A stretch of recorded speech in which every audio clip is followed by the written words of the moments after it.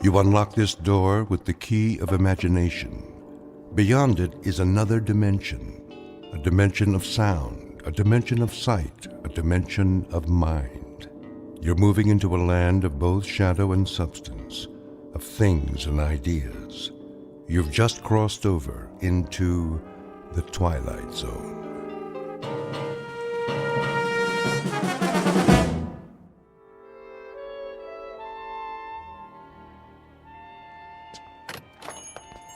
Yes, and will that be all then? No.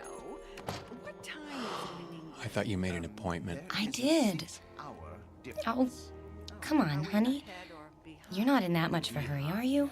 Yes. What about mad cow disease? Well, clear the room then. Tell them they're keeping the head of McClellan Enterprises waiting. Tell them that we... All right. You want to forget the whole thing? No, I don't want to forget the whole thing. I just want to get this nonsense over with. Send you a postcard. Oh, that would be wonderful. Bon voyage. Ta-ta. Yes, ta-ta. Come on. Hello. May I help you? Mr. Spirito? I am he. We're the Ransoms. My wife called for an appointment. Oh, yes. Please be seated. Now, where exactly do we intend to go? We intend to go to London. Splendid. Of course, you've been. Oh, no. Charming place. You have picked a rather bad time of year, though, but... Excuse me, we're kind of rushed today. I wondered if you'd... Certainly. Now, have we decided on an airline? No. Well then, if I may suggest... We're not going by plane. I beg your pardon? I said, we're not going by plane? Ooh, but you must, unless you're planning this for some time in the future. No, it has to be right away. Oh, then I'm afraid a ship would be out of the question. You see, it's the off-season, and the liners have all been booked up, or put on short runs. All of them? All the acceptable ones, yes.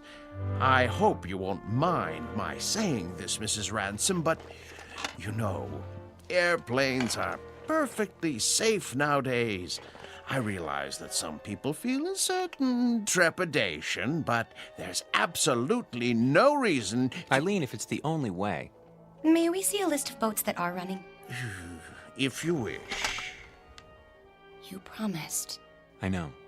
It's important, Alan. We agreed on that. I'm afraid these are the only passenger-carrying vessels bound for England in the next 30 days. Some are freighters, but it's sometimes possible... What about this one? The Lady Anne? I don't think so. Why not? Well, it's very nearly the oldest ship in the water, and the slowest. 13 days till a half. Another half day to Southampton. Forget it. No. Wait. This says it leaves on Thursday. We'll take it. Please, Mrs. Ransom, the Lady Anne is a veritable antique. Listen to the man, Eileen. We can relax when we get there if that's what you want. Don't make such a big deal out of it. It is a big deal to me, Alan. A very big deal. Give us 2 tickets. For this relic? Yes, that's right. The Lady Anne. Oh, very well. A few extra days won't matter, will they? I don't have anything better to do. Check okay? Of course, sir. But, Mrs. Ransom, the Caravan Travel Agency takes pride in its service. I beg you not to do this. Well, it isn't going to sink, is it? With a ship that old, you can't tell what might happen. Oh, give me that check. Here. We'll pick up the tickets. Come on, Alan. You can go back to work now. Thanks for your help, Mr. Spirito. Very well. Bon voyage.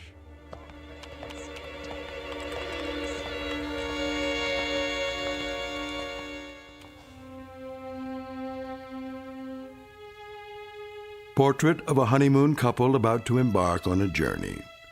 Like most newlyweds, they've never traveled a great distance together, nor have they become truly acquainted. But there is a difference. These newlyweds have been married for 6 years, and they're taking this honeymoon not to start their life together, but to save it. Or so Mrs. Ransom believes. She's not sure why she insisted on an ocean liner, except that it will give them some much-needed time together, even if it is the Lady Anne. The tickets read New York to Southampton, but this old ship is bound for a very different port. Its final destination? The Twilight Zone.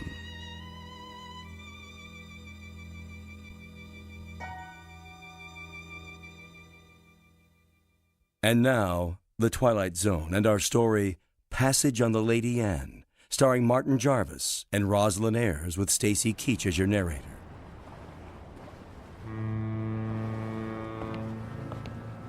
Perfect. A foggy night. Can't even see the ship. Where is everybody? Already on board. We're a few minutes late. I was ready. If you hadn't taken so long packing... There it is!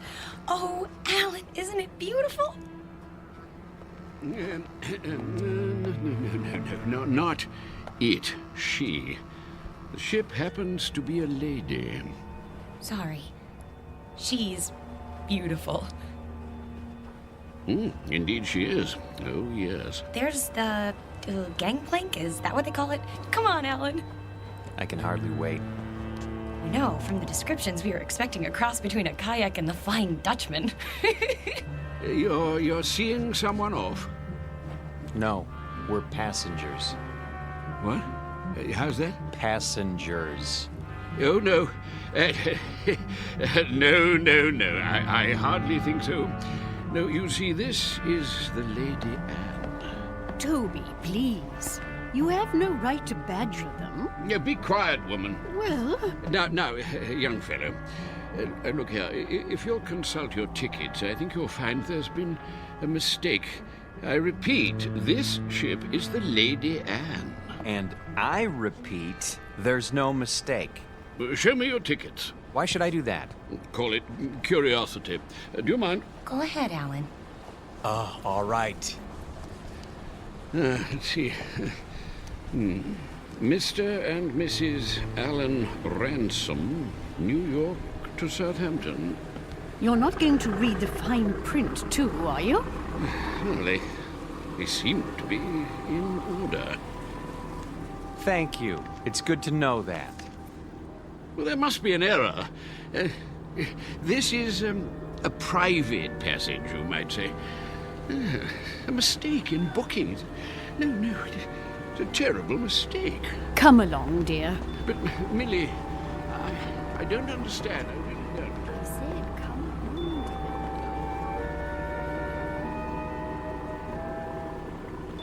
Well, I guess that's how the British say welcome aboard. Oh, don't get your back up. You'll be twice as cranky when you're his age. Bet we can beat him up the ramp. Not too late to turn back, you know? I mean, think of being cooped up with me for 14 days. I made a promise and I'm going to keep it. Isn't that good enough? Sure. Not very steady. Really gives you confidence, doesn't it? At least try to enjoy this. One moment, please. Your names? Ransom? Yes, I see it on the list. Do you want to see our tickets, too? Everything seems to be in order, sir. Stateroom 24, down that flight of stairs. Thank you.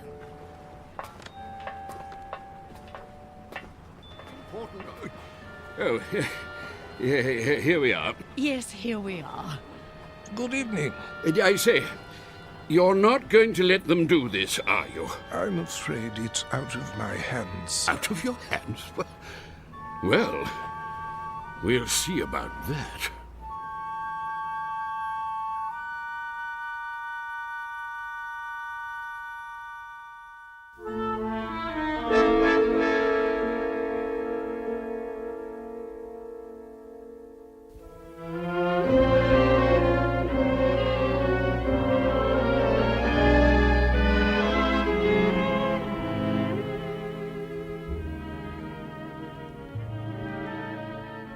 I hope they got the luggage on board. It'll be waiting in our room. You'll see. It better be. We're due to take off in 10 minutes. Take off? Sail. Disimport. I think it's disembark. Right. Alan, you have to admit, it's a real showpiece. Did you notice this carpeting? And the oil paintings? And brass everywhere. Great, where's the bar? I could use a drink. Number 24. This is it. What in the... Alan, look! It's like an old-fashioned drawing room with a tapestry and gold everything. Pigeon's blood vases. I don't believe it. Are those plaster cupids on the ceiling? Oh, it's marvelous! And the canopy bed. Shaped like a swan. It's got a goose feather mattress. Oh, Alan, isn't this fabulous? It's probably the most ridiculous room in the entire world. You realize that? Probably. It is. And you actually like it. Don't you? Look at this chest. It must be 100 years old. A bowl of fresh flowers on top. And even a box of candy, shaped like a heart. At least the luggage is here. No kidding. You think we can take it for 2 weeks? I mean, with all this... There's the whistle. Come on, let's go up on deck. Why? Why? That's what you do. Haven't you seen any movies? Hurry.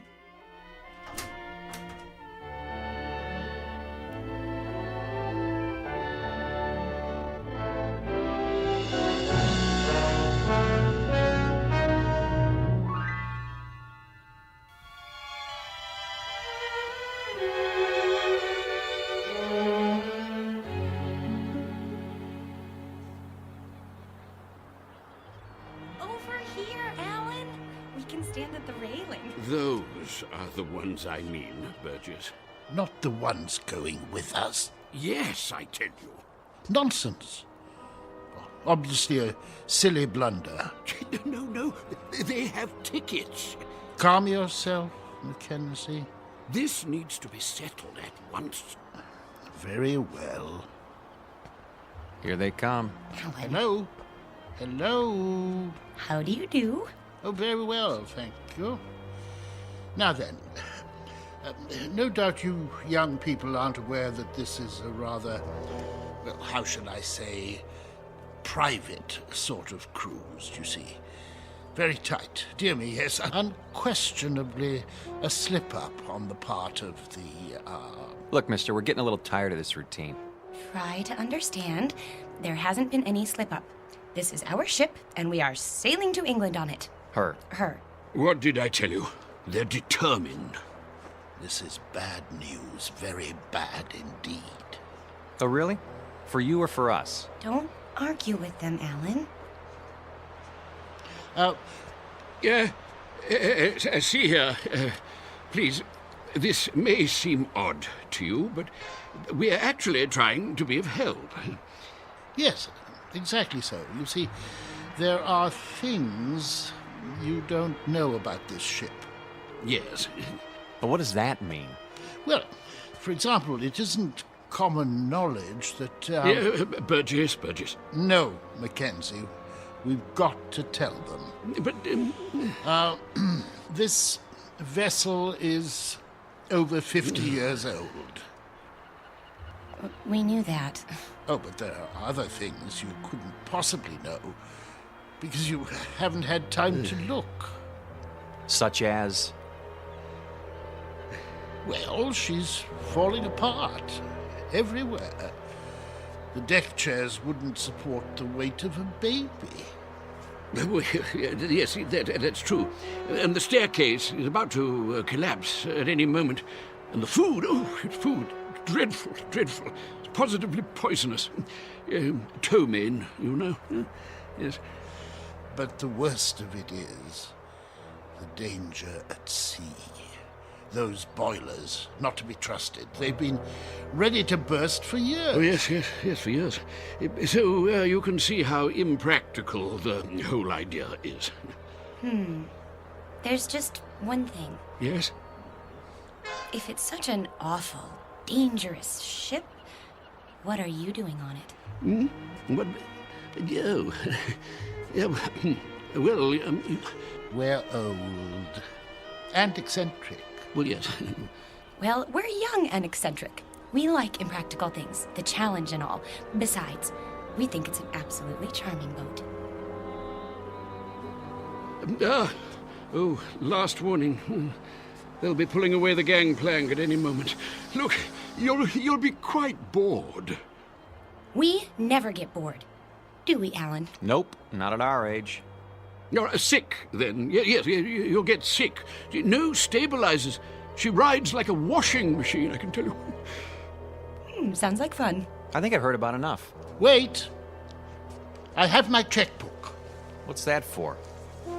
I am prepared to pay you double the amount of your tickets. This is ridiculous. No, I want to hear it. Pay us to do what?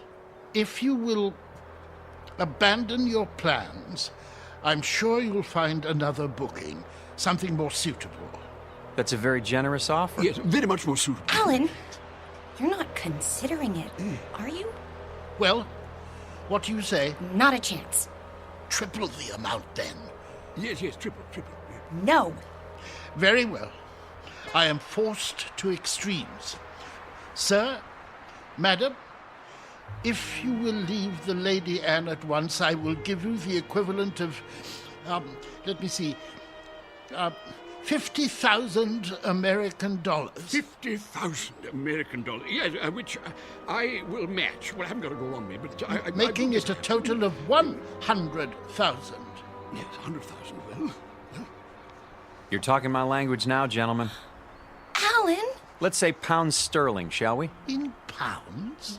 Or better yet, an even $250,000 U.S. currency will be fine. No, that amount is completely unreasonable. I'm sorry. No. In that case... But... Sorry. Let's go, honey. You must reconsider. You don't understand the implications. Look, fella. Ever since we picked this tub, people have been doing their best to discourage us. I don't know why, and I don't care. But if you're worried about brash Americans crashing your cozy little tea party... No, it isn't that at all. Forget it. From now on, leave us alone. I'm proud of you. Thought I'd take the money, didn't you? Well, for a minute there, I didn't know. Oh, look! We're moving! Off to a great start. I could use that drink now. Me too.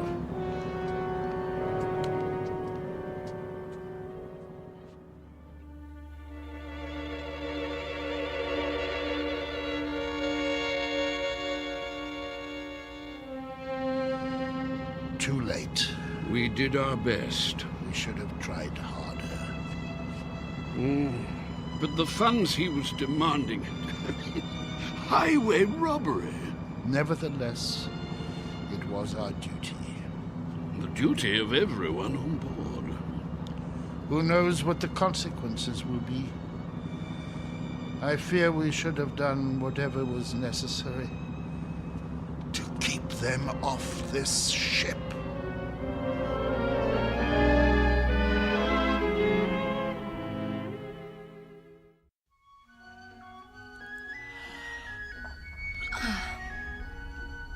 Alan? Yes? You're already dressed. Why are you up so early?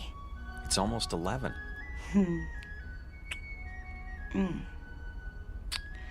Don't tell me you're nervous.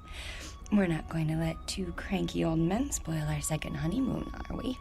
A lot more than 2. Better get dressed. Fire drill's in 15 minutes. What?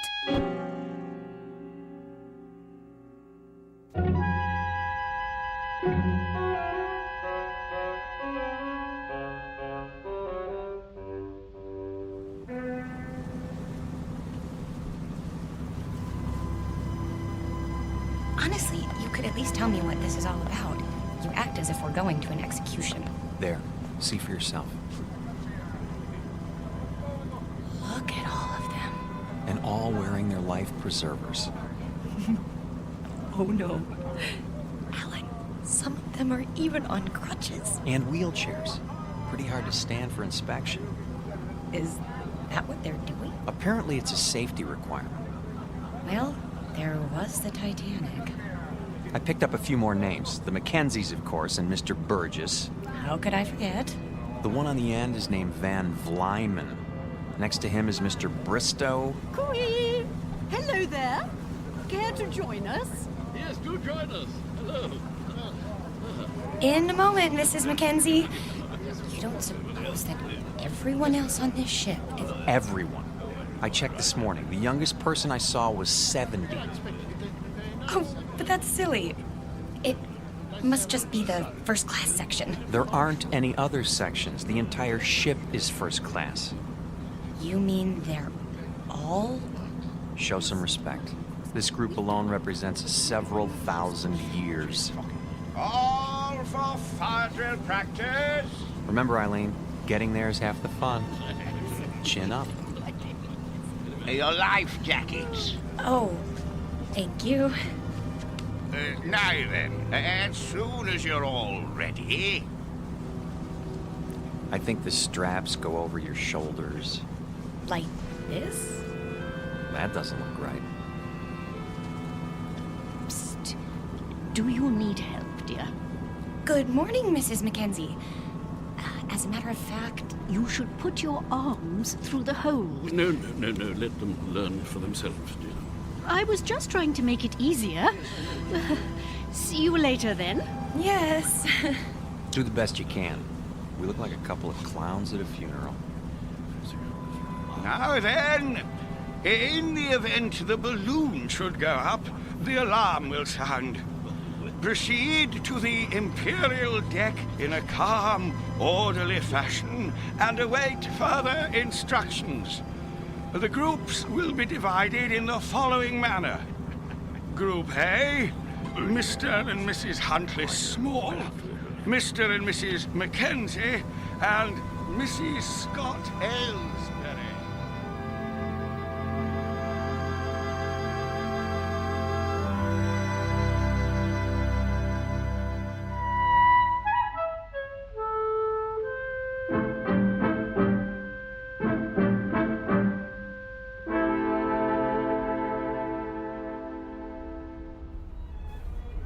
Here we are. The Imperial Lounge. Looks like we're in time for the noon orgy. Alan, I think it's elegant. Like a private club. That's the problem. We're not members. This isn't a ship. It's a floating rest home. Shh. You wish something from the bar? Do you suppose you could fix us up with 2 double martinis? Very dry? Yes, sir. Alan, I'm sorry. I didn't know it would be like this.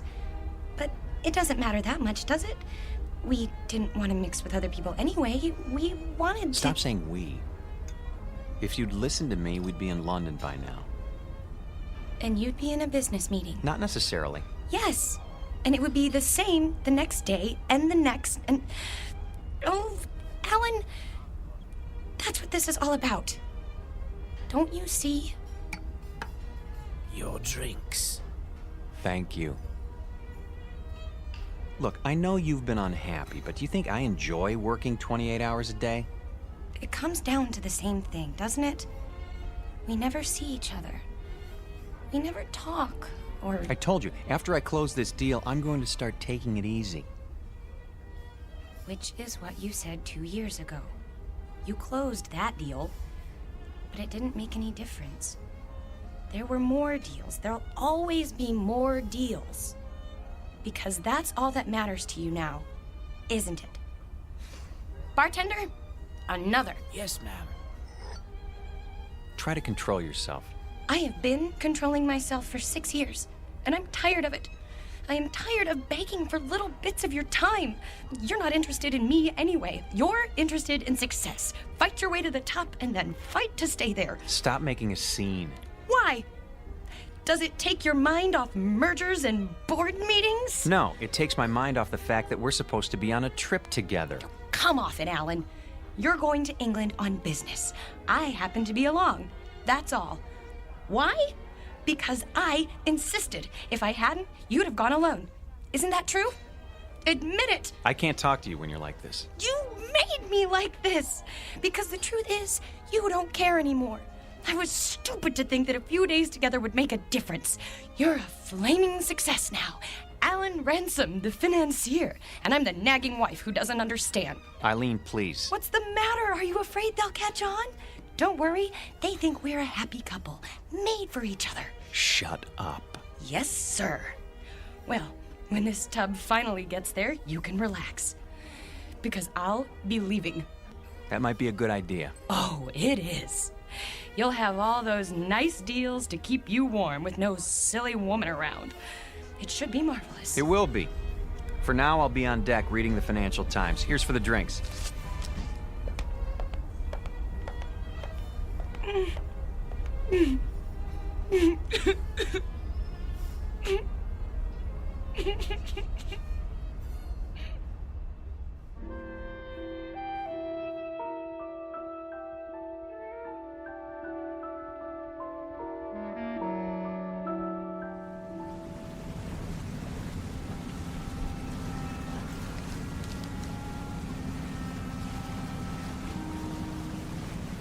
I say, you two, excuse us. Not you again. Well, yes. Not really. How do you do, dear? Nice to see you, Mrs. Mackenzie. If you don't mind, I'm trying to read the paper. My wife, Millie, yes. I say my wife, I mean we would very much like you to join us for tea, if you'd be so kind. Because I'm wearing my tweed jacket? Eh? Hmm? No. Tweed jacket, I see. That's a very, yeah, I think we're very British. No, we simply want to chat. Is it a date, then? We'd be delighted. In about an hour? Yes, in the Imperial Lounge. We'll see you there. And thank you. Not at all. An hour, then. Jolly good. Looking forward. Why did you do that? Because you and I don't have anything more to say to each other. You know it's true. We're finished. But you said it yourself, we're stuck here. So we might as well call a truce for now and make the best of it. Agreed.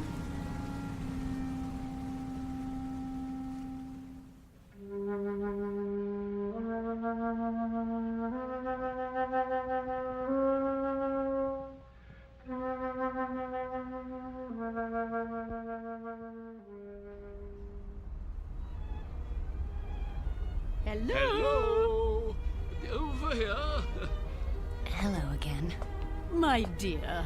So glad you could make it. Charmed, I'm sure. Do sit down. Do sit down. Not at all. Nasty day. What? Now look. The reason for this meeting, apart from the pleasure of your company, is Go ahead, Toby. Yes, thank you. Millie, my wife, Millie pointed out that we've all been, something less than hospitable to you, if not rude. And so I expect I ought to apologize. And do you? Oh, yes, most sincerely. But you see, there is something more important. Good news, in fact. Yes, we've been talking the whole thing over, and we've decided that you won't have to leave the ship after all. We won't? Say, that is good news. We were afraid we were going to have to swim back, and it's had us sick with worry. Really? No. I see. I see. Very good. No, I'm sorry about that, my boy. But we were quite concerned, all of us, as I dare say you gathered. You see, it simply hadn't occurred to us that an outsider would ever want to travel on the Lady. The last time she took on a new passenger was, well, according to Captain Prothero, was some 16 years ago, so you can understand. Yeah, but never mind that. It's all settled now. What's all settled, Mr. Mackenzie? Oh, no, we'll get to that in good time. You simply must forgive us. We can't have been very good company so far. Well, frankly. The point is, we spent a good many fine hours, Millie and I, my wife, Millie, on this old, scow. And when we heard they were going to retire her, well, it seemed right somehow that we should join her on her last return voyage. Yeah, absolutely. And the same is true of the others. Yeah, well, the other people. Yeah, and that's what accounts for the number of senior parties aboard. We didn't understand. No. And you still don't, really. More tea? It's quite bracing. Yeah, I go. Yes, one thing that hasn't changed. Yes, tea is still the best in the world. What about the others, Mr. Mackenzie? What are the others? Oh, yeah, yes, like us, as I said. Sentiment, you know. Of course they know, Toby. Why else would they have chosen the Lady Anne? Yes, that's true. Our story isn't so different, I guess. My husband and I had never really been alone in 6 years. Excuse me. I'm going to get us a drink. Scotch all around? Oh, yeah, well, splendid. Thank you. He's embarrassed, isn't he? I seem to be doing that to him all the time now. You were saying the two of you hadn't been alone? Well, he's a busy man. You get wrapped up in things if you want to be the best, and I don't know. When I heard he was going on a business trip to England, I made him promise to take me. But that doesn't explain the Lady Anne. No. No, I suppose it doesn't. Mostly it was the time. More days together. And, well, it just seemed kind of special. Oh, my dear, the Lady Anne is special. Very special. More special, I should say, than either you or your husband could imagine. You see, this is the ship Toby and I sailed on when we were married, which would be 53 years ago. 52. Yeah, she was a splendid thing then. Yeah, the ship, I mean. No. Toby, really? I thought you told us it was an old rust bucket. Not it. She, yes. Oh, I should have been struck down by lightning for such a fearful lie. Mrs. Ransom, mark this. The Lady Anne was the finest ship that ever crossed the sea. Queen of the fleet, she was. Oh, yes, indeed. Is, Mackenzie, is. No other ship can touch her. Quite right. Sit down, Burgess. This is an old companion of mine, Ian Burgess, Mrs. Ransom. Ah, yes, congratulations. I don't follow. I hear there's been a decision made in your favor. Not now. Nonsense. Quite a relief, I must say. What is? Why, what else? My good lady, you are in luck. How so? Well, haven't you told them? It's about you and your husband. It seems you won't have to die after all. Oh, I'm so sorry.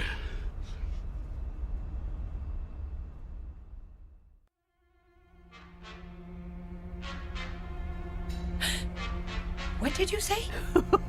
He said you won't have to die after all. Of boredom, he means. Well, don't stand there like a ninny, Ian, tea all over you. Yeah, but sit down, sit down. Yes, to be sure. Sorry. I seem to have spilled my tea. Yeah, well, never mind. You see, Mrs. R., she was the only one of her kind, specialized in honeymooners. That was her freight then, yes. Oh, yes. Young people in love. Ah, marvelous. The drinks. Ah, yes. You see, that's what makes your presence so... Sweet? No. Well, it was that. It certainly was that. Young married couples, you see, that's all you'd ever see. Full of juice and the moon in their eyes. All those children trying to act grown up and worldly and used to it. And everyone as nervous as a mouse. Yes. But that sort of thing, it lasted for only a few days. The Lady Anne gave them time to know each other. Oh, she was a wise ship. Cheers. Cheers. Everything was arranged for young people. Love has its own point of view, you know. It sees things larger than life. Nothing is too ornate or too fancy or too dramatic. If it is a good love, it demands the theatrical and then transfigures it, turns the grotesque into the lovely, as a child does. With it, we can see what we wish to see in people. Without it, we cannot see it all. We can search forever. How a shipping line ever found that vision, I cannot imagine. But they made the Lady Anne into an enchanted gondola and took that moment of happiness and pure sweet pain all lovers have and made the moment live for 2 unspeakably pleasant weeks. Well, they get the drift, my dear. There's no need to go gooey. But I feel gooey. The same is true for all of us, actually. Bolshia Jones and his wife over there, the bald chap. Engineer in his day, and a good one. The Whiteways. Next to them, Lord Bristow, with his cigar. Nice enough, but he's getting on. And there's old Champion. Innes Champion, the writer, adventure stories, that sort of thing. Quite a droll fellow, though you wouldn't guess it now. Widower, you know. Aye, and his wife. There was a wild thing. She passed on in... Oh, can't be sure of the date. What about you, Mr. Burgess? The same. We'd planned this trip together, but... Have you a picture? In my breast pocket, over my heart. She's very beautiful. Ah. Oh, my dear, please. This is purely temporary. I shall be with her soon. I'm so sorry. Oh, there, dear. It's all right.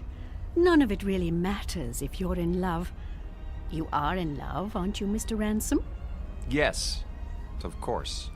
Well, that's the only thing that counts, you know. Everything else perishes.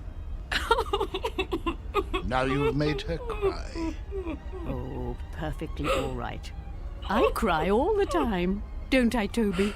All the time. Well, I don't. Why don't you two go out and get some fresh air? Do you good. Fog or no fog. That might be a good idea. Yes. We'll see you later. Of course you will.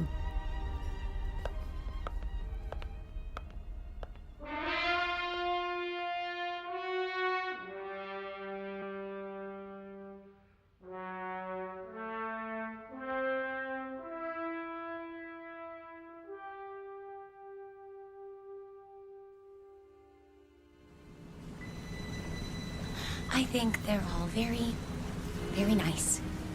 What is going on? The sun. What about it? It's behind us. It was over there, and now it's... We're heading north. So we're heading north. We should be heading east. Blame it on me. Everything else is my fault. Why not this? There you go, starting again. I don't know what I'm doing here. Look at them down there playing shuffleboard. Or sitting, wrapped up in their blankets. Really, Eileen, this whole idea was ridiculous. Eileen? Eileen, where are you? Eileen? Eileen!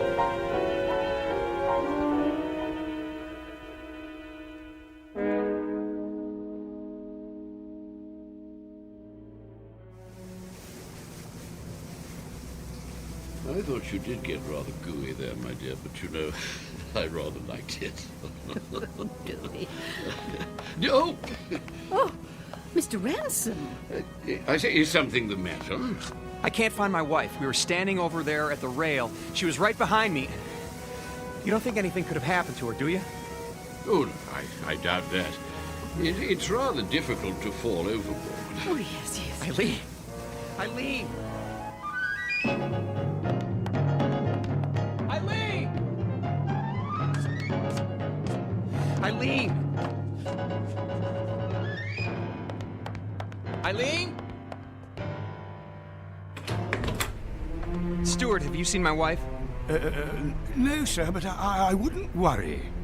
I want this ship searched. I'll take the liberty of alerting the crew. Have you tried the library?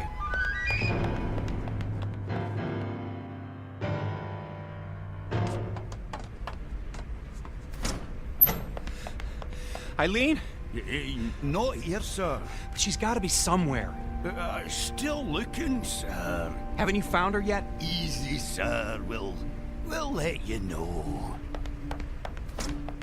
Eileen? Eileen, where are you?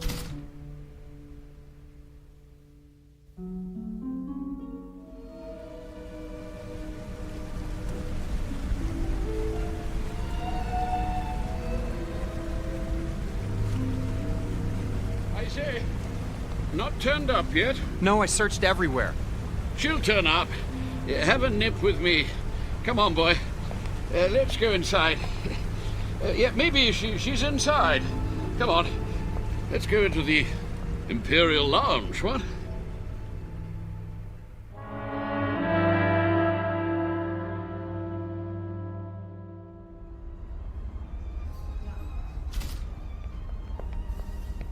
Two whiskeys.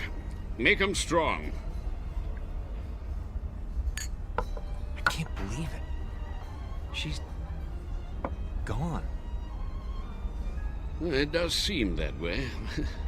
But of course it isn't so. You've just missed her. You don't know how much. A toast to the Lady Anne. Here, here. Oh, yes. Here. Lady Anne. Yes. It's a pity. What's going to happen? A crime.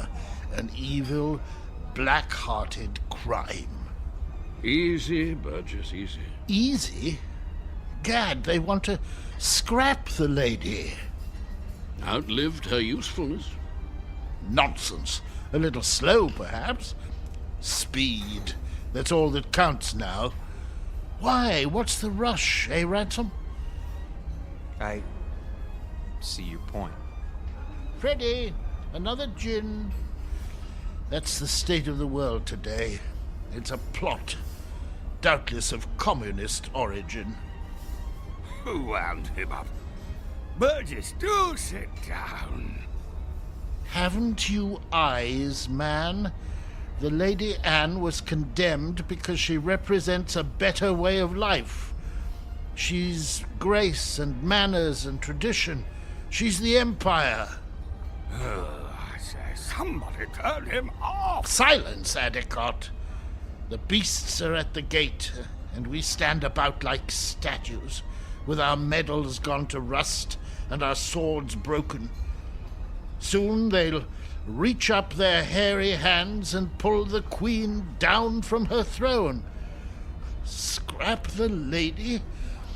They'll scrap the world. Poor chap. He'll feel better later at the party. Another drink, Mr. Ransom. Mr. Ransom?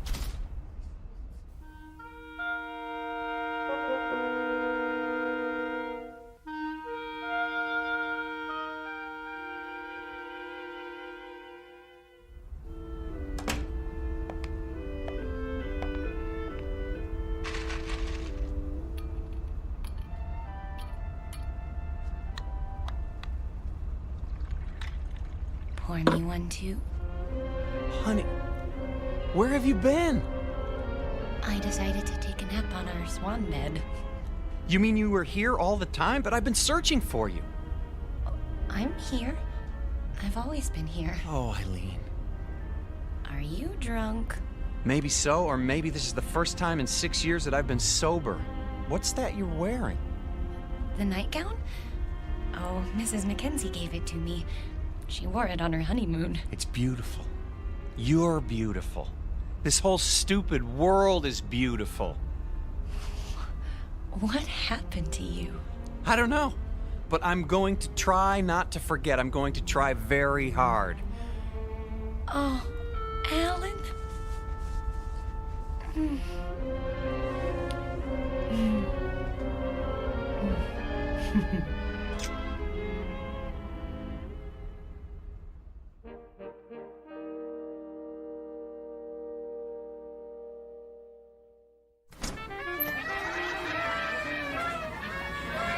Will you look at all this? Balloons, ribbons. Over here! Join us, please. Mrs. Mackenzie! Oh, come on. Drink up. The champagne's getting warm. Well, you found her. Oh, you're as bad as Alan. I think we'd like you to meet Captain Prothero. Mr. and Mrs. Ransom. Happy to meet you, sir. My pleasure. You've had a pleasant voyage, I trust. Oh, yes. We're grateful to be a part of it. Indeed. Your presence has been good for us as well. You packed your things? Shh. They don't know yet. Oh, well, I suppose it doesn't matter. Know what? Nothing important. If you'll excuse me, I have to make some preparations. Be back shortly. You look positively radiant, my dear. The Lady Anne has worked her magic on you. She...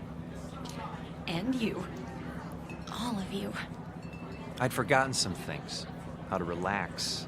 I was so busy, I lost sight of what's important. It won't happen again. I say, let's drink to that.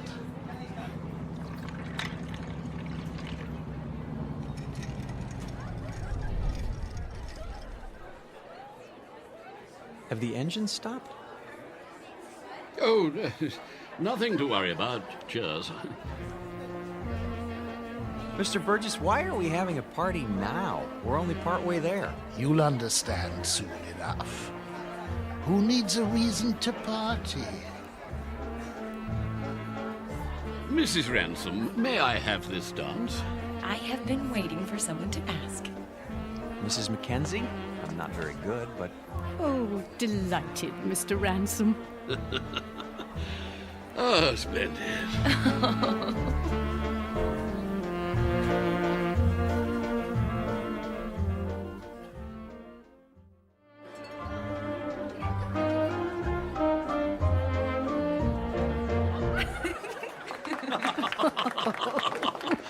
Oh, very nice. Well, I see they haven't gotten them fixed. What? The engines. The engines? Oh, there's nothing wrong with the engines. Ready now? Your luggage has been collected. Luggage? Really? Should have told them. Didn't want to spoil the party. Excuse me, but what are you talking about? Why should our luggage be moved? Because, my friends, we're putting you off the ship. You're what? Are we in trouble? No, nothing like that. They'll come to understand. Maybe so, but we don't understand now, and we're not going anywhere until we do. I'm afraid there isn't any choice. Follow me, please. Alan? Is this some kind of gag? You don't just put passengers off a ship in mid-ocean. Steward, Captain! Draw your pistol. Yes, sir. You're kidding, aren't you? If you'll do as the captain says. This way. I tell you what, we'll all go. Alan, what's going on?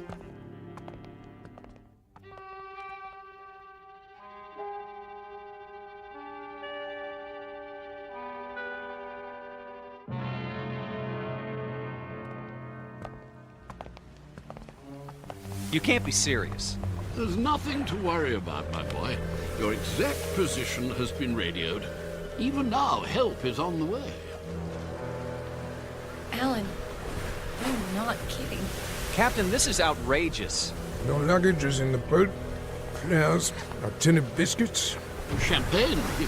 I thought of that. The lifeboat sends out a signal so you'll be picked up straight away. Everything you need, really. Except a reason. It's time we were off. Into the boat with you.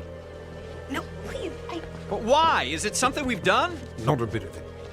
Then tell us. You can't do this without a reason. Cause, my boy, you can't go with us. Not yet. Yes, come along. Not where we're going. No, no. Step carefully, please. We liked you people. We thought you liked us. They do, Alan. Don't you see? They do. Lower away. Don't forget the blankets. Alan, look. Everyone's at the rail. Goodbye. Bye. Goodbye. I say, what are those papers, dear? They're your letters, Toby. Don't you remember, dear? I've kept them for so long. You're throwing them overboard. They deserve a proper burial at sea. I won't be needing them now, will I? No, dear. Not anymore. Listen, the engines are starting again. They're moving. So are we.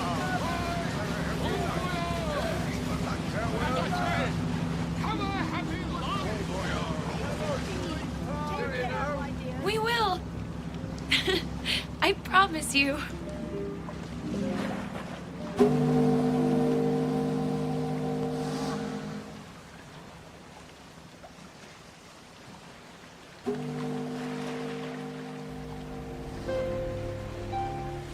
Here's a blanket. I don't need it. Aren't you cold, darling? Not with your arms around me. I don't think I've ever felt so warm in my life. Do you think we'll see them again? Yes. In fact, I'm sure of it.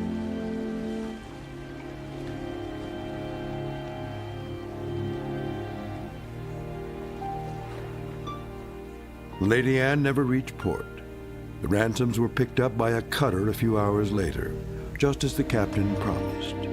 They searched the newspapers but found no mention of the Lady Anne. The ship, with all its crew and passengers, went down in the mid-Atlantic, or so it was said.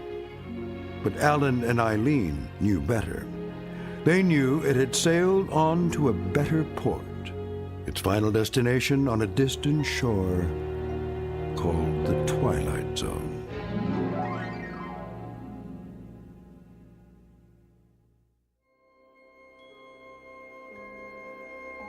Hi, this is Carl Amari, producer of the Twilight Zone Radio Dramas. I'd like to take a moment to tell you about our official website at twilightzoneradio.com, where you'll get the latest news and information on these Twilight Zone radio dramas. Plus, at twilightzoneradio.com, you can digitally download 3 free episodes or any of our episodes for only $1.95 each. In this age of ever-changing technology, we've decided to make these episodes instantly available to you by making the Twilight Zone radio dramas a digital download-only series. This means that this series will no longer be offered on CD. The CD collections at our website are now being offered while supplies last at buy one, get one free. So be sure to get your favorites before they're sold out. Be sure to visit us often, and I'll see you in the zone.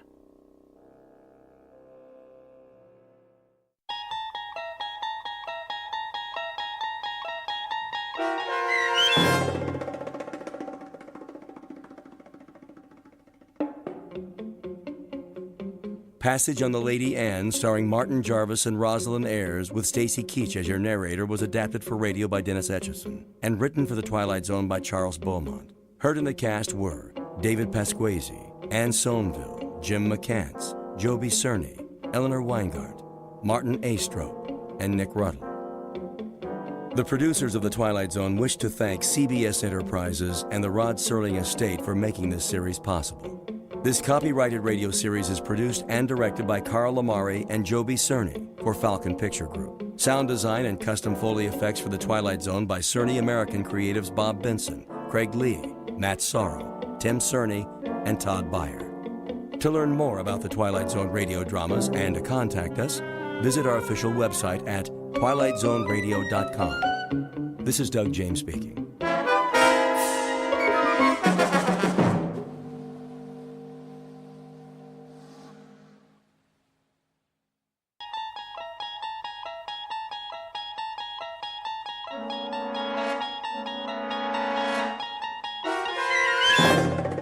You unlock this door with the key of imagination.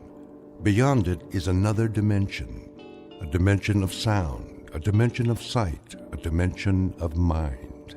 You're moving into a land of both shadow and substance, of things and ideas.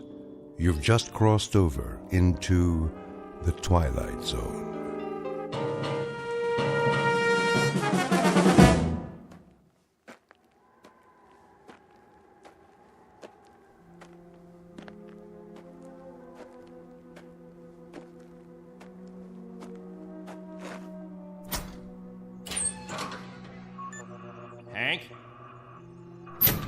Hank!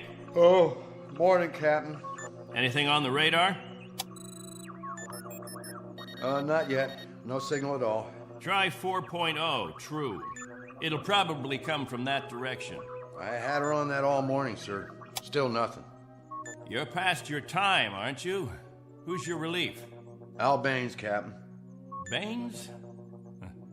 I'll see what happened to him. Yes, sir.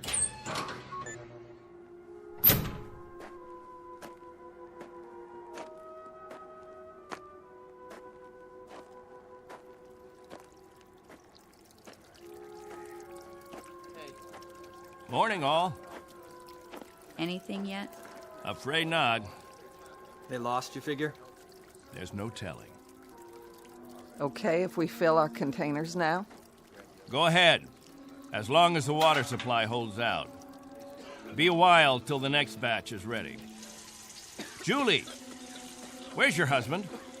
He was sleeping, Captain. Get him, Julie. Is something wrong? There's something wrong. Yes, sir. How does it taste today, Henry? Same as always, hot, flat, and unforgettable. But wet. Suffer it a little bit more. 6 months from now, you'll be drinking chocolate ice cream sodas.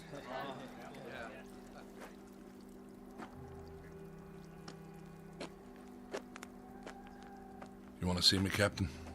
There's a man in the radar tower who'd like to see you, Al. He would have liked to see you 2 hours ago when you were supposed to relieve him. I overslept. Tell that to Hank Parker up there in the tower. Tell him you overslept, and then be good enough to tell him, Al, that you'll stand his watch all day tomorrow. That's not fair, Captain. It doesn't happen often. Once is too often, Al. More than once is intolerable. And many more than once is a case history of Albert Baines who likes his sleep. I prefer it to a stupid game in the hot sun, both of them. A game, Al? What are we listening for? 30 years of 2 shifts a day. What have we ever heard? Wind noise. And what have we ever picked up on the radar screen?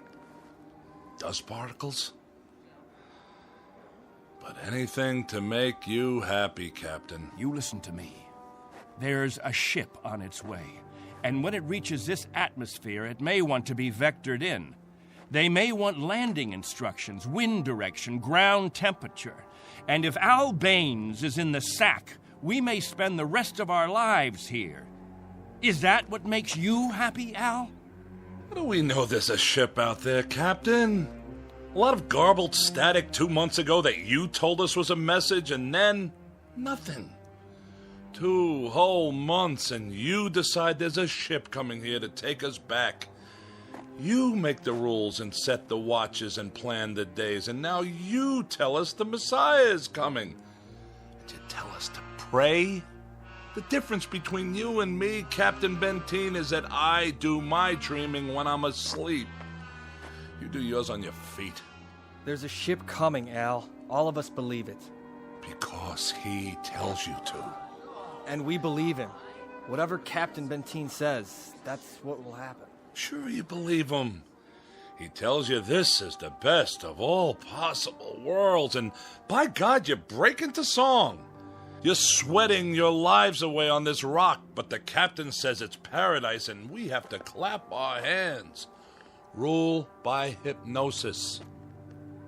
Al, there's a ship coming. This happens to be a fact. There's a ship coming. Believe it. I tell you, it'll happen. And you know it's real, just as you know this is real. You haven't forgotten our ship, have you? The Pilgrim 1? The first spaceship sent up to colonize the outer regions? And this plaque, placed here by the 130 men, women, and children who established the first off-Earth colony. We owe them our belief. Because they had faith. Don't ever forget that. Now, if you'll excuse me, I better go check on the generator.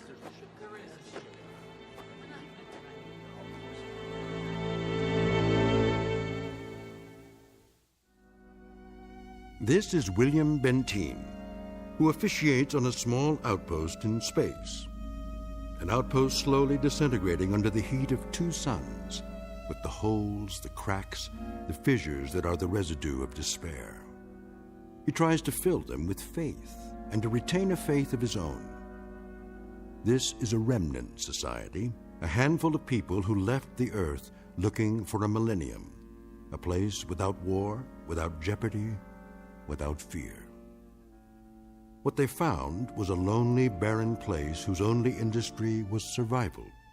And this is what they have done for decades, survive. Until the memory of the earth, they came from what has become an indistinct and shadowed recollection of another time and another place. 2 months ago, a signal from Earth announced that a ship would be coming to pick them up and take them home.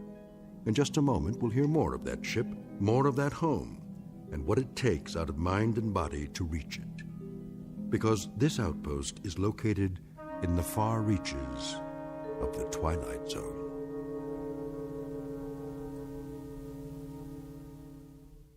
And now, The Twilight Zone, and our story, On Thursday We Leave for Home, starring Barry Bostwick with Stacy Keach as your narrator.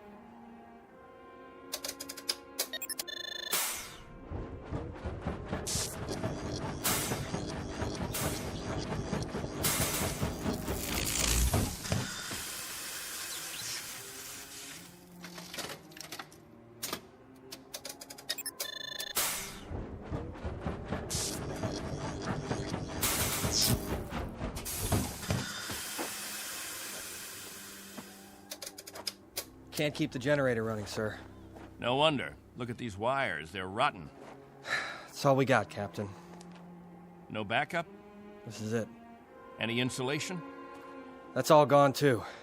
We used it on the converter belts. Well, we have to get the current running somehow. If that refrigeration unit stays off, the temperature in the underground rooms will go up 50 degrees. Well, we could stop the saltwater converter for a day or so, switch the parts. Then we'll have to do that. Tell the people to fill up all the jugs they have. We'll be shutting off the water in 6 hours. Yes, sir. Captain, what about the ship? It's on the way. We know that much. Then everything will be different. When we get back, the things that are old and worn out, we'll throw them away. Just throw them away. Captain Benteen. What? The main square. Come quick.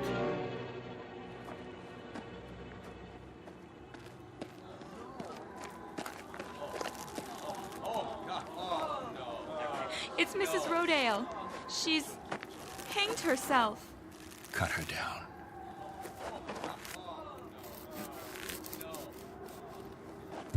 Oh! Mommy, what happened?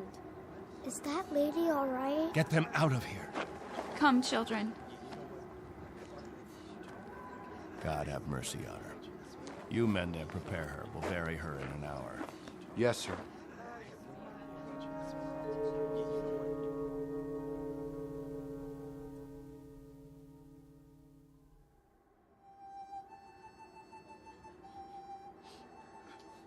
We now consign to this planet the remains of Mary Rodale. We ask God in His infinite mercy to give her the serenity and joy that she sought while she was with us. And we ask His forgiveness for her sin. Amen. We ask that this good woman be allowed to rejoin her beloved husband who preceded her in death 11 years ago. Bid your farewells now. Forgive her, Lord. Have mercy on her, Lord, for what she's done. A terrible thing. She didn't know what she was doing. She knew what she was doing. Better and clearer than the rest of us. This is a funeral, Al. The 9th funeral in the last 6 months. Nobody talks about it. We just let it go by. But there have been 9 people who thought that maybe heaven is a place where they can get a drink of water without salt in it, where they'll be able to breathe air without choking on the heat of it. If you want to talk blasphemy, Al, take it away from here. I'm talking truth, Captain Benteen. I'm saying that this woman and the others, they took their own lives because living became intolerable. And I say that dying was their right. Anything else? Just this question. I put it to everyone here. Al, please. No! Isn't living tough enough that we don't have to do it by the book? Isn't it hot and blinding and miserable enough that there shouldn't have to be rules? So that we shouldn't have to suffer by the numbers? Will anyone make the simple observation that there's far more happiness going into that hole than what's left above ground? There's more peace of mind in that dead body than all you mourners put together. All we've got here is anguish. Captain Benteen, let us live with it or die from it in our own way. Young Mr. Baines here wants us to lie down in the sun. Young Mr. Baines would have us give in to death when there is still life. He would end all the rules. He'd throw away the regulations. There'd be no standing in line for water. Let the strong take it away from the weak. No rationing of food. Let the young steal it from the old. And when that ship comes down to take us back to Earth, it won't find a society. It will find only a pack. There'll be no human beings left. Only animals. There's a ship coming. It's winging its way in now. It's on its way. Say it. Say it out loud. Let me hear you say it. There's a ship coming. There's a ship coming. There's a ship coming. There's a ship coming. There's a ship coming. That's right. There's a ship. A ship. Yes. A ship that's coming to take us. Hear that? Can you hear that, everyone? Do you hear? It's the... Meteor storm! It's a meteor storm! Find shelter! Get inside! Up to the cave! Get up to the cave!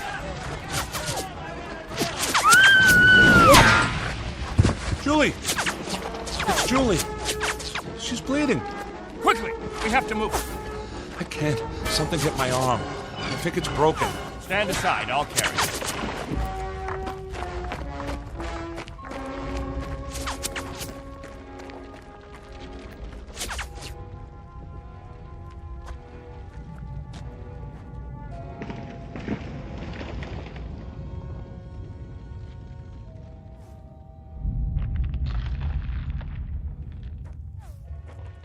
How is she? It's just a cut to the forehead, not very deep. But keep this bandage on it. Julie? Julie, honey? Can you hear me? Al? Don't let her move just yet. She may have a concussion. How's your arm? It's not broken. Must have been a rock that hit it. Captain, thank you. For a little first aid. No thanks necessary. I deliver babies, too. You might want to keep that in mind. Now, I'd better go see to the others.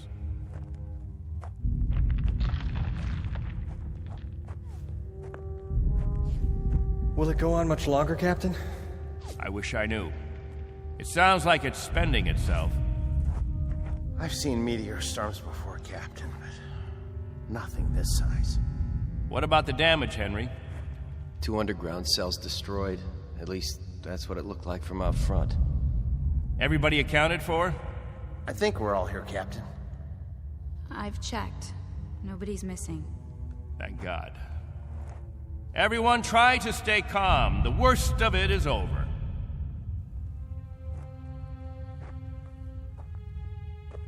Jojo? Yeah, Captain? You're not scared, are you? Well, kinda. Now, we can't have that. Mind if I sit for a minute? We'll talk, you and me. Captain, tell me about the Earth. Would you, Captain? Tell us what you remember. Yes, do. Well, all right, I guess I can do that. We'd like to hear. You, over there, is that you, Fran? Yes, Captain. And you, Buck. Yes, sir. You fill in the holes if I leave out anything. Straighten me out if I'm wrong about any of my recollections. Jojo, I was a boy of 15 when we arrived here. But I remember Earth. I remember it as a place of color. I remember that in the autumn, the leaves changed. They turned different colors, red, gold, orange. And I remember streams of water that flowed down hillsides, and the water was sparkling and clear. And I remember clouds in the sky, white, billowy things that floated like great, majestic ships. They looked like sails. What are sails? Don't you know what sails were? In ancient times, that's how ships moved across the water. There was so much water. The men unfurled large sheets of canvas against the wind, and it was the wind that moved them. And I can remember night skies. Night. Endless black velvet with stars. And sometimes a moon that seemed to hang there as big as the face of an old man, looking down on us all. Captain, what's night? Why, that was the quiet time, Jojo. Night was when the earth went to sleep. It was the cover it pulled over itself. Not like here, with 2 suns always shining, always burning. It was a darkness that felt like a cool hand brushing over tired eyes. And there was snow on winter nights, gossamer things that drifted down and turned the earth all white. And we could build snowmen the next morning and see our breath in the air. And it was good then. It was right. So, why did you leave there? Oh, we thought we could find another Earth, Jojo. Then we found this. We thought we could escape war. We thought we could build an even better place. And it took us 20 years to find out that we had left our home 1 billion miles away, only to be stranded, like visitors. transients, that no roots could take hold in this ground. But it was too late. So we spend the next 30 years watching a clock and a calendar and waiting. But we can't wait any longer. Not a day, not an hour. We have to get back home. There's no more time. I'll go outside and survey the damage.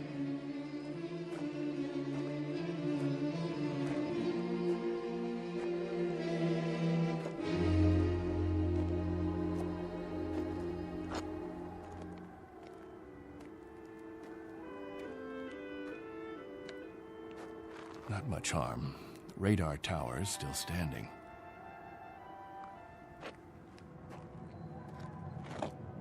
What? Why, it's... Al! Al Baines, do you hear that noise? All of you, come out here. Do you hear it? What is that? That's not a meteor shower. That's not a meteor, and it's not wishful thinking. Not this time. Those are rocket engines. Look, I remember the sound of them. That's the ship. The ship has come at last.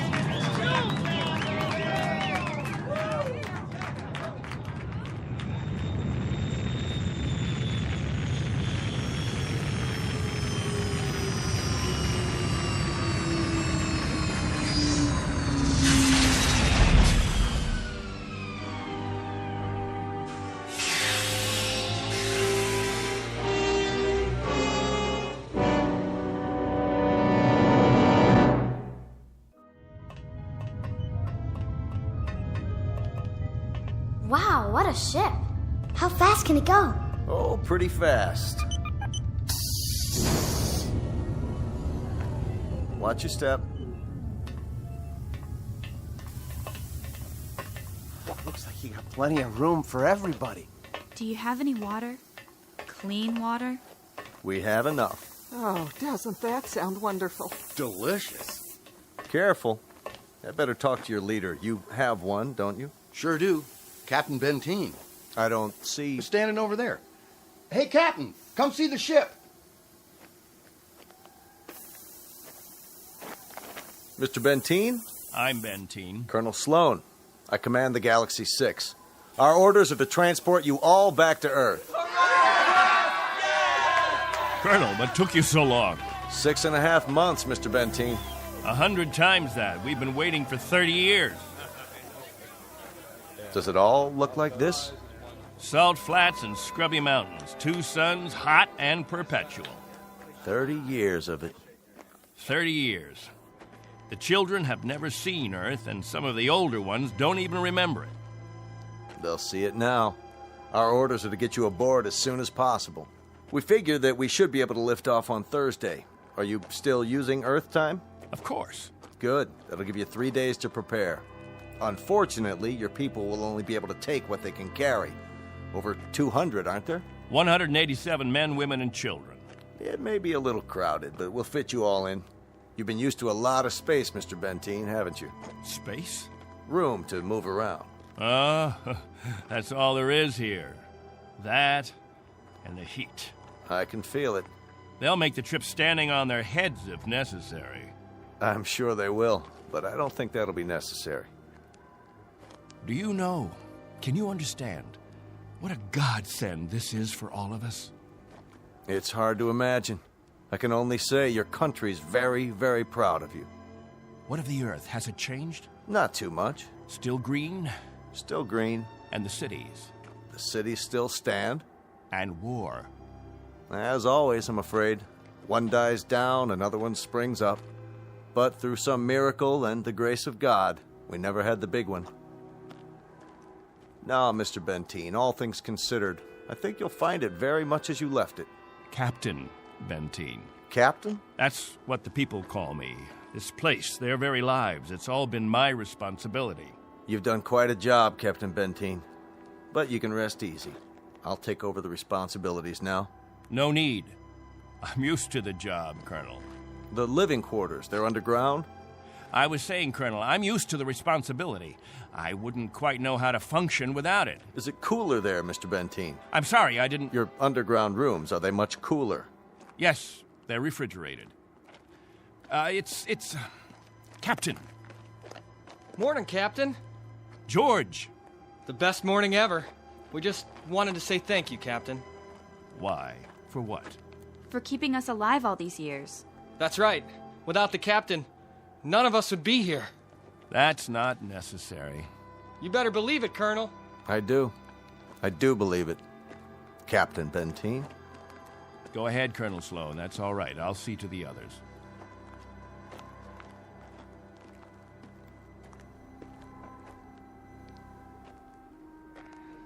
You know, I don't need this. I'm not gonna take this. Hi, Captain. Julie, where's your bandage?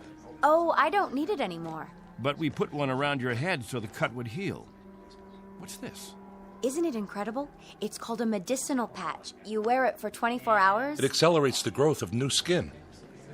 Look at her forehead, Captain. You can hardly see the scratch.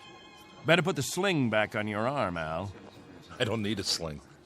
Just this metal band. It's magnesium. Colonel Sloan said my arm would be perfect by the end of the week. Well, I seem to have had my practice taken away from me. But while we're here, I'd use that sling.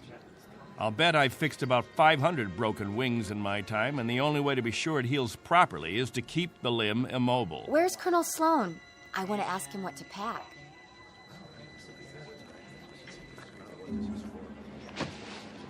Eleanor, let me help you with that bundle of clothing. Thank you kindly, Captain. I'll carry it for you. No, thank you, crewman. I've got it. Here you go, ma'am.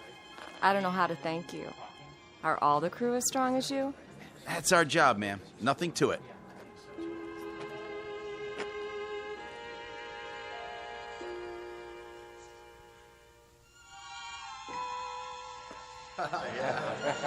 Hello there, Captain. Will. I'm so excited. How much longer? Not long. Be patient. May I have your attention, everyone? Good question. Quiet, please. What is it, Captain? As all of you know, we have less than 36 hours before we depart. And as I told you earlier, there is a maximum allowance of 14 pounds per person. Soon we'll begin weighing your belongings, and if we're over the limit, I'll make up a list of necessary items. I hope I'm not intruding, Captain. I was just telling them about the weight requirements. We'll handle all that tomorrow.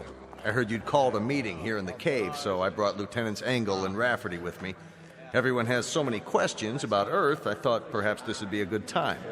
More questions? Actually, Colonel, the purpose of this meeting is simply to make some last-minute arrangements. Colonel, I used to live in San Diego. Is California still the same? Sunny and warm most of the time, but not this warm. Los Angeles has become the biggest city in the world. These kinds of questions, we could just as well handle them when... Colonel Sloan? Are there still major leagues?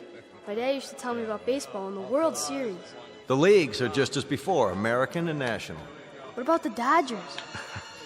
They came in 10th last season. I'm told they need pitchers pretty desperately. I'll tell you what, when we're finished here, we'll improvise a ball and bat and have ourselves a game. How does that sound? Yes! That'd be great. Let's do it. I think it's a little hot for that kind of activity. What we could do is have some group singing. We haven't done that for a while. I got an old sack. That'll be the ball. Who's got a stick? What are we waiting for? Let's go. Please, wait. We haven't finished yet.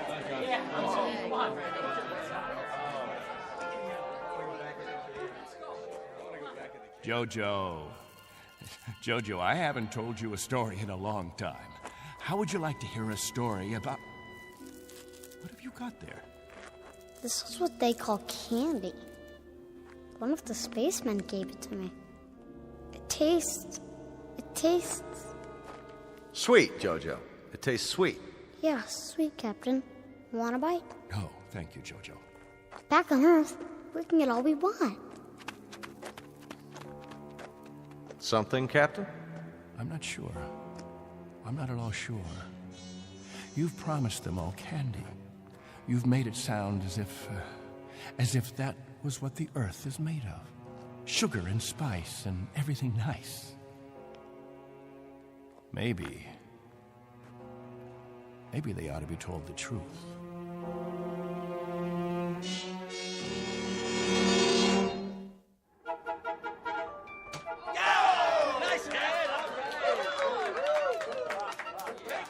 The universal language. Baseball. You have a limited vocabulary, Colonel. Do you have any idea what the temperature is? At this hour, it's about 110. I don't know whether your crew can take it, but I know my people. They're going to pay for this little athletic event. Some of the older ones, it might even be serious for them. It's just a game, Benteen. My guess is that it's worth it. Now, I'd better get back to the ship. Colonel Sloan. Something else, Mr. Benteen? Colonel, when we get on the ship, you can tell us what to do and we'll all fall into line. But here, in this place, I'm in command. I'm not trying to usurp authority, Mr. Benteen, but I really don't see what harm a little game... It's still Captain Benteen. For now. Galaxy crewmen, back to the ship. That's an order. Oh, come on. It's time for rest now. All of you go back to your homes. I'll announce when the new day will start. I don't know. I guess it's suddenly illegal to have fun. You happy now, Captain? I was never unhappy, Colonel. I just happen to know what's right and what's wrong. I ask you to keep your crew in the ship during the rest time. I don't want my people distracted. You rule with a heavy fist. If it were 1 ounce lighter, no one would have survived. I've held these people together by will. They'd have died, Colonel, without someone they could hold on to. They'd have withered away. Not anymore, Captain. Relax. That's a luxury I've never been able to afford, Colonel. I've never been able to marry, to think only of myself, because of them. I've been a father figure, a governor, a confessor. I've been all those things. And if I hadn't been, there'd be no life here. These are my people. Understand? My people.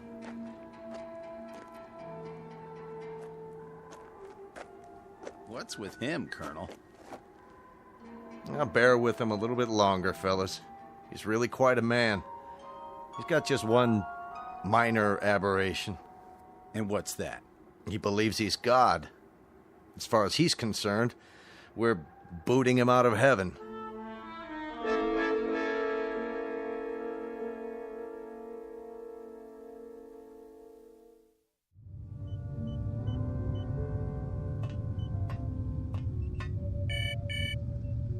Yes? Mr. Captain Benteen is here, sir. Show him in. Very well, sir. Come in, Captain. Sorry my quarters are a bit cramped. Please, sit down. Colonel Sloan, this is a list of all passengers with their approximate weight and the weight of their belongings after each name. The scale we have is pretty beat up. My guess is that it underweighs by about 4 or 5 pounds. Fine. All I wanted was an approximation. We'll weigh them in on our own equipment before blast off. This is Wednesday, 12 midnight? I keep getting confused with the constant light. When do the people get up? About 2 Earth time. The hours from 7 until 1:45 are the hottest. That's when we try to stay indoors. Then we have our meetings at the cave about 2 hours afterwards. We've had to improvise our own schedule. You've improvised very well, Captain. I looked at the saltwater converter, your electro plant, the sun shields you put up over the crops. Very inventive. Necessity hasn't been the mother of invention here. It's been the father and the whole family. Well, you'll be able to give way to progress now. Though I wonder if all of it'll be to your liking. The way you'll be lionized when you get back to Earth. You're referred to in the press as the Lost Pioneers. They're gonna make quite a thing of you when we land. Oh? Wherever any of your people settle, there'll be keys to the cities, brass bands. I expect they'll scatter all over the U.S. The government's had inquiries by, well, it must be thousands of relatives. My guess is that they'll just about have time to look into a television camera and then get whisked off. Well, they won't be scattered, Colonel. They'll go as a group. We'll find a place where we can settle, and that's where we'll stay. I'm talking about when we get back to Earth, Captain. That's what I'm talking about. They won't be splitting up. Not my people. Captain, as a point of interest, did you ever ask them? Ask them what? Whether they'd want to stay together. That would be a ridiculous question, like asking a child if he wants some more ice cream. They're children, you see, Colonel. Oh, chronologically, they range from 6 months to 60-odd years, but socially, psychologically, they're children. I've kept them alive and functioning all this time. Once we're back on Earth, I'll simply continue the process. Captain Benteen, have you told them that? Have you told them that after 30 years of waiting, 30 years of living in a compound, they're going to travel 1 billion miles just to walk into another one? Have you?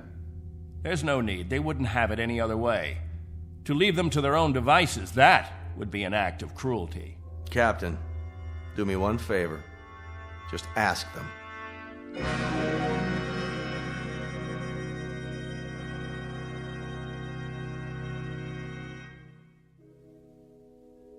Naturally, we won't have to concern ourselves with the colder climates. The northeastern states, the upper regions of the Great Plains, will find an area much farther to the south, perhaps Florida or Texas.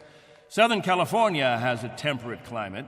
Captain, you better tell us about frostbite treatment, because I'm moving to Wisconsin. That's where my family settled originally. What about Oregon, Captain?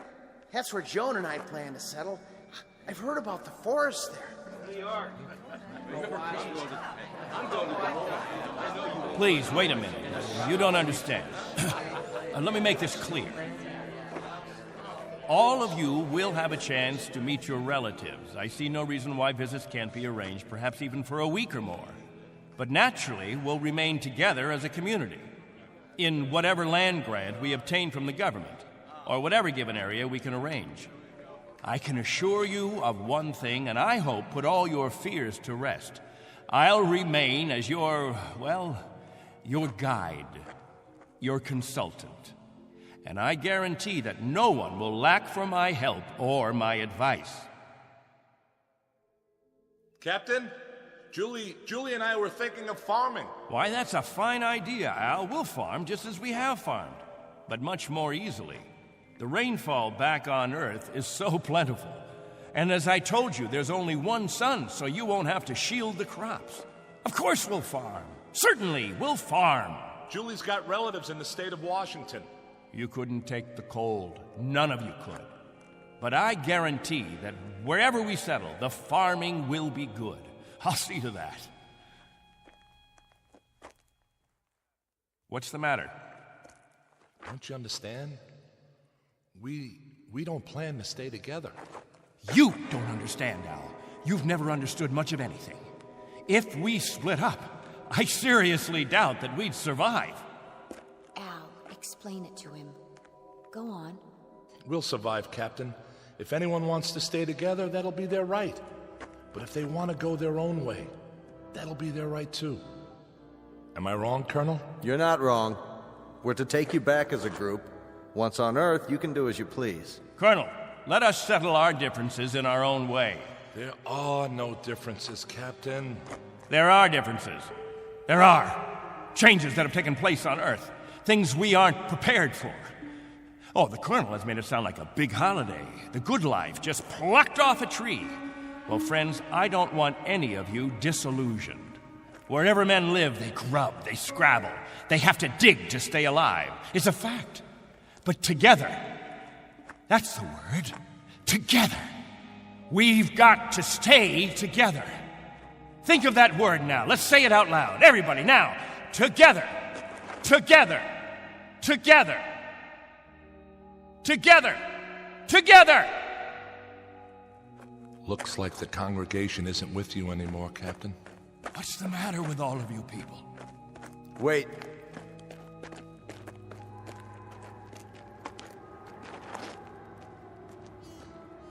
I've made the compartment assignments. I'd like to go over them with you. Assignments? There's not much time, and there's some things we have to check off. There's a decompression problem that we've got to tell them about, and a moment of weightlessness shortly after we leave the atmosphere that I want to explain to the children. Do you know what we called you while we waited for you to come? We called you the Messiah. Did you? You were supposed to bring freedom, but that's not what you brought. You brought selfishness, dissatisfaction, divisiveness. With all the misery we've had here, those germs never infected us. I brought nothing but a ship and a crew and a means of escape.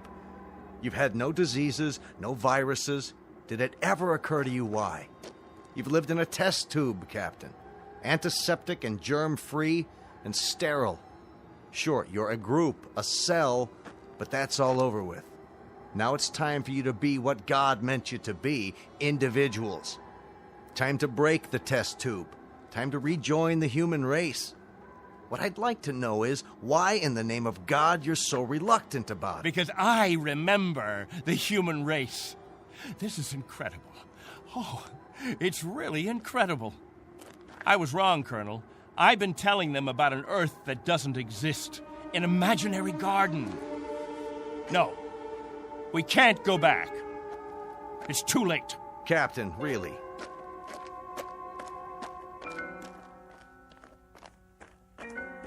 Everybody, gather around. I've got something to tell you. Listen to me, all of you. I want to tell you all. Listen to me, all of you. I want to tell you about the real Earth. Captain, are you all right? Let's talk about the diseases. What? The viruses, the cancers, the floods and the freezing, the wetness and the cold. And there are other miseries, worse than anything we've experienced. Hatred, jealousy, violence. Listen to me. It's an Earth we don't know. We can't leave here. We'd be committing suicide. We'd die of things we've never been exposed to before. We'd die of the loneliness that animals get in a zoo. Because we don't belong. We don't belong to his kind. Do you understand me? We don't belong there. Captain Benteen, why don't you let your children vote on it? Only if they know what's waiting for them. Only if they understand that Earth isn't any garden. It's never been, and it never will be. That's fair enough. I'll tell you what Earth is. The same as it's always been. It's a race struggling to survive, just as you have survived. Captain Benteen is right when he tells you that it isn't all a place of beauty. There may still be wars and prejudice and strife. I suppose there will always be jealous men and angry men and unforgiving men. But it has one thing you don't have. Every man is his own master. There won't be anyone telling you when to eat and when to sleep and when to meet, what to sing and how to play.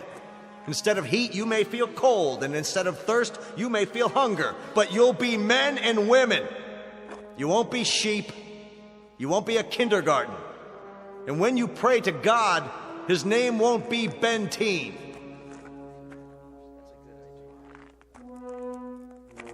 A vote now, Captain, and the majority wins. Those of you who want to be on the ship 10 hours from now, heading back to Earth, step forward. All right, I'm going. Let's go. Go. That's it. I suppose that makes it unanimous, Benteen. Even you, Jojo? Well, I want to go with the Colonel. Give me something, anything. Give that sledgehammer. Here. No, let it go. Angle! Rafferty! There, sir. Stop him! He's running from the ship! No. Captain, no, please. I gotta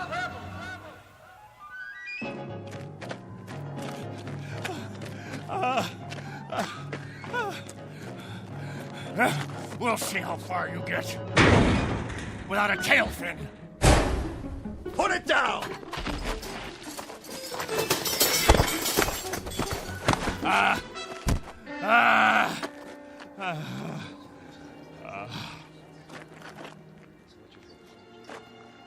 You all right, Colonel? I'm fine. What about the ship? Just a couple of dents, nothing serious. Lucky you stopped them when you did. Captain Benteen, let go. For everyone's sake, loosen your grip and let go. God help you. God help you all Tomorrow you think you're getting on a ship headed for paradise. What you don't realize is you're heading for hell. What about you? I'll stay here. That's right.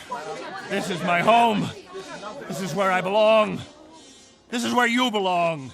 You just don't have the brains or the guts or the sense to know it.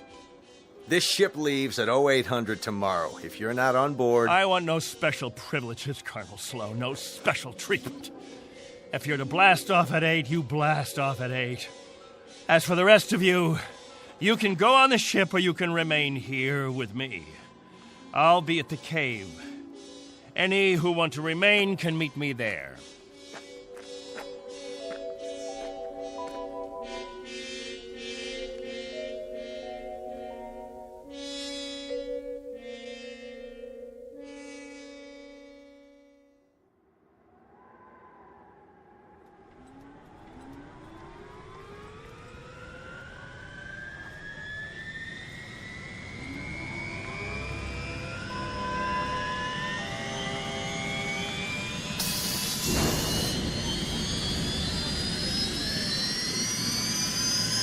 That's it, folks. The rocket's fired up. Everybody on board, single file. What about the captain? I'll give it one last try. Lieutenant Engel, see to the passengers. I'll be right back. Yes, sir. Where are you going, sir? To the cave.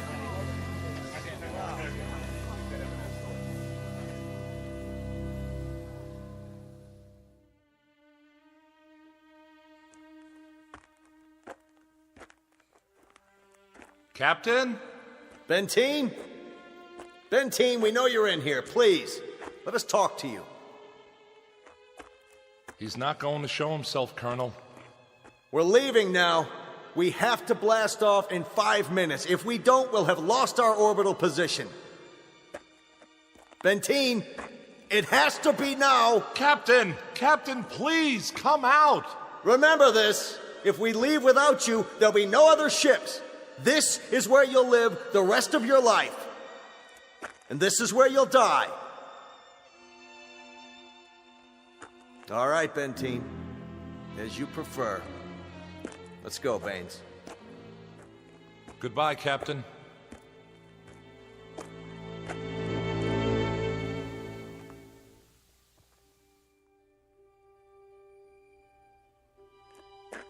Hello, hello, friends, all together at the meeting place. Any new business today? No? Jojo, I'll bet you want to hear about Earth. About the rivers and the seas, the blue skies, or the night, the stars and the moon. Which do you want to hear about this time? There's color on Earth, the change of seasons. And the wind brings the smell of the ground, the plants, the seeds, the roots, flower petals, sap from the trees, and the smell of the weather, the rain or the mist or the fog. And on the earth, there's green, the color green, the feeling green. There's something fresh about it, something living. Earth. It's called Earth.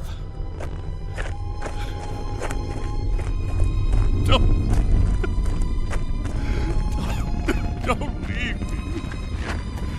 Please. Oh, don't leave me.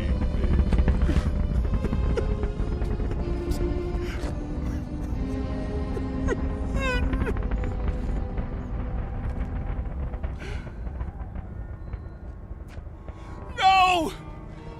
Don't leave me behind! Don't leave me.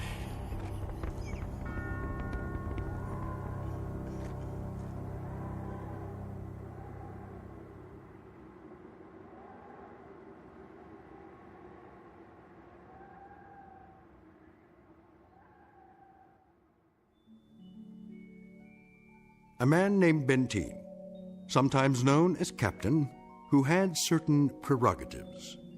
He could lead, judge, legislate, even dictate. It became a habit, and finally, a necessity.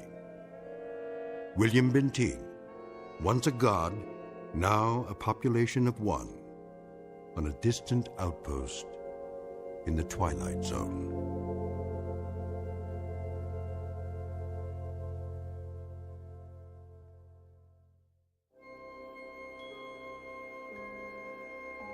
Hi, this is Carl Amari, producer of the Twilight Zone Radio Dramas. I'd like to take a moment to tell you about our official website at twilightzoneradio.com, where you'll get the latest news and information on these Twilight Zone radio dramas. Plus, at twilightzoneradio.com, you can digitally download 3 free episodes or any of our episodes for only $1.95 each. In this age of ever-changing technology, we've decided to make these episodes instantly available to you by making the Twilight Zone radio dramas a digital download-only series. This means that this series will no longer be offered on CD. The CD collections at our website are now being offered while supplies last at buy one, get one free. So be sure to get your favorites before they're sold out. Be sure to visit us often, and I'll see you in the zone.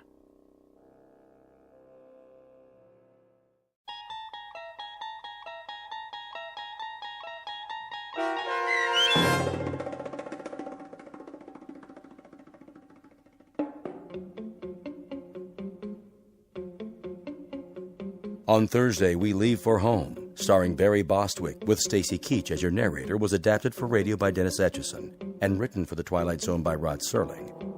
Heard in the cast were Mike Starr, Christian Stolte, Elizabeth Lido, C.J. Amari, Richard Hensel, Justin Kaufman, Kurt Nabig, Joby Cerny, Jennifer Joy, Meg Thalken, Tracy Hernandez, Jake Salins, Doug James, Jeff Lupetin, and Amanda Amari.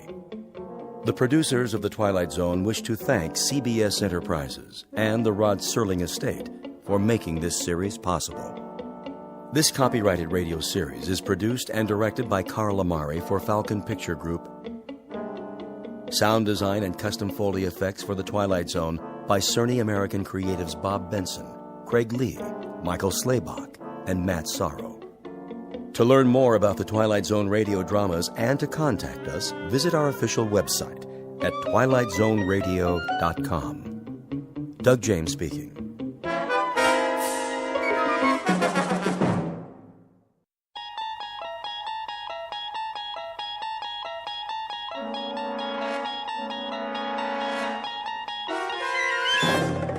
You unlock this door with the key of imagination.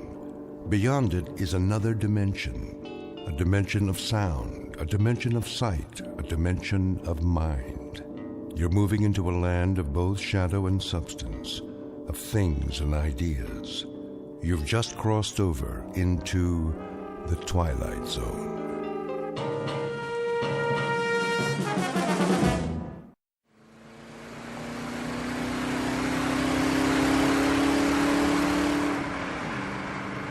Don? How fast are we going? Oh, 60, 65. Steady as she goes. Are you sure the speedometer's working? I think so. Why? It's just that those hills over there, they haven't moved all morning. Hills don't move, you know that, honey. But we've been driving for hours. Shouldn't we be a little bit closer? This is the wide open spaces. Objects are not closer than they appear. You can say that again. What you have here, ma'am, is the great American Southwest. Desert to the right of us, desert to the left. Amber waves of cactus and all that. Where are we, anyway? Well, if it's Tuesday, this must be New Mexico. Where's the map? I got it. You're wrong. Me? I'm never wrong. First time for everything. Actually, it's Arizona. You're kidding. Nope. Nope? Yep. Could have fooled me. There should be a town pretty soon. I'll watch the signs. You need a rest stop? Oh, it might be nice to stretch our legs. Get some lunch, don't you think? I think that's a capital idea, Mrs. Carter. Say that again. What? Mrs. Carter. I like the way it sounds. So do I. How long has it been? Let me see. 238 hours and 17 minutes. Wow, you're good. You're right, I am. Don't forget it. Not much chance of that. You want a soda? There should be some in the back. All gone, I already checked. Then we better hope for a town. We could use some gas, too. Don, look out. What does he want? Gosh, I don't know. To go around us? Well, let him. Don't worry. I'm not gonna duel with him. Look at that. His license plate. 3/7. Don, listen. What's wrong with the car? I don't know. We still got a quarter tank.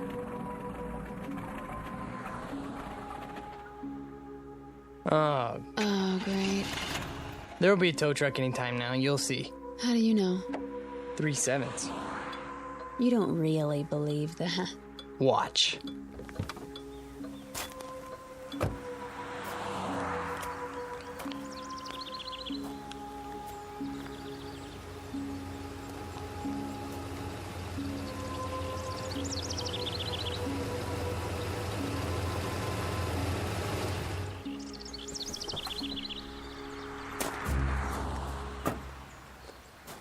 Hi there, folks. Need a tow? As a matter of fact, we do. Well, come on then. Hop in the front seat. Gas station's about 20 miles. They got a mechanic? Oh, sure do. Fix it right up. What did I tell you? Huh? Let's go, honey. You are so lucky, Dawn. Luck had nothing to do with it. Don and Pat Carter, honeymooning couple on their way back to New York. They've had the time of their lives, and they'll be home in a few days. Or that was the plan. But their new life together is full of surprises. Very shortly, Mr. and Mrs. Carter will be subjected to a gift of sorts, one that most humans never receive in a lifetime. They will be given a glimpse into the future. The price of that glimpse? A mere penny, 1/100th of a dollar. The time is now. The place of their revelation is a little diner in Ridgeville, Arizona. But what our honeymooners don't realize yet is that this unassuming town just happens to lie on the outskirts of the Twilight Zone. And now, The Twilight Zone and our story, Nick of Time, starring Marshall Allman and Jamie Brown, with Stacy Keach as your narrator.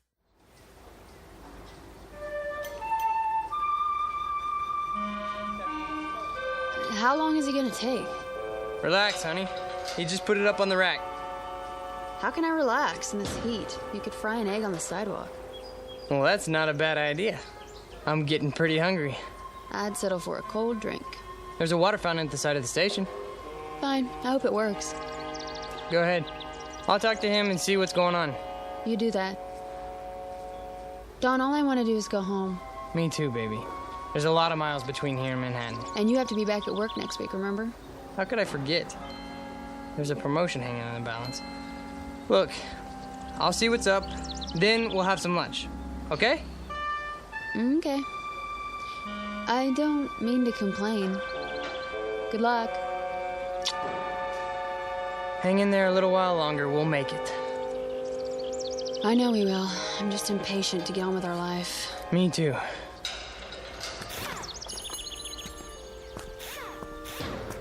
Oh, hi, Mr. Carter. Hi there. How's it coming? Oh, she's coming. You got yourself a bad fuel pump is all. That right. Well, can you fix it? Sure. I can fix it. Be a while, though. Oh. Why's that? Won't take but an hour to put it on. But I gotta order one from Klingman. How long's that gonna take? Well, if I send the truck over now, hour and a quarter each way. Oh. You know, my wife would like to get going as soon as possible. I'll bet she would. Can't keep every part in stock, though. Don't see cars like this all the time. Can you get right on it? I'd appreciate it. We can't wait around all day. Oh, I'll get it done before long. Don't worry. Why don't you and the missus take it easy? Have some chow. Where would you suggest? Diner's right down the street. Best in town. Ask the truckers, they'll tell you. Thanks, I'll do that. We'll be at the diner then. Let us know when you're finished. Sure thing.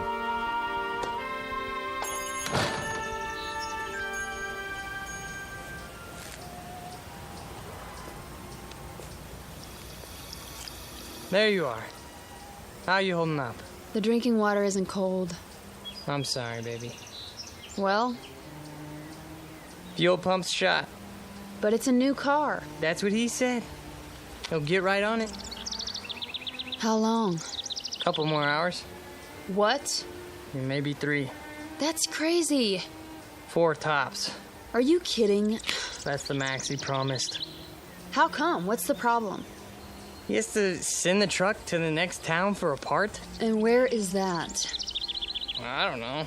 New Mexico? Colorado? Someplace like that. Oh boy, oh boy, oh boy. Let's take a walk. Ready for some lunch? Lunch? We might as well just move here, put down some roots. Sure. We'll rent a room at a motel. Get the weekly rate. Yeah, well, is it air conditioned? I was thinking an electric fan. Yeah, I'm gonna look for a job tomorrow.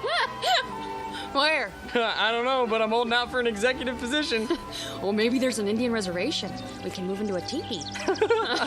Quiet, you. Yes, sir. Where's Restaurant Row? Just ahead. You can see the diner from here.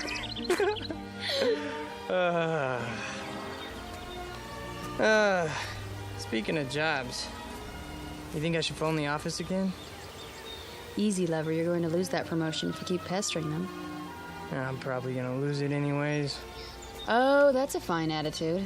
I thought I married a man on the way up. Who's the best man for the position? Me. There you are, then. Thompson has seniority. Doesn't mean a thing. Take it from me. Little Mary Sunshine, huh? That's my name. Oops. What's wrong? Don't step on the cracks in the sidewalk. Why? Or I'll break my mother's back. I'm only trying to save her life. Thank you, dear. Here we are, the best coffee shop in town. The only coffee shop in town.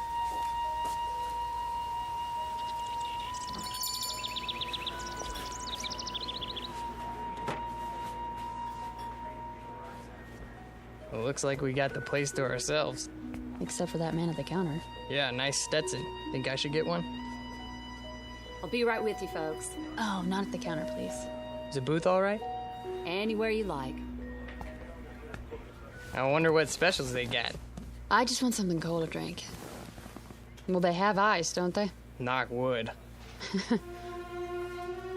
Well, look at that. Huh. Well, wonders never cease. Look at what? The napkin holder. What about it? It's got one of those little built-in vending machines. The Mystic Seer. Answers. Read what it says. Insert 1 cent. Ask me a yes or no question. You put a penny in and push the lever down. Lovely. The plastic devil's head's a nice touch. I'll bet it even wobbles when the coin goes in. I'll bet it does. May I see a menu, please? The Mystic Seer knows all. Does he, she love me? Will I become rich? Is my future bright? I can answer those questions for free. Well, let's find out what the Mystic Seer says. You're like a little boy. Come on. It'll be fun. I got a penny somewhere. Here's a question. Anything exciting ever happen around here?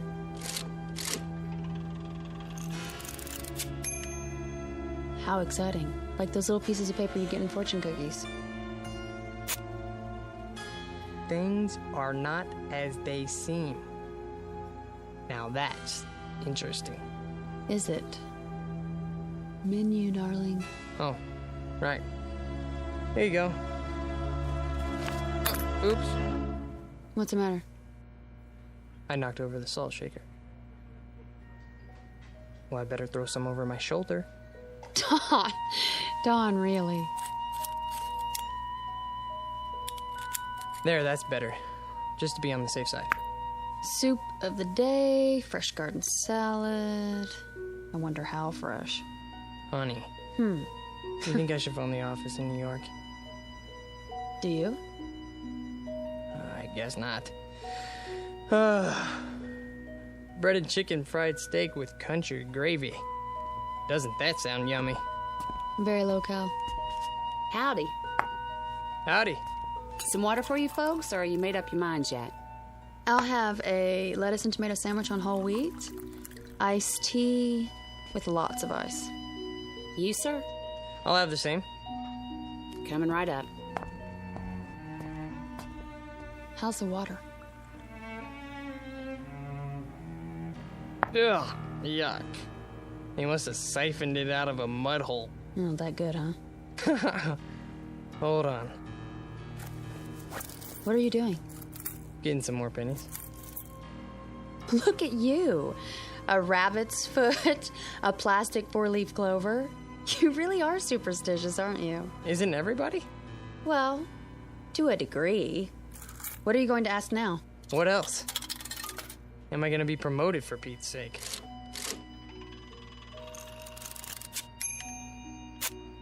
Ha! What does it say? It has been decided in your favor. See? Your worries are over. I think I'll phone, though. Honey. I was gonna call anyways, wasn't I? There's a phone by the restroom. I'll be right back. Well, you better be. Here you go. Thanks. You need any ketchup? This'll be fine. Well, if you want anything, you just let me know. Thank you.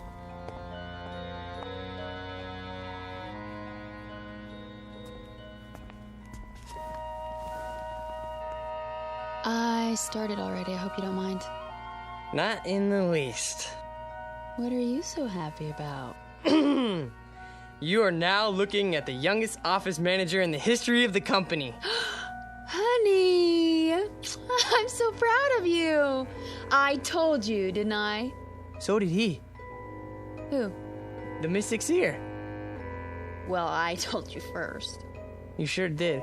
How's this sandwich? Passable. Office manager. Oh, that's amazing.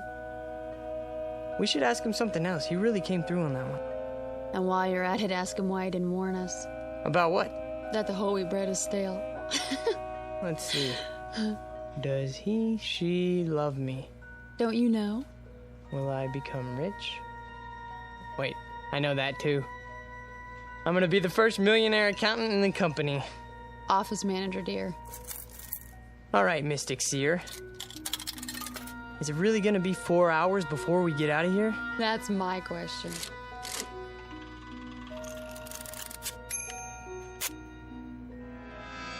You may never know. What does that mean? Who knows? He does. Look at that winking eye. Devilish creature. I gotta know more. Well, it'll cost you another penny. So, I'm an office manager now. What do you mean we may never know? Wait. It's not a yes or no question. You mean something could keep us from knowing? Something could happen to us?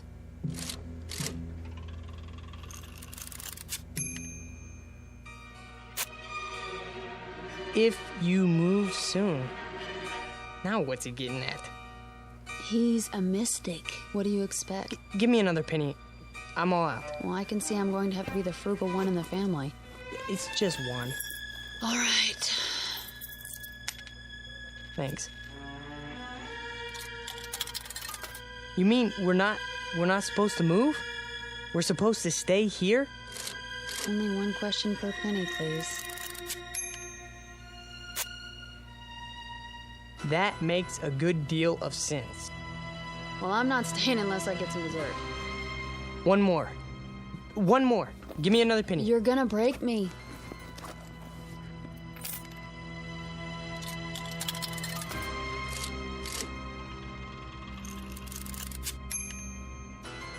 Try again? Here. That's all I have. Okay, machine. Should we stay here till 3 o'clock then?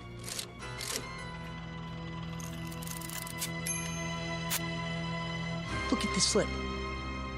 There is no question about it. Let's go for a walk. Funny. Every answer seems to fit. You're joking, aren't you?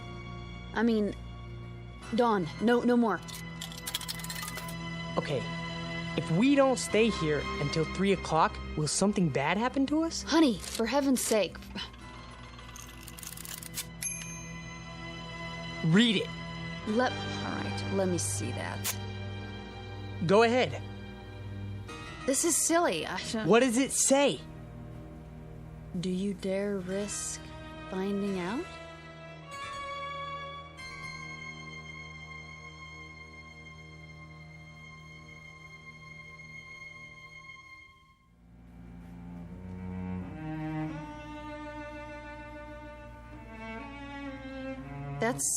That's what it says. Do you realize what it means? Do you dare risk finding out? It doesn't mean anything. Can we go now? No, it's not 3 o'clock yet. I asked if we don't wait until 3, will something bad happen? And it said... That's exactly right. It. You're talking about a machine, Dawn. We're not talking about... Okay, let's order some ice cream. Are you stalling? No, of course not. But you said you wanted dessert, didn't you? Look, I think you're taking this a little too seriously. Taking what seriously? It's something to pass the time. Besides, it's hot out there, isn't it? I suppose some ice cream would taste good. Over here. Ready for your check? Not yet. 2 dishes of your best ice cream, please. 1 vanilla, 1 chocolate. Yes, sir. Now, we'll sit here and enjoy a cool dessert. Then we'll both feel better. Do you agree? If that's what you really want.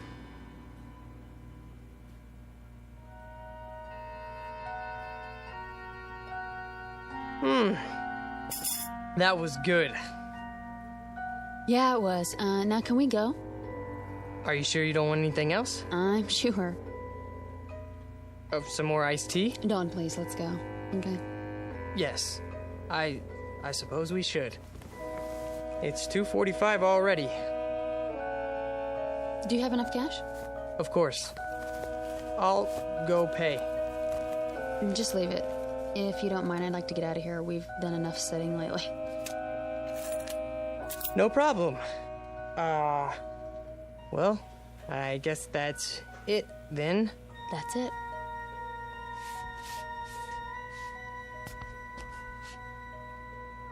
The money's on the table with the check. Well, thank you kindly. Now you come on back now.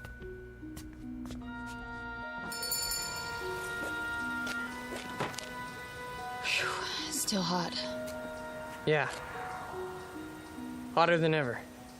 Maybe it won't take them 4 hours to fix the car, you think? Maybe. Don. What? Tell me one thing. Yeah?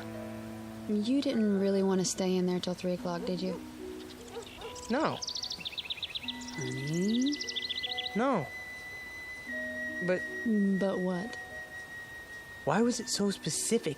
Specific? You saw the answers. If you move soon, that makes a good deal of sense. Try again. You've memorized them? There's no question about it. You may never know. Do you dare risk? Dawn! What? It's a novelty machine, a napkin holder in a cafe in Ridgeville, Arizona. Not something... Don't you think I know that? Well, I'm glad you do, because for a while there you were freaking me out. What about my promotion? Then, huh? Didn't it tell me it has been decided in your favor? Dawn, listen to yourself. Oh, forget it. Don't say it. Superstitious. Well? It's like you married an alcoholic, isn't it? Only instead of bottles hidden around the house, it's rabbit feet and 4-leaf clovers in my pocket, in the car, all over the place. And you're all mine. I wouldn't have it any other way, honey. Truly? Have I ever lied to you? Now, let's walk over to that garage and see how the car's coming. Maybe he took some pity on us and got the fuel pump finished ahead of time. Wouldn't that be nice? You're always looking on the bright side of things, aren't you? That's me. What are you doing? I'm not doing anything. You keep looking around as if you're expecting something to happen. Do I? You are worried, aren't you? I wouldn't say that. Oh, honey. You make me wonder when you act like this. Like how? The little things I can take, you know, the Lucky Charms, not walking under ladders. There's a good reason for that one, okay? Something might drop on your head, a can of paint, or... But this, it's too much. I'm sorry. I'm sorry too, Dawn. We're having such a wonderful trip, so don't spoil it with said I was sorry, okay? I'm not trying to upset you. Well, I know you're not. Let's just forget it. Green light. What? Time to cross the street. We're almost there. Oh. I wonder what people do here. I don't see one movie theater, you know, maybe they go to the next town. What's it called? Williman or, Klingman or... Dawn? Are you listening to me? What? Yeah, I heard what you said. That doesn't change the facts, though. What facts? 6 straight answers telling us to not leave. Hey, don't! Please, let it go, okay? Will you stop treating me like a child? I didn't make those answers. Dawn! That car! Get out of the way! Dawn, look out! Oh my God, he didn't even pay any attention to the light, just kept coming like we weren't even there. I don't even know. You're all right now. It's over. It's over. Oh, Dawn, hold me. What time is it? What? The time. Look at the time. It's exactly 3 o'clock. Really, Dawn, I'm all right. No, you're not. That was quite a moment. Amen. If you hadn't pulled me out of the way, you'd have one squashed honeymooner on your hands. You should sit down. Honestly, I'm fine. We both should. Where are we going? In here. Not the diner. Just for a moment. Dawn. Well, why not? Well, there must be someplace else to sit down. Well, I don't see one. Do you? I know what you're thinking. All right? I admit it was a strange coincidence, but... So? If it was a coincidence, then why are you worried about going back inside? I'm not. I just want to get... You have to admit, it was a pretty far-fetched coincidence. Maybe. Then we'll sit for a minute. Have some more iced tea.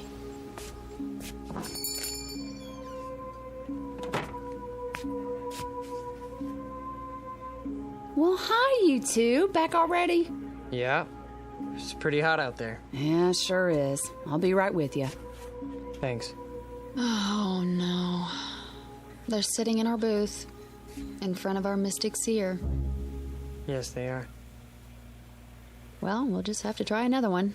How about that booth? Or the next one, they have machines too. I'm sure they, Honey. What?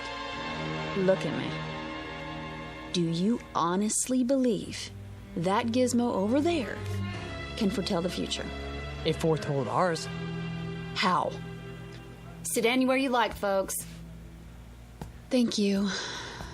Sit down, honey. Yes. All right, what'll it be? Just some iced tea. Honey? I don't care. Make that 2. Be right back. I asked you a question. It's a reasonable one.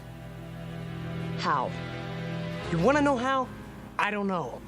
But when that car almost hit us, it was 3 o'clock. That's exactly when the fortune... Dawn, you said 3 o'clock, not that machine. You decided to sit here until 2:45. You are the one... What did I do? What did I do? Oh, this is ridiculous. Ridiculous. What are you so upset about? You can't even consider the possibility that... Here you go. Great. Anything else for now? No. Wait, yes. Can you bring me some more change? What kind? A quarter's worth of pennies. Make it 2 quarters if you can spare it. Well, I can give you a roll. That would be great. Sure, just a minute. Dawn, what are you doing? What any logical mind would do. Before we do anything else, I'm gonna get the answers we need, and I'm gonna get them now.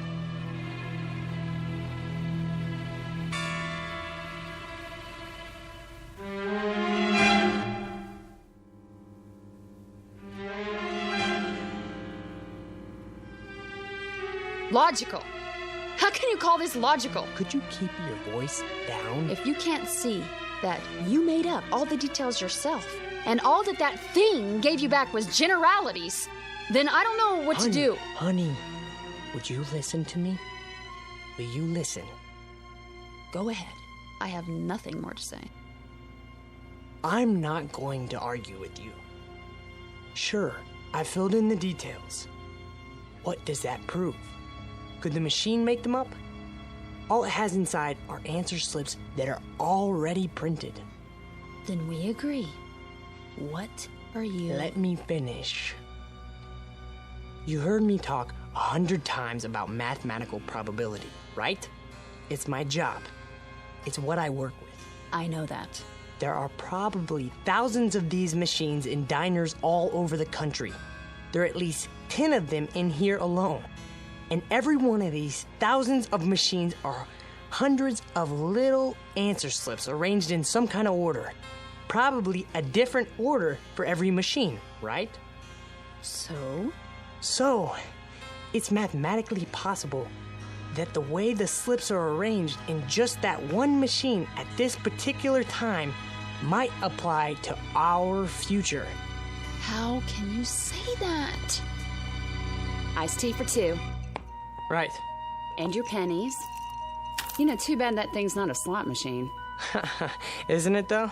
All right, you need anything else, just wave. I'm here all day. Got it. I'd appreciate it, honey, if you wouldn't act as if I were losing my mind. Well, aren't you? Is that what you think? Let me try to explain. You don't have to explain anything. But I do. Try to follow what I'm saying. There is a higher realm of mathematics that goes beyond probabilities. Some of it comes from quantum physics. Why are you telling me this? Hear me out, please. Jung, the psychologist, talked about synchronicity, meaningful coincidence. The point being that there are no pure coincidences. Everything is interconnected. If we can just spot the connections. It's what the Chinese I Ching is based on. The one where you throw 3 coins and look up your fortune in a book. Dawn, please. It's not fortune-telling. It only seems to be. The idea is there are 64 hexagrams. Each one represents a pattern that reflects our place in the world at a given moment. Find the right one, and all else follows. It couldn't happen any other way. But the coins could come up in any combination. No! That's just it. Given everything else, at a particular point in time, there is only one pattern that fits. The Qing is just a means of identifying that pattern. So, you do believe in fortune telling? You're not listening. I said... How can you let yourself be controlled by such a thing? Can't you see what you're doing to yourself? What am I doing? What about the questions you asked? Were they mathematically determined too? I don't know. All I know is that the answers matched them. They would have matched any questions you asked. Does he love me? You may never know. Will I become rich? If you move soon. Is my future bright? There is no question about it. Ask anything, okay? It will always seem to fit. Honey, that's not the point. What is the point? We're about to find out. They're leaving. We can have our old booth back. Oh, Don. Bring your glass. Now we can test the hypothesis.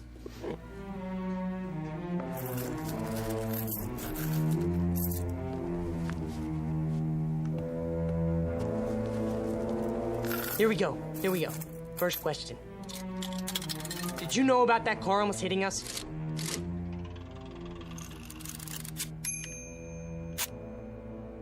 What do you think? Oh, that's conclusive. Will we reach New York City all right now?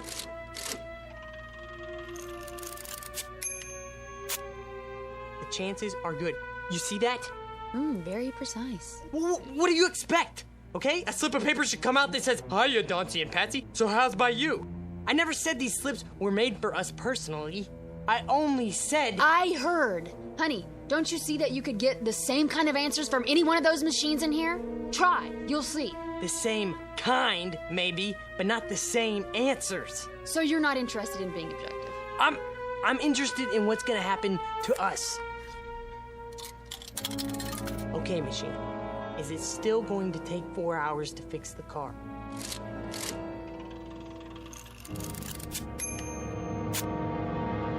It has already been taken care of. Swell, that's it then, let's go. Wait!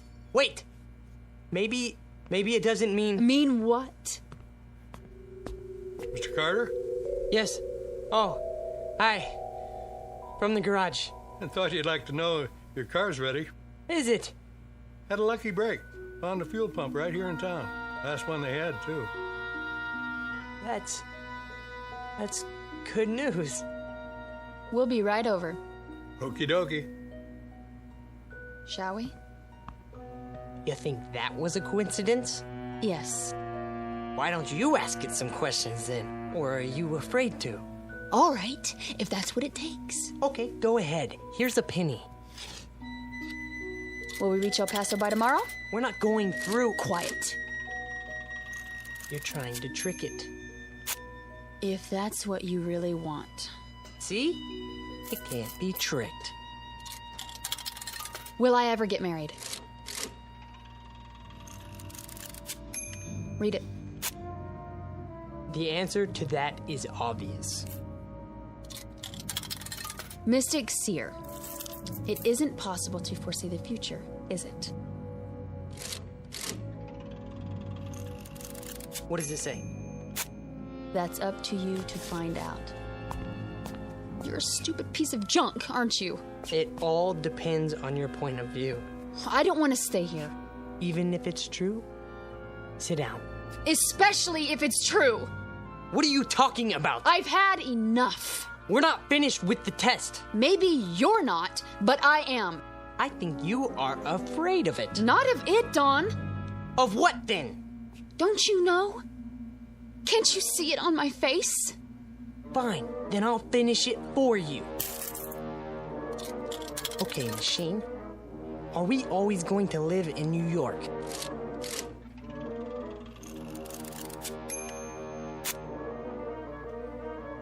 Are we always going to live in Los Angeles then?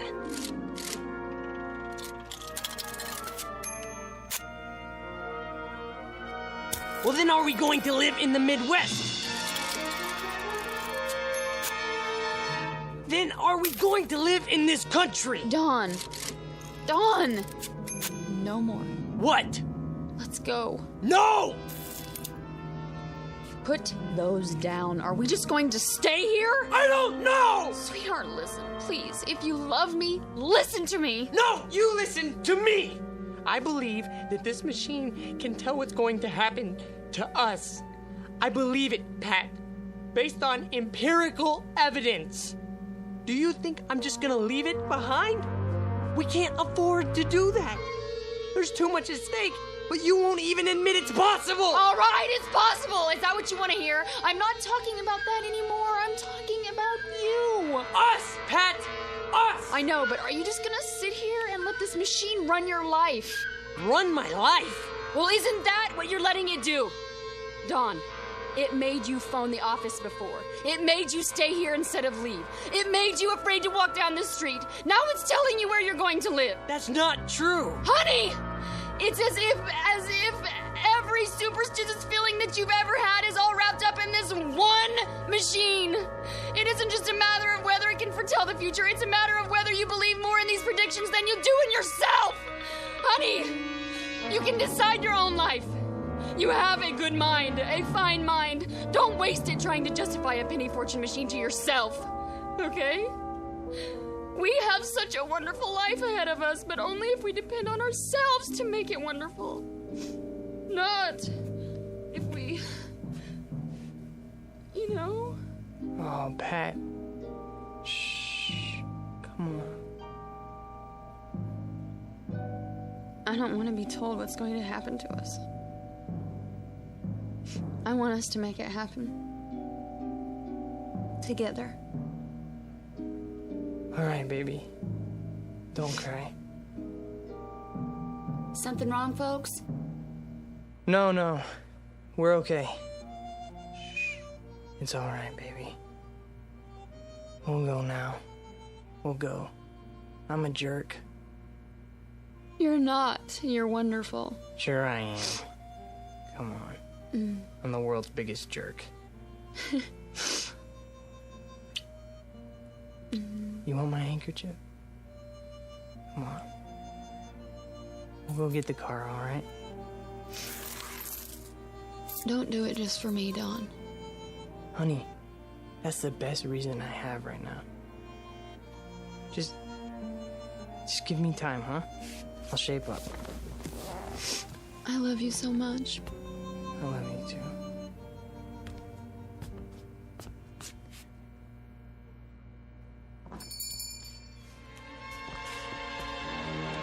There it is. No one's using it. Thank God. Sit anywhere you like, folks. Wow, it's you two. Can we sit here, please? Soon as I clean up. We don't care. Has to be this one. All right, suit yourself. Just water again? It doesn't matter. Do you have any more pennies? I think so, yes. Then go ahead. Can we ask some more questions now?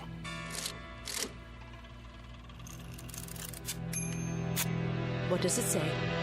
Choice is yours. Do you think we might leave Ridgeville today?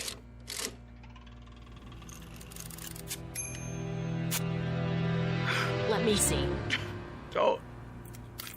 Well, where are we going to get some money to live on?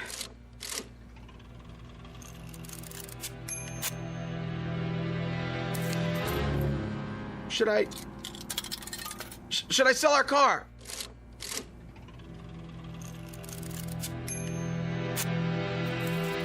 What then?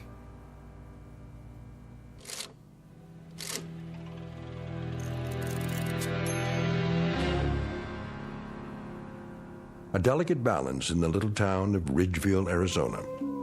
Two people who have escaped from the tyranny of fear and superstition. Two others permanently enslaved by it. One couple able to face the future with confidence. Another couple facing it with hopeless dread. Victims of life imprisonment in the darker regions of the Twilight Zone.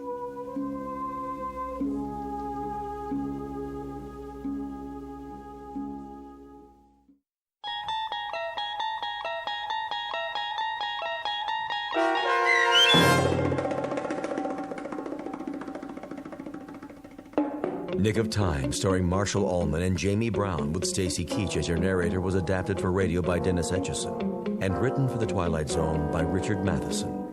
Heard in the cast were Paul Cook, Craig Brawley, Amber Lake, Jeff Lupetin, Kate Johnson, Doug James, and Elizabeth Lido. To learn more about the Twilight Zone radio dramas and to obtain audio cassettes and CDs of these programs, visit our website at twilightzoneradio.com. The producers of The Twilight Zone wish to thank CBS Enterprises, Carol Serling, Dennis Etchison, Dick Brescia Associates, Claire Simon Casting, Terry Jennings, XM Satellite Radio, Sirius Satellite Radio, our sponsors, and our radio affiliates for helping make this series possible. This copyrighted radio series is produced and directed by Carl Amari for Falcon Picture Group.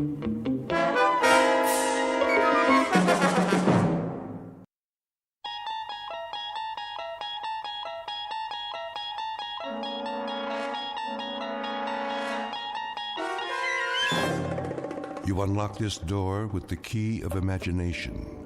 Beyond it is another dimension, a dimension of sound, a dimension of sight, a dimension of mind. You're moving into a land of both shadow and substance, of things and ideas.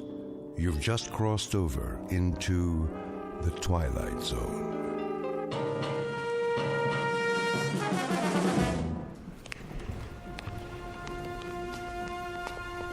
Here we have the famous temptress from ancient Egypt, Cleopatra.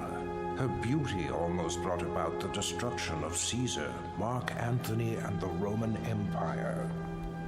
And now, if you will follow me, the last group of figures in our little wax museum. The piece de resistance, if I may say so. The most infamous black-hearted killers of all time.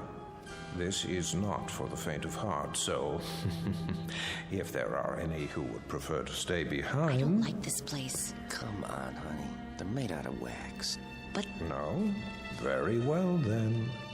Feast your eyes upon... Jack the Ripper, Henri Landru, and the dreaded Burke and Hare. It's Burke who's smothering the poor lady with a pillow, while Mr. Hare assists by holding her feet to the bed. And last but not least, in the sailor's garb, Albert Hicks, about to sink his gleaming axe into the skull of his hapless victim, one Martin Senescu. Move in, please. They look so real. Closer. Closer. But not too close. Allow me to introduce Mr. Senescu, the curator of Murderer's Row. Thank you. Thank you. I'm sorry if I startled you. I thought he was one of the dummies. Oh, nothing to be afraid of. Perhaps not, young man. But who can tell what evil lurks in the heart of the man standing next to you? Go ahead, Martin. Introduce your friends. With pleasure. Albert W. Hicks, mate on the oyster smack E.A. Johnson, a gentleman. Yet one day, in 1860, off the Atlantic coast, he murdered everyone in his crew with an axe, exactly like this one. Why did he go mad? I'm afraid we'll never know. Not to mention Burke and Hare, two more monsters of their time. But do they look like monsters? What torment drove them so late in life to behave like ghouls? You see here how they suffocated their victims. A technique called burking. Think of the agonies they endured. Which one's he talking about? Search me. Both of them, sir. All of them. Surely it's dreadful to be murdered, as our victim here would tell you, if she could talk. But to commit murder, to take a life with your own hands, again and again, and not be able to stop yourself. Can you begin to imagine the horror? Nope, but why don't you tell us about it? I wish I could. But somewhere in the world, now, at this very moment, there is someone who can. Yeah? Who? Well, no one knows yet. But if his torment is great enough, and he kills as these poor creatures did, then future generations will know. For he will end up here, immortalized in wax, remembered as you and I will never be, like Henri Landru, so filled with love and hate. He loved nearly 300 women in his lifetime, spinsters and lonely widows. He too must have felt agony as he strangled the life out of them. A master of the garret, identical to the one you see in his hands. That looks like some kind of cord. Just a piece of string. Let me see that. Get away from there. Get away from there. I was only... Mr. Senescu is right. The figures are not to be touched. They are too rare and valuable. Besides, the museum can't be held responsible for what might happen to you. And here, another soul in torment. the Ripper himself. Of all the faces in London's Whitechapel district, which was his? And why did he feel driven to kill those pathetic drabs with one sweep of his knife? Identical to the blade you see before you. Step closer, young lady. What? Go on. It's only a prop. Lean forward. There. That's quite all right. Look deep into his eyes and remember them so you'll never fall prey to such a man yourself. A man who carried a long, sharp weapon which he slashed across women's throats. Like this. That knife, it swung at me. It almost... Spring in the arm. Pretty good trick. A trick, yes, but one that serves to remind us how near death is to all of us. When we look at Hicks, at Burke, and Hare, at Landru and the Ripper, we see what appear to be ordinary men. What devils pushed them to their bloody fate? We can only guess. Thank you for your kind attention. Thank you, Mr. Sinescu. Ladies and gentlemen, this concludes our tour of Ferguson's Museum. Exit to your right, please.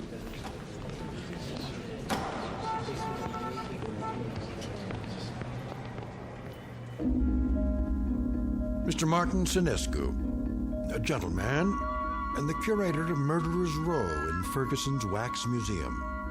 He looks after these replicas with care and dedication, and he ponders why ordinary men are driven to commit mass murder. What Mr. Sinescu does not know is that the groundwork has already been laid for a special kind of madness, a torment found only in the Twilight Zone.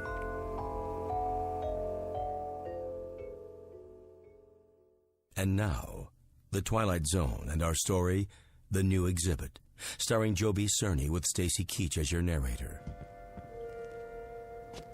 There now, Mr. Landru. Collar turned up just so. Easy to see why you're a real lady killer. We have to do something about that suit. Martin? Yes, Mr. Ferguson? I'd like to talk to you. All right. I'll be through here in a moment. That can wait. What I have to say to you is rather important. You know, sir, I think Landru needs a new suit. This one is 10 years old and shows it. Something wrong, Mr. Ferguson? Well, yes and no. I think we'd better discuss it in my office. All right, if you like, sir. Is it something I've done or haven't done? No, nothing like that. Sit down. Very well. Martin, I'm abandoning the museum. Abandoning? I'm afraid so. Is this a joke, sir? No. But you can't. You mustn't, sir. I know how you feel, Martin, but there isn't any choice. I don't understand. I've been offered a large sum of money for this property. Some people want to build a supermarket here. A supermarket? When I first opened the museum 30 years ago, I'd never dreamed I'd see this day. But the day is here, Martin, and we will just have to face it. 30 years, sir. No, for heaven's sake, don't make it more difficult than it is. I'm sorry. I hate this, Martin. You're the best employee a man could have. The way you've run the Murderer's Row exhibit, why, I don't think you ever missed a day's work. No, never. How many more days? None. This was the last. They start wrecking the building next week. What about the wax figures? I haven't decided yet. Sir, we can open another museum. We'll move everything somewhere else. I'm not as young as I once was. I could use a rest. But, sir, I'll do all the work. You won't have to lift a finger. I appreciate that, Martin, but it would be foolish. Foolish? Foolish? Why? We have become passé. People aren't interested in wax museums anymore. Look at the numbers. It's all here. Our attendance figures, our profits, but mostly our losses. This year has been the poorest of all. There's even a news story about the closing of the Grand Guignol. Surely not. The handwriting's on the wall. Seriously, what do we offer? The great lovers of history? The discovery room? Scientists? That isn't why people came here. That isn't why at all. What they really came to see was your murderer's row. We've always known that. But they've been coming in decreasing numbers. And you know why? Because the evening news offers them fears we could never match. The wars, the atrocities, the perversions, they've all ruined our chamber of horrors. People are blasé. They think they've outgrown the need to be frightened. They already live in fear day in, day out. It's the world, Martin, and the world has changed. No, it would be foolish to open another museum. Maybe it's the location or the exhibits. Remember how people came after we installed the Ripper's arm with the knife and the spring mechanism? That was years ago. They're simply not interested anymore. But what's going to happen to them? Landru and Hicks and the others. If I could sell them, I would. But there is no market for wax figures. Mr. Ferguson, you're not thinking of destroying them, are you? I mean, they were meant to live forever. Martin, I tell you, I don't know what I'm going to do. You're forgetting something. Come with me. Martin... Look at Landru. His eyes. Don't you see the shy, frightened little choir boy he once was? The bookkeeper who so longed for freedom. Of course, but... Even the cheek feels real, like flesh with pores, and the mouth. Isn't it about to say something? Oh, Landru was an elegant man, full of tenderness. It's right here, in the lips. The way... What are you trying to say? Mr. Ferguson, you seem to have forgotten that these figures are the work of the great Henry Guillemond, the only ones he created outside of Europe. I haven't forgotten. There was genius in everything he did. They're not just so much candle wax.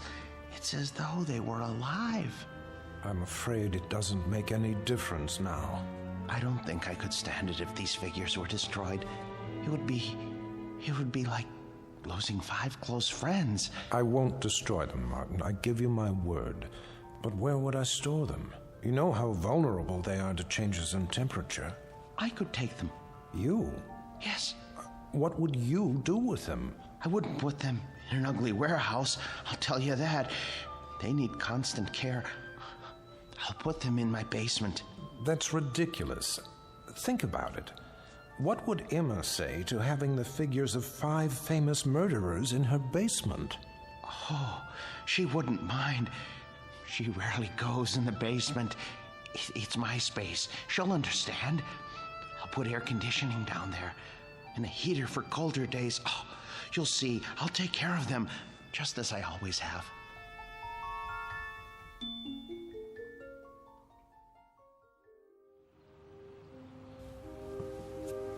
You haven't eaten your breakfast. I'm not hungry. They should have arrived by now. They'll get here when they get here. Now, how long do we have to store them? Not long. What time is it? You asked me that 5 minutes ago. Oh, maybe something happened. It's not like moving furniture, you know. They should have let me ride in the truck. What if they dropped one of the crates? There they are now. Just relax. You Martin Sinescu? Yes, are they all right? The boxes? They okay. They didn't break, right? Nope. No bumps? No bumps. Where do you want them? Look, carry them to the rear of the house and down to the basement. Carefully. Take your time. Well, wait a minute, how much time will it take? I don't know, an hour maybe. You gotta pay by the hour, you know. Sign here. With pleasure, and please, hurry. You see? All here, safe and sound. Easy! Please, don't jiggle them. Will you stop worrying? It's getting warm. What? I say, it's getting warm outside. You're very delicate. They can't stand more than 80 degrees. I didn't think they were so big. They're not. The boxes are big. The actual figures are not any bigger than you or I. See? Landru's in the first one. The next is Jack the Ripper. Oh, Emma, I'm so sorry I got mad. But it's gonna be like opening Christmas presents. Mr. Sinescu? Yes? Miller's Appliances. Got your air conditioner in the van. Where do you want it? Oh, good. I'm glad you're here. Look, put it there. There, the basement window. Oh, please, please hurry. I'll do my best. Thank you. You bought an air conditioner? I had to. They can't stand the heat. How much did it cost? Don't worry about that. Well, I am worried about it. Please, leave me alone. Just leave me alone with my friends, all right? Now, if you don't mind, I have to go downstairs.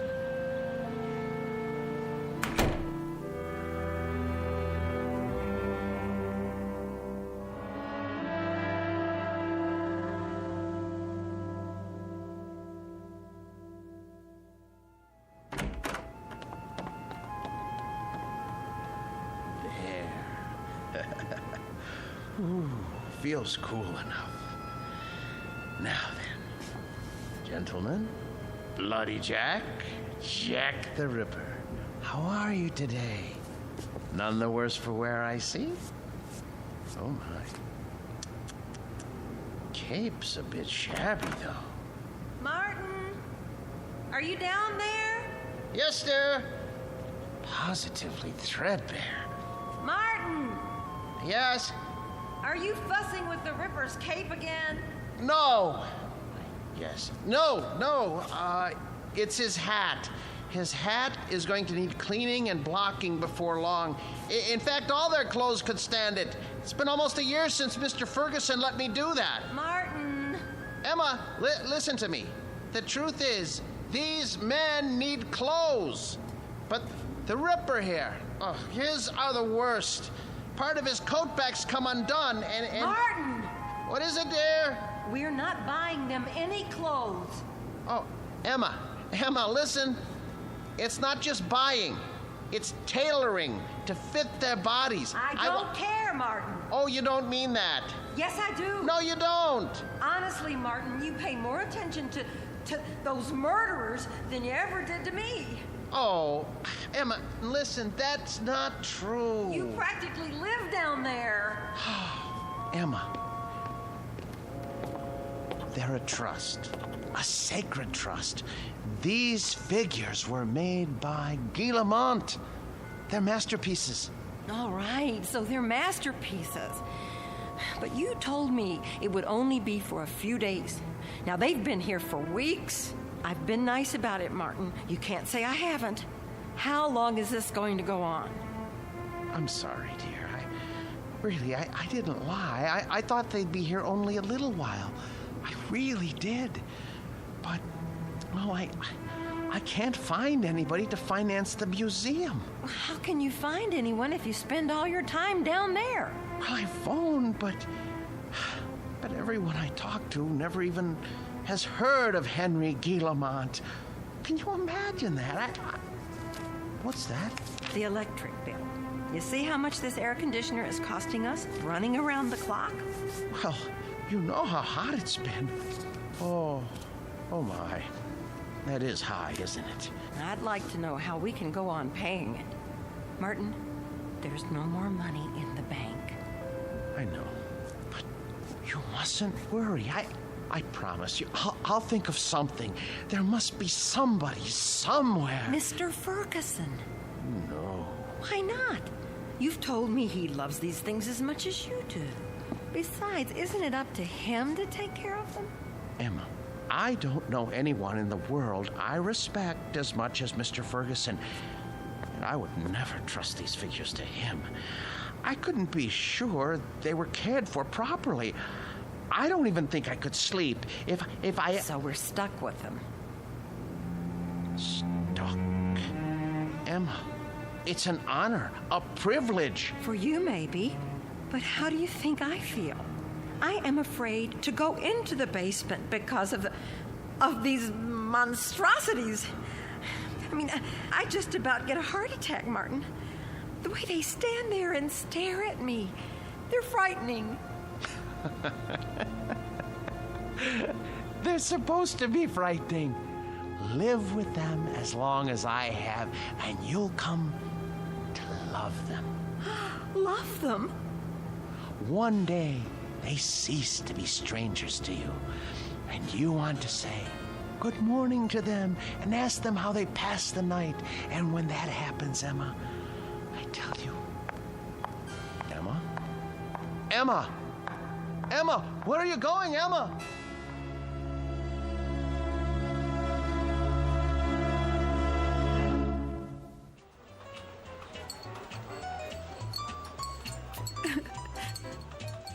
So I just don't know what to do.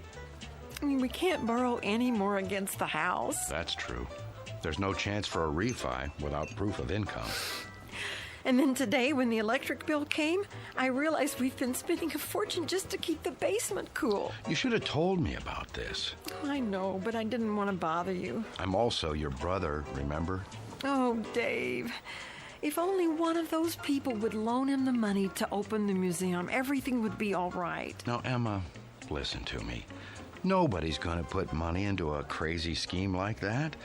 Old Ferguson knew what he was doing when he sold out, and he was smart getting Martin to take care of those dummies. I shouldn't complain. It's just that you know how much he loved his job, and it was such a shock losing it. Do you want me to help? I didn't come here to ask you for a handout. Don't be silly. We're family. And believe it or not, I've always kind of liked the guy. But what's happening now? It sounds like he could use a few hours with a shrink. I can give you the name of a good one. Oh, Dave, he'd never go. Exactly. So what we've got to do is get Martin away from those things. Does he have them all? Only a few. How come? Ferguson had 200 or 300, didn't he? Yes, but these are special. Some man in Europe made them. Well, they can't be too special if they're not worth anything. They are to him. It's the first time that anything has come between us. I hate those murderers. I'll stop by and talk to him. It won't do any good. Then you talk to him, Emma. But not the way you have before. Lay it on him. Tell him it's those stupid dummies or you. And if that doesn't work, well, there is another way. What?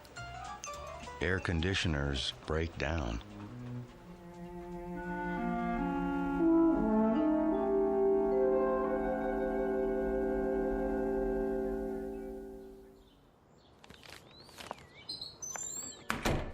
Emma? Emma? Is that you?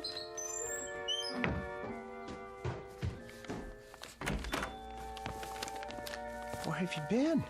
Do you care? I know you're angry, but what can I do? I have to keep the figures in perfect condition. I can't let them go, or... Where did you get those groceries? I thought you said we didn't have any money left. Dave gave me some cash. Oh, no.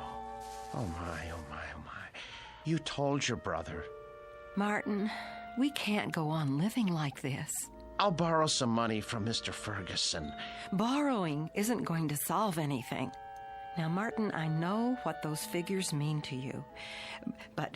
But what, Emma? What? I simply will not have them in this house 1 minute longer. Martin, once they're away from here, you'll be a different man. You'll see. You've lived with wax dummies so long, you've forgotten how to be a human being.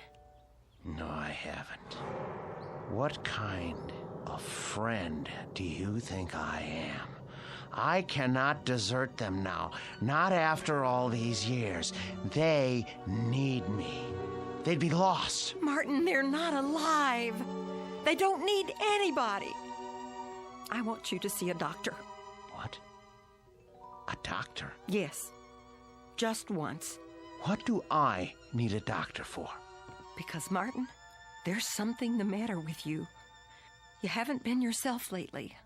Oh. Well, who have I been then? Well, I'm not sure. Somebody I've never known. But Martin, staying down in the basement all day and talking to those things, honey, it's not natural. I know it's not natural, but it's my job. I'm not the only husband who brings his work home with him. This was your brother's idea, wasn't it? Well, you go back and tell him to mind his own business.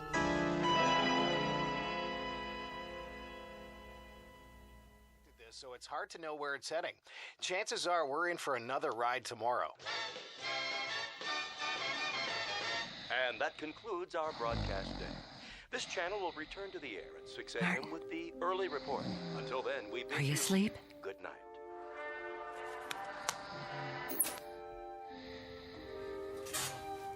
God forgive me. It's time for the air conditioner to break. Oh, it's so dark down here and cold. Well, it won't be for much longer. Oh, where's the fuse box?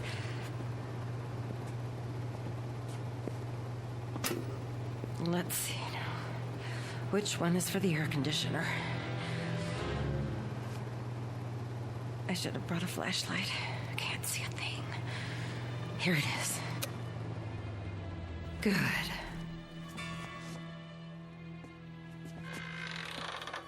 What? Who's there?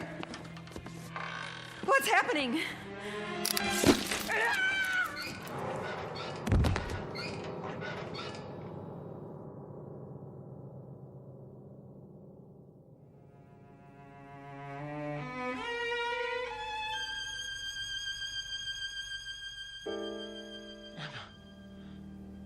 Where are you? Emma? Emma? Are you down in the basement? What are you doing? Emma? I asked you not to go down in the basement alone, Emma. I don't want you touching the figures. You leave them to me. Emma? Oh, where's the light switch? Ah, that's better. Emma! Emma! Emma! Oh, good Lord, what happened? Your throat. For the love of Emma. Who could have... Oh, you. The Ripper's knife?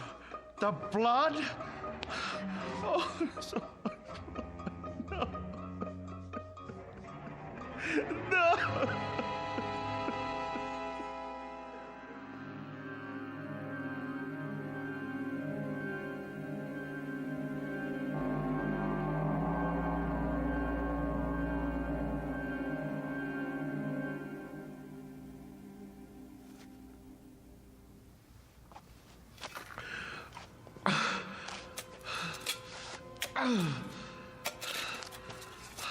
I hate to bury you down here, Emma. I know how much you hate the basement, but I don't have any money. I know I should report it to the police. Who would believe me if I told them you had your throat cut by Jack the Ripper? You just bumped into the Ripper in the dark and his spring arm went off. It was an accident. Besides, if I go to prison, who will take care of the figures? It's better this way.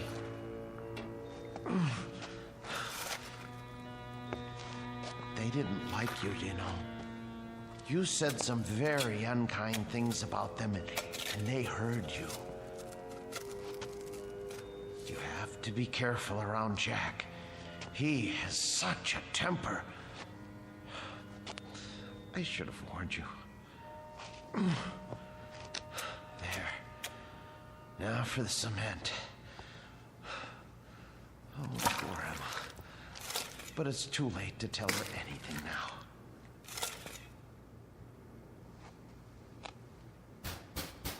Yes, man. Come back later.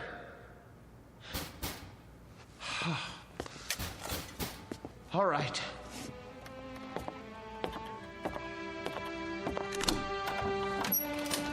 Hi, Mr. Snesku.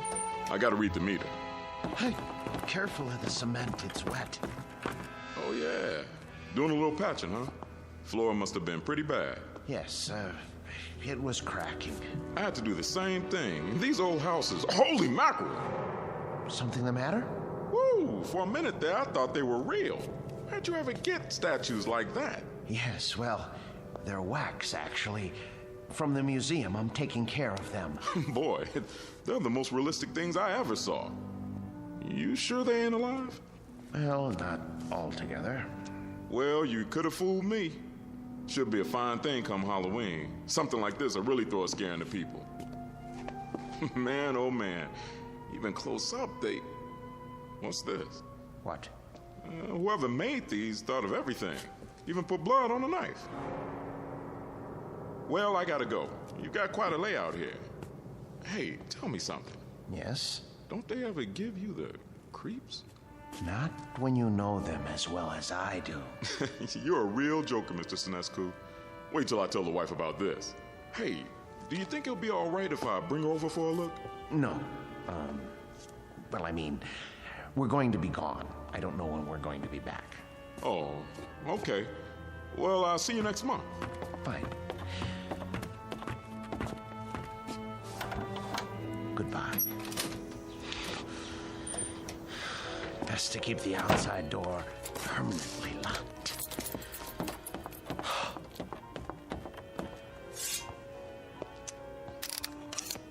Jack, I'm surprised at you. I really am. How did you manage all those murders without being caught by Scotland Yard? Any killer knows you can't leave blood on the murder weapon. And I don't mean to make a joke, Mr. Ripper. It's a dead giveaway. There. Knife's good as new. Now behave yourself. Emma? Oh, no. It's her brother. Martin, you in there?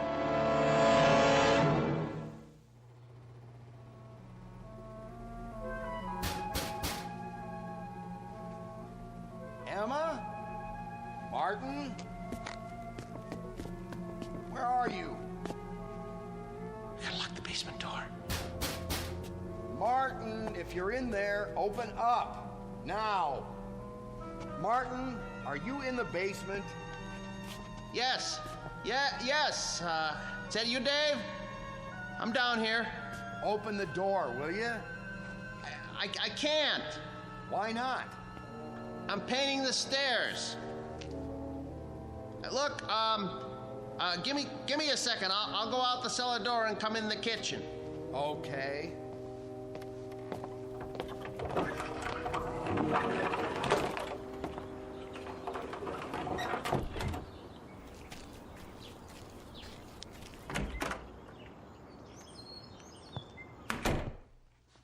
Where's Emma? She went out to get some air. Just as well. Mind if I sit down? Why? What do you want? You sit down, too. Dave, look, I don't have time. I'm in the middle of something. Now, just tell me what you want. Emma came to see me yesterday. I'm very embarrassed. She told me about it. She did, huh? Well, that'll make it easier. Perhaps. Oh, you two have an argument? Yes. But look, everything is settled now. Glad to hear it. She was pretty upset when she talked to me. I know. You didn't treat her square when you brought those dummies home. That's been changed. Huh. Well, now, I guess I had you pegged wrong. You got rid of them. Yes. Must have been pretty hot in here last night, huh? What? For a bunch of wax dummies. Hey, what's that humming noise? I don't hear anything. It sounds like it's coming from the basement. No, is that the air conditioner? I don't know what you're talking about. What are you driving at? Why's this door locked? I told you, the steps are wet from paint. I don't smell any paint. And why is the air conditioner still going if you got rid of the dummies? Well, I thought it might help the paint dry. Yeah? I thought it might get rid of the fumes. Is that all right? This is my house, isn't it? I think you locked it because you don't want me going down there. You better open up. Are you threatening me in my own house? You didn't get rid of those things at all. Where's Emma? Look, I am tired of answering questions. I've had a busy day. I'll thank you to leave now. All right. I don't want to cause trouble for Emma, so I'll go. But have Emma call me when she gets back, here? I will.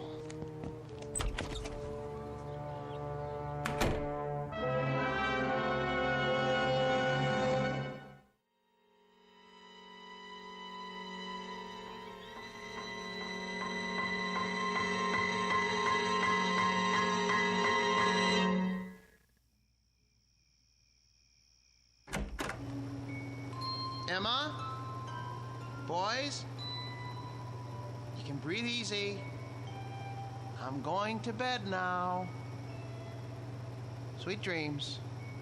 Good night.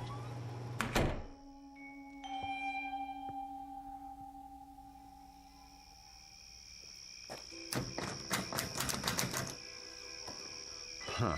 Locked up tight as a drum, huh? Now, what's so important down there he didn't want me to see? Ugh, window's too dirty to see in. So, I guess I'll just have to force it open. Whew, air conditioner's on all right. Cold as a tomb down here. It's so dark. Now, let me light a match. Oh, a dummy in a sailor suit with an axe. Oh, Martin, old boy, you need help. You really do. Ugh, when you look at these two, plug ugly. And two more big ones. Oh, some knife. Looks real. What the heck? Oh, a shovel. Fresh cement. What is he trying to cover up? Blasted match. Who's there? Who's there? Wait. What the? Where's the axe?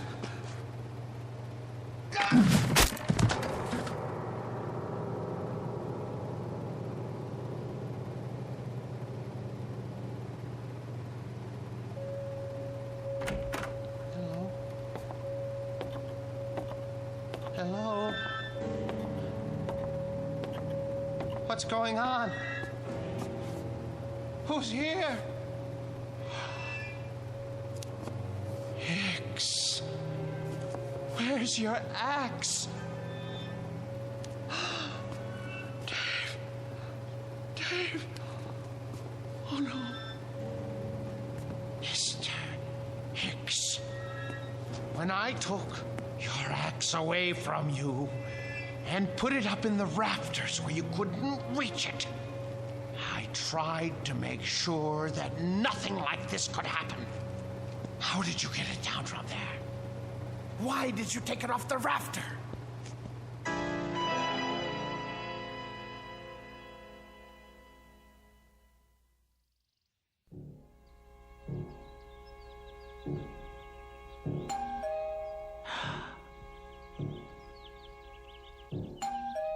Martin? Martin! Mr. Ferguson? Mr. Ferguson! Martin, let me in, would you please? Just a moment. Hello, sir. Hello, Martin. Waking you is like raising Lazarus. Don't you answer your doorbell anymore? I was sleeping. Actually, I overslept. I was, doing a lot of cleanup work in the basement. Well, it's nice and cool down there with the air conditioning anyway, right? Yes, sir. How's Murderer's Row? Oh, fine, in rare form. Good, let's go see. I would have come 2 days ago when you first called, but things haven't been finalized yet. What things? I must say, you've kept them up well. But I have done my best. We get along so well. You don't know what a relief it is to see you.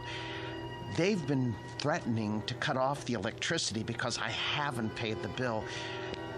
Think what would happen to the figures. Well, you won't have to worry about that anymore. Oh, I knew I could count on you, sir. Thank you. But it isn't just the electricity. Look at the Ripper's coat. It needs to be fixed. The threads are falling out. Look at all of their clothes. Maybe it's too humid down here after all. You won't have to worry about that either. Oh, I was going to have Emma repair this little rip in the sleeve, but... You have a remarkable wife. Thank you. There aren't many women who would have put up with an exhibit like this in their basement. She got used to it.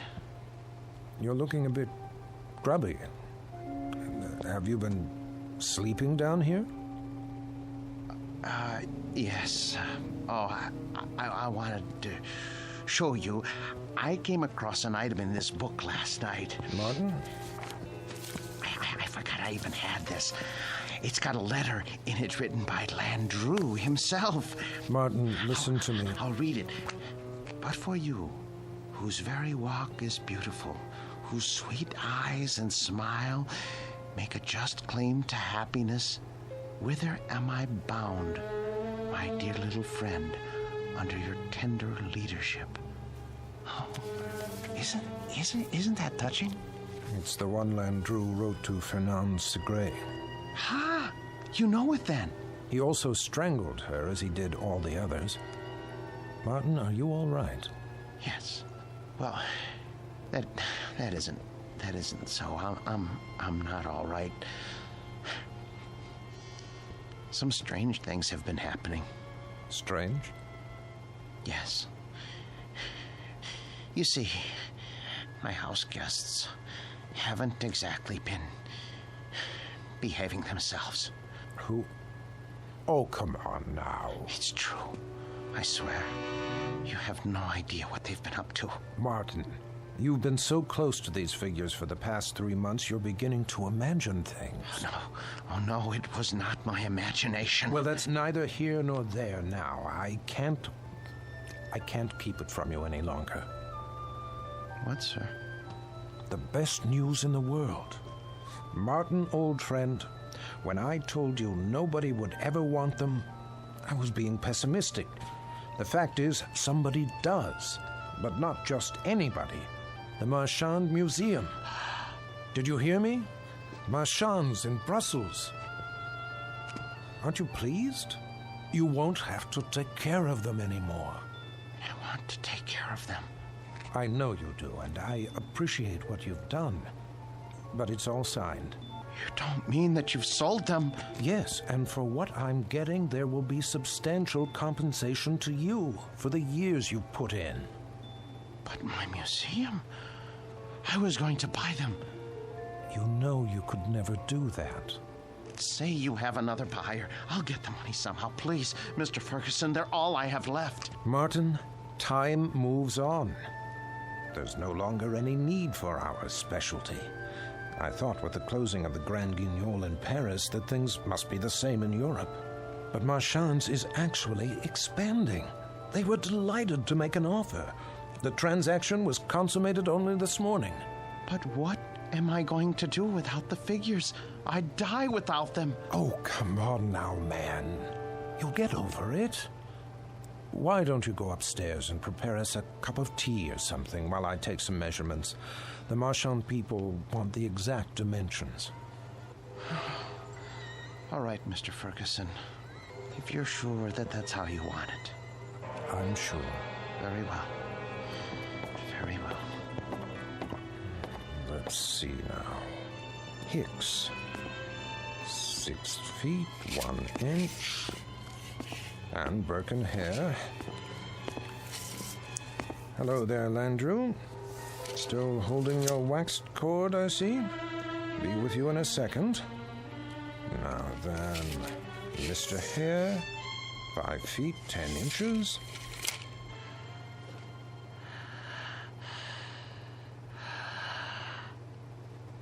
What? What?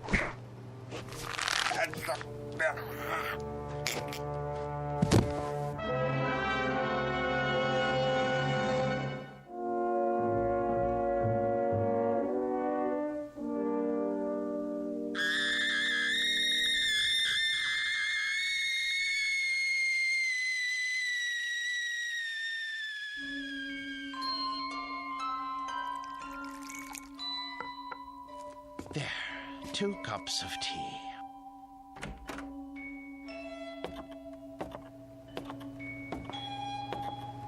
Mr. Ferguson, I don't remember whether you take cream and... Mr. Ferguson? Mr. Ferguson! Your throat. The cord.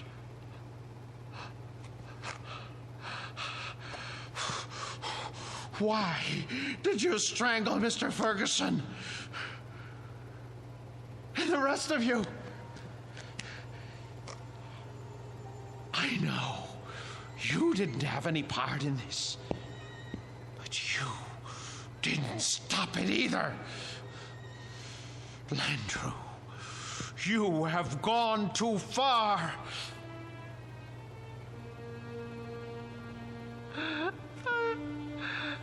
I gave all of you my best years. You wanted for nothing. I washed you. I cleaned your clothes. I waxed your shoes.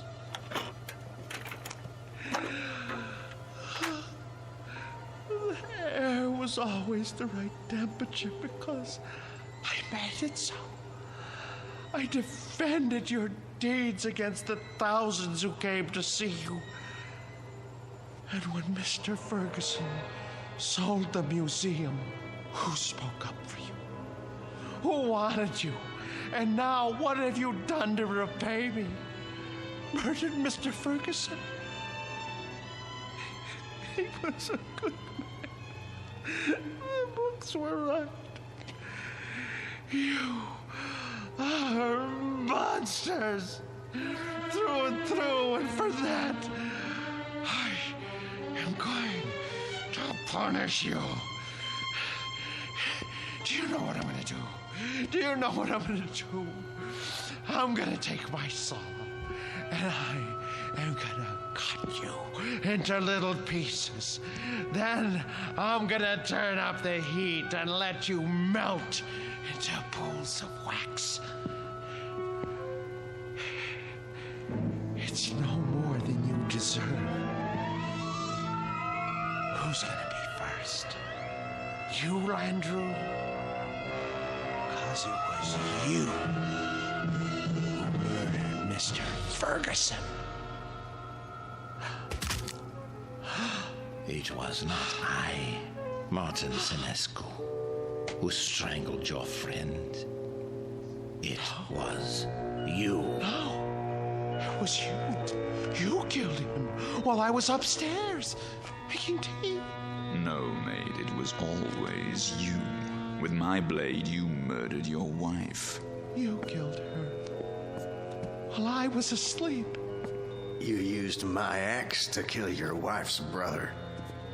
Get away from me, Hicks. Get away from me. You are the murderer. Perk, stay back. You are the murderer. You killed them all. You lie. You're monsters. Not so, Martin Sinescu. No.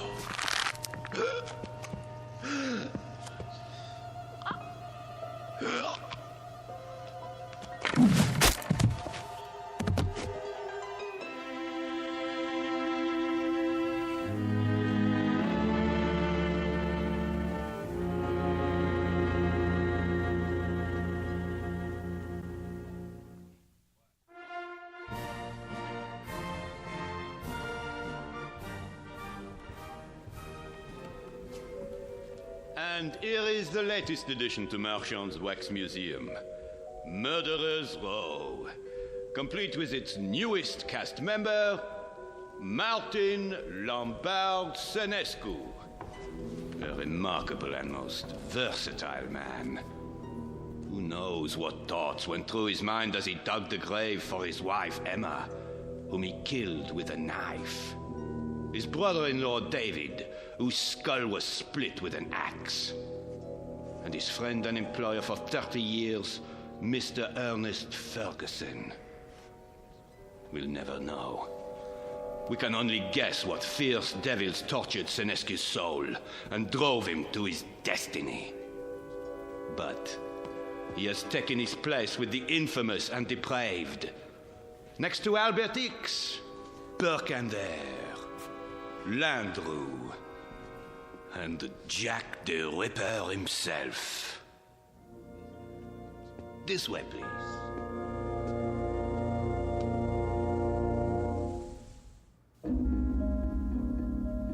The new exhibit became very popular at Marchand's, an instant hit. But of all the figures modeled so lovingly in wax, none was ever regarded with more dread than an American named Martin Lombard-Senescu. There was something about the eyes, people said, dazed, vacant, as if he had seen too much and come to understand it a moment too late. But they shouldn't have been surprised. It's the look one often gets after a quick walk through the Twilight Zone.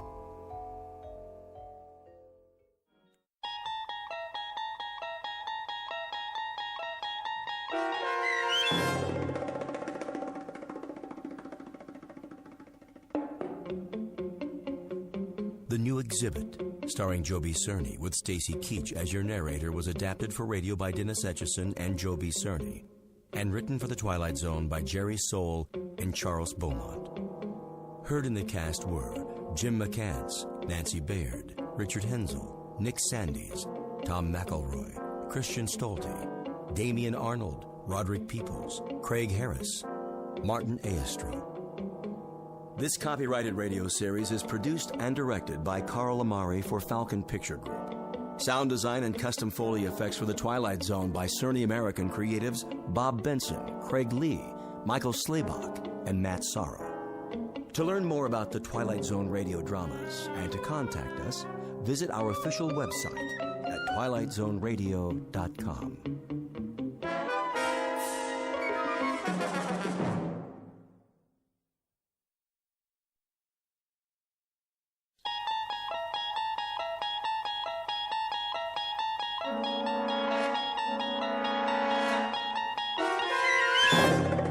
You unlock this door with the key of imagination. Beyond it is another dimension, a dimension of sound, a dimension of sight, a dimension of mind.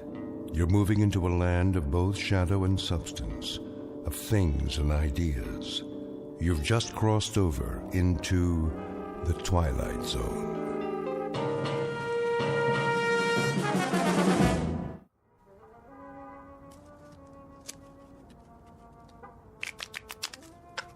Time to feed the kitty. I've been feeding it all night. Yeah, that baby's hungry. Let's go, boys. You heard the man. Put in 2 chips. 2 times how many hands? The auntie's eating me alive. You got some cards coming. I can feel it. Yeah? That a money-back guarantee? You pay your money, and you take your chances. Dealer aunties.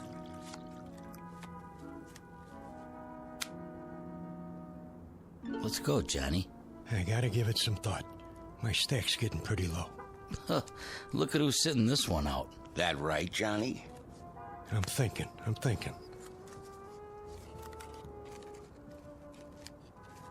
I know one thing. Takes money to win money. Yeah. Listen to the man. Are you in or out? Give me 1 minute, all right? Take it easy, John. Hey, you don't look so good. Maybe you should kick back, watch some TV. Hey, hold on. I came here to play cards. Hand me that remote. Say, what are you... Just give it to me. The old fire hall is... There. You gonna let one lousy player hang up the game? Don't worry about it. Johnny here needs some time out. You know the old saying. What's that?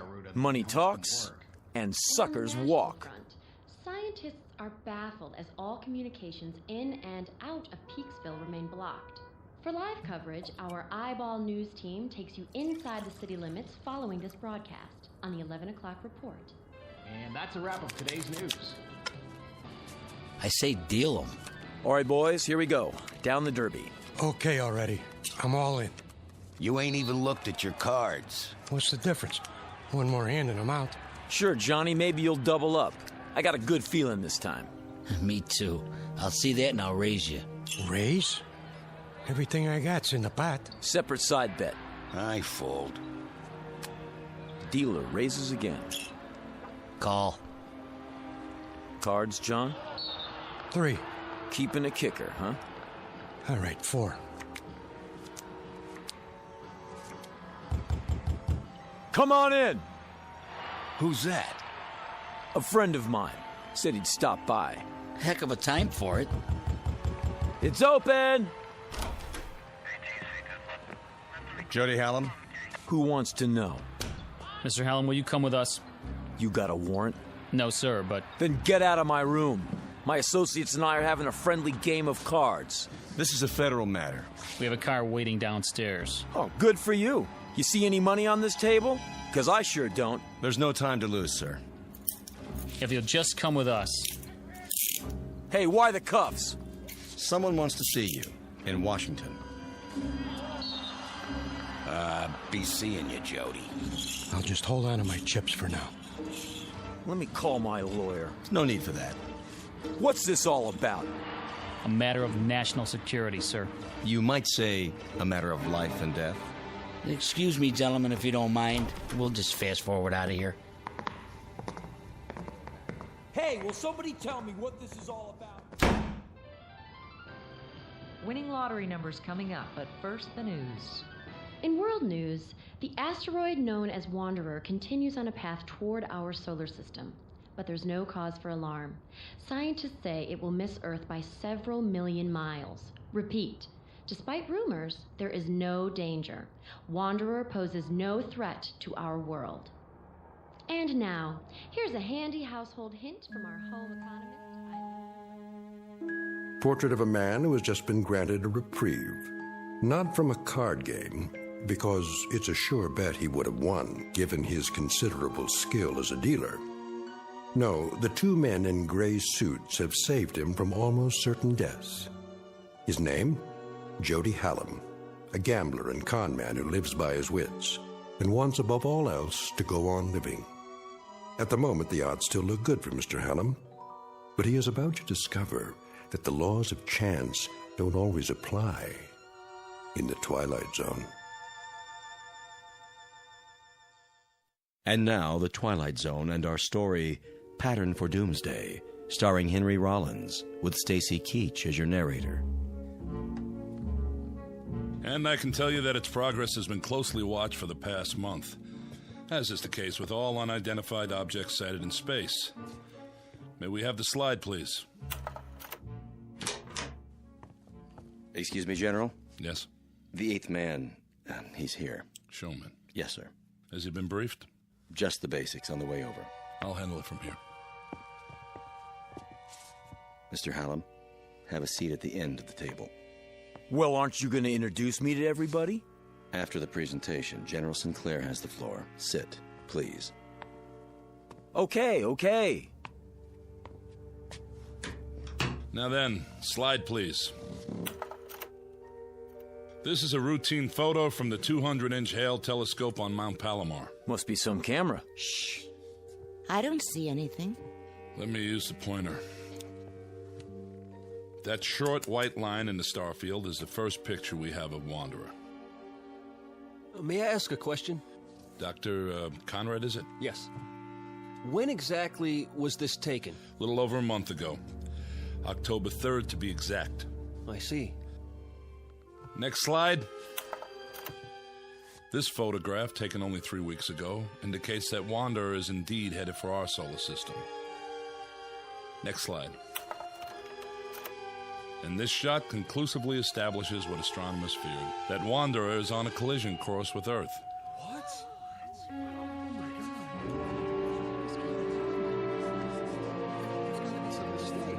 Next. This picture from 2 days ago allows astronomers to accurately measure Wanderer. It is about 2,000 miles in diameter, a little less than our moon. Can we have the lights, please? Hey, General, is this on the level? I wish I could report otherwise. The fact is, the time of collision is now 53 hours and 40 minutes. Couldn't we blast it with an H-bomb or something?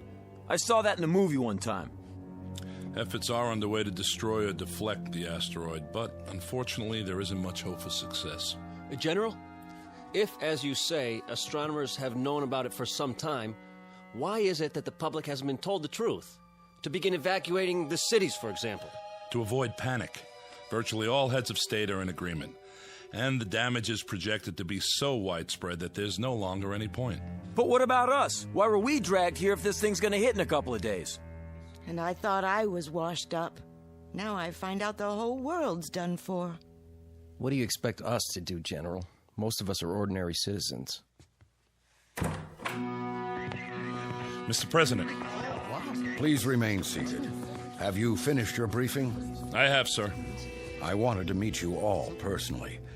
It's a great service you're about to perform for your country and for the world. I don't like the sound of that. He's not as tall as he looks on TV. Please, hold your questions. That's all right, General. They're about as confused as the rest of us. I'll get to the point. Out of the entire population, you 8 people are among a very few to be made aware of the situation. Let me tell you why. I can handle that part if you like, Mr. President. No, they deserve to hear it from me. I'm the one who signed the order. It's taken 10 years for the United States to build its first nuclear-powered spaceship, the Varuna 1. It was intended for the exploration of space. That ship now stands on a launching pad in New Mexico, ready for its first and last mission, that of transporting human life to a new planet, to grow and multiply. To put it simply, you have been selected to represent the future of the human race. Then we're really in trouble. You can say that again. Is he serious? That's crazy. Why us? Know that in you rests the heritage of all humanity. Our prayers go with you. Good luck and Godspeed. We're really grateful. Thank you, sir. Are you the psychologist? Dr. Russell Conrad, Denver, Colorado. I'd like to shake all of your hands. Francie Blaze, Los Angeles. I, entertain. Pleased to meet you.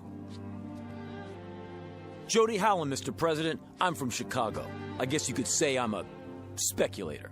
I see. Regina Walsh, Kansas City, Missouri. I'm a singer. Or I was. Is that right? Dee Clark, Spokane, Washington, bacteriologist. How do you do? Philip Jewell, New York City. Mr. President, I'm not sure I approve of all this. I don't understand. You're Dr. Jewell? Yes. I've read several of your books on philosophy. Thank you. But about what's happening here... General Sinclair will fill you in on the details, Doctor. Lily Wong, San Francisco. I am an artist. Hello. Harvey Winterroth, Traverse City, Michigan, and just an auto mechanic. Don't say that. You all have very valuable skills, chosen to complement each other. Believe me, the hopes and aspirations of the world go with each and every one of you. Try to bear that in mind. And now, goodbye, and good luck. Thank you for taking the time, sir.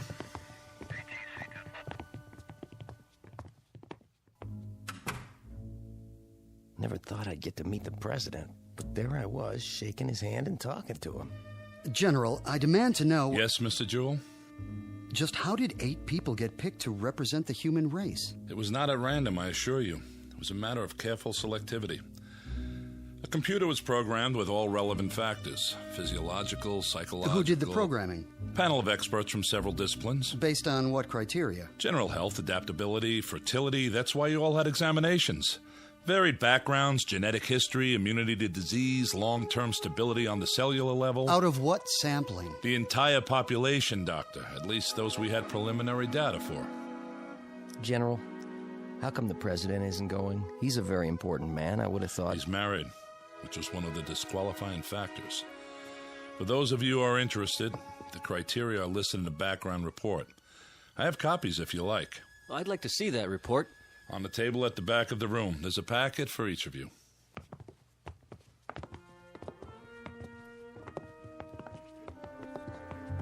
Look at me. What a mess. I better fix my face. You look fine. Don't kid me. We're not here because of our looks, that's for sure. Must be because we're in such good shape.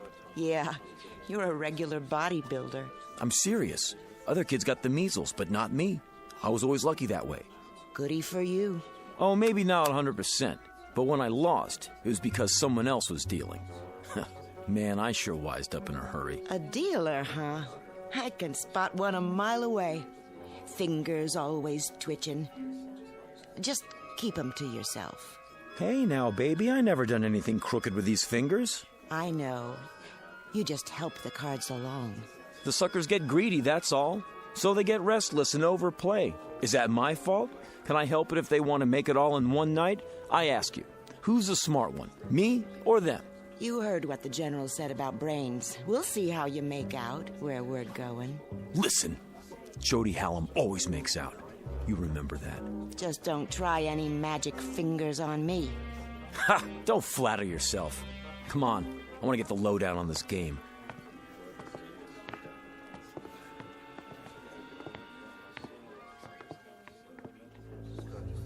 After that, it was all entered into the memory banks. The results were collated and sorted until we had it down to this number. Ah, so we have a machine to blame for being here. Blame? You should be happy the machine picked you. Should I? Then why do I feel as if I'm deserting humanity in its hour of need? General, how soon will the Varuna leave Earth? In less than 24 hours. We will all be flown to the launch point. What about food on the ship? It will be stocked with bread, soup, meats, even ice cream. In a concentrated form. Enough for a lifetime if necessary. You won't be hungry. How can I get that much chow on one ship? It will be made from continuously harvested tanks of chlorella, a fast-growing, single-celled plant. A plant? That doesn't sound very palatable. Hey, General, where are we supposed to land? There's an area on Mars if we can confirm it's suitable for a small colony. How about if it's not? Ship's nuclear power pack can take you all the way to Alpha Centauri if necessary, using a new form of hyperdrive. That's the nearest star system with habitable planets. Maybe there'll be people there like us. I read a story about a princess on Mars. Then you can go into your dance and knock their eyes out, if they have eyes. Who's kidding who? I was never a very good dancer. I was never very good at anything. But I got along because people would pay for it.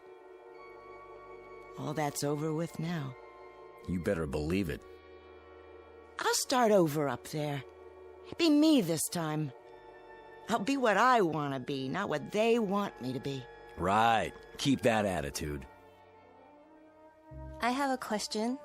Who's flying us to where we are going? We've assigned a crew of 2. That should be sufficient. Captain Gerald Vickers and Lieutenant Robert McKenna. You will meet them when... Oh, excuse me. Sinclair? Yes. Right away. Limousine is downstairs, ready to take you to the airport. No calls for us? To say our goodbyes? I'm sorry, Doctor. We can't risk breaching security. Now, if you'll all come with me, please. You have a great adventure ahead of you. Perhaps the greatest in the history of mankind. Wow. This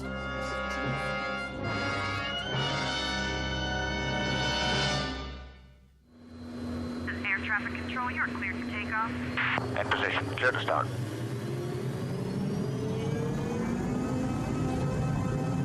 Made a move. Nose job back in front.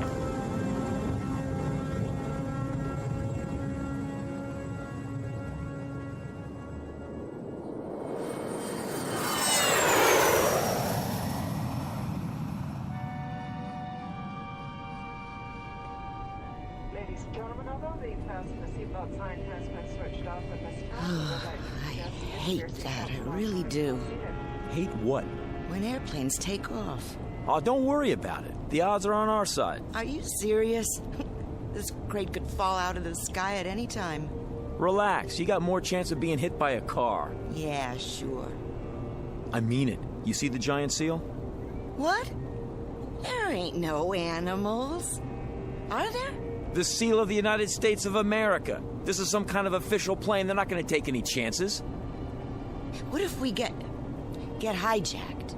Now you're really dreaming. We got searched. Nobody could bring a gun in here. Oh, yeah? What about them? Who?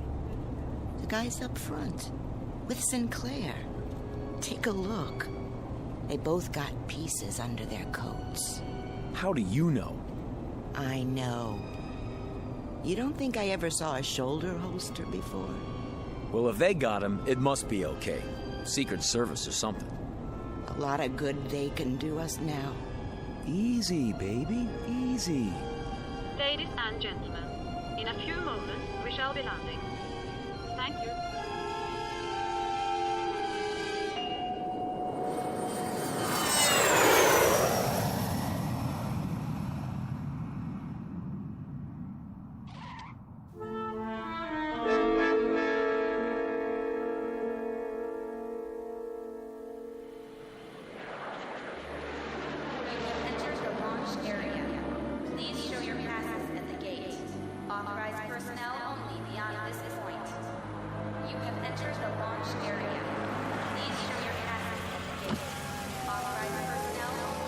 ID, please.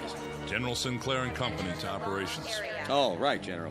Operations is the first building, straight ahead. I know where operations is, son. Yes, sir. Open the gate.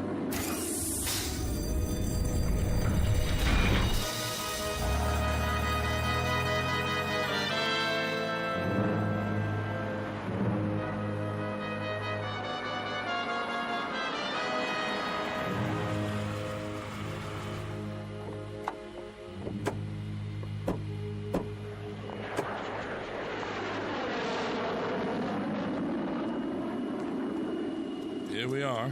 If you'll just follow the walkway to the entrance. How do you do, sir? Good to see you, Captain. Lieutenant John McKenna, General. At ease. This is your pilot, Captain Gerald Vickers, and Lieutenant McKenna. Mr. Hallam, Miss Walsh. Welcome. Hiya. Captain, huh? Miss Blaze, Dr. Conrad. Hello. Miss Clark, Dr. Jewell, Miss Wong, Mr. Winteroth. Hi. Nice to meet you. You're the pilot? I'll do my best. I sure hope you know what you're doing. Well, there she is. Where? Out in the field. Take a good look. That ship's gonna be home for a long time. It's beautiful. Wow, some design. A little small, isn't it? Not really, Miss Blaze. It's a very efficient design. Just enough room for 8 passengers. 8? Don't you mean... I'll go over the details in a few minutes. For now, they're expecting us inside. If you'll follow me...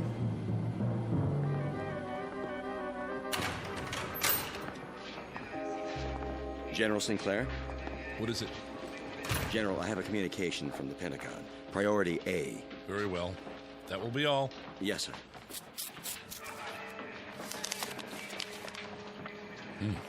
What is it? Don't tell me. The flight's overbooked. You might as well know. The nuclear missiles we sent up from 3 countries to intercept Wanderer have made contact. All detonated on impact. They hit Wanderer? And? Well, don't keep us in suspense. There was no appreciable deviation. The asteroid is still on course. What does that mean in plain English? It means that there's no last great hope for Earth.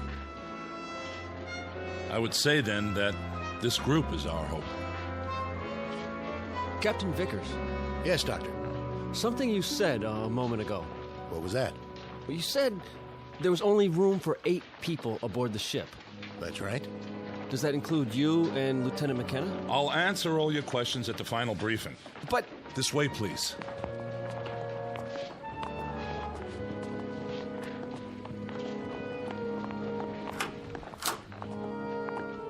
Sit down, if you will. How many more hours do we have? When are you going to feed us? I'm a little queasy myself. In about an hour. We're on a tight schedule. General, I asked a question outside. I think I deserve an answer. We're 8 people. The captain and the lieutenant make 10. But if the ship will only hold 8... I have an announcement in that regard. When this group was organized by presidential order, 2 reserves were included. Who? You mean we're not all going? Why didn't you tell us the truth? What are they arguing about? They got an angle. I knew it. There was no way of telling if you were all alive and well, or even if you could be located once the selection was made. The reserves were a way of preparing for any contingency. As it turns out, one that didn't occur. So who are the reserves? They were not specified. What? Then we don't know if we're on the list or not? In that case, I volunteer to stay behind. I'm afraid I can't accept your offer, Doctor. I'll give up my place. I have friends who are going to die. I'd rather spend my last hours with them. I sympathize with you, Miss Wong, but I can't accept your offer either. Then how... It was provided that in a case like this, the matter would be decided by chance. Leave it to me, General. Don't make me laugh. It just so happens I have a deck of cards with me. We'll cut for it. High cards go. Mr. Hallam. You want to be fair, don't you? This is the only way. Never fails. Aces and kings, sure winners. After that... I can't let you do this. Deuces and trays on the low end. Got it? Everybody, come up one by one and... We are not using cards, Mr. Hallam. I'm in command here. Then how? We flip a coin?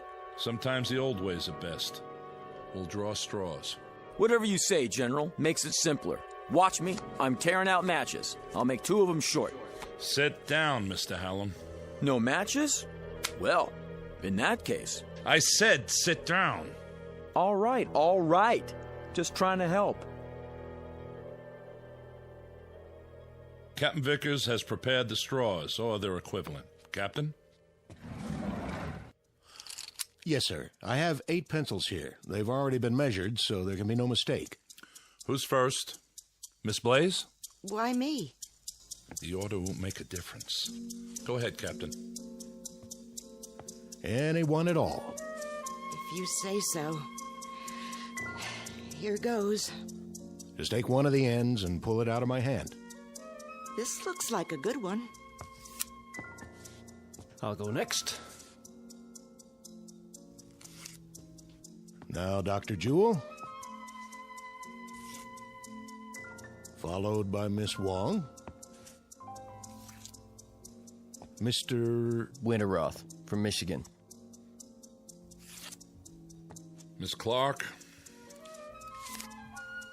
Miss Walsh. And Mr. Hallam. There. That does it. Everybody hold them up. The short ones are Miss Clark and Mr. Hallam. You 2 will not be going with us. Hey, wait a minute. Sit down, Mr. Hallam. I was the last man on the totem pole. I didn't have a choice. Someone had to be last. Sure. Give everybody a break, but me. Statistically, it doesn't matter. The result was random. All I'm asking for is a fair shake. Game over, Mr. Magic Fingers. But I'm telling you, it ain't fair. You should talk, honey. Sit down. Are we free to go? You are, Miss Clark, with my profound thanks. You may go to the bunker with the rest of the personnel to observe if you like, or I can have you transported any way you choose. I'll have to think about that. Of course. There's a rest area down the hall. Lieutenant McKenna will open the beverage machines for you. Thank you. And goodbye to you, Mr. Hallam. And thank you, Mr. Hallam. Yeah, thanks for nothing. Come on, let's get out of here.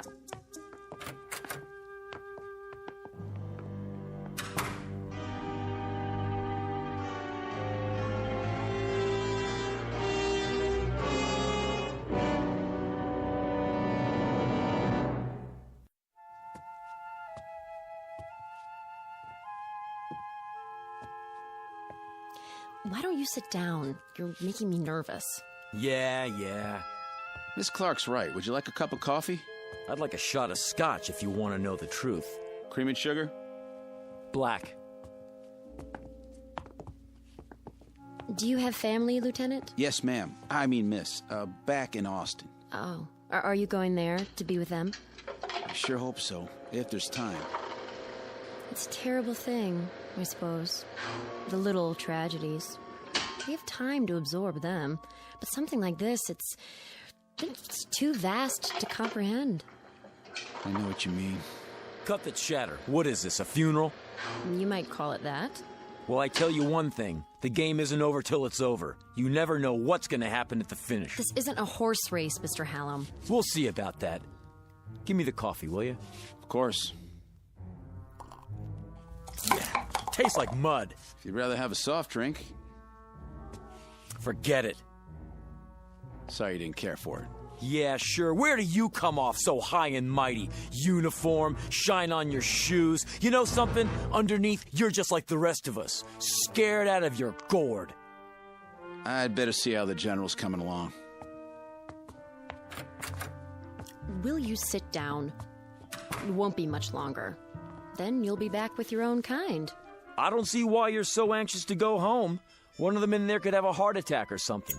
And then what would we do? Draw straws again to see which one of us goes? Sure, why not? At least try to face reality and make peace with it. Listen, if they let me do it my way, you think I'd be sitting out here? Oh, you mean you'd have fixed the cards? Lady, when your life is on the line, you try anything. Even if it means pain or misfortune for others? If that's the way the chips fall. You amaze me. I thought I'd seen all kinds. You ain't never seen Jody Hallam before. Thank God for small favors. I would say, Mr. Hallam, that you're nothing special on the evolutionary scale.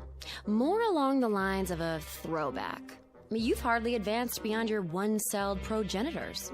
Say, is that a wisecrack? I've seen your kind under microscopes. Bacteria don't have a conscience either. Oh, but they do? In there? How do you know Vickers didn't fix it the way the general wanted? Don't be absurd. It was impartial, and we lost. I'm ready to leave whenever they let me. Go ahead, give up. That's what you learned in your school. But where I come from, it's a different story.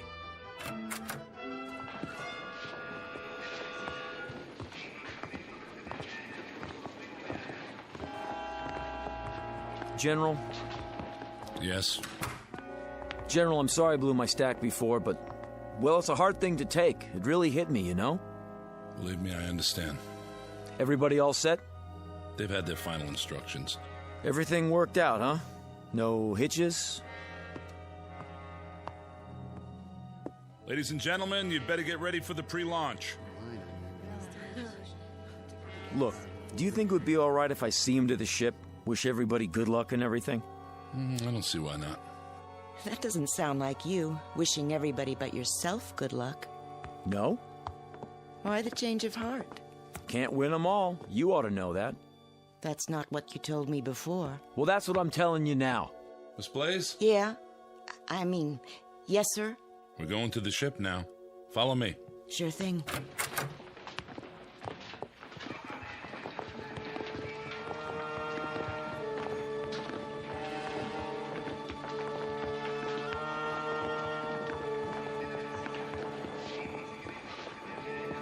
Not you. General Sinclair said it was okay. Only flight personnel on the field. I know. I'm going to say goodbye to him on the ship. General? It's all right, guards. Let him pass. Proceed. Sure, thanks a lot.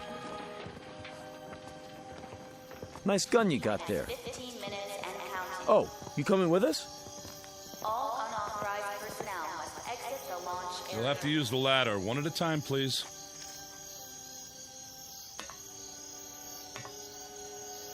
Well, this is it. So long to the good old U.S. of A.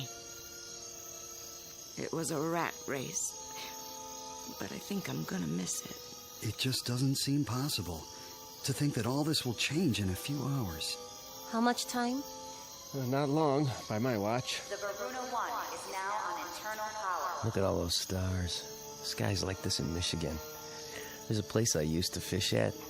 I guess I won't see it again. T-minus 10 minutes and We counting. better get aboard. All unauthorized personnel must exit the launch area. Move ahead to the control room at the end of the passage.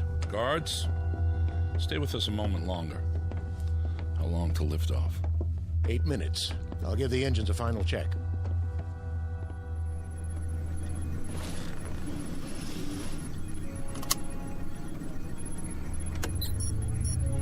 Main thrusters powered up. Retros all clear. Gyro stabilizer charged. I feel like a sardine already. Relax, baby. This is one tin can nobody's gonna open. Aren't you supposed to wave bye-bye now? Let me have your attention. This is it, Mr. Hallam. Shh. I want to hear what he says. President has asked me to extend his blessings and his hopes for a safe journey. Also, he's aware of the hardships that lie before you. He wants to remind you that in all the years to come, you must not lose sight of your purpose. Guards. There's a digital library See of Mr. Hallam back to the building. references. Yes, sir. Each of you Come are with the me. seeds In a of minute, future I said. generations. It will be your trust to nurture the first generation born off Earth. For upon this, a new civilization will be built, long after we are forgotten. This way. Right. What kind of gun are you packing? 45 automatic, huh? Keep moving. Can I see it? Keep your I hands... just want to look at it. What in the... Back off! Drop it. Not on your life. Watch him. He's got a gun. He's... Ah! Hold it! Now, General, since Dr. Jewell here won't be making the trip, as his reserve, I'm electing myself to take his place. He didn't want to go anyway. Do you think these people would have you after this? No more pretty speeches. You and the guards, make yourselves scarce, and drag the doctor with you. Something wrong with your hearing? General. Touch your holster, flyboy, and you're a dead man, too. Do as he says. That's better. Well, what do you know, honey? Looks like we're gonna get better acquainted after all. What do we call you now? Little Caesar? Just what do you expect to gain by this murder? Life, my friend, in the big blue up there like the rest of you. Oh, I know you're thinking you'll make me pay, but you won't. Not if there's only 8 people left. You're gonna need me. Keep your distance, Buster. Now, Francie, you know better than that. A man gambles, he loses here and there, but the game's not over till the last card's been played. Am I right or am I right? Hey, you! Keep your hands where I can see them! I can't let you do this. Back out of here real slow like. You too, Lieutenant. Are you going to shoot them too? If you do, who will fly the ship? Back out, I said. I'm not going anywhere. Neither am I. Put the gun down. Yeah, sure. There are too many of us. Guards, Mr. Hallam is going to surrender his weapon. Take him into custody. Yes, sir. You're invading my space, flyboy. You're surrounded, mister. Hand it over. Now. Don't make me laugh. If he won't, I'll just have to take it. I warned you. The next one won't miss. Try me for a target, little man. Let go! Drop it. Drop it.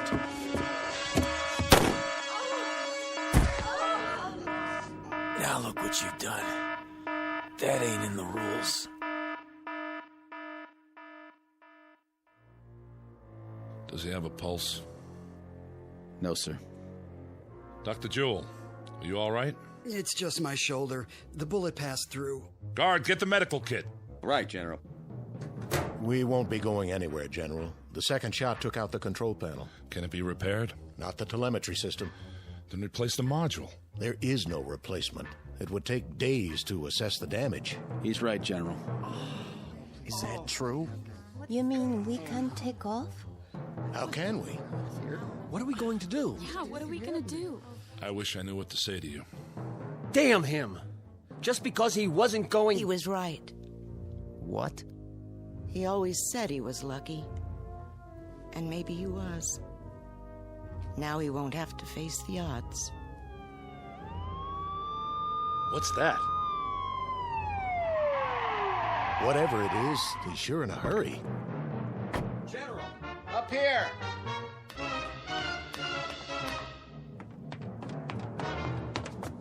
General, this just came in, sir, from the President.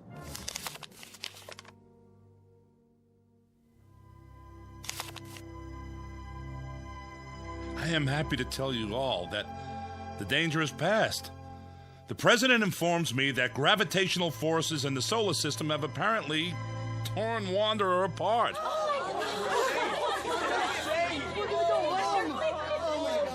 You mean it's not gonna hit Earth? Initial reports are that it is broken up into 5 pieces. Each will miss us by many thousands of miles. Let's get out of here. One at a time, folks.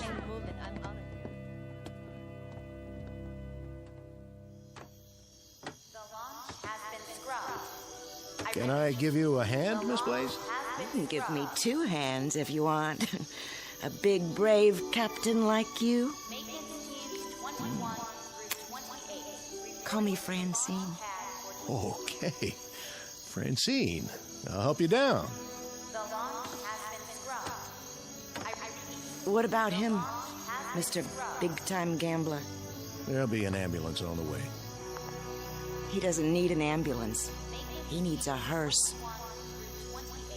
Jody Hallam from Chicago. I got 3 words for you. So long, sucker.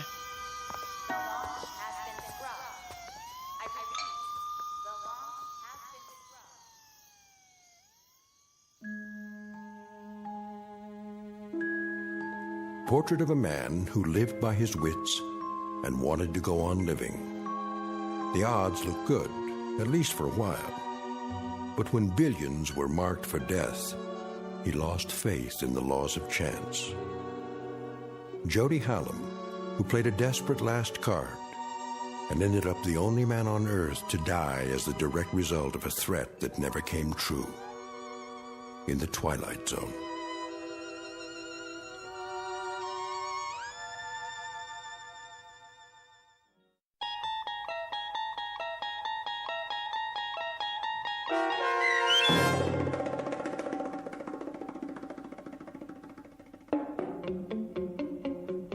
Pattern for Doomsday, starring Henry Rollins with Stacy Keach as your narrator, was adapted for radio by Dennis Etchison and written for The Twilight Zone by Jerry Soule. Heard in the cast were Mike Starr, Linda Ryder, Richard Hensel, Roderick Peoples, Jeff Lupetin, Jamie Barron, Steve Key, Nikki Lindgren, Elaine Robinson, Kurt Nabick, Jennifer Joy, Doug James, Carl Amari, Alex Opener, and Vince Amari. The producers of The Twilight Zone wish to thank CBS Enterprises and the Rod Serling Estate for making this series possible. This copyrighted radio series is produced and directed by Carl Amari for Falcon Picture Group. Sound design and custom Foley effects for The Twilight Zone by Cerny American creatives Bob Benson, Craig Lee, Michael Slaybach, and Matt Sorrow. To learn more about The Twilight Zone Radio Dramas and to contact us, visit our official website at twilightzoneradio.com. Doug James speaking.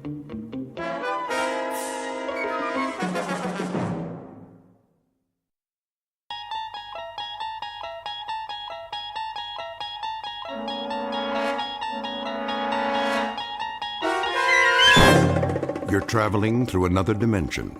A dimension not only of sight and sound, but of mind. A journey into a wondrous land whose boundaries are those of imagination.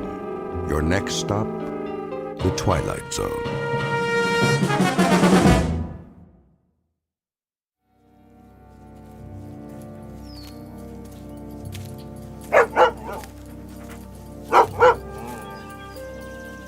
Hey, Rip, what you chasing? Ground squirrel, huh? Well, leave it be. I ain't got my squirrel shooter with me. Besides, we got plenty of work to do. First, though, let's set a spell. Huh? This stump will be fine. That old woman don't know how hard it is collecting firewood. All you can carry, she says, or you get no supper. Well, I'll tell you, Rip, she ought to try it herself sometime. All she'd come back with is a couple of sticks. Can't fire the cooker with that, now could she? Ah, there you go. Lay right down. Working sure makes you parched, don't it? Oh, yeah. Well, don't you worry none. We'll be at the lake soon enough, then you can drink your fill. What is that, a crow? Same one I seen this morning. What's it coming around here for? Fly on by, Mr. Crow. Nothing here for you. Just me and old Rip.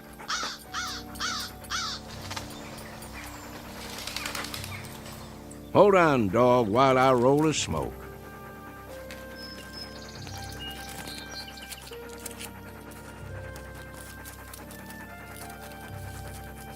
There we go. Now, light it up for me, would you, Rip?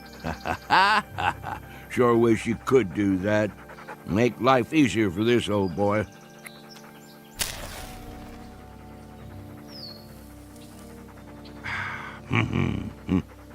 Better get me another pouch in town. See if Earl has his rig hitched up. Of course, that old nag of his might not make it. And then we'll just walk the trail, won't we, boy? You and me, same as always. Come on, we'd better get on home before it's dark. Maybe we'll do us some coon hunting tonight. Would you like that? Sure you would. Well, let's go back to work. Where's that firewood, Rip? Go find us some now. Gotta get me a good armload. Easy, boy. What is it? What you got there?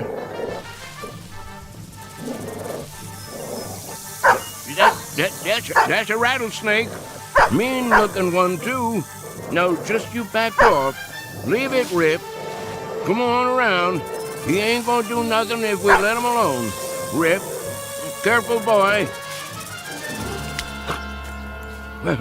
Oh, there you go. Good boy.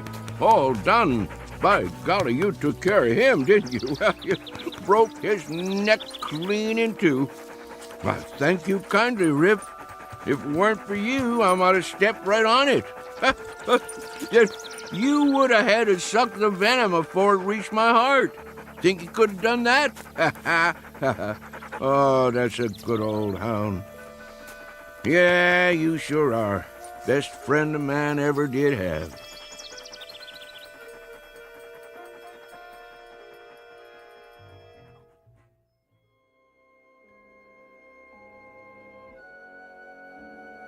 An old man and his hound dog, whose name is Rip, on the way home to their cabin.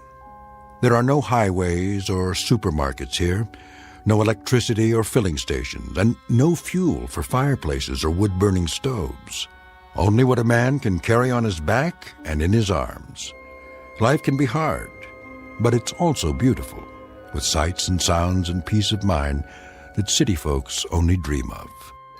And most important of all, friends and partners are for life. It's been said time and again that man's best friend is his dog, an old adage that's nowhere more true than in the Blue Ridge Mountains of Virginia. If all goes as planned, this particular man and his dog will soon be off for an evening's pleasure in quest of raccoon. It's a prize well worth trapping in these parts. Usually such evenings end with one extremely tired old man, one battle-scarred hound, and one or more extremely dead raccoons. But as you may suspect, that will not be the case tonight. This time our hunters won't be coming home from the hill. They're headed deep into the backwoods of the Twilight Zone.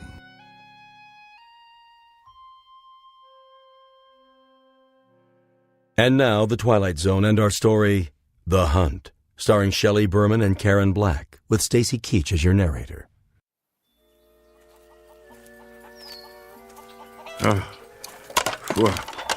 Well, here we are, Rip. Now, all I gotta do is Pick a few nice branches to take in the house.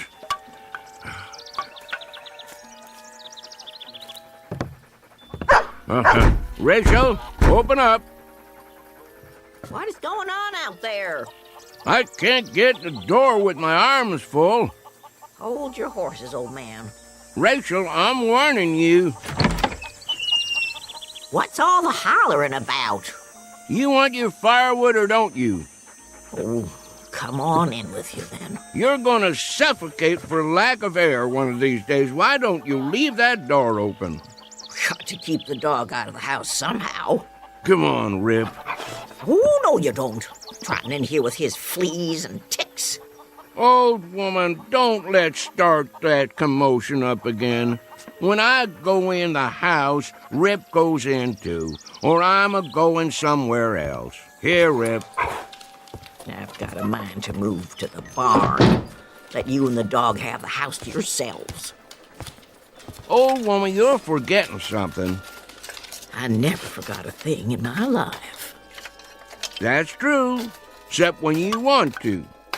That dog saved my life more than once. Did it again today, too. I would have stepped right on a big old rattlesnake if Rip hadn't jumped the critter and broke his neck. I have to buy myself a divorce from you to get my way around here. Well, let the ornery animal come on in, then. And there's another thing. Don't talk about him like that when he can hear you. What? You heard me. Rip's got feelings, and I don't want him hurt.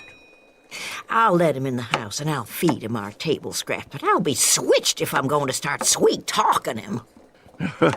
Old woman, you tickle me sometimes. And what does that mean? Since your memory is so good, when was the last time you got yourself kissed?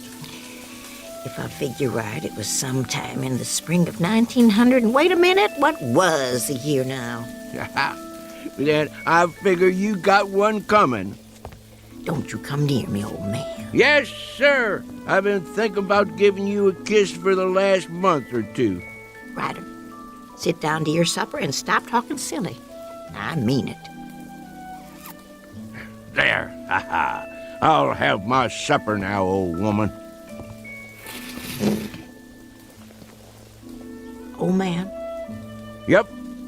I never said this to you, but I do believe we have endured together powerful well. Near 60 years we've been married, ain't it? Come October 16th. It's a long time to travel together. I wouldn't have had it any other way. Thank you, old woman. Me neither. Here's your grub. Much obliged. Rip. Here's a little piece of meat to hold you for now. I'll feed the dog proper after supper. He ain't gonna be here after supper. Where's he going? Where I'm going. And where's that? Coon hunting. Ryder, I wish you wouldn't go hunting tonight. Why not? 3 nights ago, I saw blood on the moon. Ought to have been in bed, sleeping. Then you wouldn't have seen it. That's not all. 2 days ago, a bird flew in the house and lit on the foot of your bed. It scared the life out of me. Wasn't a crow, was it? No. A little brown bird. The kind I never saw before. One of these days I'll put up some screens. Keep the pesky things out. And last night... What about last night? I couldn't get to sleep. Laid there in my bed, tossing, turning, wondering, worrying. At midnight, that mockingbird in the lilac bush woke and sang 3 times. There you go, trying to spoil a good meal. Go ahead, eat. I'm almost finished. Not going to spoil a good hunt, though. I'm going anyway. Them signs don't bother me at all. They bother me. Well, don't let them. I can't help it. You should listen to me. Women folk know these things. And I know I don't aim to start thinking about dying till I'm 100 years old. I come from a line of long livers. Wouldn't be surprised if I lived so long they have to shoot me to get rid of me. Where's my shotgun? Ryder, please. Come on, Rip. We got man's work to do.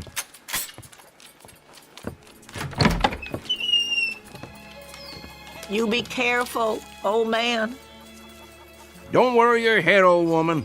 I'll be back before it's all the way dark, more'n likely.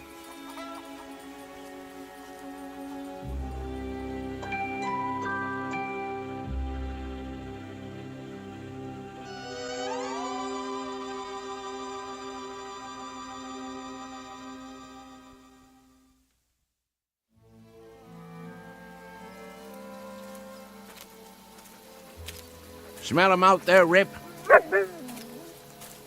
Well, I almost can. He's around here somewhere. Take your time, boy. We'll get him. Yeah, here's our stump. Let's set a spell. Oh, my favorite time. Chickens ready to roost. Owls just getting up. Used to dig out here for night crawlers when I was a tadpole. Of course, you wasn't around then, but we had some good times, let me tell you. Me and the boys. In the morning, we'd go fishing in the lake. Fish jumping like silver. Sometimes we couldn't wait to eat 'em, clean 'em, and cook 'em right where we was. Then go for a swim. Even had me a dog, too. Oh, not a hound like you. But it was a good old boy. Little bit of a thing. Called him Skipper. Just went missing one day. Must have fell in the lake. That, or a bear got him. Oh, don't you go getting spooked now. No bears anymore, just coons. Big old raccoons, good for meat and hides. Catch a right bushy one and I'll make a dog bed for you. Would you like that, Rip? Gonna be cold come winter. Shh. There he is. Hear him?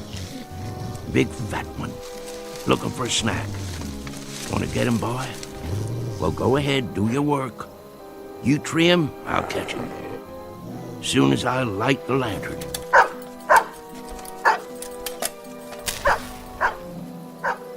I'm coming, Rip.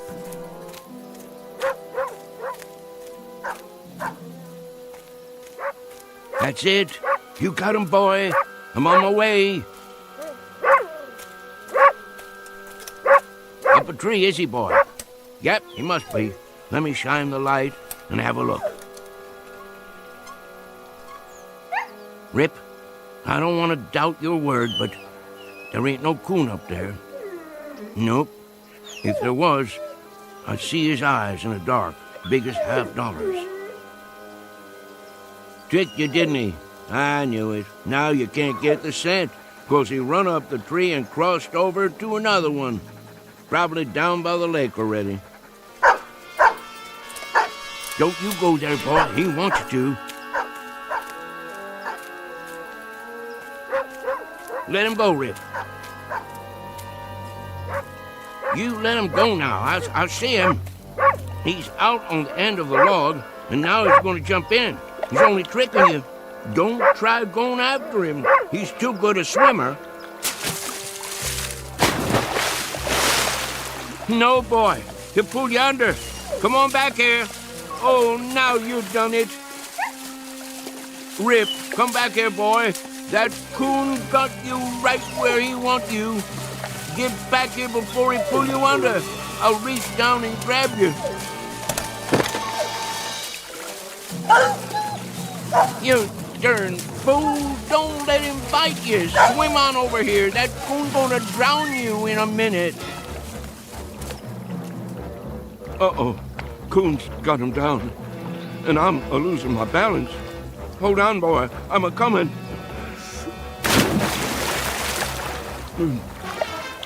Rip. Sorry, Rip. I can't make it.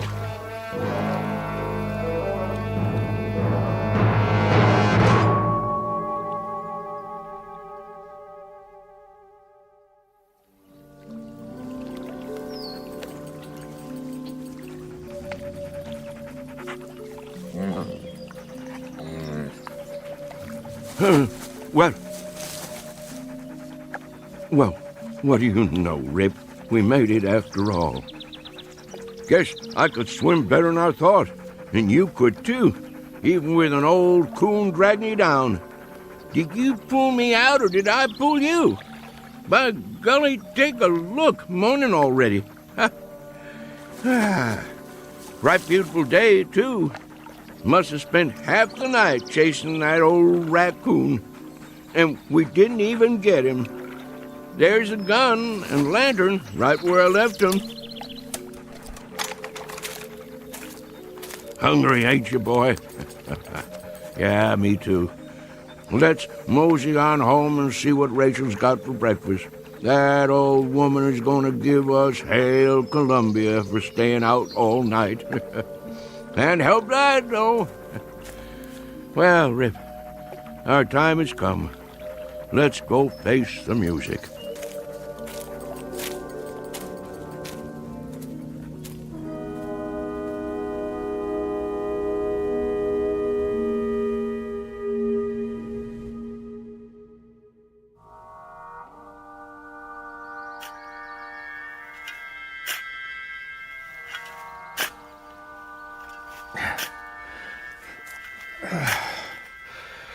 Well, that should about do it. Do what? Deep enough, I figure. Let me see. Man, that hole ain't more than 4 feet. So what? So you can't bury nothing in there? Sure you can. Box will fit. Won't fit proper. Wesley, it's a coffin, you know? Yeah, a little one. Just the same. 4 feet deep's enough for a dog. Well, maybe for an ordinary dog. Old Man Simpson claimed there wasn't nothing ordinary about Rip. Old Man Simpson said a lot of things. According to him, that dog saved his life. More than once, too. Man, there's a time I've heard that, but I never set much store by it. Don't believe there's a dog that'll jump a rattler. Mr. Simpson swore by it. I've sworn to things. Makes a good story is all. Just the same, out of respect for the old man's feelings, I figure that dog's got a right to 6 feet of dirt. Well then, you dig it. You know I got a bad back. Yeah, and I got a bad arm. Go ahead. All right, I will. Give me that shovel. Be my guest. Show you how it's done. Well, looky here, Rip. It's our neighbors. Morning, boys. Hey, Tillman, throw me your pot so I can roll me a smoke. Get your own. I'm almost out. What's the matter, boys? Ain't you speaking to me no more? Make it deep, then. If that's the way you want it. Oh, I will. Don't you worry. Well, what do you think of that? I reckon them Miller boys is getting hard of hearing. Wait here, Rip. Sit. Hurry it up, Tillman. We gotta get back. I'm hurrying. What y'all boys up to? I say, what y'all boys doing? Well, all right, don't answer me then. I don't give a hoot what you're doing. Shame your daddy ain't alive. He'd teach you some manners. Come on, Rip. We don't need to talk to these boys. Won't be long now.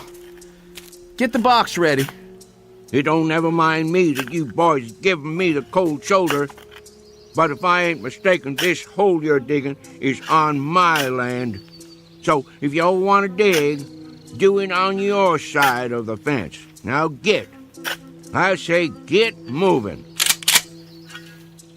Boys, you gone blind too? I ain't just talking to move the wind around. If y'all don't get a move on, I'm gonna fill your britches full of lead.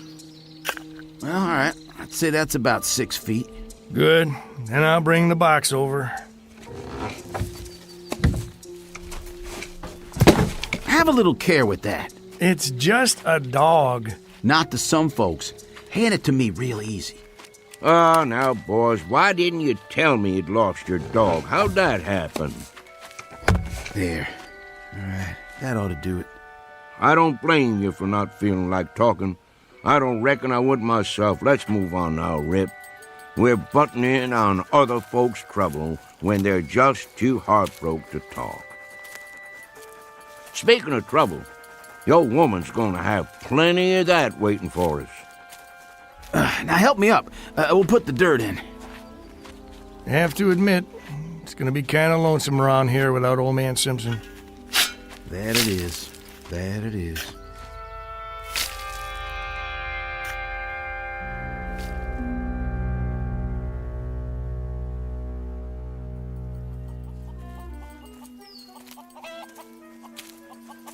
Where is she? Looks to me like maybe we've had a stroke of luck, Rip.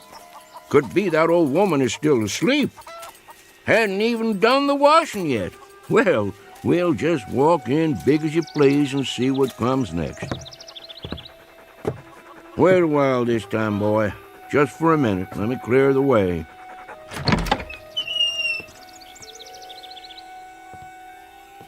Old woman? There you are. Morning. What are you sitting in a rocking chair for? Taking a rest already? Huh. Got your long dress on, too. All dressed up like the 4th of July. All right, let's get it out in the open. Old woman, if you're figuring on leaving me on account of I stayed out all night, you got another think coming. I'm still the boss of this house. You ain't going nowhere, and that's that. Got nothing to say? Then I reckon we ain't mad no more. Now, I'd appreciate a little breakfast, if it's all the same with you. Old woman, you're gonna sit there like a bump on a log? You pack your finery back on the cedar chest and get cooking. Now, what's the matter? I know I'm a pesky old rooster to get along with, and many's the night I've stayed out till sunup, but, Rachel, that ain't reason enough to break up a marriage after nearly 60 years, is it? Well, is it? Well, that a tear on your cheek? Oh, now, old woman, I didn't mean to speak rough to you. I just don't want you running off and leaving me, that's all. All right. You win, Rachel. I guess I could be a better man to you. Won't go streaking off every night hunting. I'll stay home with you, and we'll sit by the fire, and we'll talk about things. And I'll tell you something else. Next time I go down the mountain, I'll stop in the store and buy you a pretty. Some cloth to make yourself a new Sunday dress, or a pair of silk stockings like them city women has. Well, what do you think of that? Oh, woman, I want an answer out of you. What is it? Cat got your tongue? Nobody spoke to me all morning long, is the truth. Something wrong with me? I passed the Miller boys on the way home a while ago, and they acted just about the same way you're doing. Rachel, you can see me, can't you? Woman, what in tarnation is the matter with you? Huh. Who'd be coming to see us now? Mrs. Simpson, may I come in? Yes. Reverend Wood? You sure have come at a time of need. Mighty glad to see you. Something's wrong with my old lady, and I can't figure it out. Seems to me in a daze or something, near as I can tell. The Lord be with you, sister. Amen, brother. I appreciate your coming. Even though he didn't belong to the church, just never could get him to go. I realize Brother Simpson wasn't a religious man, but I figure he's still entitled to a Christian burial. Now just hold everything. Let's not get too far down the road here. If anybody's giving Brother Simpson a Christian burial, they'd better ask Brother Simpson how he feels about it. I've been sitting here, trying to figure it all out. I'm sure you have, with a word close at hand. I've got the good book right here, but I can't work this out. It don't make sense somehow.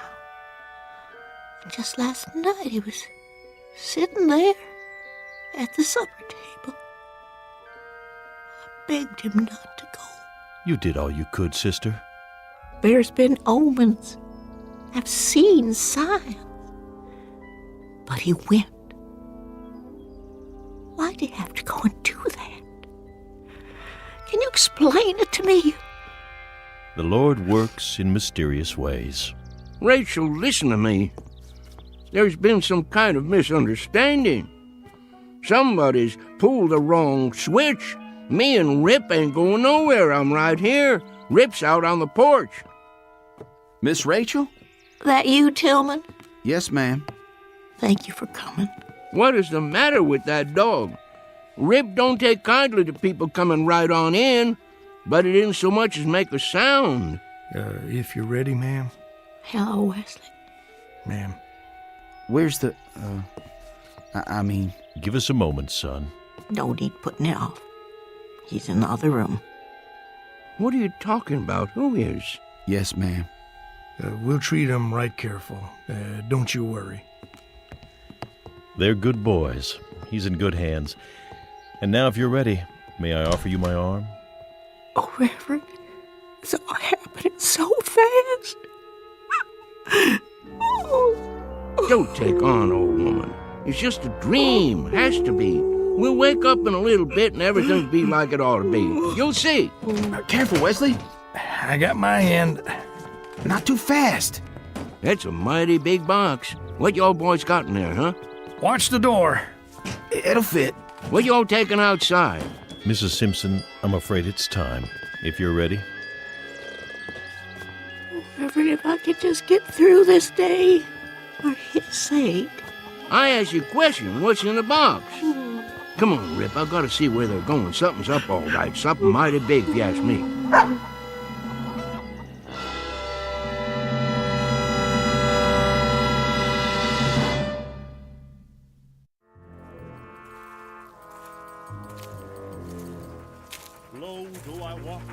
Where are they going? All the way to the top of the hill, looks like. Getting pretty steep. Must be heading for the graveyard. Just let me get my breath here once. We'll find out what this is all about, Rip, in a minute or two. Graveyard's just over the other side. Leastways, that's how I remember it. Can't say it's someplace I go more'n I can help it. All right, let's go. Ain't much further.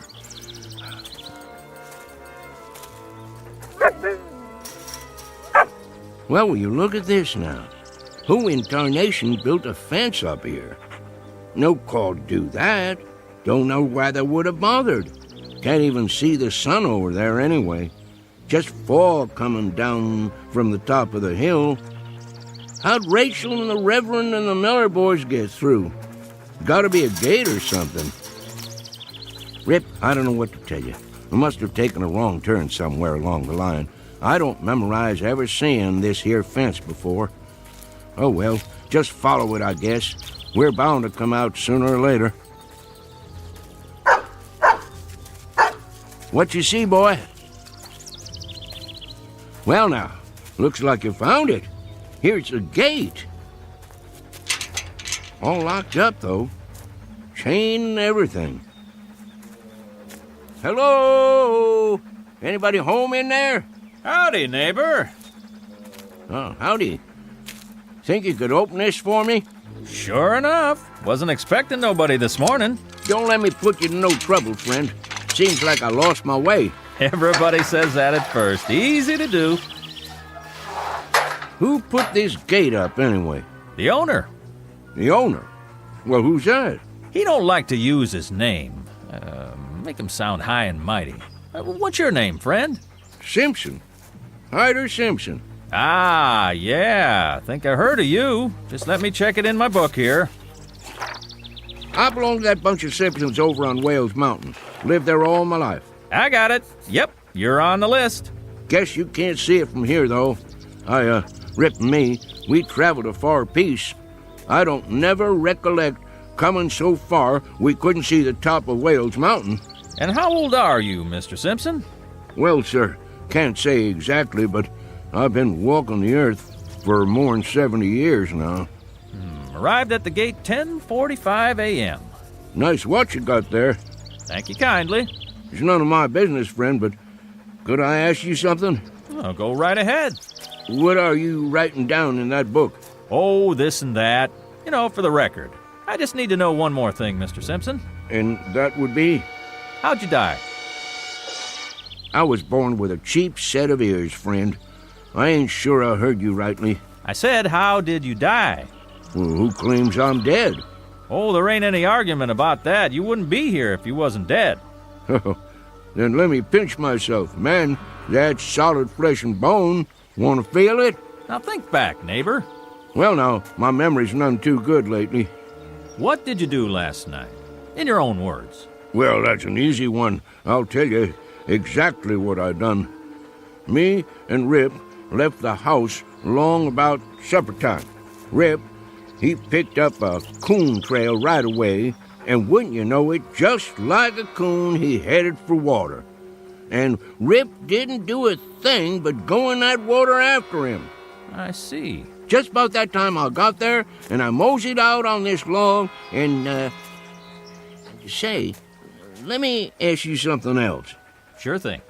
What's on the other side of this gate, anyway? Must be pretty all-fired important if you keep it locked up. Well, you see that pasture right up there? Yeah? They call it the Elysian Fields. You don't say. Mm-hmm. You cross that and you come to the Golden Street. And that takes you to the Celestial Palace, where the old master's got his headquarters. You wouldn't be pulling my leg now. Why'd I want to do that? Then I take your name to be St. Peter. I keep the gate, that's a fact. I'm proud to meet up with you. Oh, just as proud to have you here, neighbor Simpson. Something wrong? I was just listening. To what? I thought they did a lot of singing and dancing in heaven. How come I don't hear no music? 'Cause you're on the outside. Minute you step inside the gate, you'll hear your favorite hymn. Don't much care for hymn singing. Favorite guitar music myself. Well, don't stand out there in the cold, cold world. Come on in and reap your heavenly reward. You've sure earned it. Mighty nice of you. Rip? Hold on, neighbor Simpson. You can't take that dog in here. And why not? It ain't allowed. Ain't no fleas on him. That don't make no never mind. He can't go in. How come? This here is folks' heaven. There's another place we can put him in, up the road a piece. You just tie him up to the gate, and I'll walk him over there a little later on. If that's how it is. Well, where do you think you're going, Mr. Simpson? I think you all the same, but I don't reckon in there's any place for me. Well, why not? Any place too highfalutin for Rip is too fancy for me. How thoroughbred has a dog got to be for you to let him in there anyway? Ain't no dogs allowed in there at all. What kind of outfit you running don't allow no dogs? I tell you, they got a special place for dogs just up the road. Well, me and Rip will go on up there then. They won't let you in. The dog maybe, but not you. What kind of heaven would it be with nothing in it but dogs? A dog has got the right to have a man around, same as a man has got to have a dog around, if he's going to be happy anyways. Neighbor, let me make you a little proposition. What is it? See this place in the fence? That's a spot that needs repairing. Now, why don't you go on in the gate, and a little later on, I'll slip your dog through this hole. It's breaking the rules, but I'll do it. Friend Peter, if I go in the front gate, Rip goes in the front gate likewise. I don't want him getting the feeling he ain't welcome. Well, I got another idea. Here, boy. What's going on there, mister? Let go of his collar. Well, I thought maybe I'd hold on to your dog and let you go in and take a look around. See how you like the place. I ain't got to see it to make up my mind. Let me ask you a practical question. How do they expect me to do any coon hunting in there without Rip? Man, they don't allow coon hunting. You don't say. Rip, heel. Now, where do you think you're going, Mr. Simpson? Me and Rip is going somewhere else. There ain't no place else to go. I'll go wherever this road takes me. That don't lead nowhere. It's Eternity Road. Just keeps on, never stops. Me and Rip will be all right.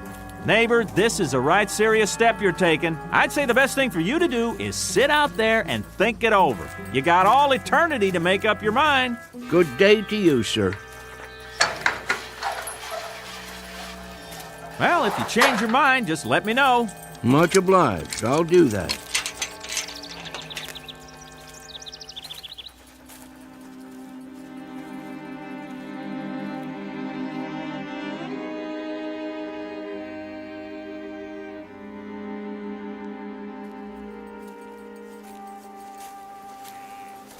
Eternity is a powerful long spell to go without a coon hunt, ain't it, Rip?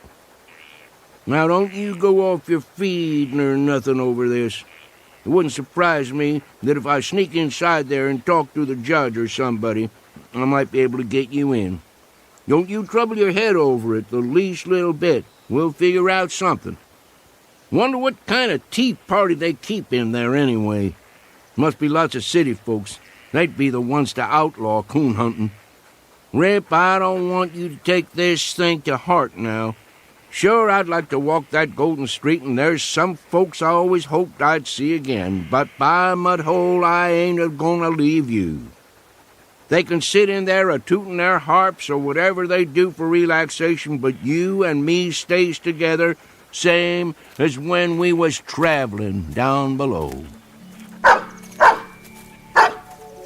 At least we ain't all by ourselves on Eternity Road. Howdy, son. I'm looking for Mr. Hyder Simpson and a hound dog named Rip. That's us, son. I figured it was. Well, if you and Rip's all set, we might as well mosey along to heaven, Mr. Simpson. Like I told that other fella behind the fence, I ain't gonna set foot in heaven without Rip. Oh, you didn't get messed up with nobody in there, did you? That fella at the gate, he wouldn't let me bring Rip in, so I wouldn't go. Son, that would be a hell of a place without Rip. Mr. Simpson, you ain't far wrong. That is hell. Heaven's up the road a piece. I'll be jiggered. Wonder how come that fella lied to me. They don't never give up. Always trying to get folks in there right down to the last minute. What reason would they have for wanting to keep Rip out? They was feared Rip would have warned you, and he would have, time he got a whiff of that brimstone. You see, Mr. Simpson, a man, he'll walk right into hell with both eyes open. But even the devil can't fool a dog. You wouldn't be St. Peter, would you? No, sir, I'm just a regular angel. Where's your wings, son? Shucks, I don't use them half the time. I appreciate walking myself. You about ready to go, Mr. Simpson? Rip! Look at that dog go. We'll just have to catch up with him. He can hardly wait. How's the coon hunting up there, boy? Oh, just prime, Mr. Simpson. There's one tonight right after the square dance. You want to come along? Wouldn't miss it for the world. Here's the gate.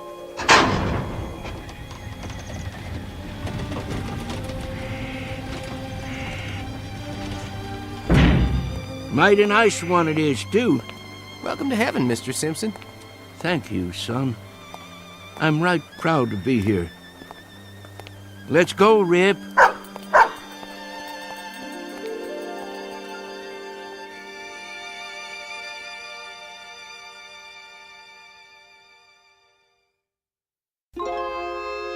Travelers to unknown regions, off the beaten path, would be well advised to take the family dog, because in a pinch, he might just save you from entering the wrong gate. At least, it happened that way once in a particularly mountainous area of the Twilight Zone. More from the Twilight Zone after this. Hi, this is Carl Amari, producer of the Twilight Zone Radio Dramas. I'd like to take a moment to tell you about our official website at twilightzoneradio.com, where you'll get the latest news and information on these Twilight Zone Radio dramas. Plus, at twilightzoneradio.com, you can digitally download 3 free episodes or any of our episodes for only $1.95 each. In this age of ever-changing technology, we've decided to make these episodes instantly available to you by making the Twilight Zone Radio Dramas a digital download-only series. This means that this series will no longer be offered on CD. The CD collections at our website are now being offered, while supplies last, at buy one, get one free. So be sure to get your favorites before they're sold out. Be sure to visit us often, and I'll see you in the zone.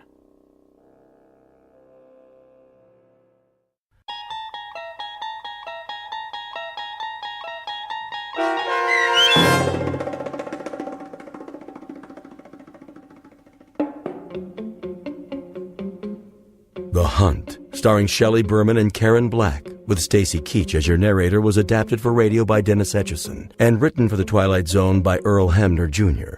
Heard in the cast were Mike Baccarella, Jeff Lupetin, Darren Stevens, Craig Brawley, and Kurt Nabig. The producers of The Twilight Zone wish to thank CBS Enterprises and the Rod Serling Estate for making this series possible. This copyrighted radio series is produced and directed by Carl Amari and Jeff Lupetin for Falcon Picture Group and Westwood One.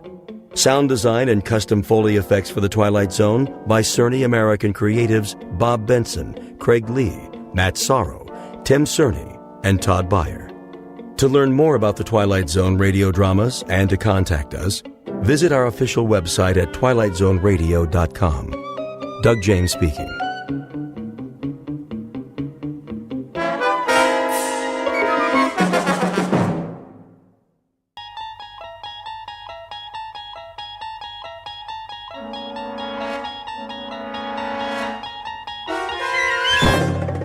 There is a fifth dimension beyond that which is known to man.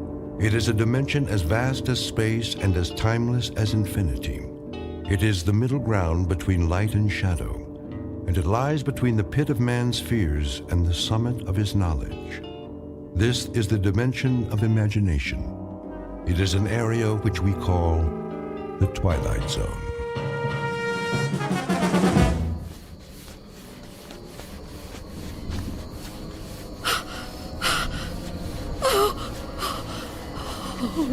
Oh, no, where am I? What am I doing outdoors? I don't remember leaving my... Oh, it's so dark. I don't live here. Or here. Oh, it's just my house. Oh, I must get home.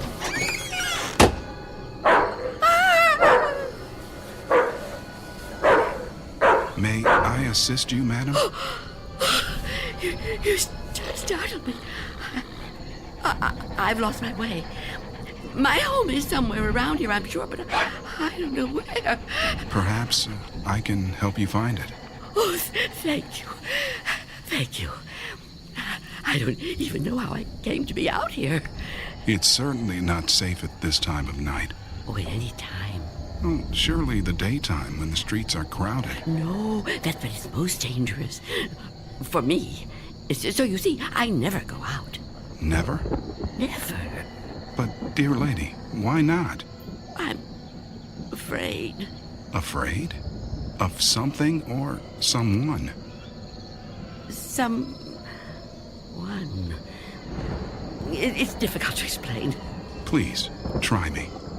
Oh, I'm not sure you'd believe me. You'd think I'm just a senile old woman. I'd believe you, Wanda.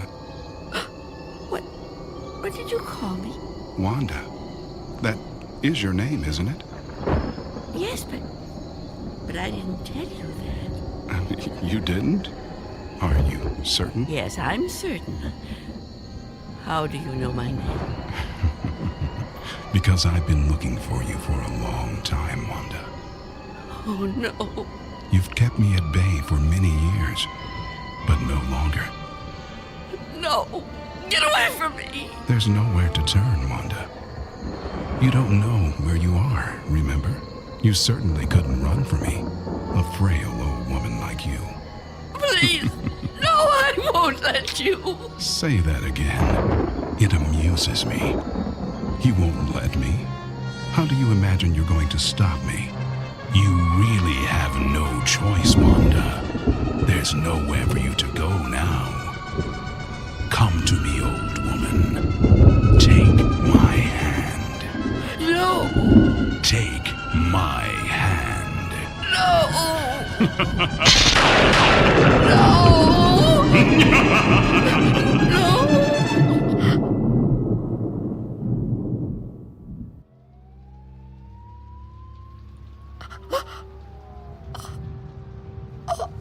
Oh, it was the dream. The dream again. I'm home. Of course I'm home. Where else would I be? But is it night or day? Oh, that's right. The clock is broken. It's been broken a long time. Can't get it repaired, can I? Not without going. No. No, I can't. I mustn't. I have to resist every temptation. Oh, really, Wanda? How could you be so careless? How could you fall asleep before... Oh, I must check.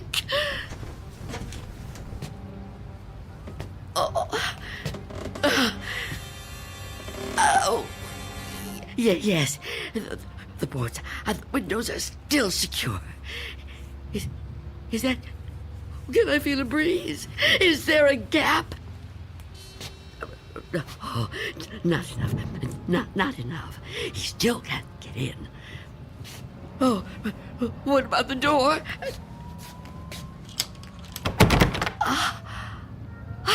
Chain is on. And the door is locked. Good. He can't come in that way either. Oh, yes, I'm safe. Safe for another day. But I've been careless. Really, falling asleep before checking. I mustn't take chances. I can't take chances. Not while he's out there. And he's always out.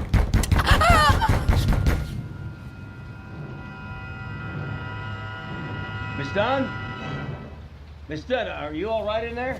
Who are you? It's Barry. Mr. Fabian, you know, from the grocery store. I know we've actually never met, but, well, we've spoken on the phone, Miss Dunn. At least we used to.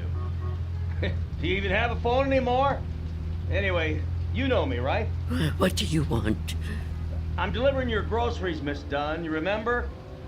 Charlie, the kid who works for me, was supposed to bring them, I know, but he called in sick. Yeah, kids these days, huh? No sense of responsibility.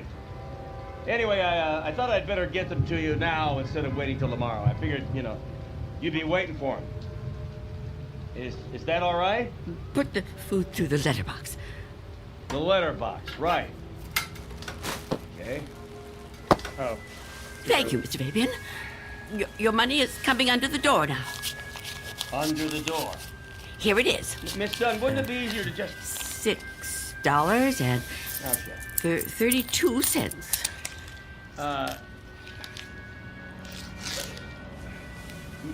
Many thanks, Miss Dunn, but... Good day to you, Mr. Fabian. Miss Dunn, are you still there? Yes? What is it? Well, I've been thinking. I just wonder... Miss Dunn, does anybody else bring you food? I really don't see what business of yours that is, Mr. Fabian. Well, no, it's nothing like that, I promise you. I mean, this isn't anything to do with business. I'm just concerned for your well-being. I mean, it seems to me a person can't live on food big enough to fit through a letterbox. I can assure you, Mr. Fabian, I'm in no danger of dying as long as I observe this strict regimen. Oh, well, I'm glad to hear you talk like that, but I don't know. Maybe if I could come in for a minute. Come in? Yeah, I just want to talk, Miss Dunn. I mean, I can't do that so well out here. I really think you need to see a doctor. Out of the question. No one is coming in here, Mr. Fabian. Not a doctor and not you. Miss Dunn, could you open the door, please? Go away! Miss Dunn, I just want to help you. I know what you want. Leave me alone. Miss Dunn, I know who you are. You do? Well, that's good. That's very good. Myself, I have a very bad memory. Every morning, you know, my wife gives me a pen. Every day I lose it somewhere. So, will you let me in? Stop trying to get in here. You won't get me. Just go away and leave me alone. Come on, Miss Dunn. Look, I've got other deliveries to make. I just want to help you if I can. I think you could use a little help. Ah, the heck with it. Good luck living here in this neighborhood. What's left of it.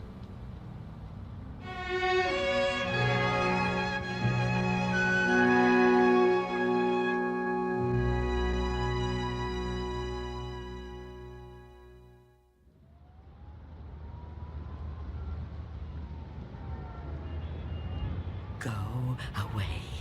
I won't let you in. I won't let you get me. Leave me alone. I don't want to die. I don't want to die. Please, freeze!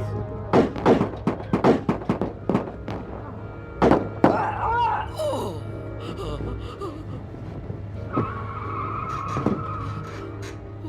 What's going on out there?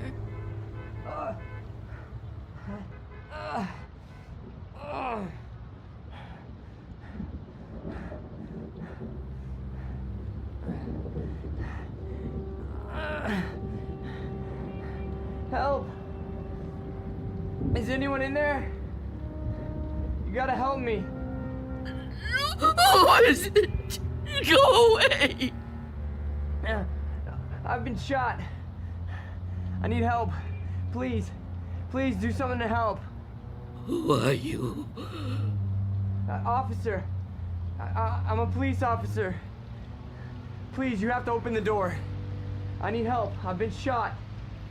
You're lying to me. I know you. You can't fool me. No, I'm not trying to fool you. Please. I think I'm dying. You can't trick me so easily. You're no policeman. Why can't you just leave me alone? I know who you are. I know what you are.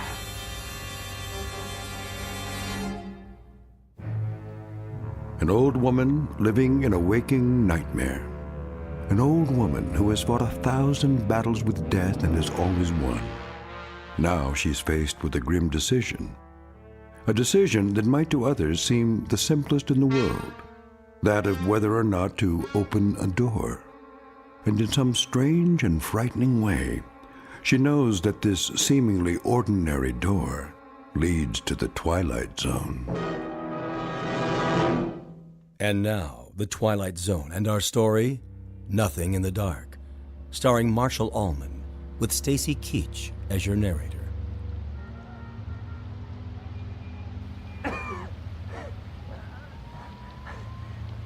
Please. Why won't you help me? Stop this! Why must you do this to me? I'm losing a lot of blood. It's so cold out here. Listen to me. I'm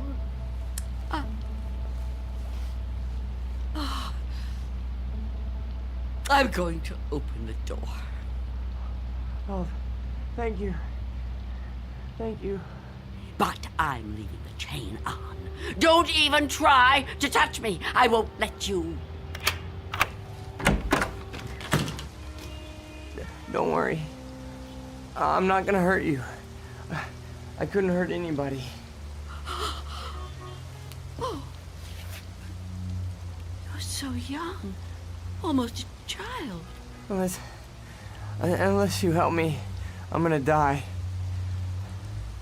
I don't think I can even move very far. Oh, don't say that. Oh, it isn't fair. No, it just isn't fair. You keep trying to trick me. I don't know what you're talking about. Don't move. Don't do that again. Or I'll close the door. What? Listen, lady. I've been shot. I'm bleeding to death. Do you understand? Do you understand? Please. My name is Harold Belden. I need a doctor. I need a doctor right away. Please, call the hospital. I can't get there myself. I can't call the hospital. I haven't got a telephone. Not anymore. Then let me come inside. You can't just leave me. I'm begging you, I'm freezing. I'd have to unlock the door. You can't ask me to do that. You can't. I don't want to die. You understand? So you're not gonna help me? You're just gonna let me die out here? I know who you are. No, I told you who I am. My name is Belden. Officer Harold Belden. That's not her name. There is no such person. Stop trying to trick me. I don't understand why you keep saying that. Look, it hurts. It hurts, okay? Please, lady, please. Stop! Stop! Oh, why are you torturing me like this? I tell you, it isn't fair. I don't want to die. Well, I don't want to die either. If I could get help for myself, I would, but I can't move. I've been shot in the side, you see? Look, I'm bleeding. Oh, it isn't fair. It isn't fair.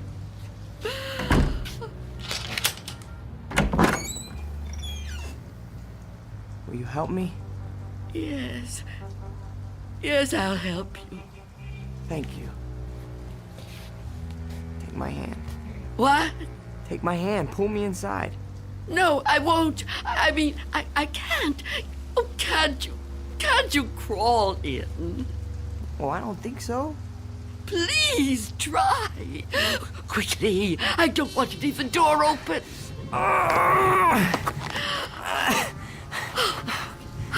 That's it.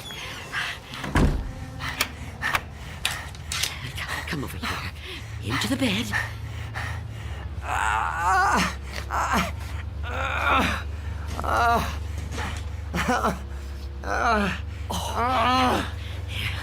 You just rest. Rest. Oh, what have I done? And what am I going to do?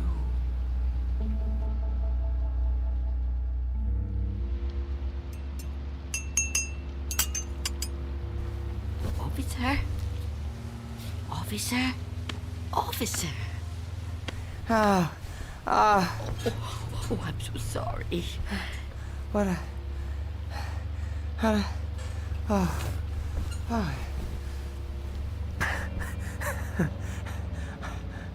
Oh, I'm alive. Yes, you are. Yeah, you're the lady that helped me. Yes. Eventually. Now, drink this. What is it? Tea. There's no milk, I'm afraid. No, don't get up, officer. Conserve your strength. Yeah, thank you. Please, call me Harold. You saved my life. I owe you at least that much. Is it good?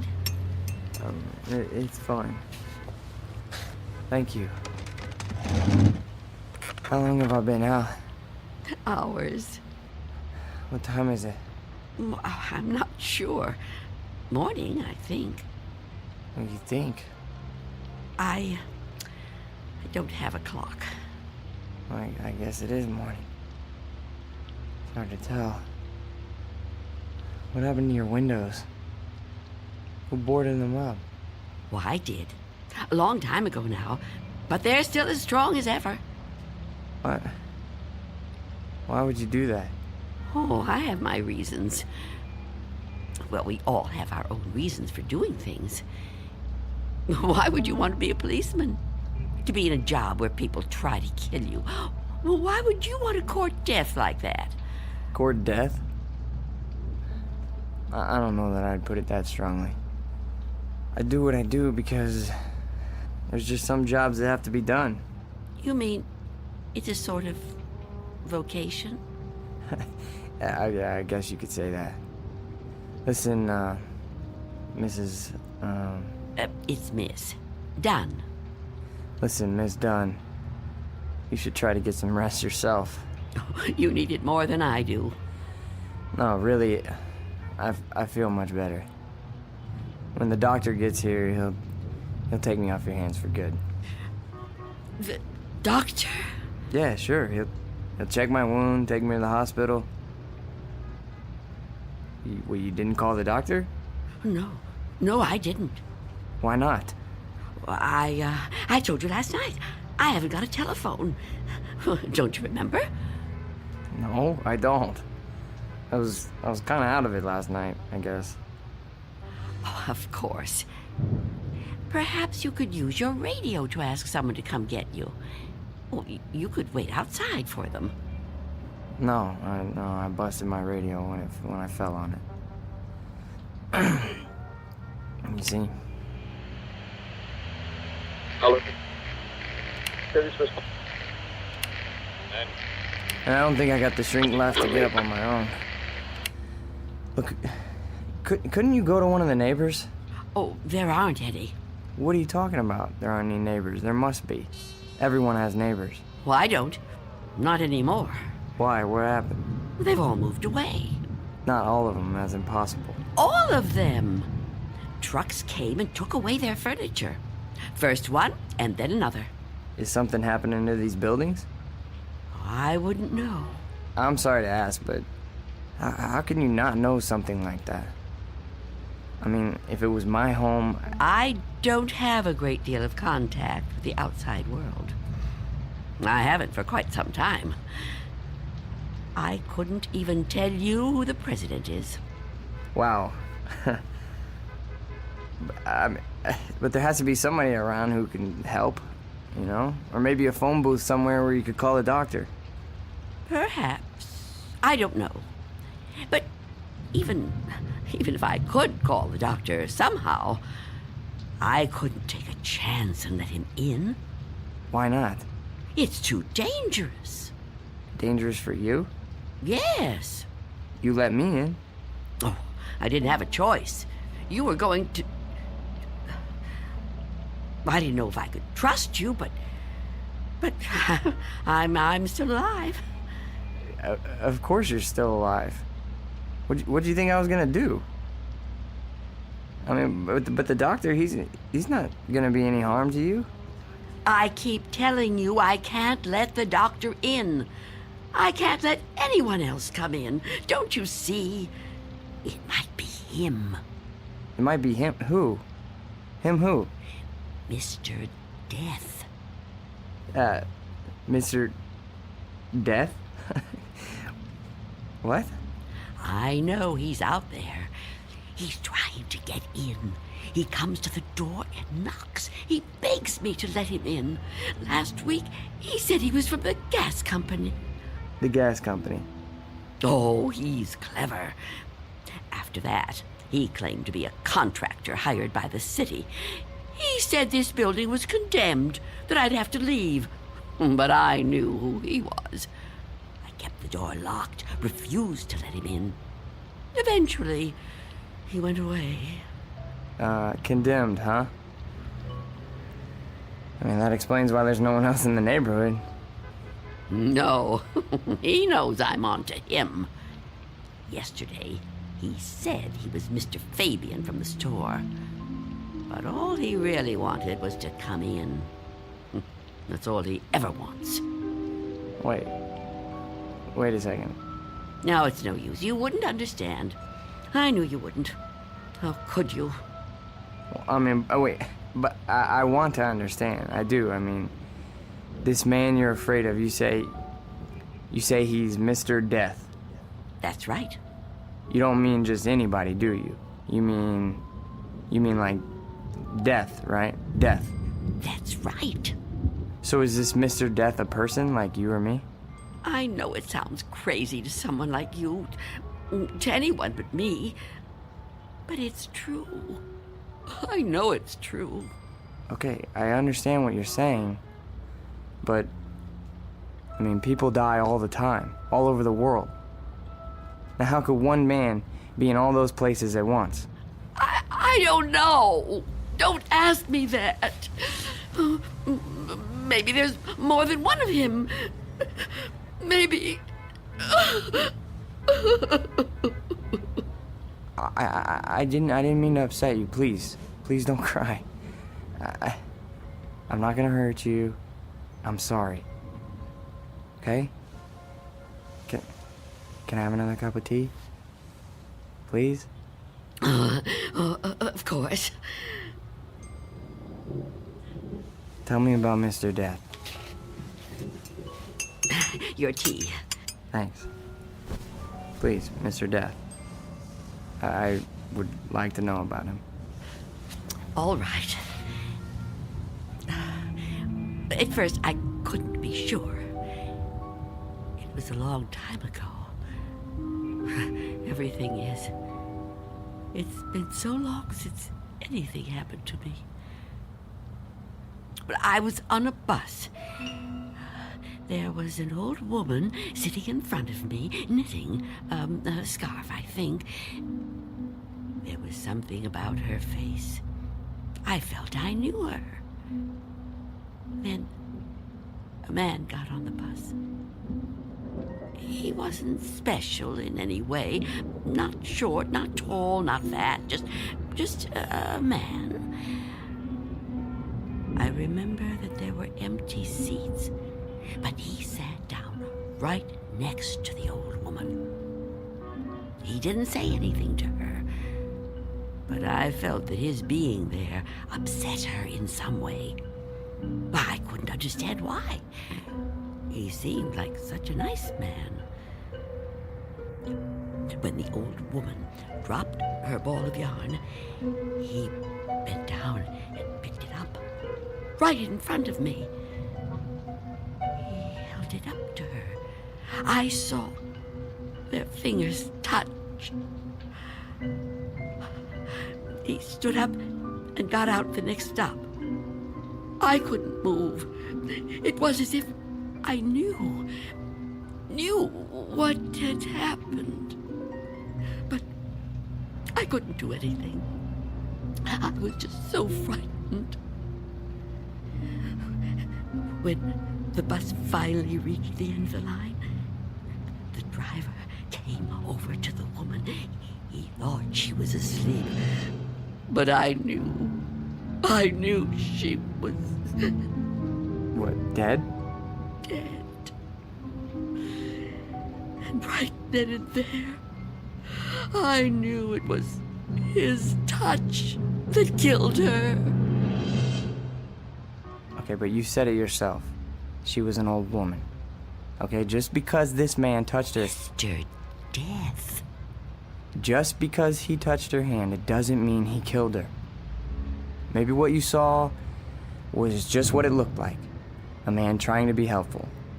I mean, the real cause of her death might have been, a heart failure or a stroke or something. I don't know.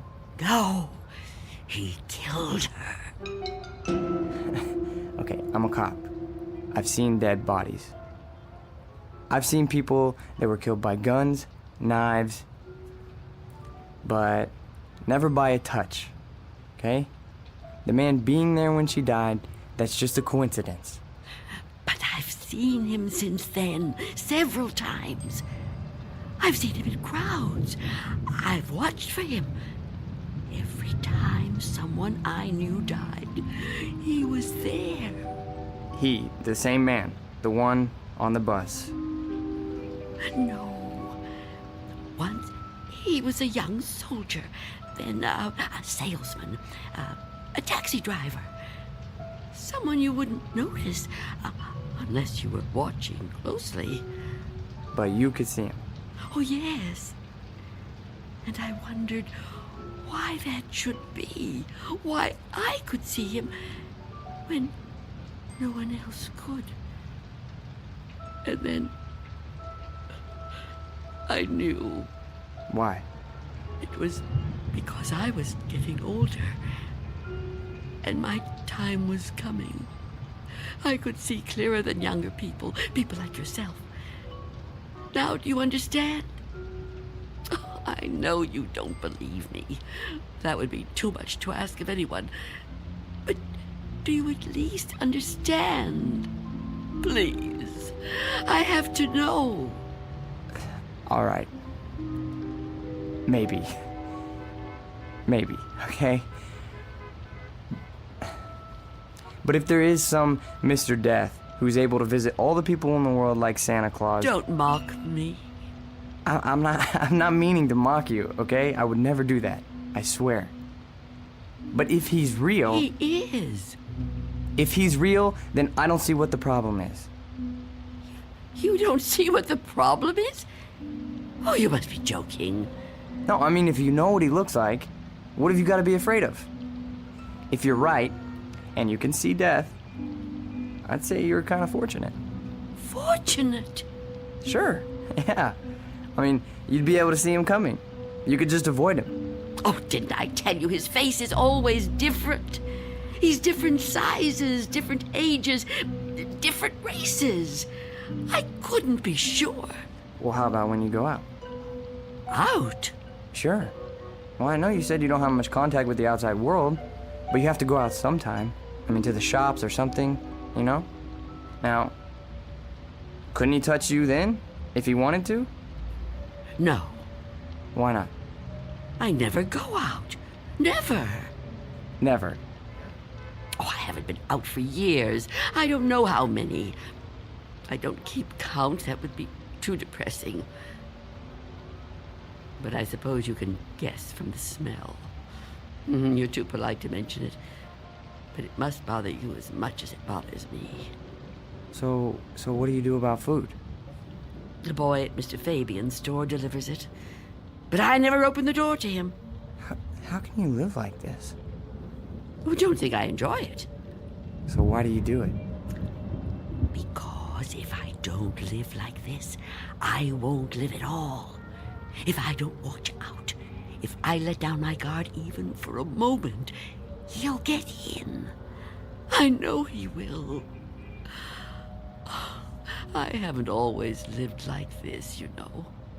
I was young once. People said I was pretty. I lived out in the sunlight. I hated to be inside, even for a minute. My mother always said I'd spoil my fine complexion, but I didn't care. I loved outdoor things. I lived out in the sunlight, so warm, so beautiful. Beautiful, like I once was. You're still beautiful. Oh, no, I'm not. I'm old and cold. I miss the warmth of the sun so much. See that patch of sunlight on the floor?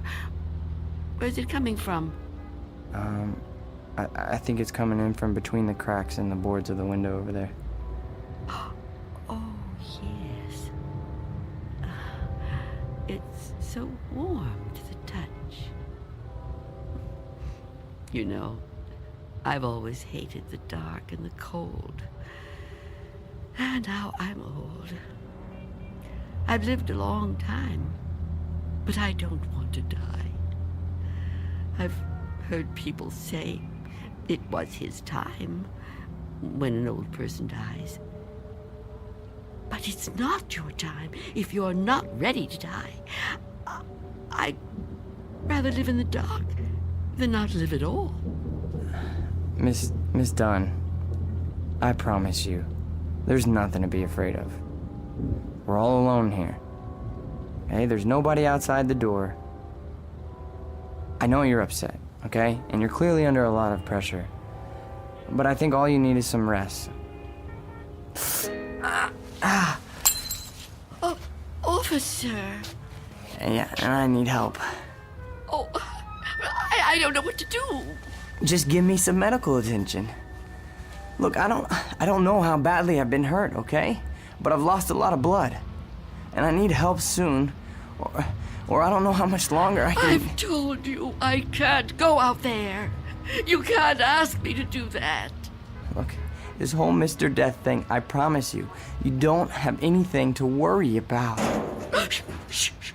Someone's coming. Well, get them to help me. No! There's nothing to be afraid of. Please, answer it. Go on. That's right. Go ahead. You're doing fine. Answer it. Go on. I'm keeping the chain on. That's fine. Do whatever you want. Just see who it is and get them to call for help. I'm sorry, lady, but I got my orders. No! Get away! Officer Belden, help me! I can't fool around any longer. Step aside, I'm coming in.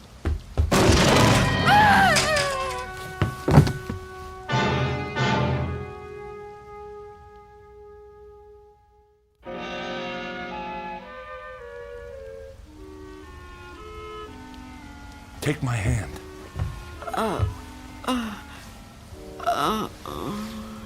Easy, lady. Just lie quiet there till you get your strength back. What? You gave me quite a scare there when you fainted like that. Sorry I pushed you when I put my shoulder to the door. You started to faint and I offered you my hand, but you passed right out. For a second I thought that... Well, I don't even want to talk about that. But I'm glad you're okay. And still I live. Huh?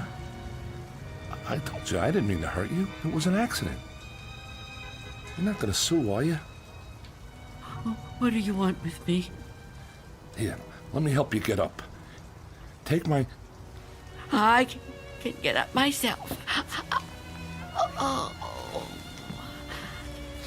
Look, you got to understand, man. I don't get no pleasure out of busting indoors. Who would? Except maybe some thug, but I'm no thug. I'm just a guy doing a job. Your job? Look, you don't seem to realize how important this is. I've got a crew and equipment coming in an hour to pull this tenement down.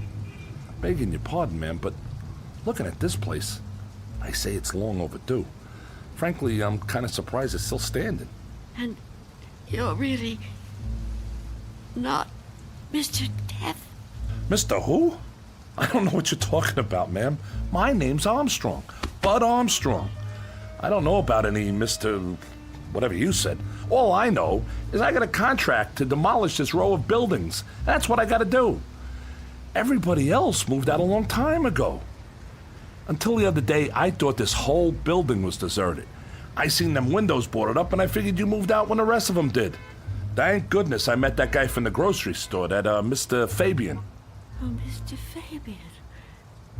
Then he was real, after all. Real? What are you talking about?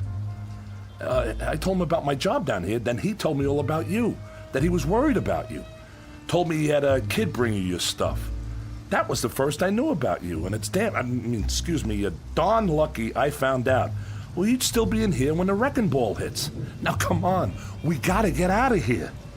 You want me to go outside? Sure. Didn't you just hear me? This place is coming down. You can't stay in here. You want me to leave here? You have to. I can't. It's Miss Dunn, right? Well, Miss Dunn, you were notified about the demolition job months ago. Look, I'm not out to bully you. I'm just trying to do my job here. These buildings were condemned by the city. Can't say I blame them. And I'm the one who's got to tear them down. Tear them down? Wow, can you? Look around you, ma'am. This building has had it. You can see that. I can see that. Anyone could see that. It's all worn out, dilapidated. All these buildings have got to come down. You seem like a nice person. A nice person shouldn't have to live in a place like this. Now let's the two of us just... Get away from me! Don't touch me! Please don't act like this. I ain't a monster, lady.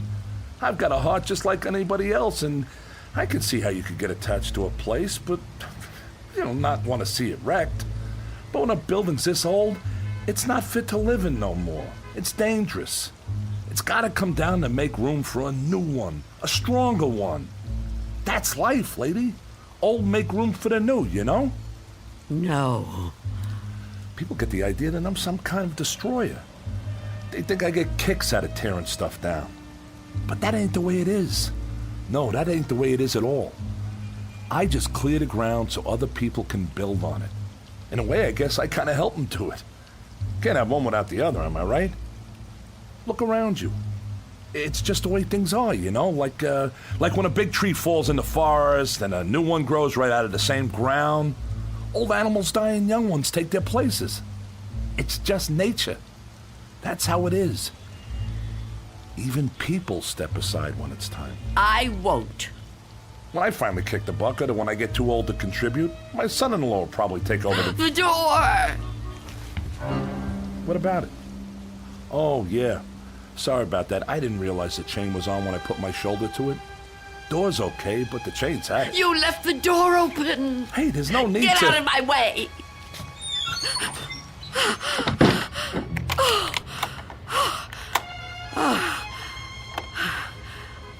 You don't have to do that. What's the sense of locking a door that won't even be here in an hour? I'm on the clock here, and we've waited long enough. If you've got any possessions you want to keep, Miss Dunn, I'd move them out while there's still time. I'll help you. You think you're helping me? I'm not going to leave here. Not with you. Not with anyone. Don't try to touch me. I don't want you anywhere near me. Now look, ma'am, I've been nice to you. I've been trying to go easy. I know this must be tough for you. Any kind of move is a big upset, especially to an older person like you. But if you insist on staying here, I'll have to call a cop. A cop? A police officer? It's just for your own good. Please, cooperate, lady. Hey, where you going? Of course. Mr. Belden! Explain it to him. Tell him the reason I can't go out there. I know you understand. I've told you everything. You'll help me, won't you? You'll help me stay? Well, say something. What are you doing? Who are you talking to? Oh, Mr. Belden is a policeman. Mr. Belden? Who the heck is Mr. Belden? Is he your pet? You got a cat in here? Please tell him. Lady, I think maybe you're sick. You should come with me. I'll get you to a doctor. I don't need a doctor. Mr. Belden, won't you tell him? Okay, I get it. I see how it is. Hey, I'm sorry, but if you're still here when the crew arrives, I'll have to call a cop. I'm sorry. I wanted to make you understand, but... Okay.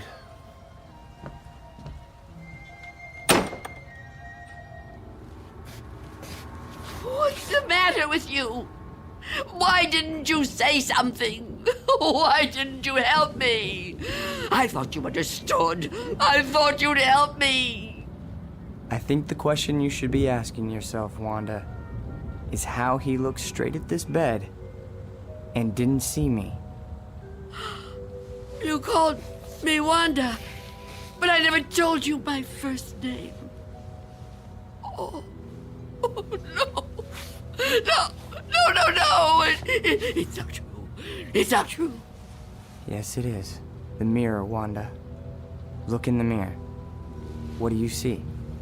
I can't. I won't. Look in the mirror, Wanda. What do you see?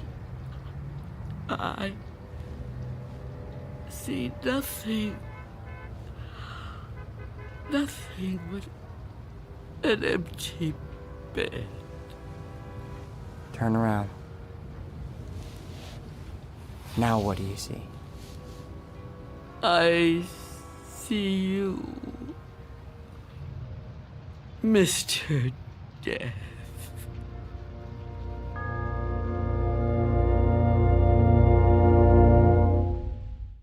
We'll be back to the Twilight Zone in just a moment. And now, Act 3 of Nothing in the Dark, starring Marshall Ullman. It was you. It was you all the time. Yes. It was me. Oh, don't get up. You're still... Oh. You're not hurt. No. No, I'm not. But you were shot. Those men... Did you see me get shot? No, but you were bleeding. Do you see any bloodstains now? No. And the men? Did you see them? You were never hurt, were you? I can't be hurt. You tricked me. Yes, Wanda. I tricked you. It was all an illusion. One I created just for you. If it helps, I'm sorry. I would have preferred to avoid it if I could. But why? Why did you do it? The moment I let you inside, you could have taken me any time. Yes, I could have. But you were nice. You made me trust you. But I had to make you understand, Wanda. You see me now, and you've seen me before. Many times before. Starting with that day on the bus. Oh, I was right. It was you. The old lady's name was Iris. I knew then that you were upset. Upset? I thought it was important that you got to know me. What I said to you before, it was true. What you said? And you thought I was a policeman. You asked me why I did what I did. And you said there were some jobs that had to be done. That's right. That it was a kind of vocation. Actually, Wanda, you said that. But I suppose you're right in a way. Now ask yourself, am I really so bad? Am I really so frightening? You've talked to me. You've confided in me. Have I tried to hurt you? Well, no, but... Do you really believe I would ever hurt you? You don't look like someone who would want to hurt me. You see? It isn't me you're afraid of, is it? You know me now. You understand me. What you're afraid of, what you've really been afraid of all these years, is the unknown. That's right, isn't it? Yes. Don't be afraid. But I am afraid. You must be very tired, Wanda. I am. But the running's over now. It's time to rest. I'd like that, but... Give me your hand. I don't want to die. Trust me. No. Mother, give me your hand. I will.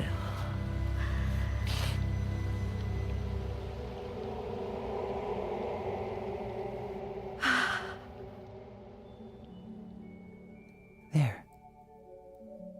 You see? See? See what? No shock, no engulfment, no loud thunder. What you feared would come like an explosion is like a whisper. What you thought was the end is the beginning. When will it happen? When will we go? Go? Yes. I'm ready now. Look over there, on the floor. What is there to... Oh. Now do you understand? It's me. It's you. My body. I look so calm. You see? We have already begun. Come with me. Yes. Please. I'd like to.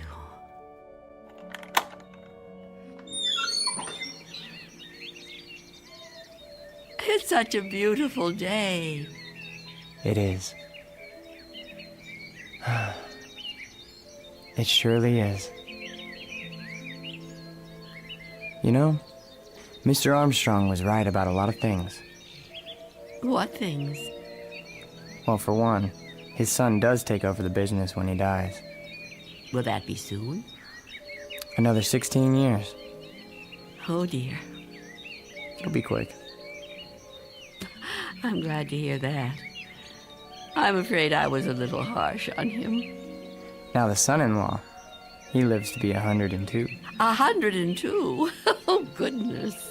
I know. It's remarkable, really. Of course, the oldest person I ever met was a lady in Tibet. Well, how old was she? Take a guess. Oh, I'm no good at guessing. Come on, take a guess. You'll never believe it.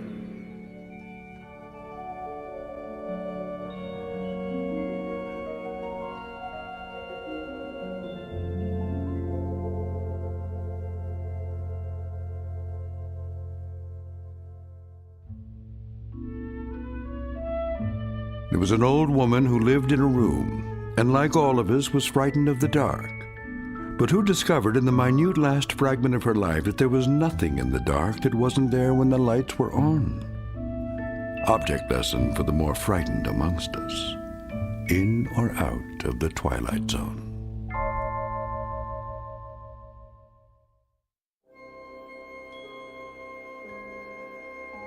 Hi, this is Carl Amari, producer of the Twilight Zone Radio Dramas. I'd like to take a moment to tell you about our official website at twilightzoneradio.com, where you'll get the latest news and information on these Twilight Zone radio dramas. Plus, at twilightzoneradio.com, you can digitally download 3 free episodes or any of our episodes for only $1.95 each. In this age of ever-changing technology, we've decided to make these episodes instantly available to you by making the Twilight Zone radio dramas a digital download-only series. This means that this series will no longer be offered on CD. The CD collections at our website are now being offered, while supplies last, at buy one, get one free. So be sure to get your favorites before they're sold out. Be sure to visit us often, and I'll see you in the zone.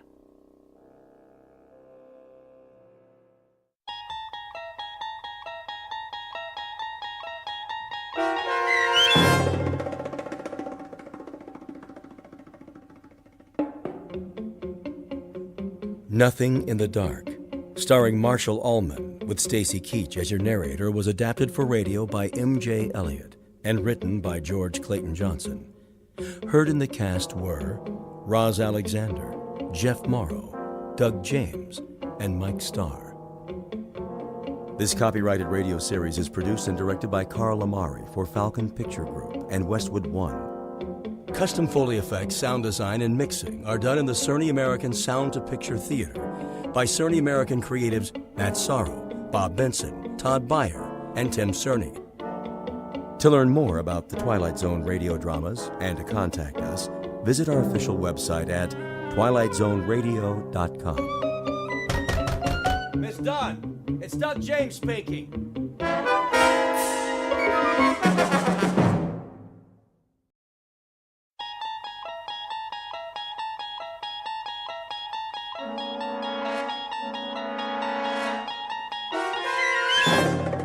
There is a fifth dimension beyond that which is known to man.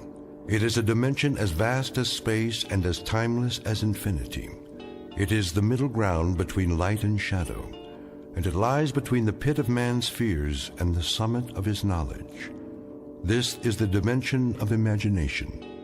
It is an area which we call the Twilight Zone.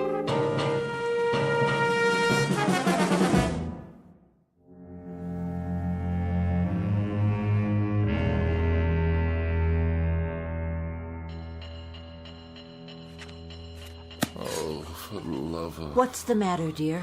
Don't you hear it? Of course I hear it, Walter. It's that nice janitor fixing the pipes. Why don't you go on reading your book until he's finished? And when, pray tell, might that be? I'm sure it won't be much longer. Then the radiator will get just as hot as you want it. Isn't that what you told him?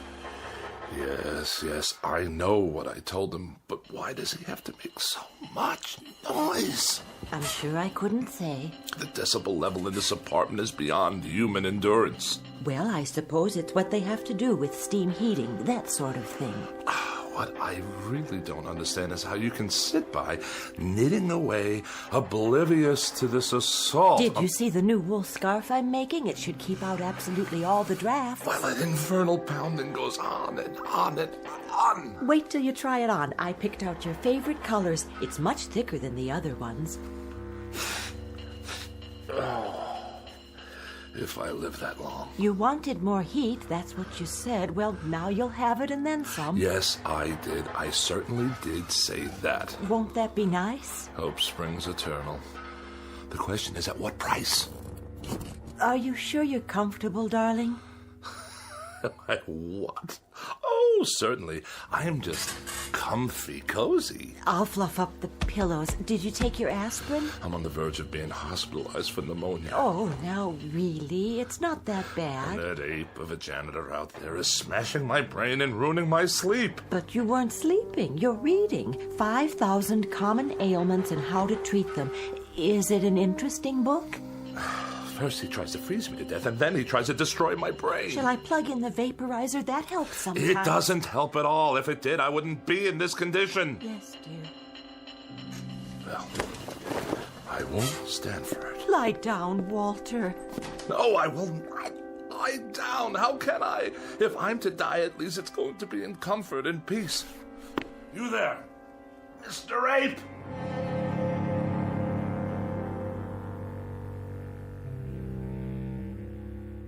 Witness Mr. Walter Bedecker, age 44, afraid of the following: death, disease, other people, germs, drafts, and just about everything else. He has one interest in life, and that's Walter Bedecker. One preoccupation: the life and well-being of Walter Bedecker. One abiding concern about society: that if Walter Bedecker should happen to die, how will it survive without him? But there's one thing he hasn't asked himself yet, and it's simply this: what happens if, despite all his precautions, Walter Bedecker should happen to stumble, not into the grave, but into the Twilight Zone?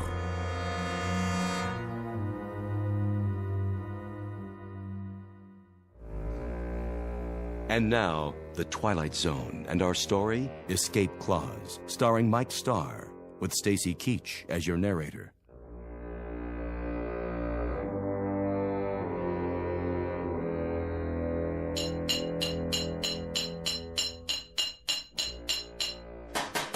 I asked you a question.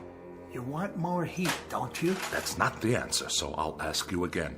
How much longer? Put it this way. In 20 minutes, it'll be about 105 in here. Hot enough to fry an egg. That good enough for you? 20 minutes, you say? After hour upon hour of your clanking around in my living room while I'm on my deathbed, I have to wait 20 minutes more? If you do die, Bedecker, and you go where I think you're going, as far as the temperature's concerned, you ain't going to be able to tell the difference. You ape! Get out! My pleasure.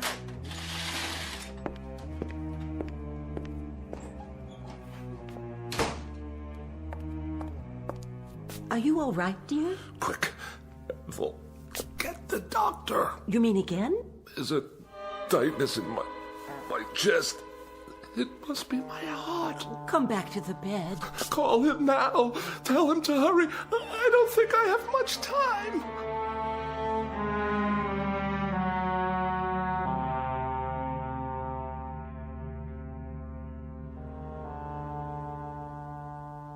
Well, doctor? Keep your mouth closed a few more seconds. I'm asking a question. All right, open, please. There. Well, how bad is it? What does that mean? Your temperature isn't bad at all. In fact, it's quite good. The thermometer wasn't in my mouth long enough. Oh, I think it was. I timed it exactly. I find that hard to believe. You'd better take it again. But why? I implore you before it's too late. There would be no point. You see, you have no temperature. What about my vital signs? Blood pressure's fine. Respiration and pulse, all normal. My throat? It's dry and achy all the time. Well, that's because it's so hot in here. No sign of infection. Throat clear. Ears and nasal passages clear. What about the pains in my back and my side? Well, what about them? And 4 sleepless nights in a row. Is it 4 now? How about that? Well, what do you want me to say? The truth. The awful truth. I can take it. The truth, Mr. Bedecker? Well, the truth is that it's, Go on. It's psychosomatic. To use the scientific term. Psychosomatic. You're trying to tell me that I'm only sick in my mind? That's my considered opinion. And you're supposed to be a professional. Mr. Bedecker, may I speak candidly? I insist.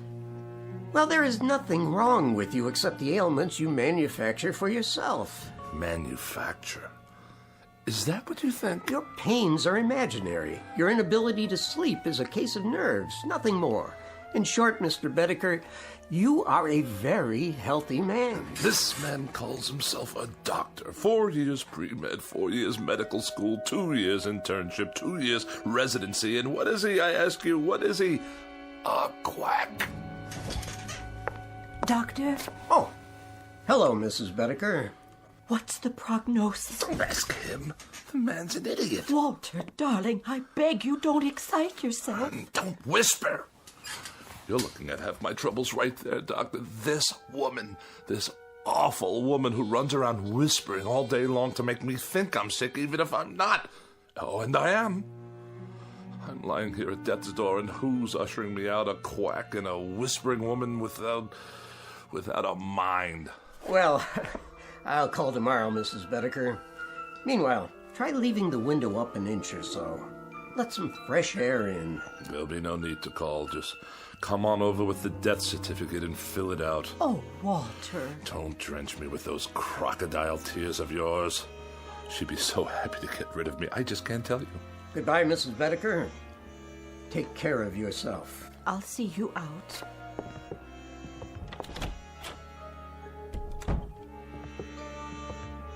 No need to show me the way. I know it by now. Doctor, how is he, really? Mrs. Bedecker, your husband is one of the healthiest patients I have. But he's sick most of the time. Is he? He won't let me air out the house. He says for every cubic foot of unfiltered air, there are 8,900,000 germs. Well, he's probably right. And he's just quit his job. The 5th job he's quit since the first of the year. He says they make him work in a draft. Well, I suppose I'm oversimplifying it when I say there's nothing wrong with him, because in a sense, there really is. This constant worrying about himself is an illness of a sort. Has he always been this frightened a man? Ever since I can remember. When he was courting me, he told me he was in the final stages of TB and only had a week to live. I only married him because I felt so sorry for him. Oh, I don't mean that was the only reason. I think I understand. Do you? You see, people change. Sometimes for the better and sometimes in ways that aren't entirely healthy. We all assign blame. Your husband is taking it out on those nearest him. It's not your fault. But it must be. He never stops complaining. The problem isn't physical. He's getting older, so he sits here spinning his wheels. He needs to get out, do things, prove he's still strong, that there's a place for him in the world. Oh, Doctor, I'll do what I can. I'm sure you will. You already have. It's up to him now. I'll give you a call tomorrow. I don't think it would be a bad idea if you took some vitamins yourself. You look run down, Mrs. Bedecker. I do? Just a little too pale. Ethel, there's a draft in the air, and I feel a coma coming on. Yes, darling, I'll be right in. Now, you remember about those vitamins. Promise? I promise. Here's a prescription. Get some of these items from the drugstore for yourself. Thank you, I will. You're very kind. Goodbye, Mrs. Bedecker. Goodbye. Did you say there's a draft? I did. From where? The window. But it's only open an inch. Freezing air blasting into the room. I'll close it for you. Do you know how many germs live in 1 cubic foot of air, Ethel? I think I do. 8,900,000, that's how many. I know you want me gone. Walter! Gone from your life, and that's why you leave windows open all over the place. But as a point of common human decency, couldn't you find a way to do it more subtly? The doctor said you needed air. He said it was stuffy in here. Oh, the doctor said. Tell me one thing. Yes? What is going on between you two? Nothing, Walter. I saw the way he looked at you. Oh, now you are imagining things. What's that slip of paper in your hand? What do you mean? Oh, it's only... Give it to me. Oh, now I understand. Well, if you'll let me explain. When did he give you this? Just now, before he left. If you'll listen. I'm not sick, he says, but nonetheless he gives you a prescription for medicine for me? Not a thing wrong with me, he says, but while I lie here helpless, he's out there telling you that I've got a life expectancy of 20 minutes. He said nothing of the sort. Don't deny it, Ethel. I smelled the collusion the moment he left the room. Now I suppose he's making time with you behind my back. The two of you can hardly wait for me to expire. What a great day that will be. But just remember, It will be on your conscience. Yours and that quacks. The prescription was for vitamins, Walter, not for you, for me. Vitamins for you? I lie here while the life seeps out of me and that charlatan prescribes vitamins for you? What has he done for me? Not a nil. A big fat goose egg, that's what. He comes whenever you call. He's very interested in your condition. Very interested. Oh, isn't that nice? I'm dying and he gives her vitamins. Sit up. I'll turn on the vaporizer. Never mind. Go on, get out of here. Leave me to die in peace. All right, Walter. What? I meant I'll let you alone so you can take a little nap. Then maybe you'll feel better. I can't nap. Why does a man have to die anyway? I'm sure you're not dying. Oh, are you? I asked you a question, Ethel. Why does a man have to die? I don't know, Walter. The world goes on for millions and millions of years, and how long is a man's life? This much, a pinch, a drop, a microscopic fragment. Why can't a man live 500 years or 1,000 years? Why does he have to die almost the moment he's born? I told you I don't know, dear. No, you wouldn't. Go on. Get out of here. Yes, dear. I have to take my own pulse. Give myself a checkup. A doctor couldn't care less.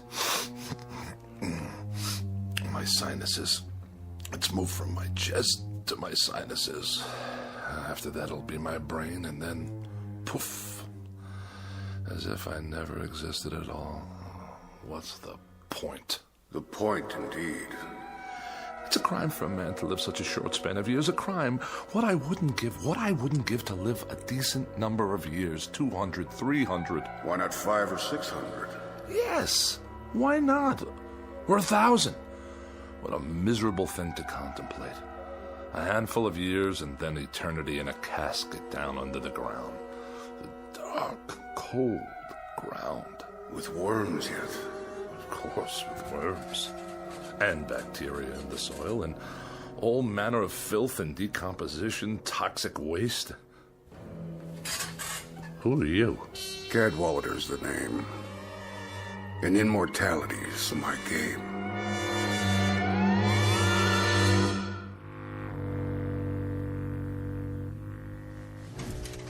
Your name is what?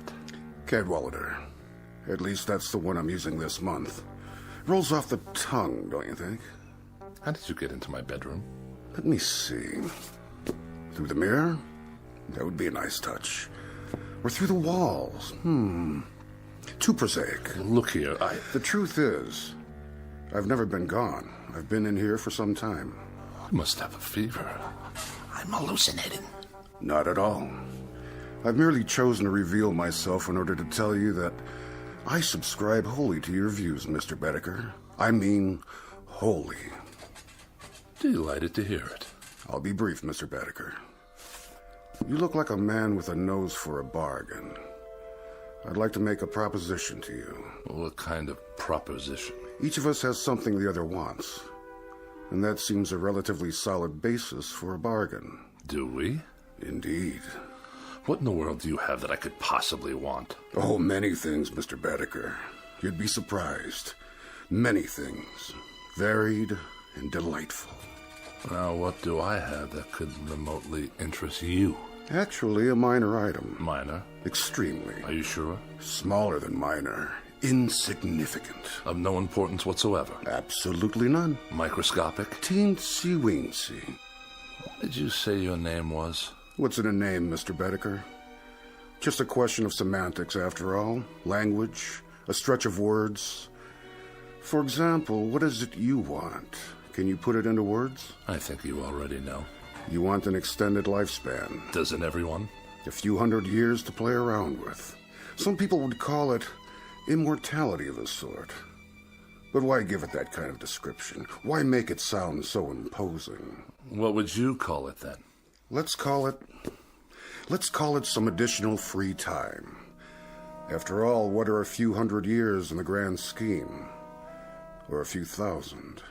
A few thousand? Or 5,000? Or 10,000? What's the difference?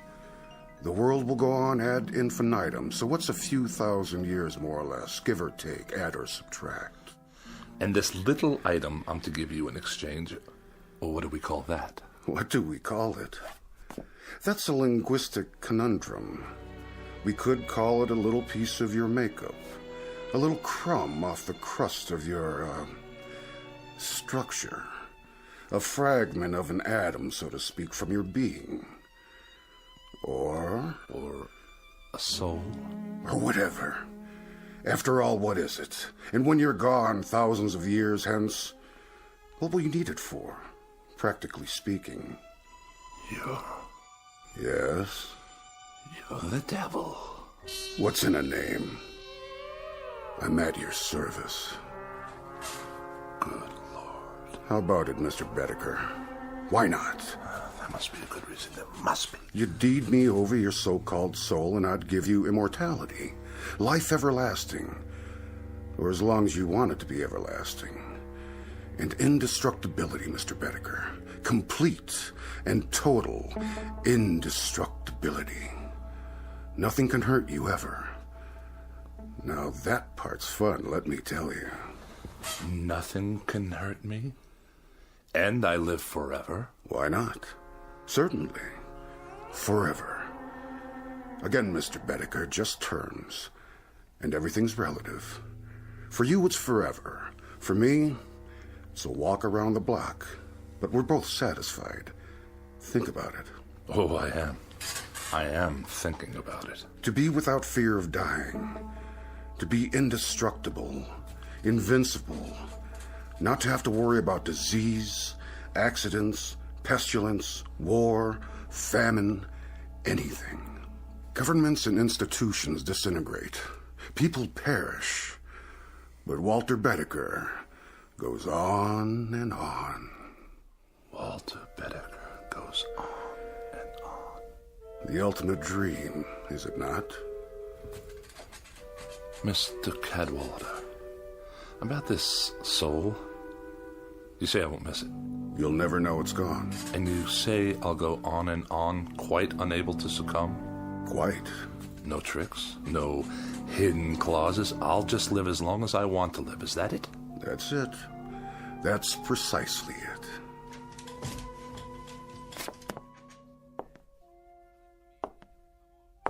How about my appearance? I'm afraid I can't do much about that. Oh, I see what you mean. You should look pretty much the same. But in 500 years, I don't want to look like any dried-up old prune. Oh, Mr. Bedecker, you drive a mean bargain. A most difficult bargain. But you'll find me a cooperative, man. All right, you win. We'll throw that into the bargain. Say it. Whatever aging takes place in your features will be more or less imperceptible. Mr. Cadwallader, I believe we're close to making a deal. Mr. Bedecker, you'll never regret this. Not to your dying day. Hey? Which by rights should not be for several thousand years. You'd better say that. There is something. Aha! Aha! Aha! Now it comes out. For your benefit, I assure you. Where did you get that? The contract. Oh, one always seems to turn up when it's needed. Let's see. Article 93, right here. What about it? It's in the nature of an escape clause. Read it to me. Your escape clause. Whereas the party of the first part, upon due notification of the party of the second part, and so on and so forth. Go on, I want to hear it. Well, I'll just give it to you thumbnail. It's simply that if you get tired of living, Mr. Bedecker, you can exercise the clause by calling on me and requesting your... My what? Oh, there goes the embarrassing terminology again. Shall we say, your demise? At which point I will personally see to it that you are given a rapid and uncomplicated, how to put it, departure? I can assure you, Mr. Cadwallader, that I'm not the sort of man to kill the goose that lays the golden egg. I'm much relieved to hear that. When you talk immortality to me, brother, I mean immortality. Indubitably. You're going to have a long, long wait. Mr. Bedecker, nothing will please me more. And I think we've got...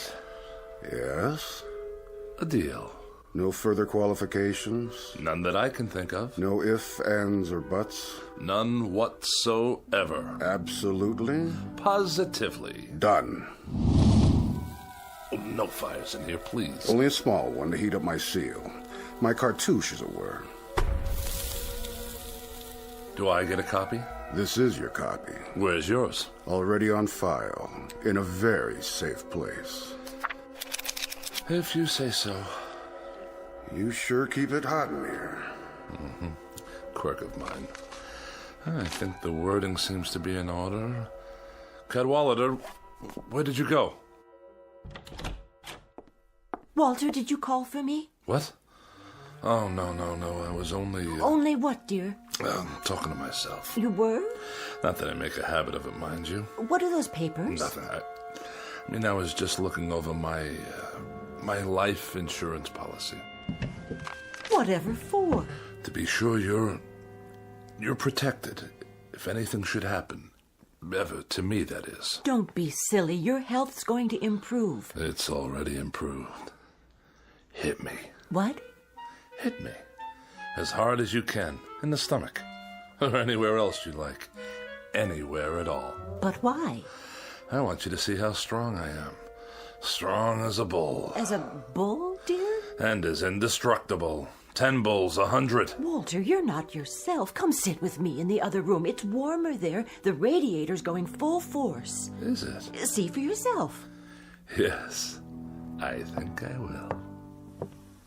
Watch this. What are you doing? Don't touch it. See what I mean? Walter, your hands are burning. No, they're not. That's just it, Ethel. They're smoking, yes, but they're not burned at all. I'll get some bandages. Sit down. Where do you keep my pills? Which ones? All of them, every last one. Over here on the tray. Give it to me. What are you doing? Walter, the window, don't throw them out. I beg you, all your medication. Why not? What's the difference now, my dear? I'd like to introduce you to someone. What are you talking about? Meet the new Walter Bedecker.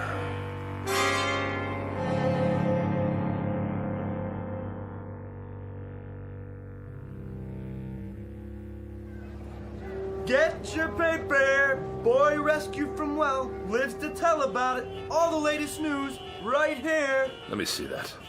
Sure, mister. 2 bits. A little boy, huh? Yeah, the one that fell in the hole. They got him out alive. Ain't that something? It's something, all right. A 10-year-old boy, and he's on the front page of every newspaper. He was down there for 18 hours. Can you believe it? And everybody thought he was a goner. It's amazing is what it is. Of all the news stories in the world, this little nobody makes the headlines. You think that's amazing? Wait right here. I'll show you amazing. Hey, where you going, mister? You owe me 25 cents. Watch this. Watch where you're going. Excuse me? Hey, buddy. I must get to the corner. Some people are so rude. I don't want to miss the crosstown. Wait your turn, do you mind? Look out! Get back on the curb. There's a bus coming. That man, stop!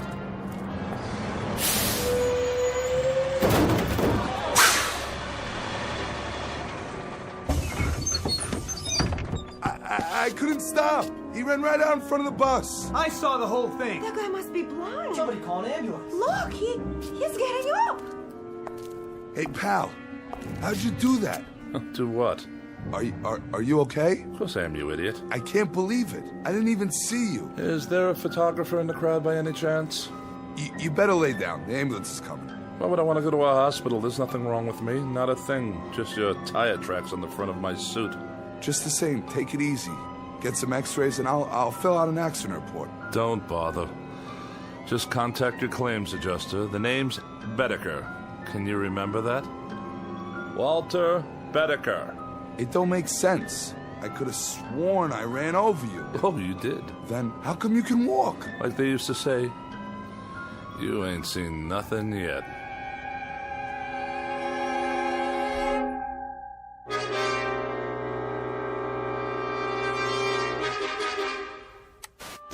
One survivor, Walter Bedecker. By now, these words should be familiar. You've heard them before on the Eyeball News, and if the past is any indication, you'll hear them again and again. It started when he was hit by a bus, then a car, and finally a subway train, but that wasn't enough for Walter Bedecker, the man whose luck never runs out. After an explosion at a construction site, what else could happen? Last week's plane crash killed 23 people, but not Mr. Bedecker. He's certified as the unluckiest man alive and the most indestructible. Is that you, Walter? He's all right, ma'am. Aren't you, Mr. Bedecker?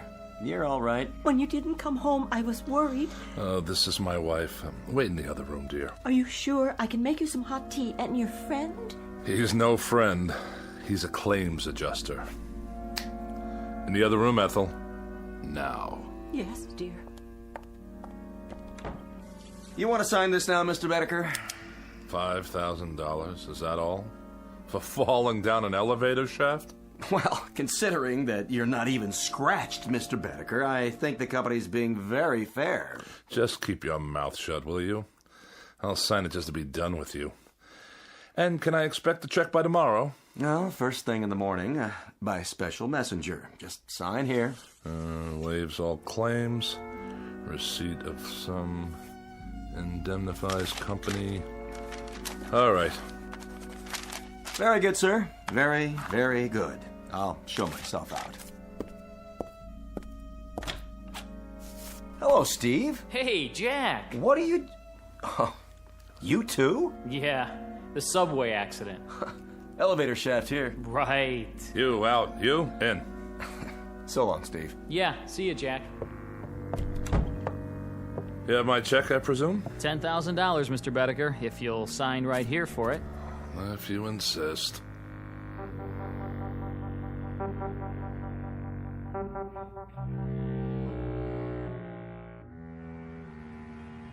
"14 accidents. More than anyone should have to bear. Now, wouldn't you think that there would be an element of thrill in 14 accidents? I'd appreciate it if you'd step away from the window, Walter. It's open, you know. 14 accidents in which you know nothing can happen to you? I guess so, dear. Well, it's a fact. There should be an excitement to this sort of thing. Well, there isn't. It's dull. It's absolutely without the remotest bit of excitement. In short, I'm bored stiff with it. Walter, dear, you should count your blessings. After all, there is the money. And you should shut your mouth. You look for all the world like a small gray mouse waiting for a piece of cheese. Walter, you can be so terribly cruel. Ethel, please. I'm thinking.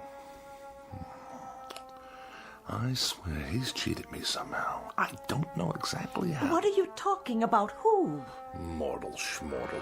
What's the good of it when there aren't any more kicks? Any more thrills?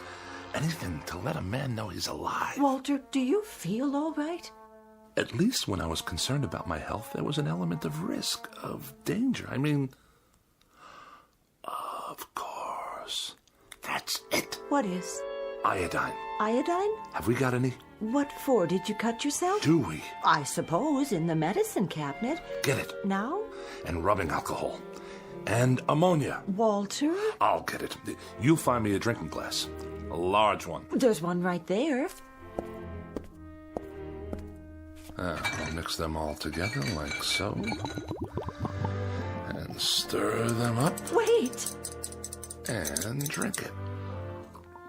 Oh.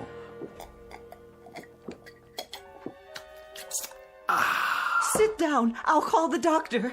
You see? What I just drank should kill a dozen men.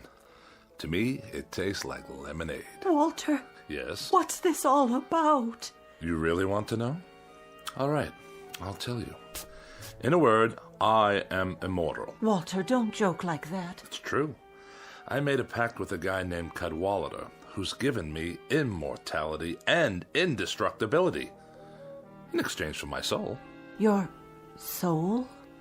More succinctly than that, I couldn't put it.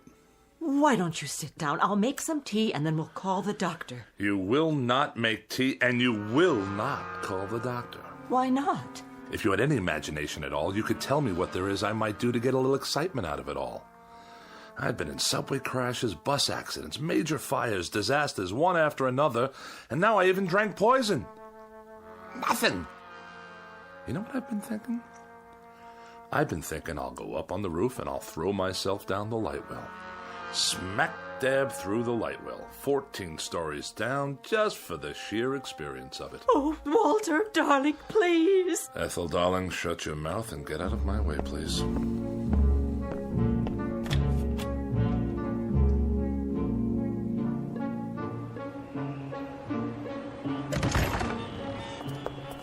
Please, Walter, please, darling. Ethel, go drown in a tub and leave me alone. I'm going headfirst down the light well. Get out of my way. Walter, no. Will you get out of... Ethel, be careful or you'll trip. Ethel!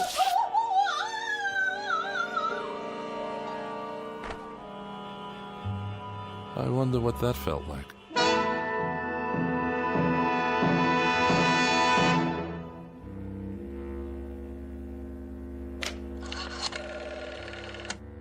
Operator, get me the police, please. Immediately, it's an emergency. Hello? Is this a police station? This is Walter Bedecker, 11 North 7th Street. That's right. Apartment 14B. Will you please come over here right away? No trouble. I just killed my wife. That's right. Yes, I'll stay right here. Goodbye. Now, this is going to be an experience.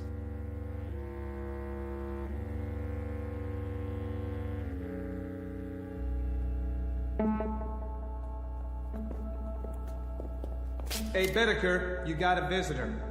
Cooper, the legal beagle. Right in here, Mr. Cooper. No longer than 15 minutes, please. How are you holding up? As well as can be expected. Prisons are boring places, you know. Very, very boring. And you? How am I? I'm miserable, Mr. Bedecker, and I've been miserable since I took your case. I've had tough clients before, but nobody like you. Really? What disturbs you? What disturbs me is that for 5 days in that courtroom, you've acted like a man desperate to get himself convicted. Oh, whatever would make you think that? When the prosecuting attorney cross-examines you, you act like you're betting on him to win the case. The truth will out. Now look, Bedecker, tomorrow's the last day of the trial. There'll be the summing up and it'll go to the jury. And as things stand now, you don't have a chance in hell. That a fact? That is a fact. Now, tomorrow, this is what I want us to do. Cooper, do me a favor, will you? Put it away. How's that? Bedecker, didn't you get what I was trying to tell you? You're about 12 hours away from a guilty verdict on charge of first-degree murder. What will the penalty be? The penalty in this state for first-degree murder is death in the electric chair. Death in the electric chair. Bedecker! And if I were in California? What? How would they try to kill me if I lived in California? Capital punishment there is the gas chamber, but I don't see... And in Kansas? In Kansas, it's hanging, but I'm gonna tell you something, Bedecker. No, Mr. Cooper, I'm gonna tell you something. The only thing they'll get for their troubles if they try to electrocute me is a high electricity bill. Good night, Mr. Cooper. See you in court. Guard!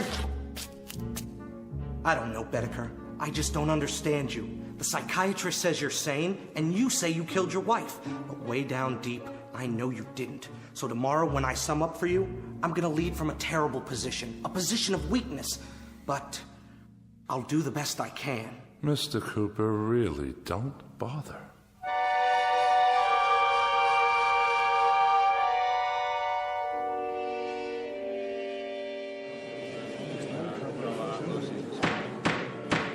Mr. Bedecker, you've been tried and found guilty of murder in the first degree. Have you anything to say before the court pronounces sentence upon you? Oh, I don't have anything to say, Your Honor.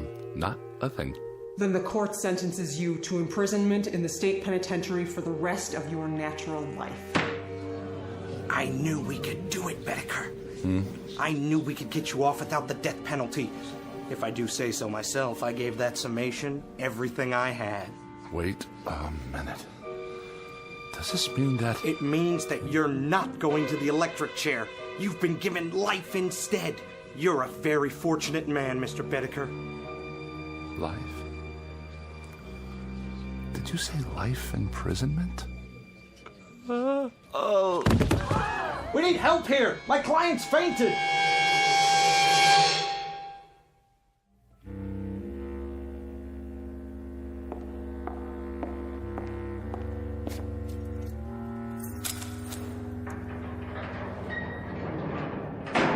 Here's your last meal. My last? With us. You're going to the penitentiary tomorrow morning. The penitentiary. For life. Look at it this way, Mr. Bedecker. What's life? 40, 45 years? You can do that standing on your head. Life. That's all. 45 years. Maybe not even that much. After all, what are a few hundred years in the grand scheme? Or a few thousand? Or 5,000? Or 10,000? No!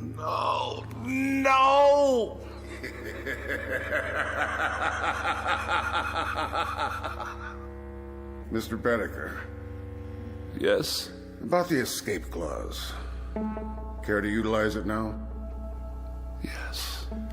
That's a wise man. Odd thing, Mr. Bedecker. You look like someone having a heart attack. Exactly. Like a man having a heart attack.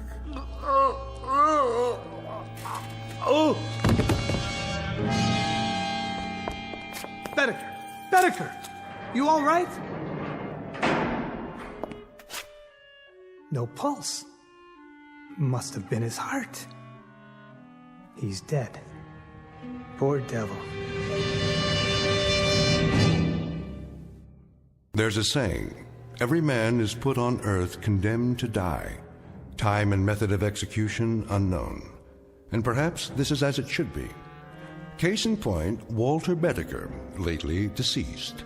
A little man with such a yen to live that he was beaten by the devil, by his own deadly boredom, and by his place in the scheme of things, including his position, such as it is, or was, in the Twilight Zone.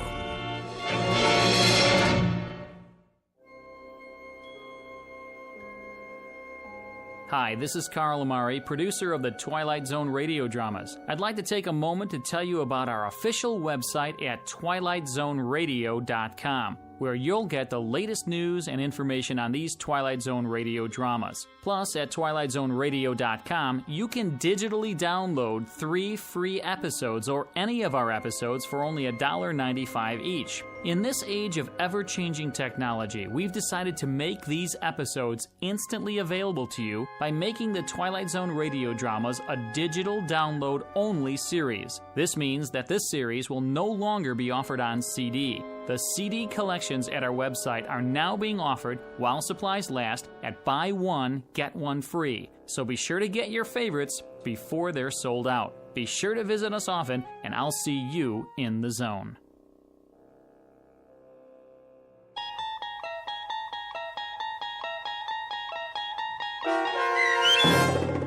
Escape Clause, starring Mike Starr with Stacy Keach as your narrator, was written for The Twilight Zone by Rod Serling and adapted for radio by Dennis Etchison. Heard in the cast were Peggy Roeder, Rich Komanek, Doug James, Turk Muller, Guy Burrill, Heath Corson, Larissa Borkowski, Natalia Reed, Peter DeVito, John Starr, Carl Amari, Paul Patch, and Lynn Foley. To learn more about the Twilight Zone radio dramas and to obtain audio cassettes and CDs of these programs, visit our website at twilightzoneradio.com. This copyrighted radio series is produced and directed by Carl Amari and Roger Wolski for Falcon Picture Group. Doug James speaking.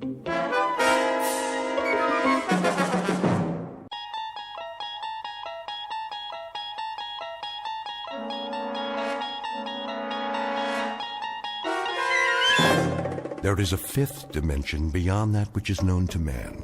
It is a dimension as vast as space and as timeless as infinity. It is the middle ground between light and shadow. and it lies between the pit of man's fears and the summit of his knowledge. This is the dimension of imagination. It is an area which we call the Twilight Zone.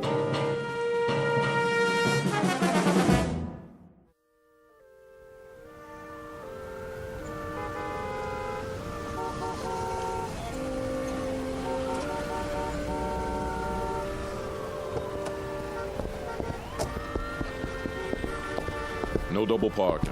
Move it, son. Yes, I heard you. I said move it. Oh, but you see, I'm not double parked, not at all. Then what are you doing? That's a yellow zone, ain't it? So it is. But I won't be a moment. I just have to use the payphone. That one right there on the corner. All right, officer? Loading and unloading only. One call. That's it. I've been driving up and down for blocks. 10 blocks, to be exact, in search of a phone. And there's phone booths all over the place. Yeah, and they're all out of order. Hard to believe. I know. In a city like this? Ain't my problem. No, but it's mine. I have a call to make, a very important call. Why don't you go home? You got a phone, don't you? Of course I do, but it can't wait. Layla might go out for the evening, and I gotta catch her first and tell her, ask her if it would be all right to...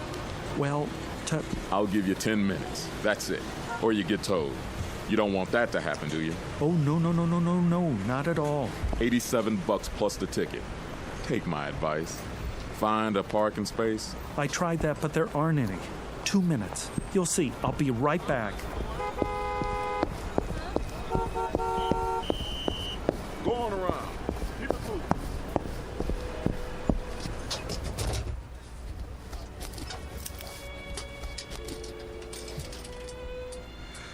Oh, there.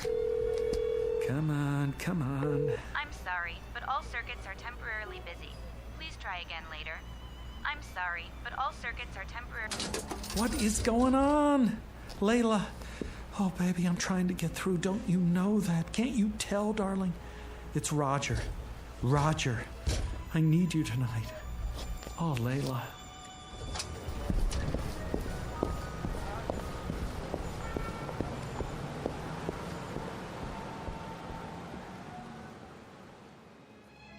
Mr. Roger Shackelforth, age, youthful 20s. Occupation, being in love, full-time.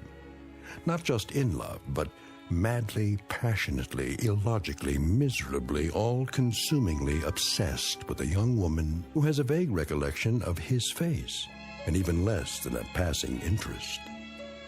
In a moment, however, you'll see a switch in attitude, because Mr. Roger Shackelforth, the young gentleman in question, will take a short but very meaningful journey into a calling area known as the Twilight Zone.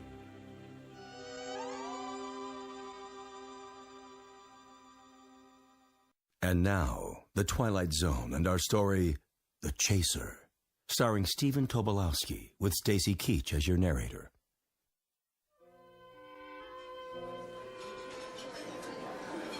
More coffee, Jenny. No thanks, Margie. Well, maybe just a smidge or it'll keep me up. Miss, can I use your... All the way in the back. No, not that. The telephone. Do you have a public telephone? Sure do, on the wall. Good, I'll need some change. Here. Better get in line, though. What? The young man's been at it for... I don't know how long.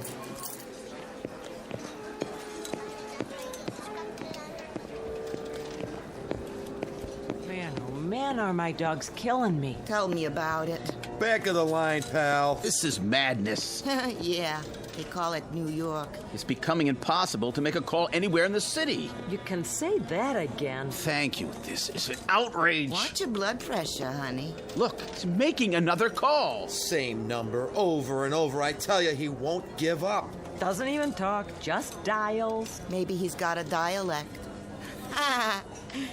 Gonna have to soak his finger in Epsom salts. Oh, I simply can't stand this. I must use the phone. Well, la-di-da. Who are you, Mr. High and Mighty? I have a business appointment and I'm late. Stand aside. Oh, no. We're all in this together. Look, I'll buy your place in line. $1 to get in front of you. $1? Are you kidding? All right, $5. Well, since you put it that way. How about you? Got another $5 on you? Certainly. Who's next? Don't look at me. But I am looking at you. Have you ever made $5 so easily? That ain't the point. I should first pay the same as place and show. How much do you want? Nothing less than a sawbuck. 10! That's... Then take your business elsewhere. I don't come cheap. I can see that. Here we are. After you, sweetie. Time, young man. I've had quite enough.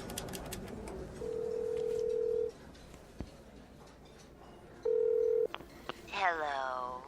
Hello? Layla? Darling? Who's this? It's Roger. Oh.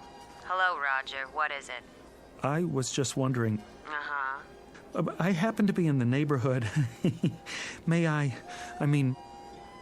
come to see you? No, I can't.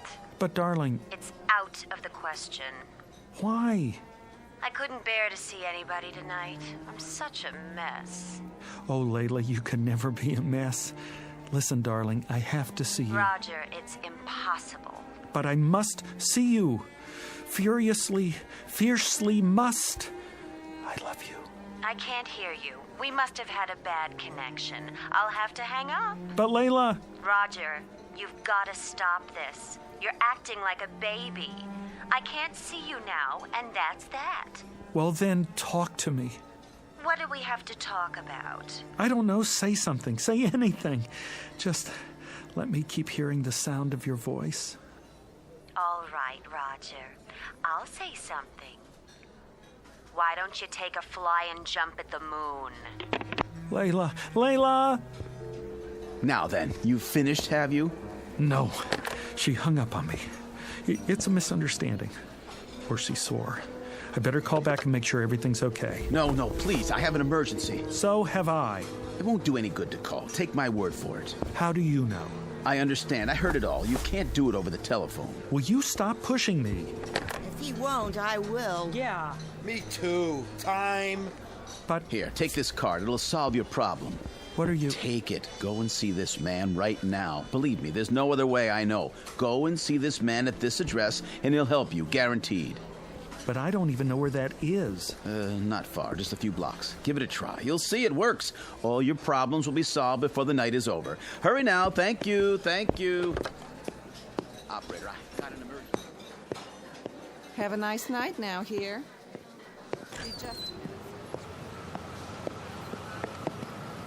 Hey! Where's my car?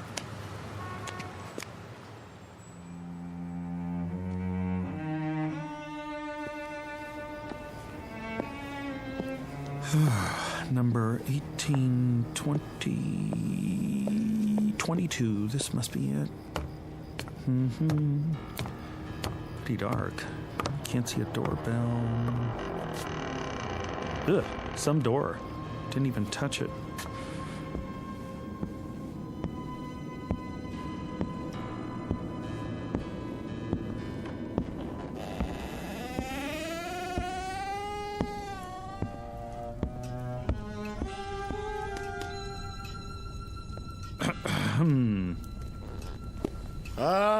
All right, I see you there. Stop skulking around.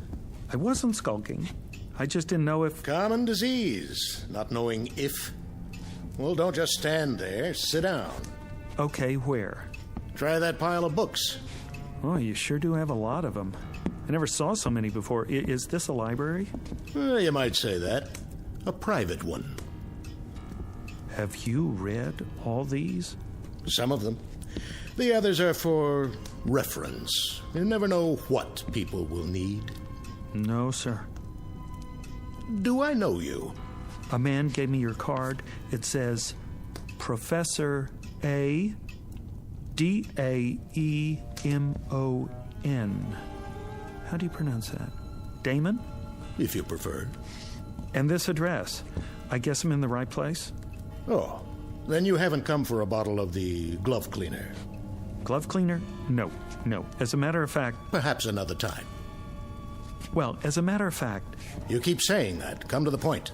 Well, the point is, I don't know why I came at all. You see, the man who gave me your card was a complete stranger. Oh, yes. Satisfied former customer, most likely. But I don't know why he gave it to me.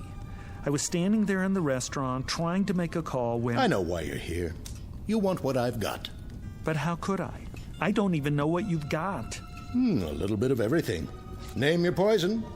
Ointments, salves, powders, sovereign remedies, nectars, lotus blossoms, toxins, tonics, antitoxins, decoctions, concoctions, and potions. All guaranteed.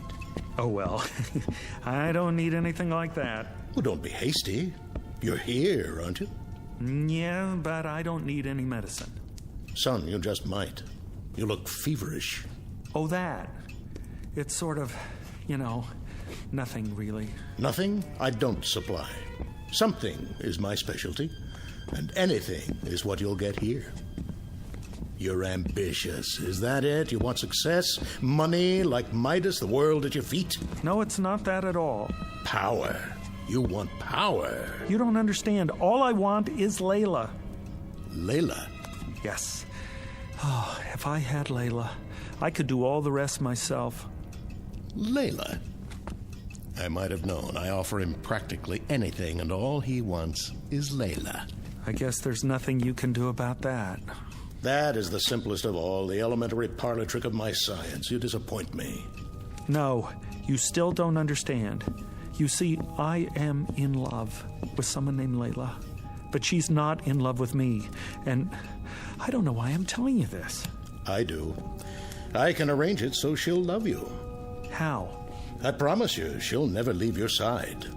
When she isn't telling you she loves you, she'll be gazing at your loving face. She won't even eat before you do, and nothing will be too much for you to ask of her.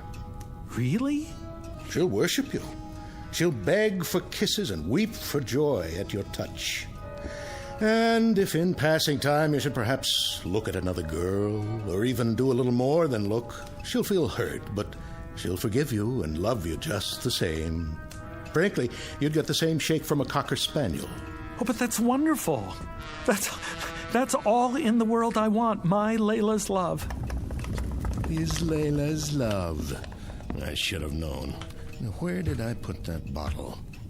If it isn't his Layla's love, it's his Dorothy's love, or his Rhea's love, or his Gwen's love. You keep it up there, on the bookshelves? Away from prying eyes. Tell me one last time. Are you sure you wouldn't be interested in the glove cleaner, as I call it? What is it? Well, there are many names for it, including the Eradicator. But glove cleaner is a nice, nondescriptive title. Clean, colorless, tasteless, unidentifiable, and sure. I'm not very interested in glove cleaners. Why not? It's easy, it's swift, it leaves no trace. It's perfect for its purpose. You're not making sense. Why, boy, that's all I make. Which is why I'm such a lonely man. You're absolutely sure you don't want to try the glove cleaner. It is very expensive. Perhaps you can't afford it. For instance, this little bottle costs $1,000. $1,000? Are all your prices like that? Some are, some aren't. What about the other one? The one that will make Layla love me? Oh, that's only $1. $1? Love potions are my cheapest items, and they're overpriced at that. $1 for my Layla's love? It won't hurt her. If anybody gets hurt, it'll be you, but I don't expect you to believe me. How do I use it? Put it in anything. A drink, tea, soup, coffee, water, anything at all. Makes no difference. You'll get exactly what you claim to want. Professor, you got a deal. I really don't believe any of this, but I'll try it. I'll try anything. What do I have to lose? If it works, I'll be the happiest man in the world.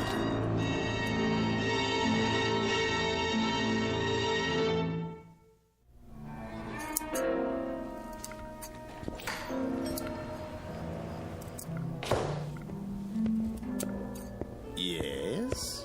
You're open. So it would appear. Lucky to find a flower shop open this late. May I help you? I certainly hope so. And the occasion? What? What is the event, sir? A prom, perhaps, or something along more somber lines? Somber?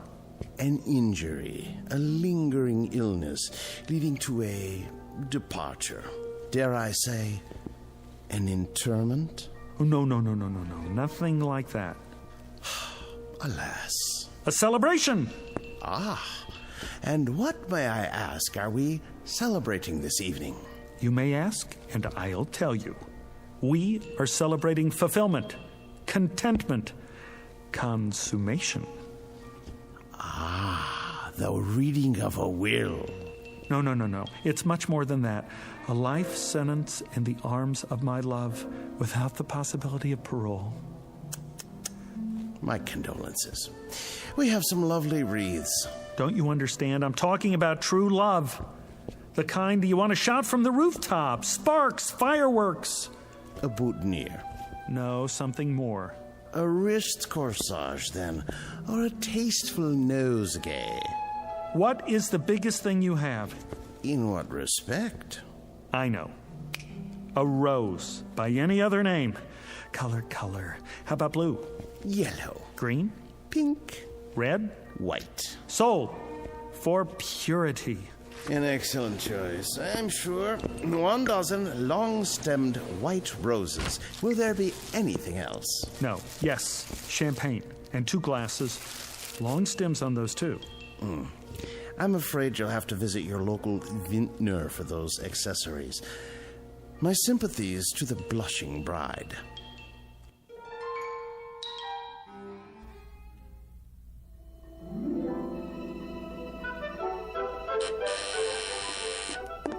Who could that be? Yes? Layla, it's me. Roger, I told you I was busy tonight. Busy? How busy can you be in a dressing gown? I'm just about to put on my dress. Call me. When? Tomorrow. Just a minute, just a little minute. Flowers, see? And champagne. That's very nice, Roger. Thank you. Now, if you'll just run along. I couldn't have lasted the evening without seeing you, Layla. I'm sure that's not true. You don't know what it's like to love somebody, to love anybody so much, so desperately. No, I suppose I don't. It's good champagne. Just enough for the 2 of us. Now, that's not asking much, is it? All you have to do is give me 5 minutes for 1 drink. Roger, you are acting like a clod. A silly, stupid, sophomoric clod. I love you. Stop saying that. But you don't know what I went through to get here. My car was towed. I've been walking for the past hour. How can you be so cruel? All right, 1 drink. 5 minutes, and then you go. You won't regret it.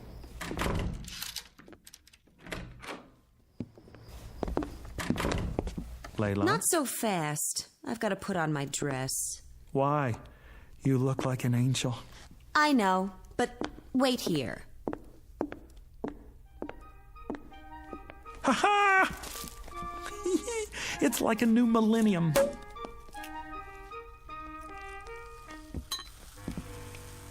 Don't be too long, darling.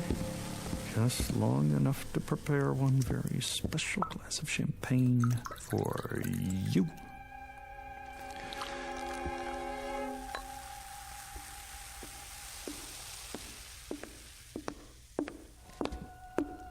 Well, let's get this over with. Wait, this one's yours. What's the difference? There's a little more in this one. If you say so. To us, darling. Well, time's up. Not so soon. Thank you very much for the drink and the flowers. Be sure to put them in water. Would you like me to do it for you? Goodbye, Roger. Excellent champagne, wasn't it? It'll pass. Very good year. No aftertaste. I suppose so. What are you looking at me like that for? In case it's my last look. All right, you've had it. The show's over. One last little kiss. Don't press your luck. But Layla... Roger, please, let's not prolong this. I haven't the time. All I'm asking is... Please go. Now. Look, I don't love you. I don't want you here. I don't even like you at the moment. Now go, please. If you're sure that's what you want. You looked like a whipped dog. Oh, here. That's the best I can do. And it took all my strength. Thank you, I guess. Oh. What is it? I don't know. All of a sudden, I'm feeling a bit peculiar. You are? Roger, wait a minute. Perhaps I am being cruel. I don't mean to be. I understand. Do you? I'm sure I can do better than that. Let me make it a little nicer. If that's what you want.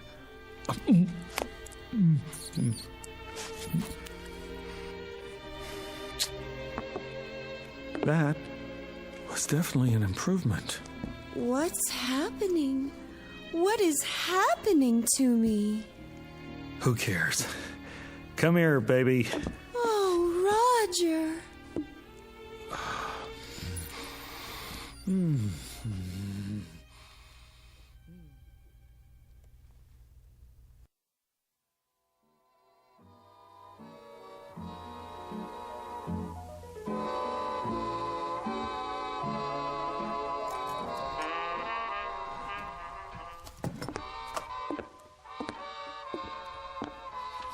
Can I get you anything, darling?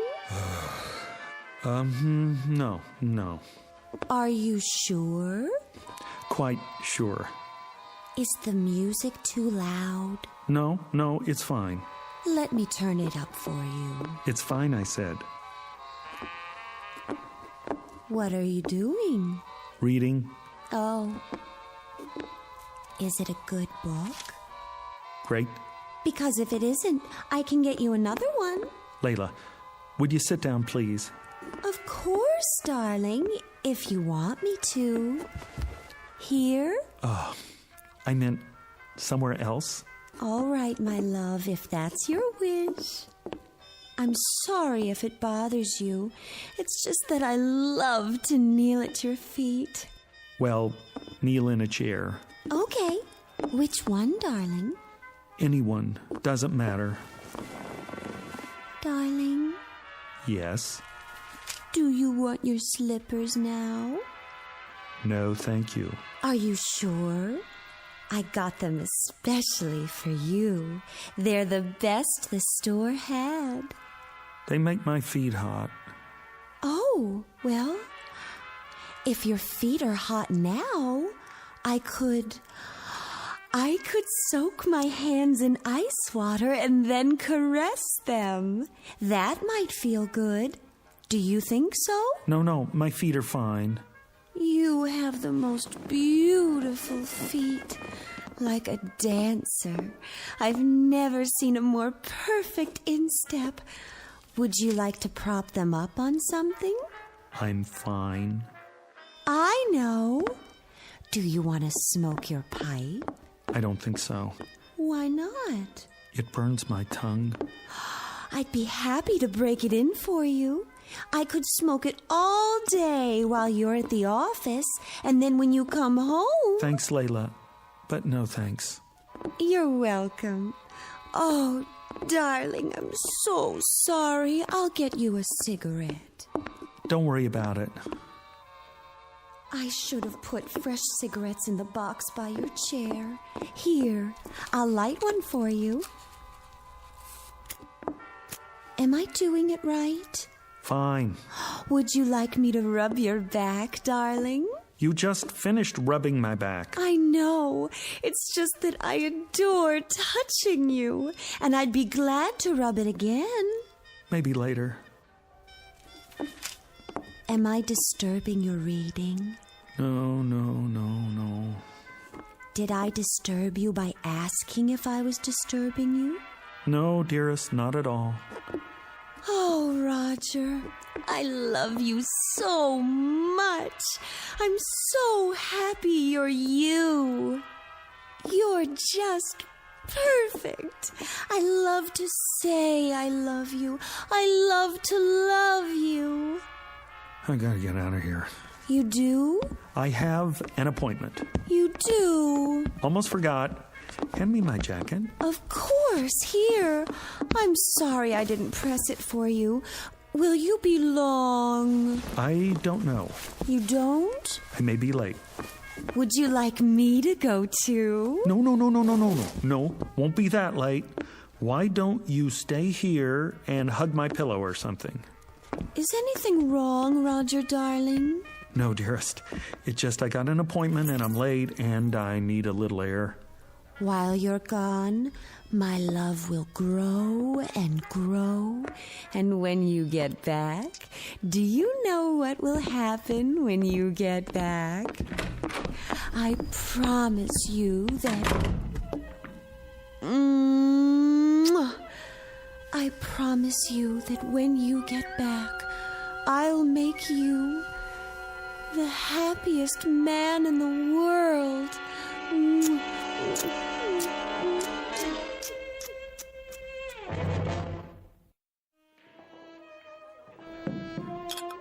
There you go, buddy. Thanks. It's too bad it's not a happy hour. You're running up quite a tab. Happy hour. Haven't had one of those in 6 months. Let me guess. Your old lady? That's just it. She's not old. She's young and beautiful. Perfect face, perfect figure. What's to complain about? I don't have any complaints, except that she's too perfect. Huh? Waits on me hand and foot, sees to my every need, ready to drain off my tension at a moment's notice. Nice work if you can get it. Hey, take my advice. What's that? Sit back and enjoy it. Ain't everybody's got what you got. Guys would kill for that. Luck had nothing to do with it. How do you mean? Well, you make a deal with the devil or something? Sometimes I wonder. That's it. Maybe I did. Maybe I did after all. Where is this guy so I can make a deal myself? Here's a piece of advice for you. If anybody says he's got the solution to your problem, tell him to get lost. Keep the change. Thanks, buddy. See you next time. I doubt it. With any luck, there won't be a next time.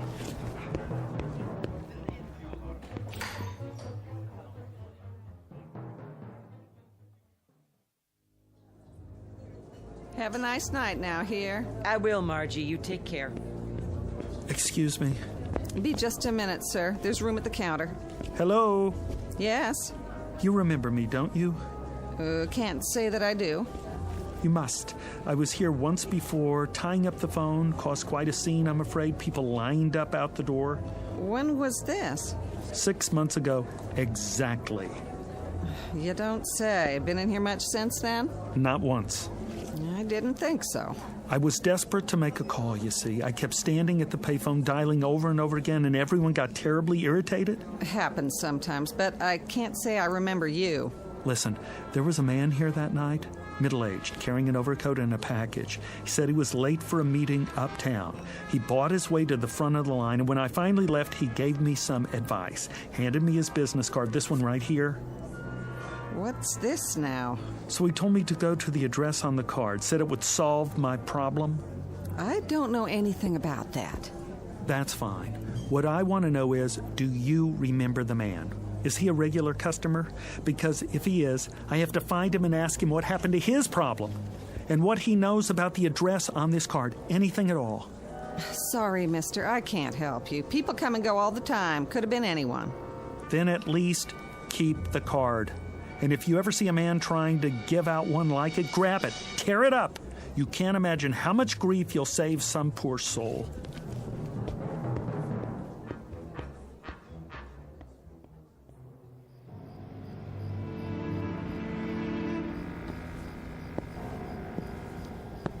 Here, number 22.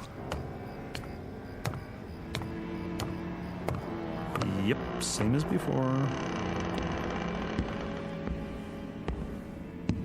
Now the second set of doors. Here we go.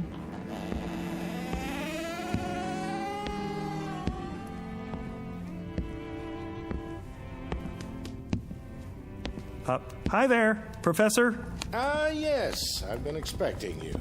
You have? Yes. If not later, then sooner. So you remember me? I never forget a face. I rather thought you'd like to hear how things turned out. Oh, I know how things turned out. That potion really works. Why am I not surprised?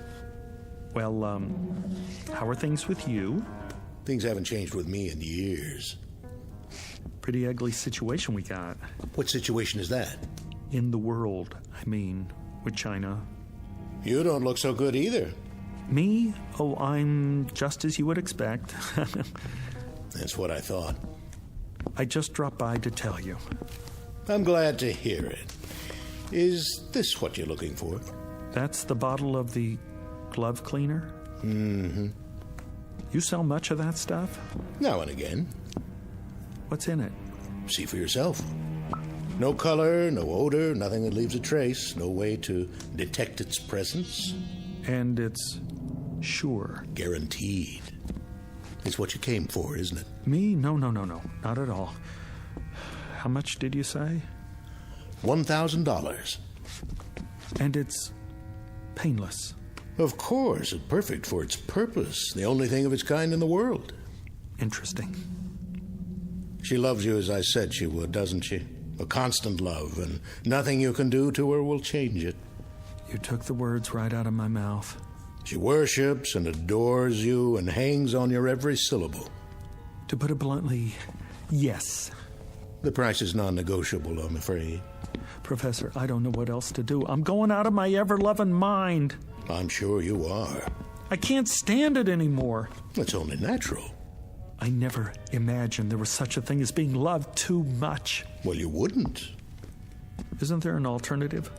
Some way we could just quiet it down a little. If there were, I'd be out of business. You must have a potion that will transfer a little of her love to someone else, like a nice little teacup chihuahua, for instance, a Labrador retriever, St. Bernard. Not a chance. She's all yours. But she's so nice to me. So very good, night and day. The glove cleaner is the only way. I'll put it back. I can't do that. There must be another way. This is the only way. You don't know what it's like. All the time. Love, love, love. It's enough to give you diabetes. I do know. How do you think I came to invent the glove cleaner? But $1,000. That's all my savings. It's always that way. No trace. Absolutely undetectable. I take checks and credit cards. All right. Made out to... cash.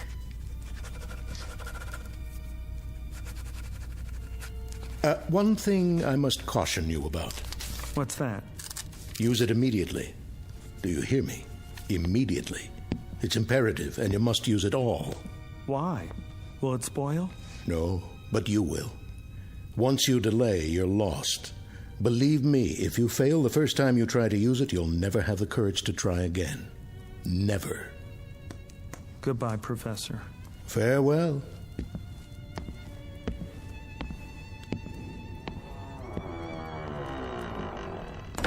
It never changes. First the stimulant, then the chaser.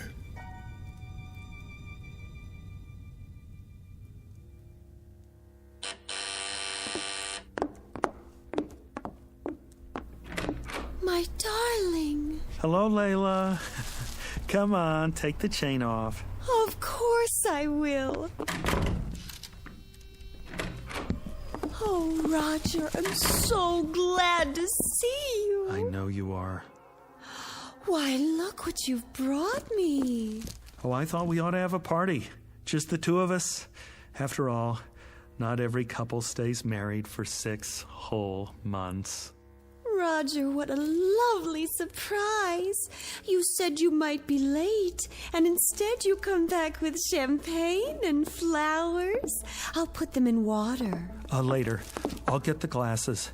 Can't have a party without glasses. It's just like the first time.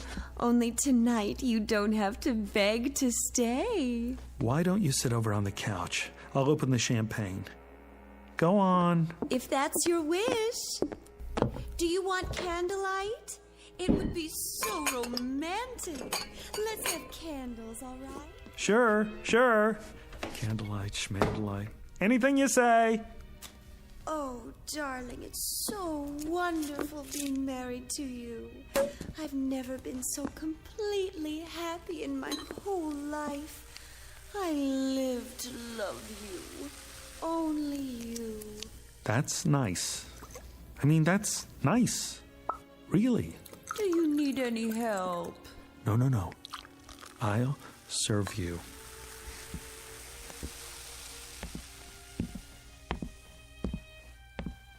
Sweetest, how did you happen to think of champagne? Oh, I asked myself, what does Layla need? And it came to me like a bolt out of the blue.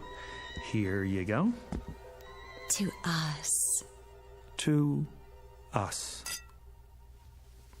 I remember the first time you brought me champagne, how you looked. Your eyes were filled with longing, and you watched me so sadly because you thought it was going to be our last drink. Isn't that what you were thinking? Right. I remember. Go on, Layla. Drink up. Lover. Hmm? My sweet lover Marshmallow, sit here. Why not? Go ahead now. Drink up. I'm not very thirsty. Good to the last drop. I'm not sure it's a good idea this time. Why not? Sit closer. Careful. What's this? What's what? Between the cushions. Have you taken up knitting? In this book, Dr. Spock? I've got news for you, my sweet little rabbit. Rabbit? I just got word from the doctor. What are you talking about? The test came back today, and it's positive. Isn't that wonderful? You don't mean you're... Oh, darling, we don't need champagne. We've got each other. All three of us. I suppose I could have just a sip. That won't do any harm. No, I mean, don't. Maybe just a little toast to celebrate. Not now. Give me your glass. I'll pour it out. Are you sure? I'm sure. I couldn't have done it anyway. I could never have gone through with it. Think of it, darling. This is only the beginning. We're going to be even happier than we are now. And it'll go on like this for the rest of our lives. Yes. The rest of our lives.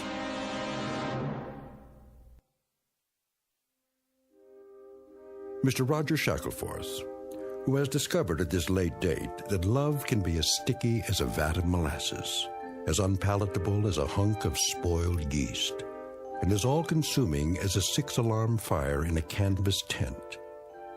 Case history of a would-be lover boy who should never have ventured into the Twilight Zone. We'll return to the Twilight Zone in just a moment.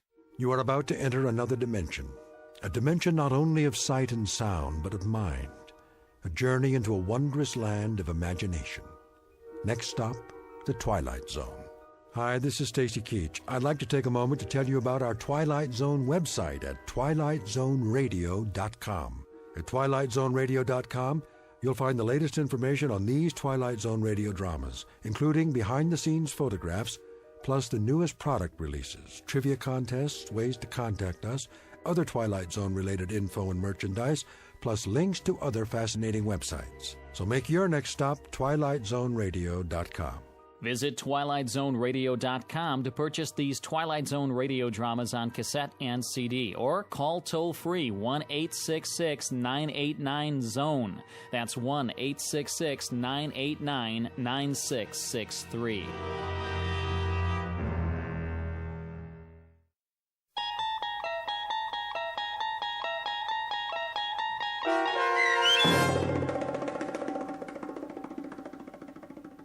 The Chaser, starring Stephen Tobolowsky, with Stacy Keach as your narrator, was adapted for radio by Dennis Etchison and written for The Twilight Zone by Robert Presnell Jr., based on a short story by John Collier.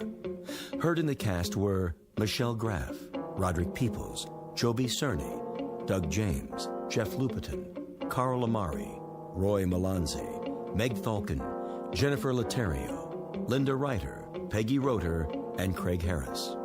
The producers of The Twilight Zone wish to thank CBS Enterprises and the Rod Serling Estate for making this series possible. This copyrighted radio series is produced and directed by Carl Amari for Falcon Picture Group. Sound design and custom Foley effects for The Twilight Zone by Cerny American creatives Bob Benson, Craig Lee, Michael Slaybach, and Matt Sorrow.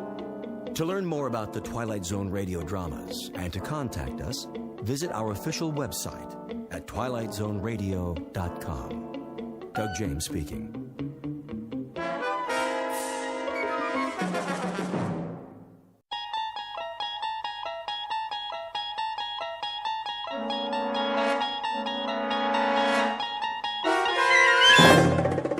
You're traveling through another dimension. A dimension not only of sight and sound, but of mind. A journey into a wondrous land whose boundaries are those of imagination. Your next stop, the Twilight Zone.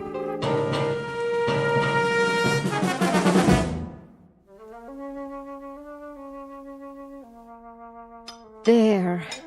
Nice and creamy. Anthony? Hi, Aunt Amy. I just knew that was you. What's that in your hand? My Jack-in-the-Box. Oh, yes. That's such a funny toy. Where's my mother? In the bedroom, lying down. She'll cook the rest of the dinner soon as I'm finished. But I wanted to get this done first. What you making? Well, what do you think? A cake, of course. For my favorite little boy. Is it a good one? Oh, yes. A very good one. Very, very good. I just took it out of the oven a while ago. Chocolate on the inside with little yellow swirls? What else? I know what my Anthony wants. See? Doesn't that smell good? Where's the frosting? Right here in the bowl. It's chocolate, too. I blended in a lot of butter to make sure it's smooth. 100 times. By hand. Milk chocolate? You bet. We don't like that dark chocolate, do we? Ugh. No. Hurry up, Aunt Amy. Don't you worry. It'll be ready in a jiffy. Put the frosting on. Plenty of time for that. Besides, we have to let the cake cool first. Put it on. Now. Oh, I know what you want. You want to lick the bowl. Well, you'll just have to wait. I don't want to wait. Be a good boy now. I am a good boy. I know you are. I know that. Of course I do. A very, very good boy. I'll just go ahead and frost it now. Why not? No problem, Anthony. None at all. I want lots on the top. Surely. Lots and lots. See how thick I'm putting it on? Swirls of chocolate butter frosting, and all of it for my favorite nephew. There. Some more around the sides. We don't want to forget the sides, do we, Anthony? The sides are good, too. So good. Anthony, stop that. Get your finger out of the bowl. Ow! There'll be plenty left for you to lick when I'm finished. When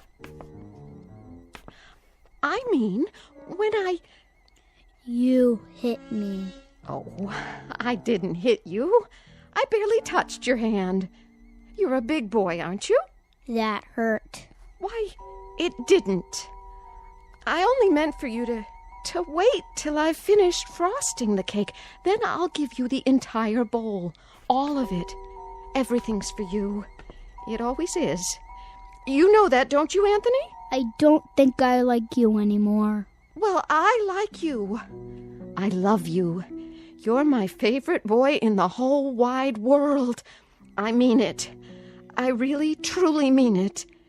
Come and give your Auntie Amy a kiss. No. Then I'll give you one. I'm going outside now. Yes. Yes, you do that. Go outside and play.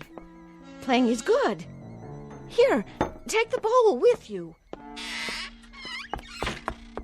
Anthony? Anthony, come back! Don't you want your frosting? You can have the whole bowl. Everything all right? Oh, Anthony. Nice day, isn't it, Amy? Very nice. Something the matter? No, nothing's the matter. Nothing at all. Did anything happen? Oh, I was just frosting the cake, and Anthony couldn't resist tasting it. Well, who could? I used to love frosting when I was his age. Didn't you? It's good, isn't it? So good. Why wait? We can go ahead and have the cake now if Anthony wants. It's perfectly fine with me. Now, Amy, why don't you apologize to the boy? You can do that, can't you? Anthony, I'm sorry. Come on back, boy. Anthony, please. Anthony.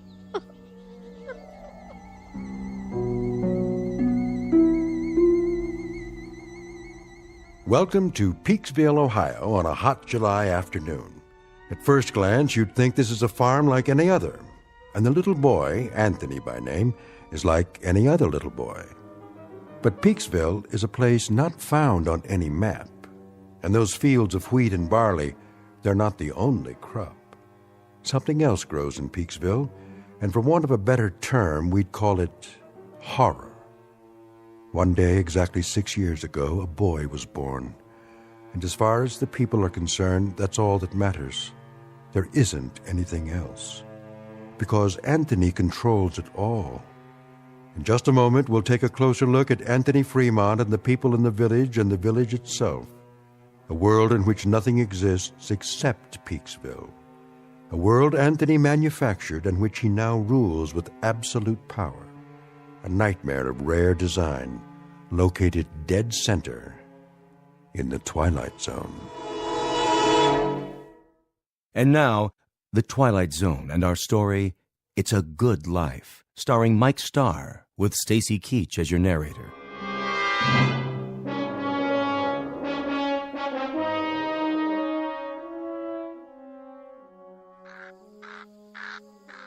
I'll see he gets it, Amy. Would you? Don't you worry none.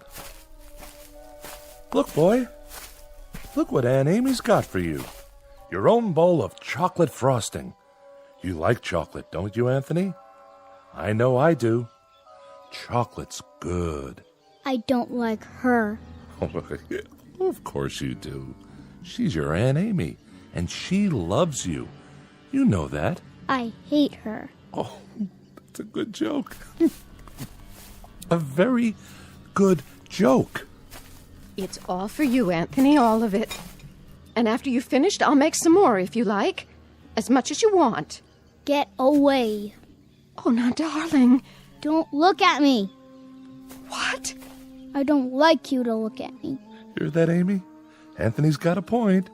Why don't you go back in the house for now, so you can help Agnes cook dinner? Yes. Yes, I'll do that. It's going to be a good dinner, isn't it? I believe it will be, yes. You know, just the way he likes it. Don't you? It'll be delicious, Anthony. You'll see. I told you, don't look at me. She's not... I'll make it so she can't look at me. So she can't look at anything ever again. Watch your step there, Amy. I can't see. What do you mean? Sure you can. That would be some joke. Just go on inside. The light. That's all I can see. The sun. It's so bright. The sun blazing in the sky. Like white fire all around. Amy? Help me. Please. I can't see. I can't see. Help me. It's nothing, Amy. I'll help you up. Sit here in your chair. There you go. That's right. Sit and rock. You'll feel better real soon, I'm sure. It's good to rock, isn't it? Yes, it's good to sit on the porch and rock. There now.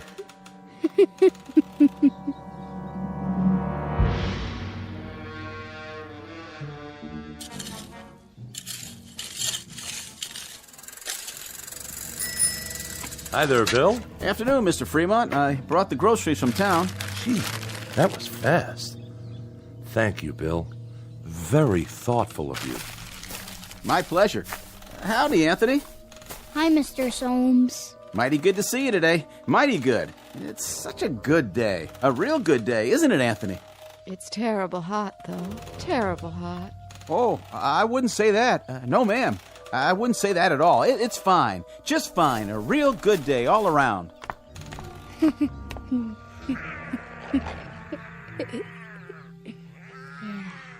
What are you doing, Anthony? Playing. My, that's real good. Whatever it is. You like it? Sure do. I was just wondering, what you were doing. I made something. By golly, you did. Know what it is? Can't rightly say that I do. Take a guess. Oh, I'm not very good at guessing. Guess. Go on, Bill. You can do that, can't you? Well, now, some kind of animal, is it? It's a gopher with 3 heads. See? Oh, yeah. He's a real fine one. I ain't ever seen a gopher with 3 heads before. He's alive, huh? Must be, the way he's moving around. He was. I'll make him dead now. I'm tired of playing with him. Be dead, gopher. You be dead. Now, that's real fine, Anthony. That's real fine, what you done. Sure is. Yeah. You made him dead, all right. Look at him laying there. It's good that you done that. Real good. Tell me what it looked like. Well, it was like a regular gopher, only more interesting. Was it ugly, though? Oh, I wouldn't say that. I wouldn't either. I'll bet it was ugly. Grotesque looking. That's the way Anthony likes things. What a good joke. You'd better bury him now. Okay. Want some help? No, I'll wish him into the cornfield. You do that. Gopher, go into the cornfield. Go be in the cornfield. Well, what do you know? Ain't that something? What are you doing here anyway? Me? What do you mean, Anthony? I'm delivering the groceries. What do you think? Go ahead and do it then. Why, sure. I'm the delivery man. That's me. You better. You don't want me to wish you did, do you? Why, no, Anthony. No, I don't. But what? But I just wanted to say, you do some real fine things. Real fine. You're a good boy. We all love you. Don't we, Miss Amy? Don't we just love Anthony? Oh, yes. We love him. Everybody loves Anthony. Yes, sir. We sure do love him. We love that boy. Well, hi, Bill. Mrs. Fremont, how are you? I was just checking the roast in the oven. Got everything we asked for? Pretty much. I have your list here. Let me see. Didn't have any laundry soap. General store's all out of the laundry soap. Well, that's to be expected. Not even bar soap, though, huh? All out of that, too? Oh, we've been out for a year. You know that, Mrs. Fremont. We ain't had no bar soap for over a year, so I guess nobody has to wash their hands or behind their ears anymore. That's right, Bill. That's exactly right. I got a couple of cans of soup in there. That's nice, huh?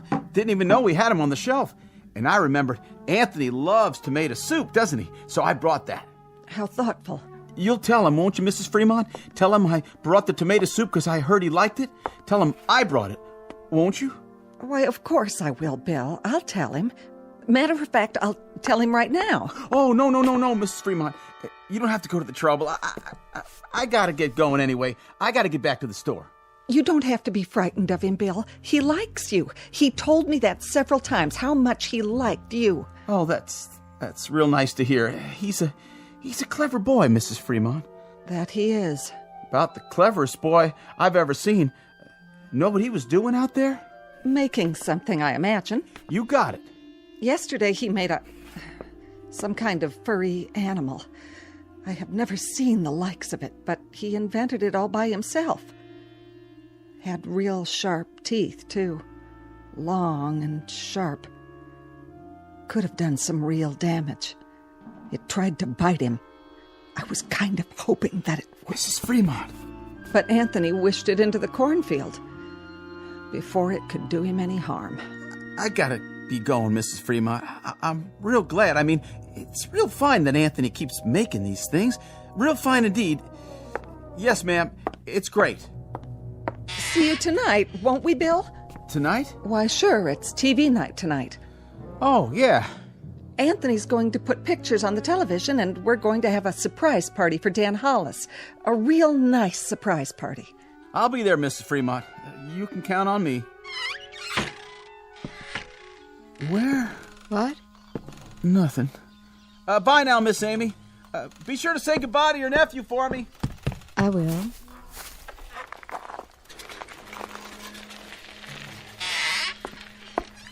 Where's Anthony? I think he went into the barn.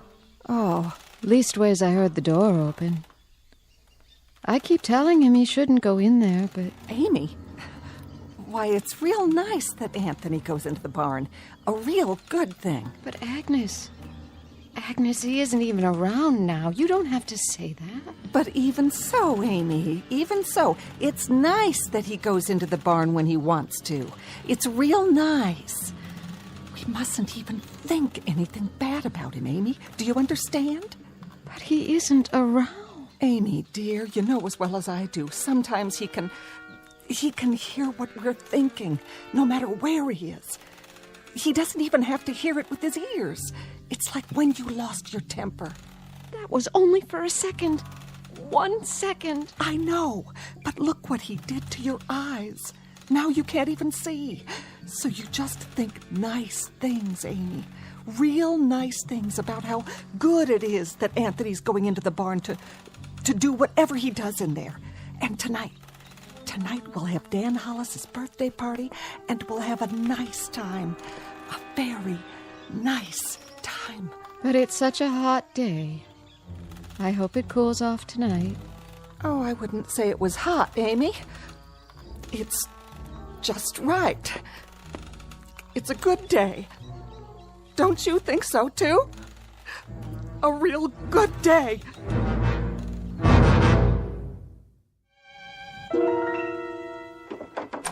Who's... Oh. It's you, Agnes.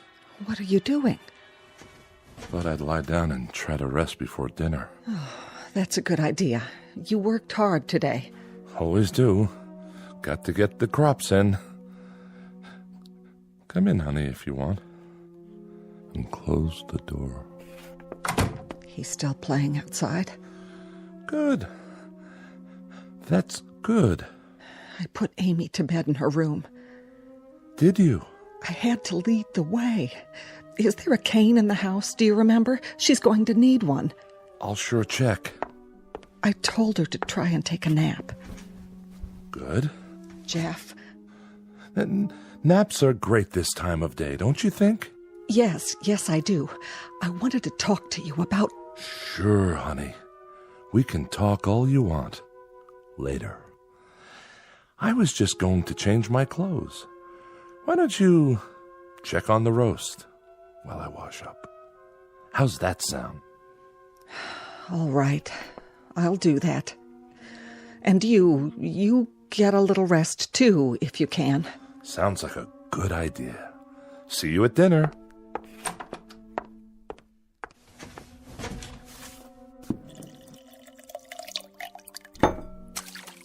Oh. Well, howdy, son. You crept up on me. You look funny. Do I? You need a towel. Well, by gosh, I sure do. I was just about to dry my face. I was looking for you a while ago. What for? Your mama said you was out in the barn. Yep. Did you have fun? I was looking at the cow. Oh, that's good. That's real good, Anthony, that you were looking at the cow. Now, you wouldn't be playing any tricks on your dad, would you? Tricks? I mean, well, you remember a year ago when we had the pigs? Oh, yeah. And what happened to the pigs? You remember that, too? I turned them into monsters. Oh, doggone if you didn't. Real odd-looking things. They were funny. That's it. Real funny looking. But good things, Anthony. Real good things. And it's good that you did that. It's real good. Like tonight. Yeah? It's television night. I'm gonna make television for everybody. It'll be real funny. It sure will be. Everybody's looking forward to it, too, just like they do every week. And then we're gonna have the surprise party for Dan Hollis. It'll be so much fun. Yeah. I can hardly wait. So, are you looking for something? Can I get anything for you now, son? No. Don't you want to play some more? I don't like playing alone all the time. Well, I can understand that. No kids came over to play with me today. Is that right? Not a single one. I wanted someone to play with. Well now, Anthony, you remember the last time some children came over? Mm-hmm. The little Fredericks boy and his sister? I had a real good time. Oh, sure you did. Sure you had a good time, and that's great. Great. It's just that... It's just that what? It's just that you wished them into the cornfield when you didn't like the way they played. That's okay. But I hear their mom and dad were real upset. About what? If you wish people away like that, pretty soon there won't be no one left. So maybe next week we'll talk to some of the folks about having their children come over. We'll do that, won't we? Talk about it first. Yeah, and when they come over, I can make some of those funny animals. That's fun, isn't it? That's a lot of fun. That's Bill Soames's collie. Is it? Yep, that's the dog that always comes around. Yeah, that does sound like Bill Soames's dog. Not many dogs left now, Anthony. You wish them all away. I didn't like them. They didn't like me. I hate anybody who doesn't like me. But everybody loves you. They love you, son. You're everybody's favorite. I heard somebody think one time. Somebody thought I shouldn't have wished away all the automobiles and things. And the electricity. They said it wasn't good that I did that. Somebody thought it one time. Who? Who thought that? Was it Teddy Reynolds who thought that? He owned the farm up the road. Oh yeah, I remember. He shouldn't have thought those bad thoughts. That's why I made him go on fire. Sure, that was why... That dog, that collie, he doesn't like me. Oh, I don't know about that. He's a bad dog. Well, now, Anthony, did you do something to Bill Soames's dog? Guess you must have. He isn't outside anymore. I put him in the cornfield. I'm gonna go out in the yard now. Bye. No. Bill Soames's collie was out by the tree just now. I heard him barking, and then he just... Well, why Anthony done that? It was a good thing that Anthony done that, wasn't it, honey? Wasn't it a real good thing? Oh, yes, indeed. It was a real good thing that Anthony did it. Well, I've got to get back and get supper ready. Stay a minute. Ethel's bringing over the candles for Dan's cake. Amy already made it. She got the last box of cane sugar there was to be found. Agnes? The very last box. And Dan hasn't got one single inkling that there's a surprise party for him. Not one.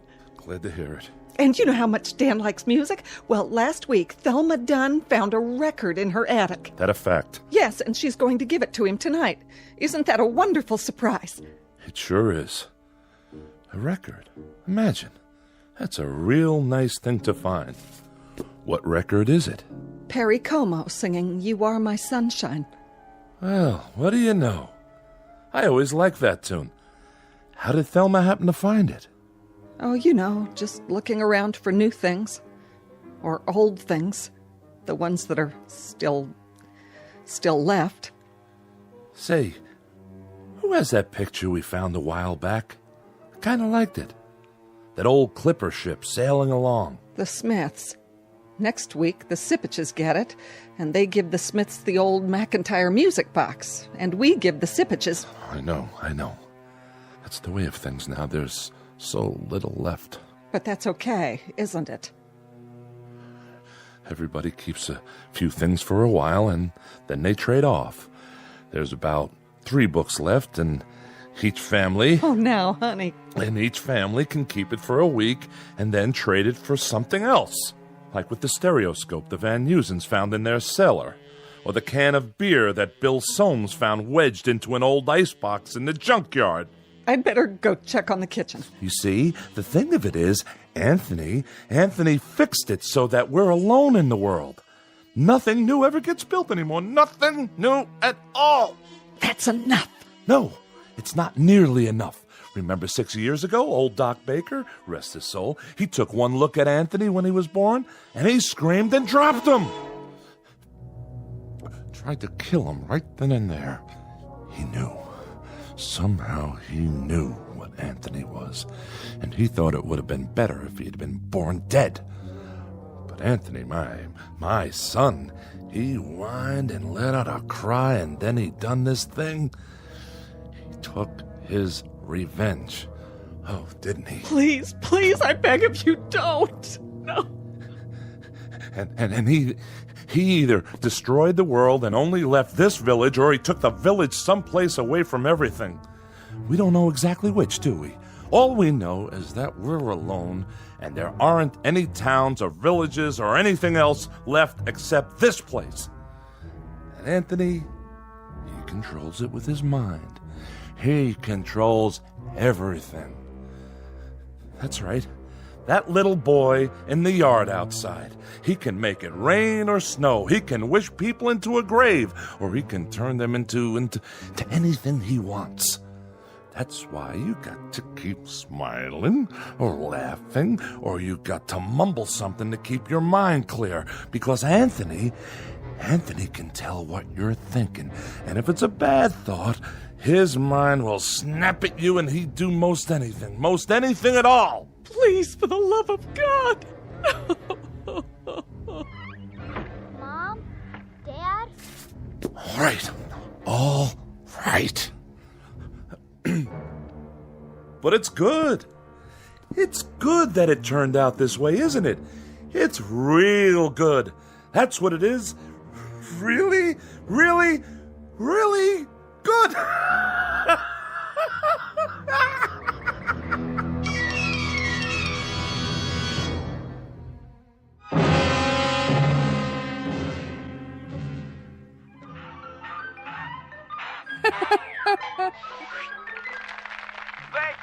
Thank you, ladies and gentlemen, and especially you kids.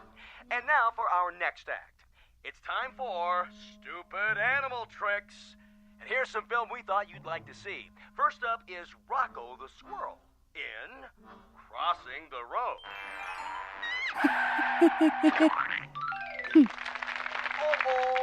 Oh, poor Rocco. And now, the bird and the BB gun. Oh, my. Will you look at that? What, Ethel? It's just like cartoons, only better. And last but not least, the turtle crossing the street. Well, that's all, folks. And now, time for our next program. Welcome, horror fans, to tonight's episode of Scary Nightmares. This one's a real killer of a story. It's called Pleasant Dreams. Let's watch, shall we? Think I'll go get some fresh air. Shh. Not now, Dan.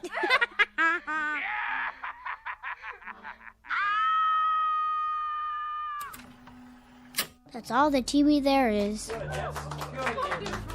Oh, that was wonderful, Anthony. Wasn't it, everyone? Wasn't Anthony's television wonderful? Yeah. Just wonderful. Even better than last week. Yeah, great. It was much better than the old television. Oh, the best yet. You can say that again. You'll have to come around next week. Oh, I will. I will. And now, everyone, is it time? I guess so, honey. The surprise for Dan's birthday. Oh, you shouldn't have done anything. Go ahead, Ethel. Give your hubby the big surprise. All right. Here you go, Dan. I wrapped it for you special. What's this? Open it. Yeah, go ahead. Well, if you say so. I hope you like it. What's this, a record? It's Perry Como.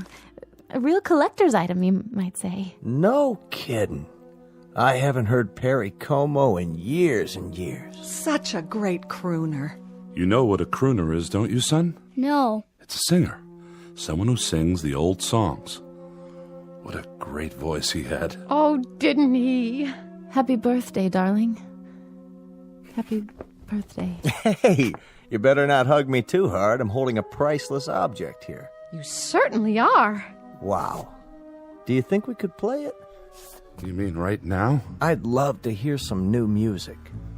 Well... What I'd like to hear is the first part, just the orchestra part, before Como sings. Would that be all right?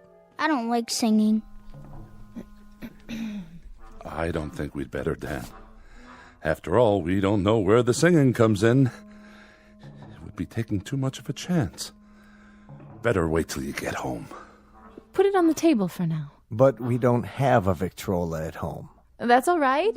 Better to keep it safe. These old records break so easily. I guess you're right. Of course I am. There. It's good that I can't play it here. And now, I think it's time for Pat Riley to play some piano for us. How about it, Pat? Would you? That's a great idea. Well, then, it'd be my pleasure. Move right in, Anthony, so you can watch him. It's great what he can do with those fingers of his. I'm a little nervous. Oh, don't be. You play beautifully. Okay, then. Here it goes. Guess I'm out of practice. It'd be good if you told me what to play, Anthony. It'd be real good if you tell me what music you like. Just play. Play anything. All right. I'll play Night and Day. That's a nice old tune. It sure is. That's always lovely. Yeah, go ahead.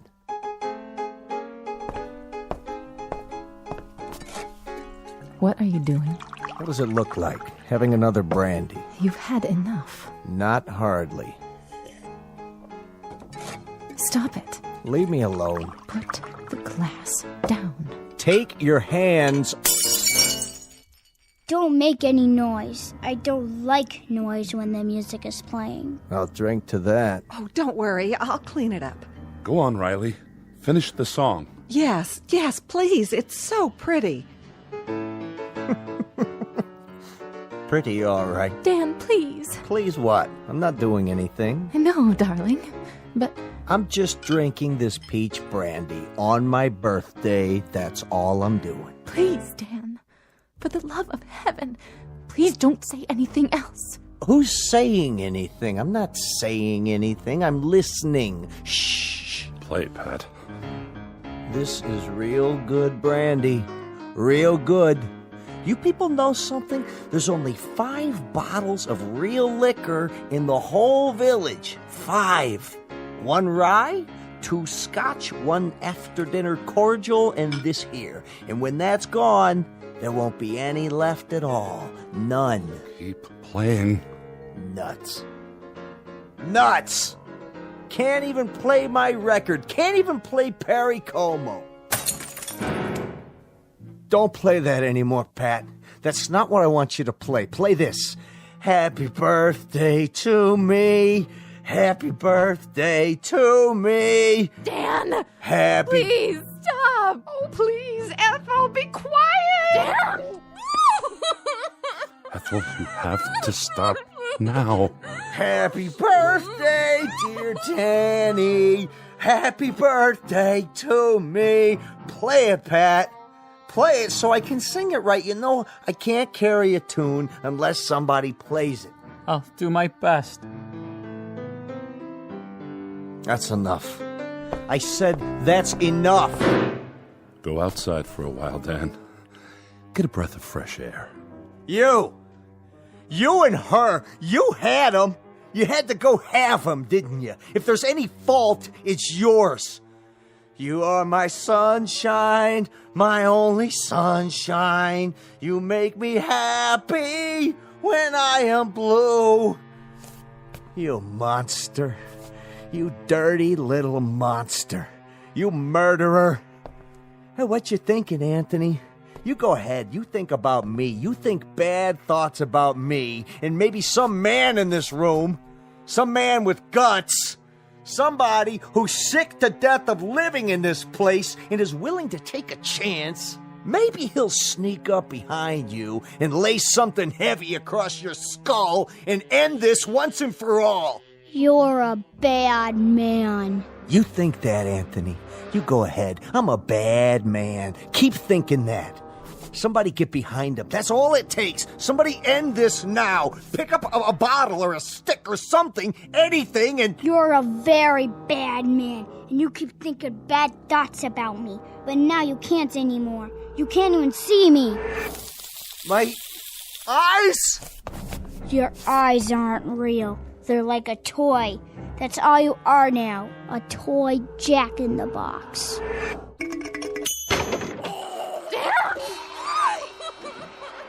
Anthony, push it away. Wish it into the cornfield. We've all looked at it enough. Please, son. Wish it into the cornfield. All right. That's better. He was a bad man, so I turned him into a clown Jack-in-the-Box. A clown that still had his face. You shouldn't think bad thoughts either, lady, or I'll do the same thing to you. It's a good thing you did that to Dan.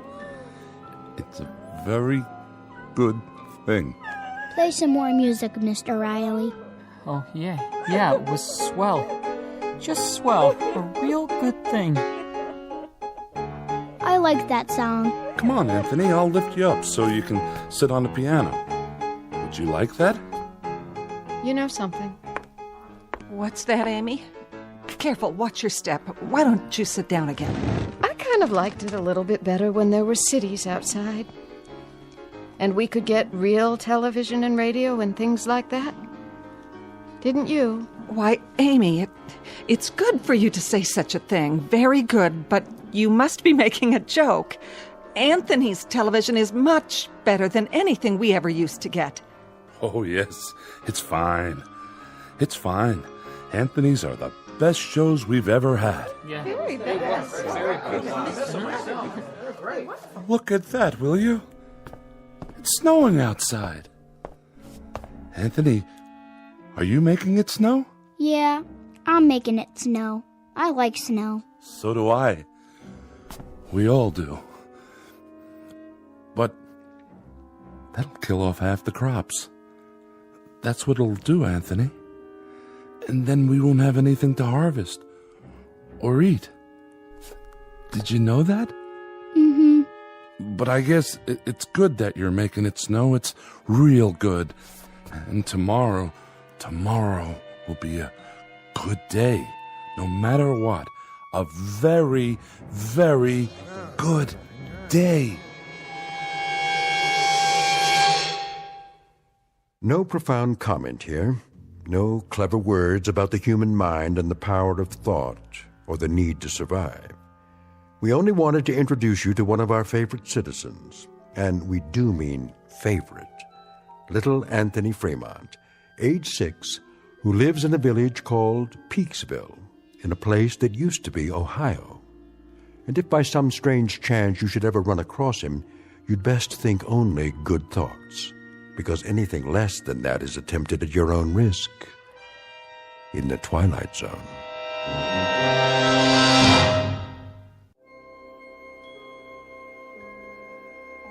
Hi, this is Carl Amari, producer of the Twilight Zone Radio Dramas. I'd like to take a moment to tell you about our official website at twilightzoneradio.com. where you'll get the latest news and information on these Twilight Zone radio dramas. Plus, at twilightzoneradio.com, you can digitally download 3 free episodes or any of our episodes for only $1.95 each. In this age of ever-changing technology, we've decided to make these episodes instantly available to you by making the Twilight Zone radio dramas a digital download-only series. This means that this series will no longer be offered on CD. The CD collections at our website are now being offered, while supplies last, at buy one, get one free. So be sure to get your favorites before they're sold out. Be sure to visit us often, and I'll see you in the zone.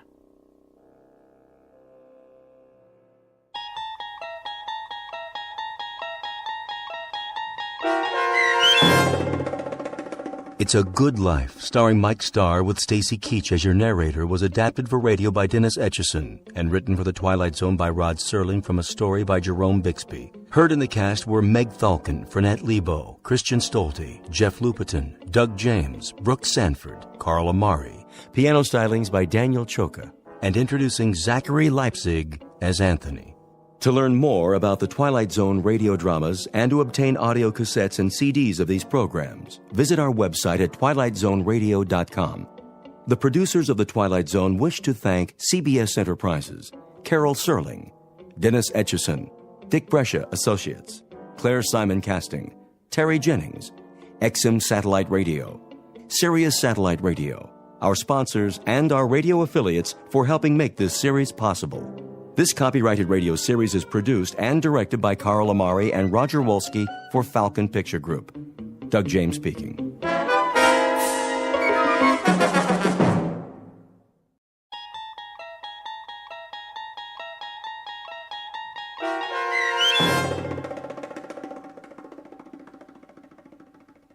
Black Leather Jackets, starring Marshall Ullman with Stacy Keach as your narrator, was adapted for radio by Dennis Etchison and written for The Twilight Zone by Earl Hamner Jr.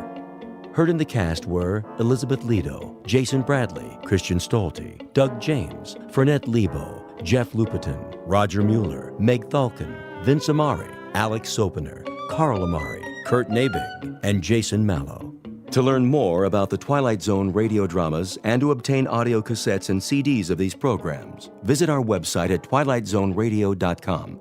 The producers of The Twilight Zone wish to thank CBS Enterprises, Carol Serling, Dennis Etchison, Dick Brescia Associates, Claire Simon Casting, Terry Jennings, XM Satellite Radio, the American Forces Radio and Television Service, Sirius Satellite Radio, our sponsors, and our radio affiliates for helping make this series possible.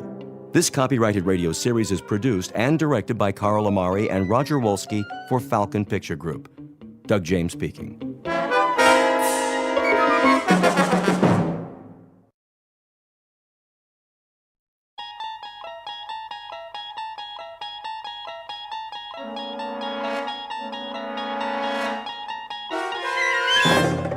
You unlock this door with the key of imagination.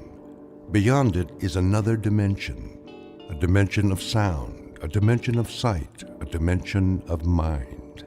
You're moving into a land of both shadow and substance, of things and ideas. You've just crossed over into the Twilight Zone.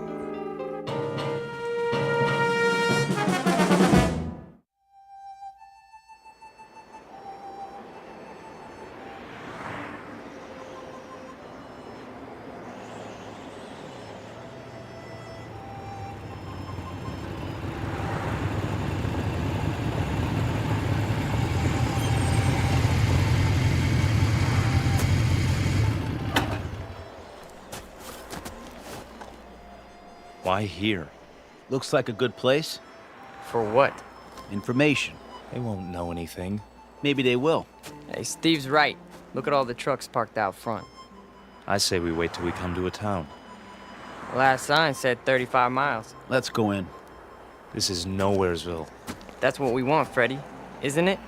We need to fit in, disappear. If we draw attention... I checked the map. It's mostly small towns. You think they won't notice us? They'll know we're not from... I said, let's go.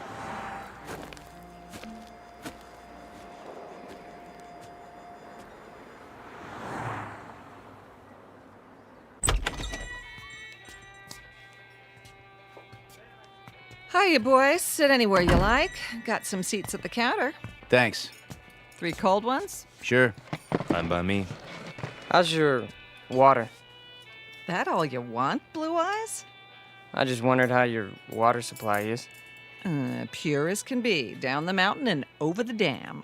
1 double shot of H2O coming up. And, 2 long necks. Make it 3. That's more like it, honey. Any, towns around here? You bet. Stay on the highway and you'll hit Fairview. Lots of bikers stop at the motel just inside the city limits. Fairview. Nice place, is it? Oh, it's okay. Kind of quiet. Shops, schools, not much to do. Sounds just right. Yeah? You boys looking to settle down? We might. No kidding. Well, what do you know? Saw your choppers out there. Figured you were just passing through. Hey, they have houses to rent in Fairview? He means pads. Cribs. Someplace to crash. Well, I couldn't say, but you could ask. Where? There's an office on Main, R.C. Jones Real Estate. Park your choppers down the street, though. Don't want to give them a heart attack. We'll remember that.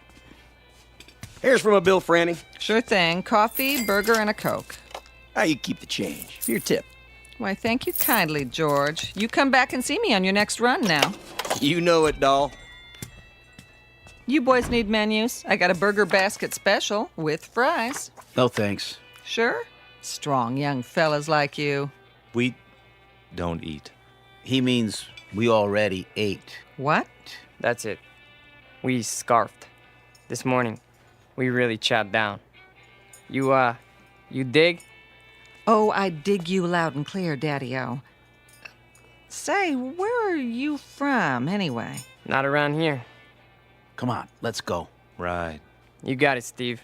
I mean, Big Daddy. Hey, you didn't touch your beers. That's okay. We're not thirsty. Here you are. Hold on. Something wrong? This ain't all for me. Isn't it enough? It's too much. Here, let me give you some change. Keep it. Yeah, for your tip. Is that cool?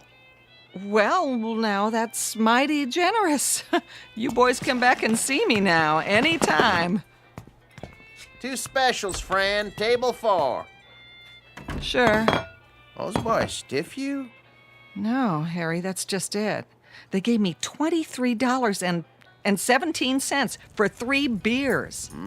Maybe they're from another country. Maybe so, Harry. But wherever it is, must be a long, long way from here.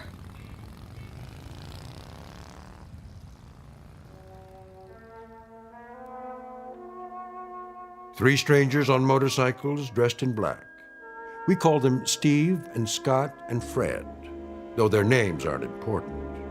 They look a bit dangerous, but in truth they're just passing through, at least for now.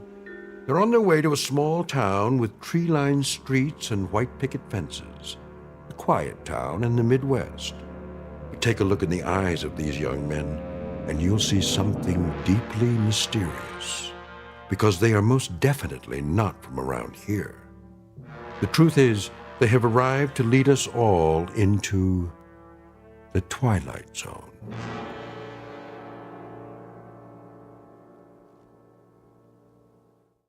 And now, The Twilight Zone and our story, Black Leather Jackets, starring Marshall Allman, with Stacy Keach as your narrator.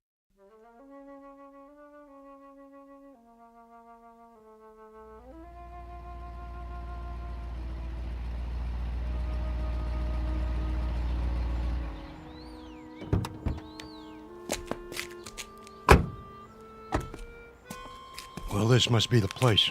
Amanda Drive. That's what Jones said. The old Anderson's house. Knock on the door and tell them we're here. I'll open the truck. Don't look like anyone lives here. The for rent sign's still up. That's because they're just moving in. Probably going to meet us.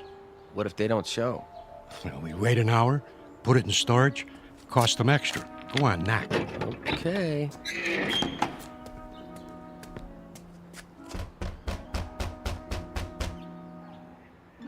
Nobody here.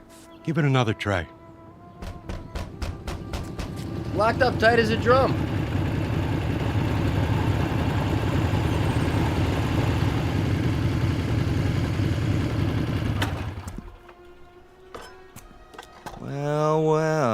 looky here. A couple of creeps messing around our property. You the guys that live here? We ain't the fuzz, that's for sure. Got your stuff in the back. Open the door and we'll move it in. Hey, careful with the big cases. They're fragile. Whatever you say, pal. Somebody got the key to the house. Watch your feet, bozo. You're walking all over my grass. I might want to smoke it later. Get it? Grass? Smoke? I still need the key. Well, we don't. Yeah, we don't need no stinking keys. Scotty? Yeah, I'll take care of it. Done. Hey, how'd you do that? He didn't even touch the doorknob. He just stared at it. Quit, John, and start humping boxes. But it was locked. I tried it myself. Ain't you got any furniture? Chairs, rugs, stuff like that? I said move. Now. Yeah, move it. Okay, Mac. Yeah, creep. Make like a leaf and shake it. Come on, boys. We got work to do.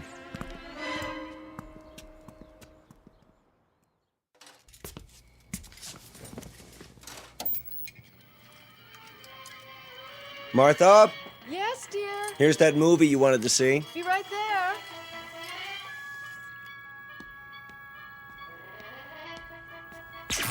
What in the... Something wrong with the TV? I don't know. Do you have it on the right channel? It's not the set. All the lights went dim for a second. Did they? I thought it was just the kitchen. It was the whole house. Anything still running in there, the dishwasher? No, the dishes are all put away. There it goes again. Maybe it's the antenna wire. I doubt it. It slipped loose once before. That's easy enough to check. What do you see? It looks all right to me. Then what do you suppose? Martha, come over here. See something? The roof next door. There, against the moon. What is that?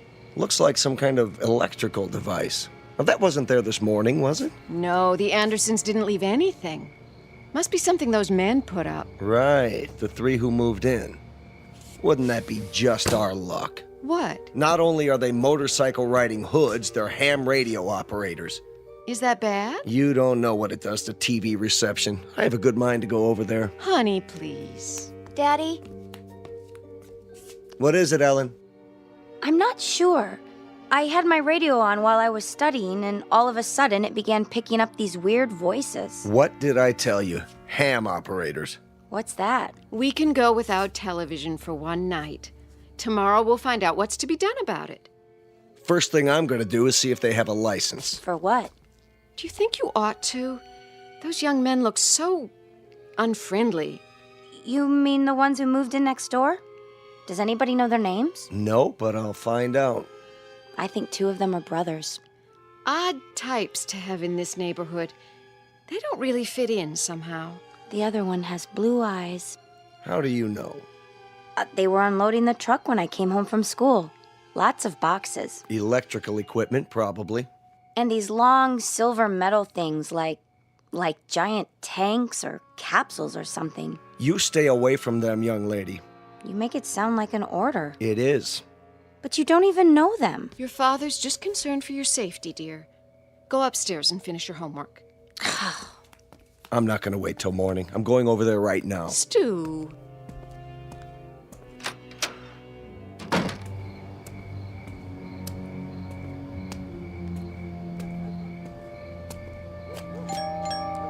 Hello? Anybody here? Yeah? What's it to you? Hello there. I'm Stu Tillman from next door. No kidding. Been having a little trouble with my electricity flickering off and on. You boys wouldn't be ham radio operators by any chance, would you? What's so funny? Big Daddy here wants to know what's so funny. Yeah, ain't that a crack-up? Who are you boys, anyway? We're monsters, Daddy-o. What's that supposed to mean? Yeah, we got a lease on the place. That okay with you? Where did you come from? From outer space. Woo! Take us to your leader. All right. Now listen. I don't have to stand here and listen. Hey, watch your step, Daddy-o. It's pretty dark in here. Hey, Yeah, you might trip and fall. Yeah, you might trip and fall What and are you hit your doing? head. What are you doing? Hey, you better keep it cool, mister. He'll disintegrate you with this ray gun. Take your hands off of me. Ah, look at him go! Stop it! Hey, this cat can really dance. A real cool Hey. cat. Yeah, move it. I said let go of me. Go, Daddy, go. Not to worry. Spaceman won't hurt Earth creature. Earth creature. Crazy man! Real crazy. All right. I'm calling the police, then I'm calling my lawyer. No, you're not. That would be uncool. Definitely. Just you watch.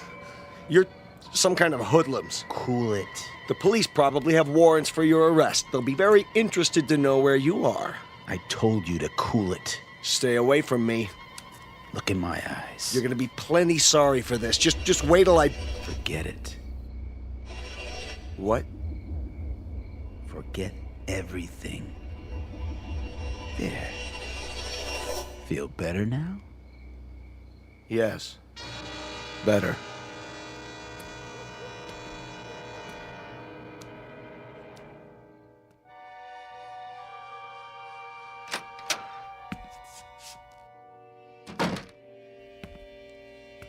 Stu? Stu, I was worried. Did something happen? Martha? What happened over there? Nothing. Nothing at all. Those men next door, did they do something to you? No. But you were going to talk to them about the television interference. Oh, that. Well, did you find out anything? It's not them. They're nice boys. 3 very nice boys. Definitely.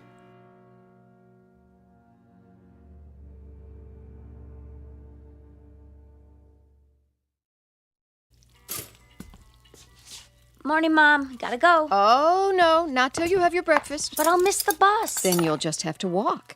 The exercise will do you good. I can't walk in these shoes. Here, I'm eating my toast, see? And your juice. Where's Dad?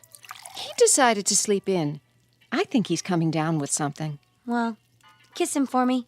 Bye. Not so fast, young lady. I've got some scrambled eggs here. That girl.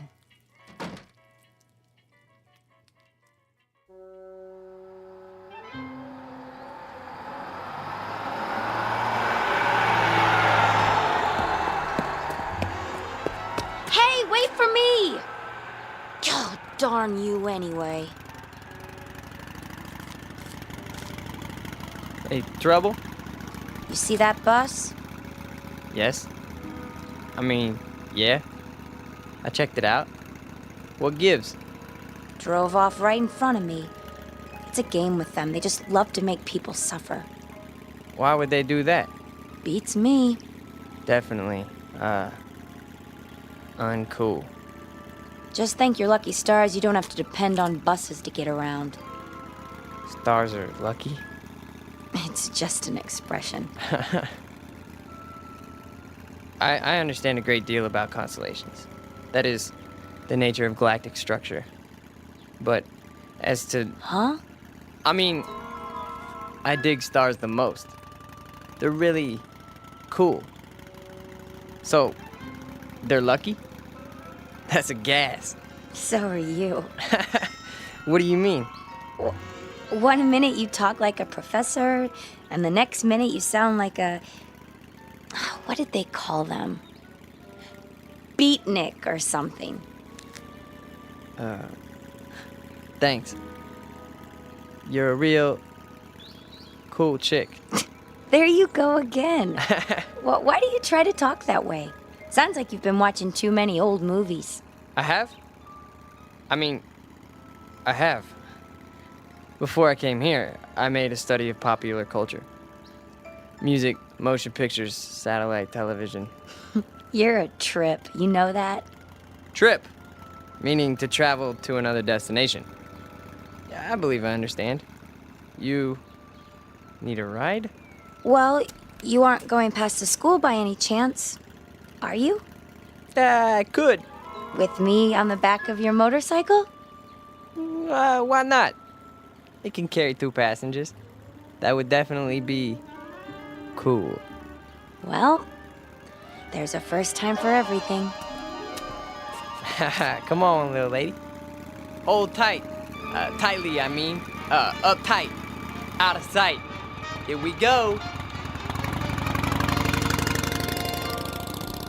Just look at that. What is it? She's on the back of his motorcycle, our daughter. Come away from the window. I told her to keep away from them. She missed her bus and he offered her a ride, Stu. I'm sure that's all there is to it. I could have given her a ride. But you're not a handsome young man in a leather jacket, dear.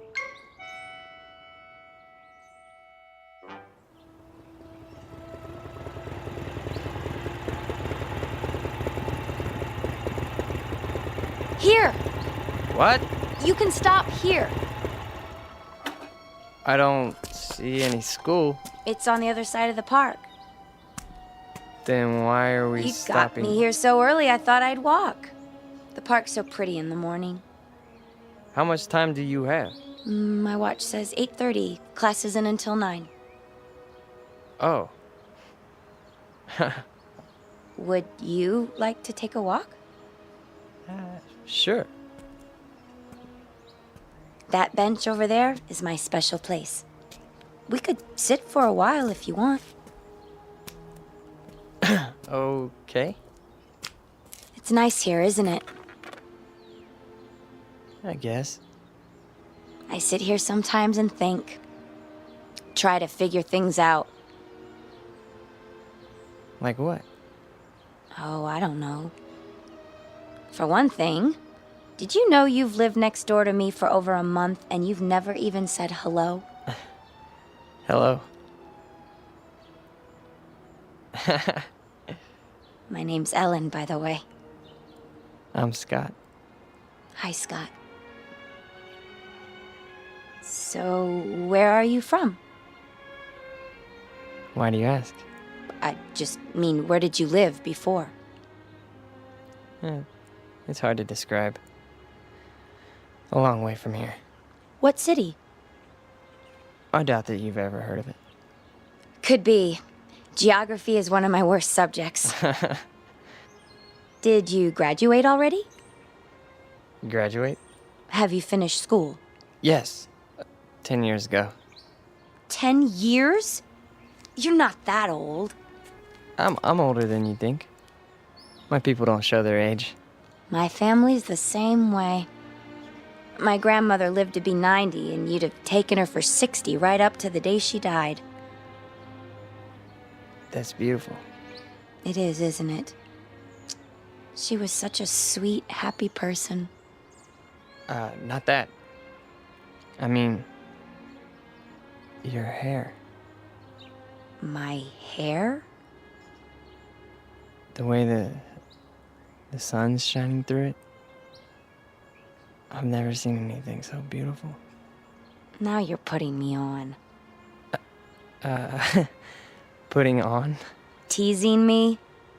Don't you know that? What old movies have you been watching? I don't know. I like the wild one. It's our favorite. Never heard of that one. May I touch it? Your hair. It's like gold. Thank you.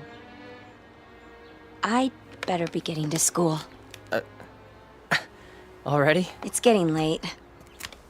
No, it's not. How do you know? Look at your watch. You're right. It says it's still 8:30. How can that be? Has it stopped? No. See? Time is relative. It can slow down or even stand still. It can? Hey, take the long way. So we can talk some more. All right. Tell me more about yourself. Okay? But only if you walk on this side of me. Why? So I could see the sun shining through your hair.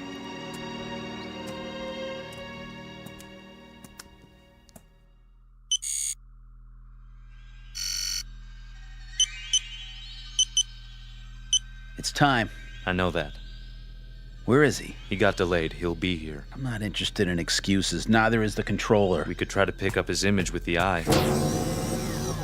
Don't try. Do it. There he is, on the screen. Looks like he's walking in a park with a human female. Has he no sense of time? What do we do?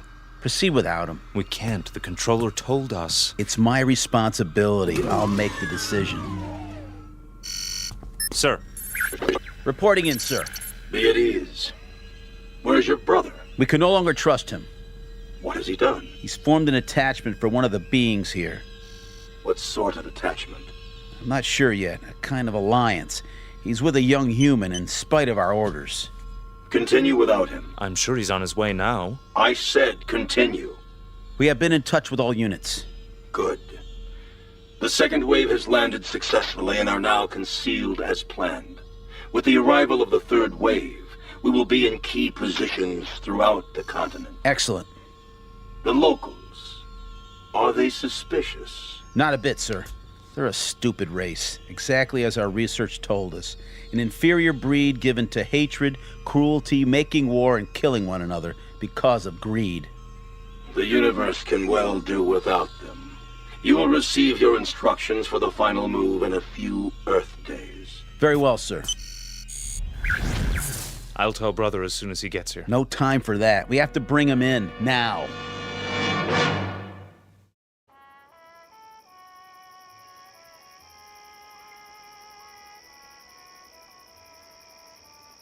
Ellen? Hmm? Are you warm enough? Yes. It's a beautiful night. You can pull the blanket over your legs if you like. I'm fine, really. Just lying here, looking at the stars. The constellations are very strange here. Not as I was taught them. Scott, can I ask you a question? Sure. You won't get mad? I couldn't get mad at you. Well, where did you come from? Really? Does it matter? I suppose it doesn't, but you're so different from anybody I've ever known. Is that bad? No, not really. Tell me the truth.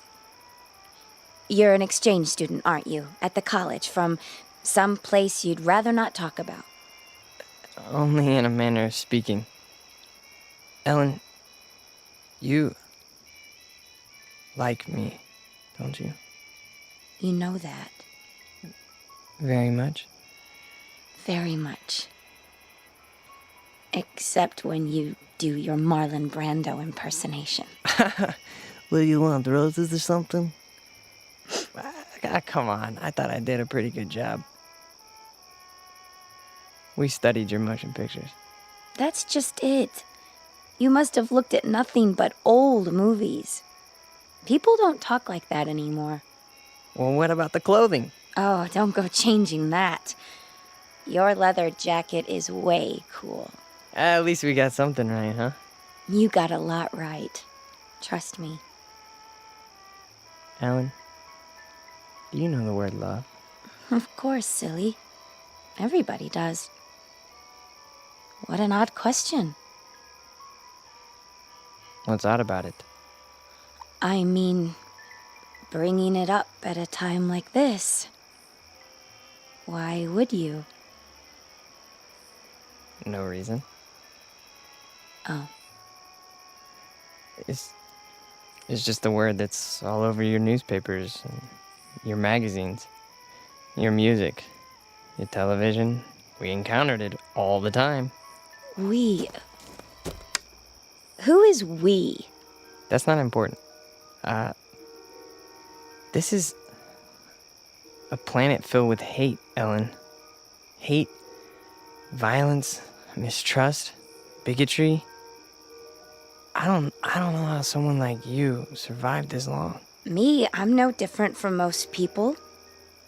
I haven't seen a report on anyone like you. A report? Scott, you talk in riddles.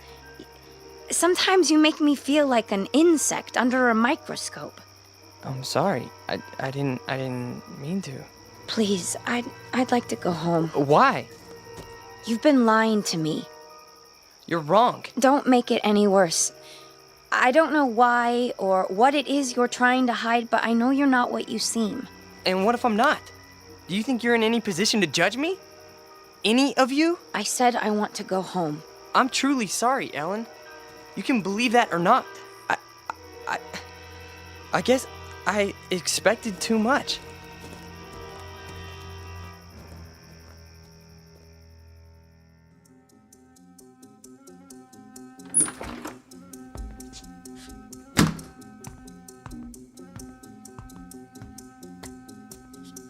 Where have you been? I told you, I was riding around. Every day for the last 5 or 6 days? Yesterday when I sent you to the ship for food? Or last night when you were supposed to be on guard? You think I don't know? I've had the eye on you every minute. If you know, then why are you asking me? I told them before we came you were too young. You'd lose your head, run into situations you couldn't handle. There's too much at stake. I've done no harm. Haven't told her a thing yet, huh? No. Well, now you won't have the chance. We're too close to finishing this mission. Yeah, well, you better go to the control room.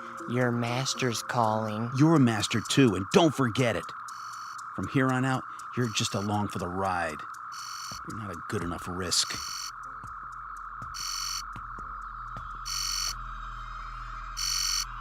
The controller. I heard.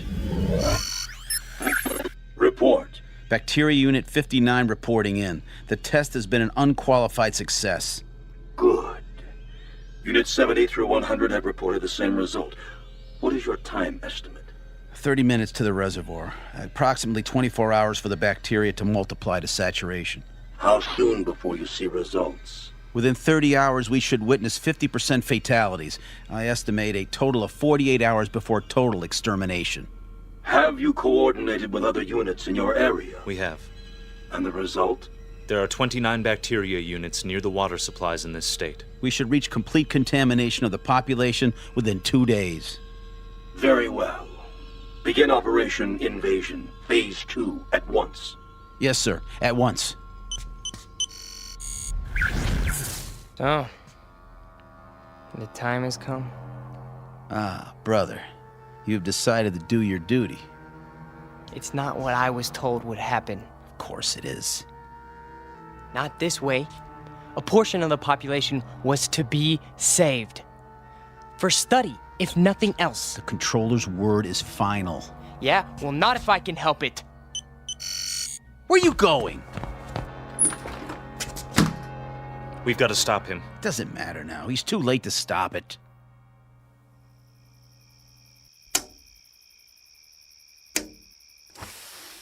Who's down there? Come down. Now? I've got to talk to you. It's late. This is important. All right.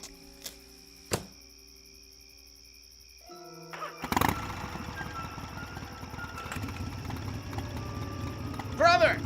You're there in the bushes! I can see you! Back to the house and wait, Scott. You're making a mistake. These people aren't worth it. Scott, what's going on? Ellen, you've got to get away from here. What is it? You're in danger. I don't understand. Something terrible is going to happen here. Many people are going to die. I want you to go away as far as possible. I can take you where you'll be safe. You're frightening me, Scott. Please. What do you mean? What's going to happen? I can't tell you that. And it wouldn't matter if I did. Look, we've got to leave right now. Are you trying to scare me into running away with you? Ellen, listen to me. In 24 hours, every man, woman, child, cat, dog, anything else alive is going to be dead. Don't, please. No, not just in this town. All over your country. All over your world. My world? It's your world too? No, it's not.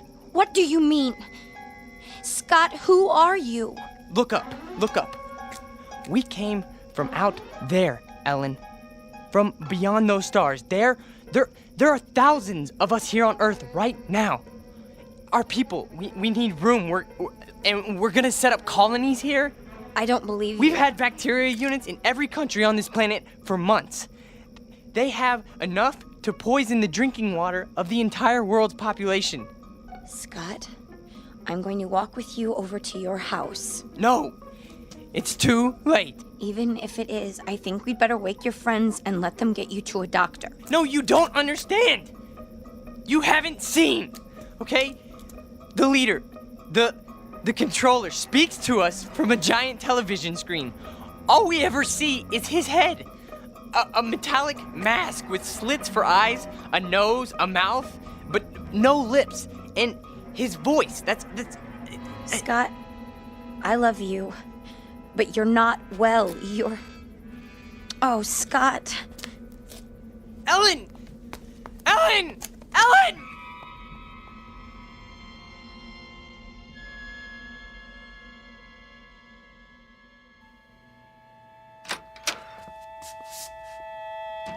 All right, Ellen, what's this all about? Oh, Daddy, I don't know what to do. You can start by telling me what went on out there. He woke me, throwing stones at my window. He said he had to see me. Daddy, I think he's lost his mind. He's never been this way before. Tonight, he was almost raving. Exactly what did he say? Crazy things. That he's some kind of spaceman and they're taking over the Earth and we're all going to die. Poor boy. We'd better get him help. Ellen? Why aren't you in bed? Stu? Hold it. I'll explain everything. Sheriff Station, Deputy Harper. Let me speak to the sheriff, please. Sheriff Farley's on vacation. Sir, can I help you? My name is Stuart Tillman. I live at 11575 Amanda Drive. Yes, Mr. Tillman. There's a mentally disturbed boy living next door. That right? And before he does any harm to himself or anyone else, I think he ought to be picked up. Honey, what's happened? Oh, Mother. There now. What makes you think he's mentally disturbed? He's been scaring my daughter with some kind of man from Mars story. Claims he's part of an invasion force that's going to take over the world or some such nonsense. All right, Mr. Tillman, let you stay right where you are. We'll take it from here. In fact, I know exactly what to do. Definitely. Hey, Rich? Yeah? Yeah, we got control on Amanda Drive. Sure do. We'll be right there, Mr. Tillman. Thank you. Are the police coming? Yes, in a few minutes. That's good. Now, will somebody please tell me what's wrong? Sure, in a minute. Only what? I wonder what he meant by control.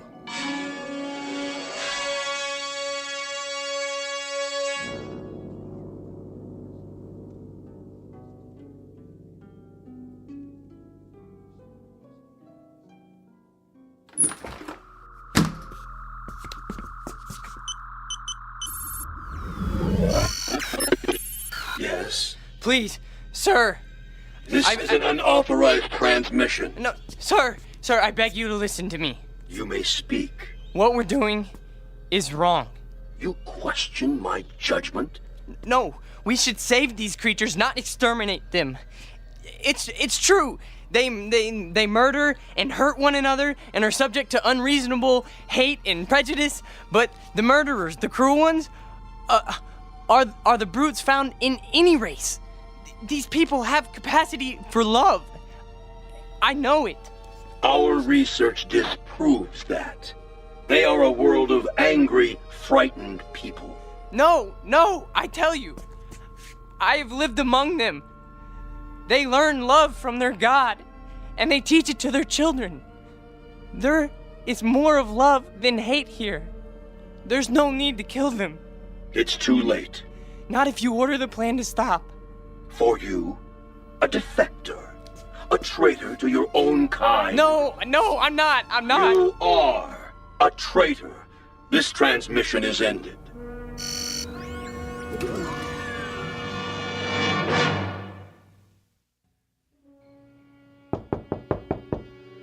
Here they are now. Are you sure this is necessary? Yes. Please, Daddy, tell them not to hurt him. Mr. Tillman? No, I'm Deputy Sheriff Harper. This is Deputy Miller. Evening, sir. Come in, please. Now, what about this neighbor boy? Tell him, Ellen. I don't know where to start. All right, your father said he was mentally ill. What made you think that? Ellen! Ellen, please listen to me. There's no more time. Scott, I'm sorry. I didn't know what else to do. No. Come on in, son. Just tell me all about it. Don't listen to him. He's one of us. He's part of the advanced units. No, come on, calm down. What kind of unit was that? No, get out, Ellen. Run as fast as you can. It's too late for me. It's coming. It's almost here.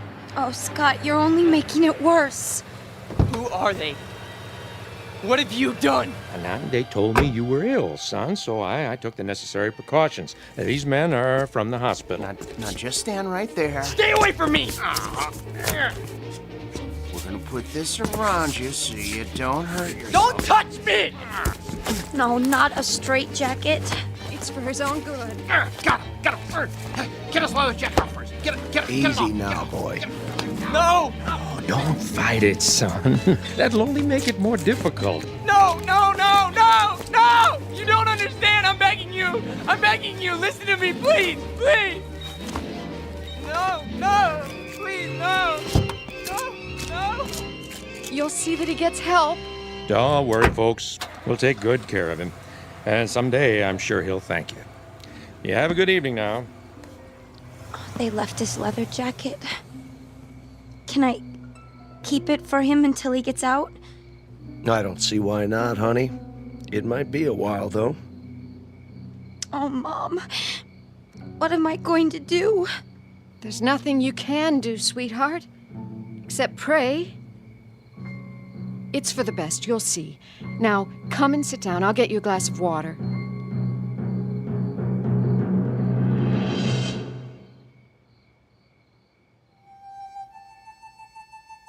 Portrait of an American family on the eve of an invasion from outer space.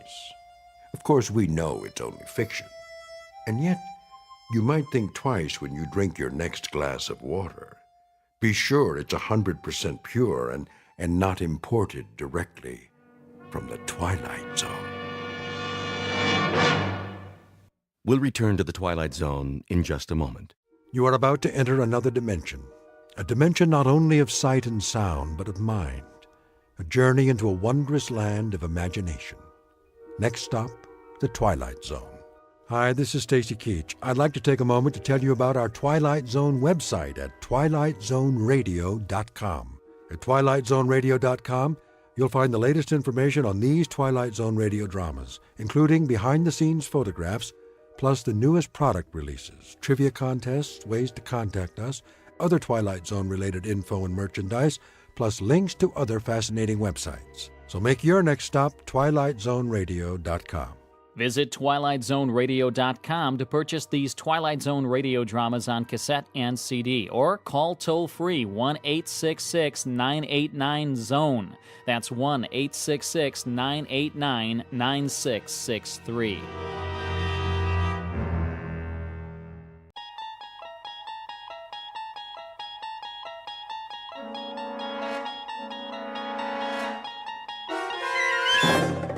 You're entering another dimension, beyond any limits known to man. This is the universe of imagination, a wondrous land of brave new stories from the far reaches of space and time. So fasten your seatbelt. There's the signpost up ahead. Your next stop, the Twilight Zone.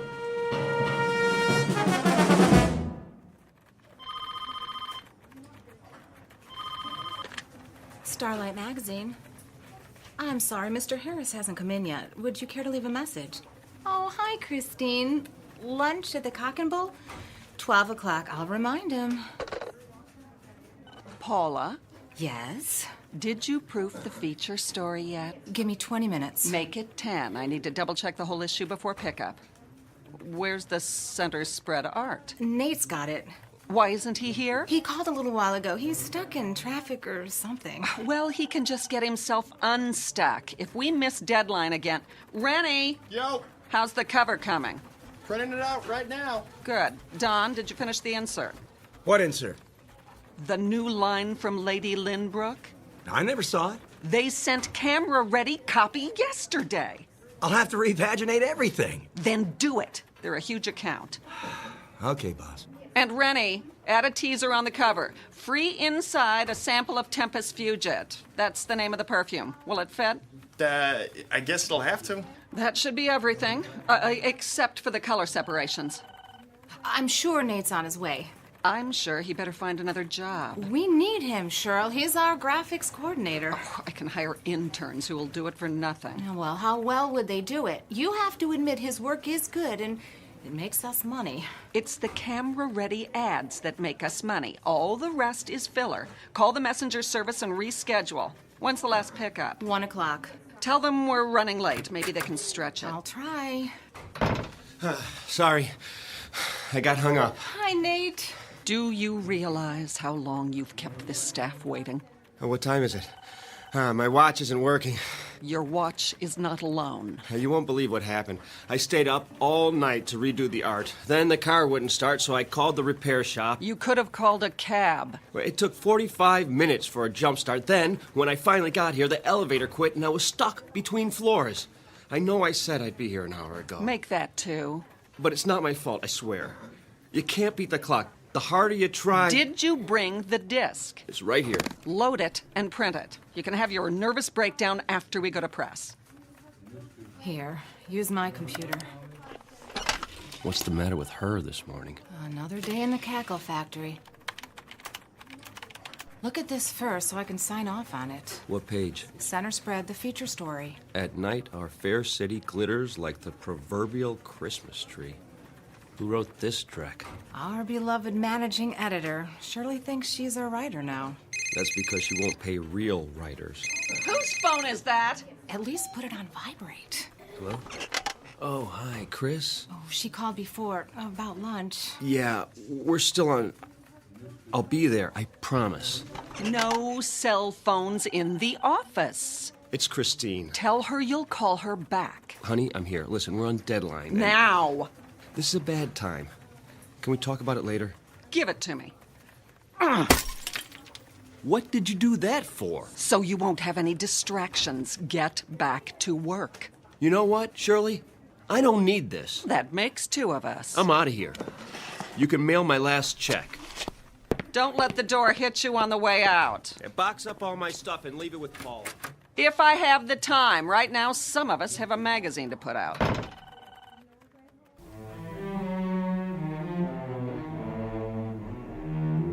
Introducing Mr. Nathaniel Harris, former fine arts major, engaged to Miss Christine Crosley, and lately employed at a small publishing company. Very lately. Because this is a man whose hourglass has finally run out. He just learned one very important lesson, that he can't be in 2 places at once. But consider, how different might his life be were there but world enough and time. Every question deserves a response, and this one is about to be answered in the Twilight Zone. And now, The Twilight Zone, and our story, The 25th Hour, starring Mike Nussbaum with Stacy Keach as your narrator. Any dessert today? Just coffee and the check. Very good. What time is it? Mr. Harris, nice to see you. I have a reservation for noon. That clock, it can't be right. 1 p.m. exactly. Oh, no. Is she... Table 4. Chris, you're still here. Where else would I be? Lunch takes an hour, plus or minus a few minutes. I've done my duty. I am so sorry. Did you order yet? If I wanted lunch for 1, I'd have stayed home. Honey, it was a deadline day. Not only that... It's always something, isn't it? You shouldn't make dates you can't keep. It won't happen again. You're right. It won't. 2 glasses of rosé, compliments of the house. Thanks, Frederick. Chris, the editor's been impossible to deal with. Today, she actually smashed my cell phone. Can you believe it? So I told her... Care to see a menu? Sure. I stood up, and I said... Need a few more minutes? Please. Very good. Anyway, I told her what she could do with her job. Ask Paula. She was there. We should drink a toast. Great idea. To... Old acquaintance. What? It's about time, Nate. You never have any left over for me. What are you talking about? Don't worry, I'm not bitter. Chris. We need a break. from each other. Who knows? Maybe it's true what they say on greeting cards. If you love something, let it go. If it comes back, it's yours to keep. Chris, listen. Goodbye, Nate. I'm trying to tell you. It's all right. Think of how much more time you'll have now. To tell you that I won't ever have to go back to that miserable job again. For you, sir. I didn't order it. From the gentleman. He thought you might like something stronger. Which gentleman? The corner booth. The old guy in the brown suit? Yes, sir. He's one of our regulars. Oh, why not? Very good. Thanks. My pleasure.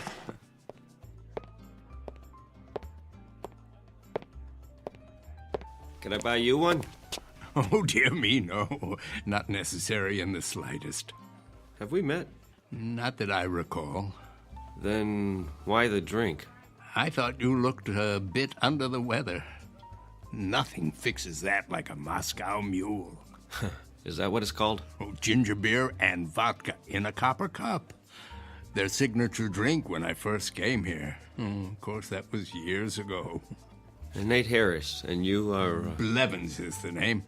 But you can call me whatever you like, so long as you don't call me late for dinner. Please, sit down. I think I've seen you here before. Oh, most unlikely. I'm the type who blends in with the woodwork. Well, I wouldn't say that. When a man is my age, he becomes invisible, practically speaking. Perhaps because he's no longer in such a hurry. Then I envy you. Oh, you mustn't. I have nowhere to go and nothing to do, unlike yourself. Actually, I don't know what I'm supposed to do now. Something will present itself. It always does. I saw the way you came in. Your features a blur of energy like hummingbird wings. It's nerves. I haven't had a free minute all day. I was like that once. Oh. But now I have so much time. Well, I don't know what to do with it. You're lucky. Don't be so sure. You have a schedule to keep, a job. Not anymore. Oh, is that right? I was 2 hours late to work this morning. One time too many. And to top it off, my girl just walked out on me. So I guess I'm flat out of time. Pity. But now you've hit the nail on the head, haven't you? Time. There's an old saying that it's wasted on the young. In fact, it's wasted on people like me. I have all the time in the world, more than I can possibly use. Excess, you might say. Well, if you figure a way to bottle it, let me know. Do you mean that? Are you kidding? I'd pay anything to have a little extra. Anything. Oh, no need for such a sacrifice. That's easy for you to say. If I could have what you have, I'd hock everything I own. I assure you that won't be necessary. No? Let me tell you about myself. As I say, I've reached the point where I have too much time on my hands. That means the opportunity to read, to study, to speculate, and to tinker. What's unimportant falls away, and all that remains is what truly matters. What are you getting at? Simply this, Mr. Harris. I'm about to share something that may sound incredible, but it's really quite straightforward, at least in principle. You see, nothing is created or destroyed in the universe. It merely changes form, moves to where it's needed, so to speak. Sometimes that requires a little nudge, of course. I'm not sure I follow. Consider rain falling on arid land, air flowing into a vacuum. The process is the same. Surplus redistributed to maintain a certain equilibrium. The truth is that nature abhors waste. Now you've lost me. Consider what happens in a typical day. As soon as you have a free hour, new tasks flow in to fill the gap. The result is that a busy man never quite manages to stay ahead of the game. You got that right. But what if you could add another hour, or another, and another, until the pressure is drained off, equalized? Tell me, what would you do with that extra time? Travel? Write the great American novel? Use it to get caught up, probably. I studied to be an artist. Now I'm a consulting graphics coordinator. You know what that means? I push ads around on a computer screen. Don't ask me how it happened. No real mystery. You needed to earn a living, and time got in the way. What you need is time that's off the clock, so to say, before what matters is only a memory. Don't tell me. You're selling a magic potion. What's it called? Time in a bottle? Nothing so fanciful. The product of my tinkering is purely scientific. I happen to have a prototype with me. Spare me, old-timer. Thanks anyway, but I'm afraid I can't afford whatever you're selling. Oh, it's not for sale. It's still in the experimental stage. Oh, come on. I know what that is. I took music lessons. It's a variable rate device to mark the passage of time. Allow me to demonstrate. Congratulations. You've reinvented the metronome. Try to lift it. That's heavier than it looks. What did you do? Put lead in it? It's quite empty as far as the eye can see. Open the panel in the base. Oh, you have to lift the latch. Well, there's nothing inside. Are you sure? A pivot for the arm attached to some kind of bearing, that's all. But it feels like it weighs 10 pounds. That's because the little door leads to... Well, I wouldn't want to confuse the issue. Call it a storage chamber. Oh, it smells like stale air to me. Oh, it hasn't been tested in a while. The contents are flowing out now that the mechanism is activated. What contents? That which is beyond price and invisible to the eye.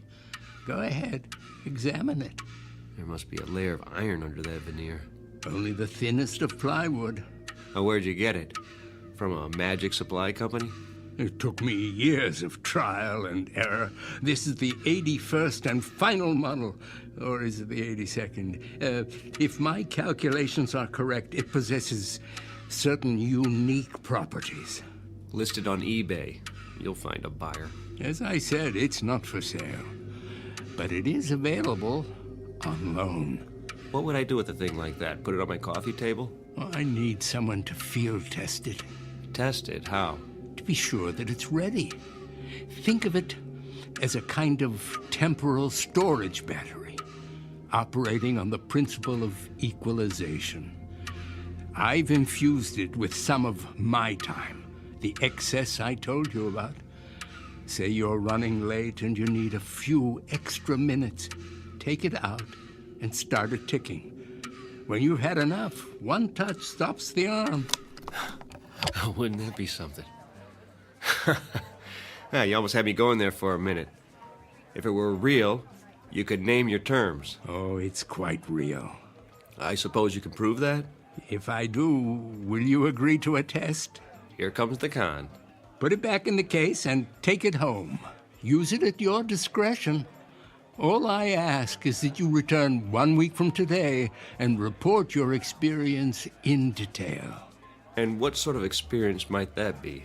Why, the natural principle of equalization. It's already begun to work. You asked for proof, hmm? What does the clock on the wall say? Oh, I can't see from here. Then feel free to stand up. Check it carefully. I don't have to. It was 1 on the dot when I got here, so it'll be around a quarter past now, maybe 1:20. My, how time flies.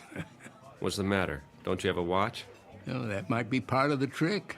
Go on, walk over to the clock. Take a good look. And what will I see? The principle of equalization at work. Temporal redistribution on demand. Proof positive that my time is now your time. You're on.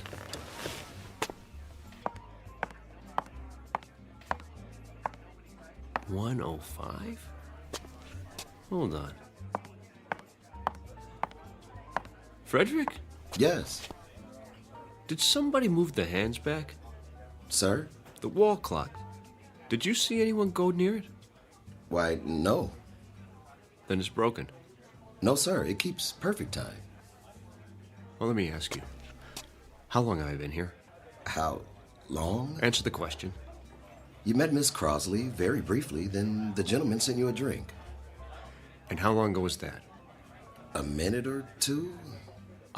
Come off it. Did he put you up to this? Who? The little man in the booth, whatever his name is. Blevins? He bought you a drink and departed. Oh, he did he? Then why is he...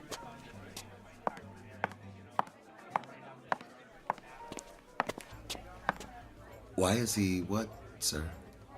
Where'd he go? He was here. We had a conversation about time and his theories of... Did he leave that for you, Mr. Harris? Leave what? The leather case. Perhaps he intended you to have it. What in the...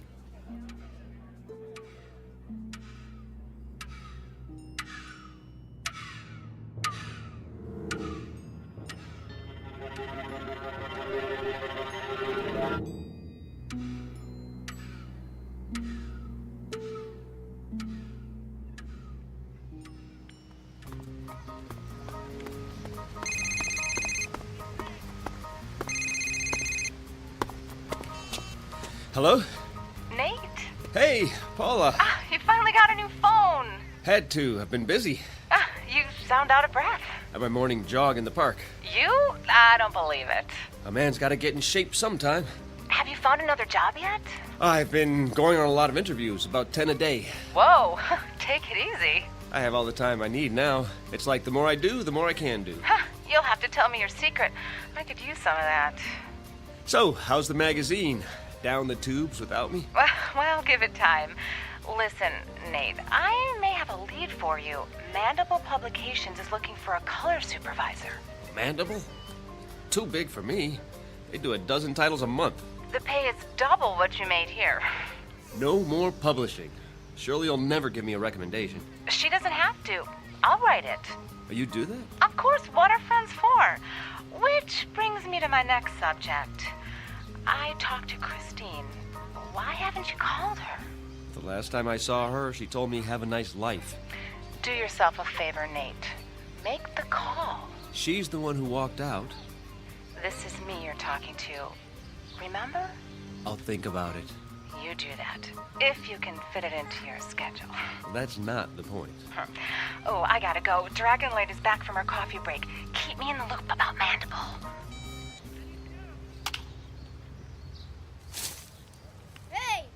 Hey, mister! Can we have our ball back? Oh, where is it? It's over there in the dirt. Sure. Here you go. Thanks. Oh, wait. Yeah? Can I see that bat for a minute? Okay. A nice one. A Louisville Slugger. My dad got it for me. Did he show you how to use it? Nah, he's too busy. Now look, when you hold it, be sure the trademark is pointing up. See the circle where it says Louisville? Otherwise, when you hit the ball, the wood might break. Gee, mister, you know a lot of stuff. And my dad taught me when I was your age. I wish you could show us. You kids play here every day? You don't have time. You're always running. Well, let me tell you something. Time is, well, it's, Yeah? I don't know what time is exactly, but I've learned one thing. We can all do a lot more with it than we do. It's a question of priorities. Okay, I guess, only... Yes? What are priorities?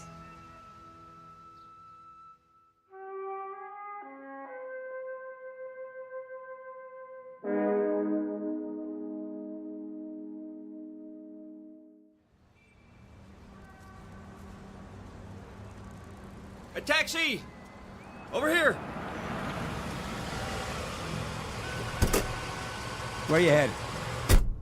Uptown, the Mandible Building, and step on it. Sure thing.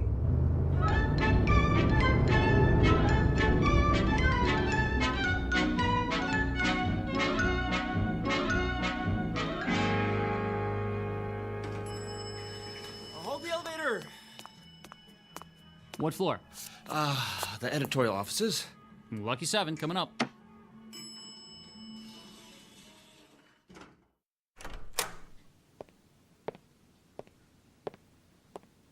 I'm here to see the publisher, please.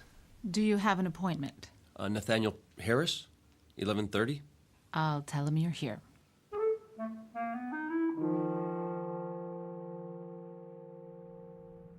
Have a seat.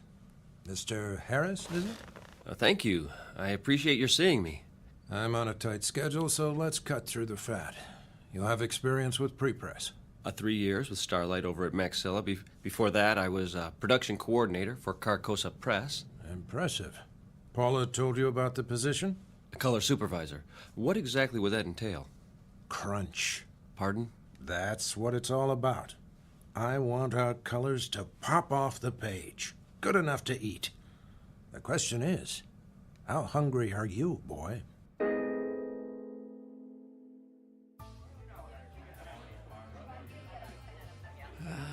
Right on time, Mr. Harris. It works. You seem surprised. Mind if I have a look? Oh. It's undamaged. And the little door above the base? Ah. Oh, how intoxicating. What is? The scent of movement to and fro, the entire mad rush of life, lived to the fullest. Vitality, passion, and even, the great outdoors, if I'm not mistaken. Oh, you can tell all that? The aura of youth is unmistakable. Oh, you've used it a great deal, haven't you? The storage chamber is almost full. Why, I only did what you said. Started it ticking when I needed more time. And the result? I got everything done, and then some. Over the last 7 days, I've been across town more times. I've gone on more interviews. Oh, have a drink of water. I could use one of those Moscow mules. Not a good idea. It might provide too much of a kick in your present condition. The device is extremely potent. You appear to have overdone it. Several times over. Oh, I'm a little run down is all. With a young man, desire knows no bounds. A kind of greed takes over for life itself. Oh, what does it do, exactly? The device. Call it a doorway into the fourth dimension. Within it is stored unused time, which you have been permitted to tap. You're satisfied, I take it? Yes. Excellent. But there's something you haven't told me. What do you get out of it? Oh, I suppose a certain poetic justice, quid pro quo and all that. From each according to his ability, to each according to his needs. Nature's method of redistribution in its purest form, with a little help from the equalizer. Glad to have been of service. Oh, wait. Don't take it yet. You didn't find a job? I start the end of the week. I might need this for backup. Just in case. You're sure? Yeah, only in case of an emergency. I promise. Very well. 1 more week. But heed my warning. Be certain not to overdo it. I'm not responsible for the consequences.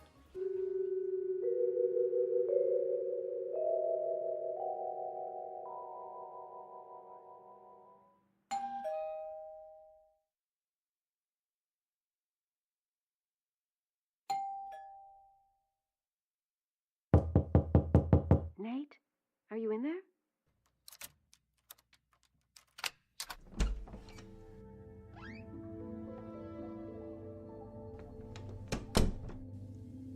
Nate, is that you? Oh.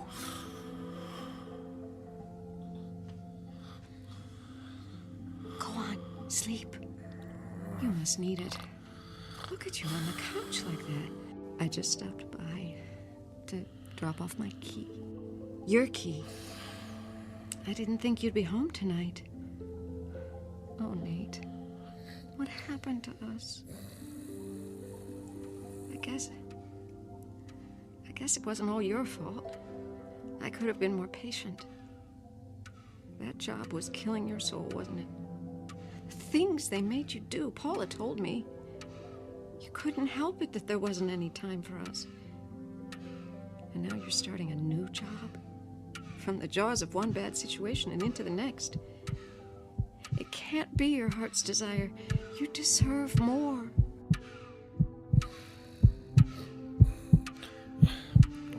Shh, now.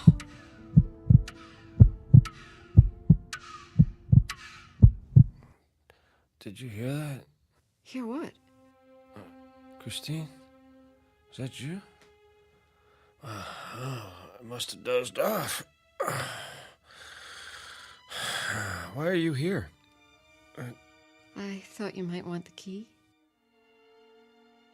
You don't have to do that. I'll leave it on the table.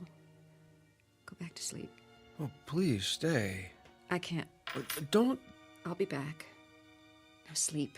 You need your rest. Maybe I'll see you at lunch tomorrow. Our old place. Do you still go there? I'll keep up with you somehow.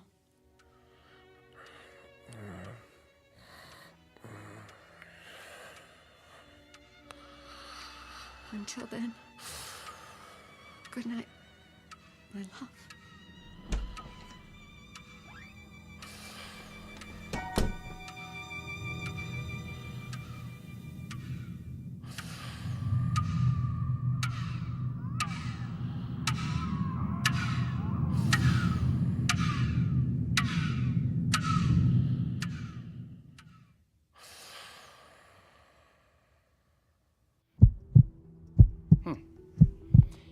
Any chest pains? No. Your pulse is a little fast. How about headaches? I wouldn't call it that. What would you call it? I just ache all over. I've never been so tired in my life. Look straight ahead. Try not to move your head. Follow my finger with your eyes. I'll do my best. Okay, I'm going to switch off the overhead light and shine this directly into your eyes. Now, first one, then the other. You'll see a flash of red. Now, don't worry. It's perfectly normal. Ready? Okay. Okay, I'm turning off the lights. There you go. Now. All right. Wow. What do you see, Doctor? Some new broken blood vessels on the retina. Any trouble focusing lately? Blurred vision? In the last few days. Floating blind spots? Shadows at the edges of your vision? That too.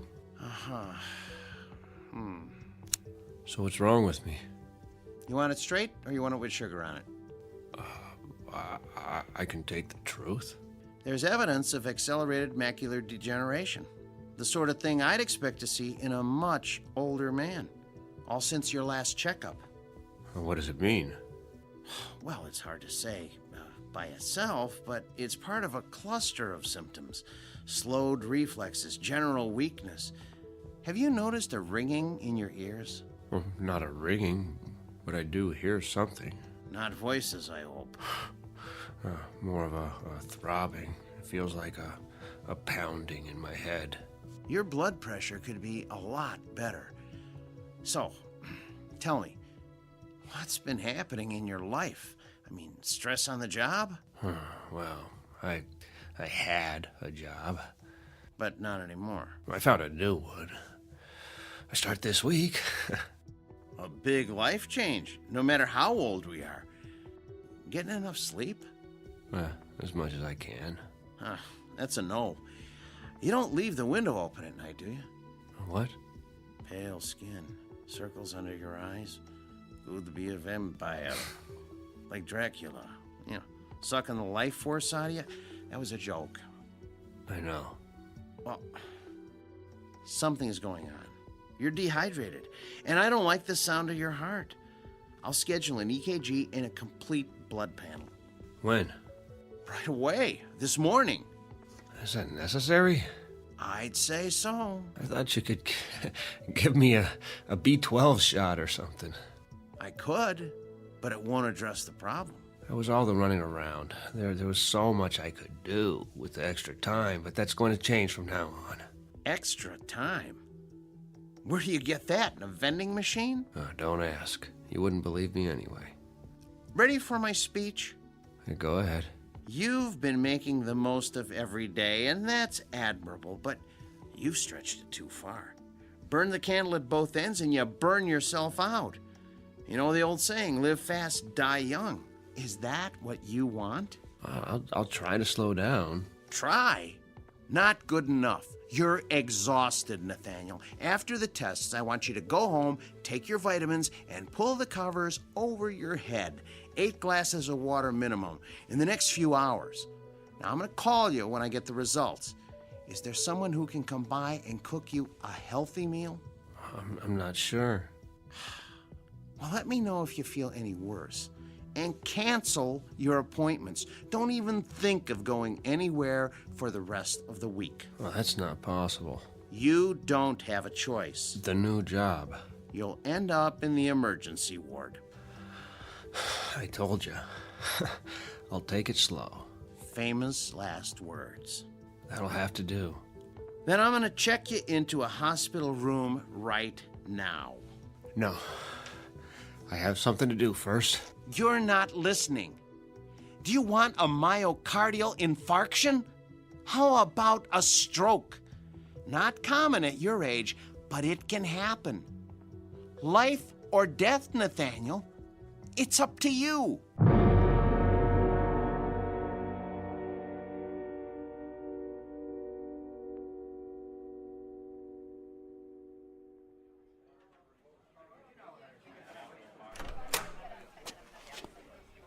Mr. Harris, are you all right?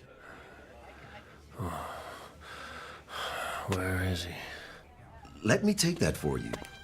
Where? Who, sir? The old man. You mean Blevins? I don't see him. He hasn't come in yet. He's always here this time of day. Would you like to wait at his booth? Just give him this. The briefcase? Tell him I couldn't wait. Let me call a cab for you. I have to get rid of it. Now.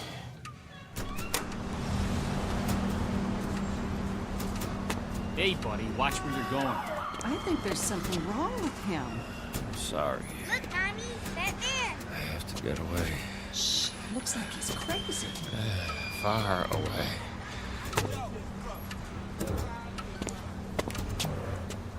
Now, what have we got here?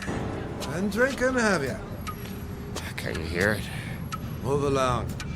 You do hear it, don't you, officer?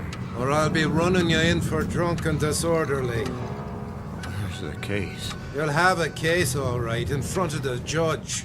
I left it, but it won't let me go. On your way. It was you, old man. What are you? Some kind of a psychic vampire. That's it, isn't it? Sucking me dry. Well, I won't let you. I'll Well. Look at Mr. Businessman. Is it happy hour already? Where is he? I'll tell you what, old man. Just give me your wallet, and I'll tell you. Now, if you just hand it over, we won't have any trouble. You have to help me find him. What? What are you babbling about? You don't understand. He has to take it back. What?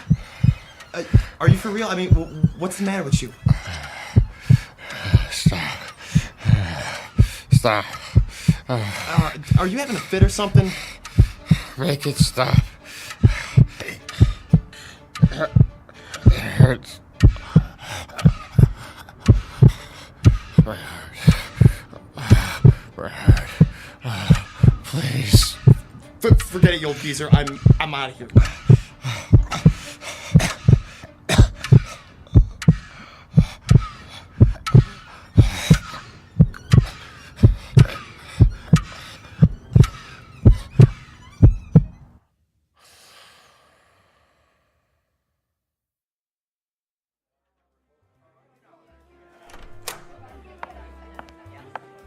Why, hello, Miss Crossley. Hi, Frederick. Is Nate here? Mr. Harris? He was, but then Where did he go? I didn't see, miss. I offered to call a cab. Why? Did he have lunch already? No, miss, he seemed, Seemed what? Is he coming back? I really can't say. Then I'll wait for him at the table. It needs to be cleared. Oh, take your time. I'm in no hurry.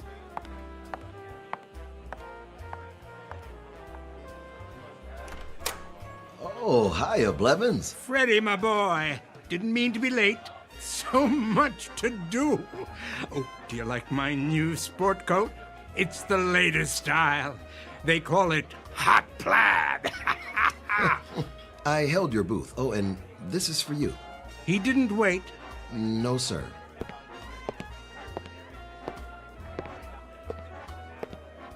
Hello there. Hello. I do believe I recognize you. From where? This very table. You're a friend of Nathaniel's. What a coincidence. So am I. You know Nate? Please, join me. I'm fine here. Until they clear your table. I insist. Well, I'm sure he'll be along. Besides, I want to show you something. You'll find it quite interesting. Nathaniel did. just for a minute. Follow me, the corner booth.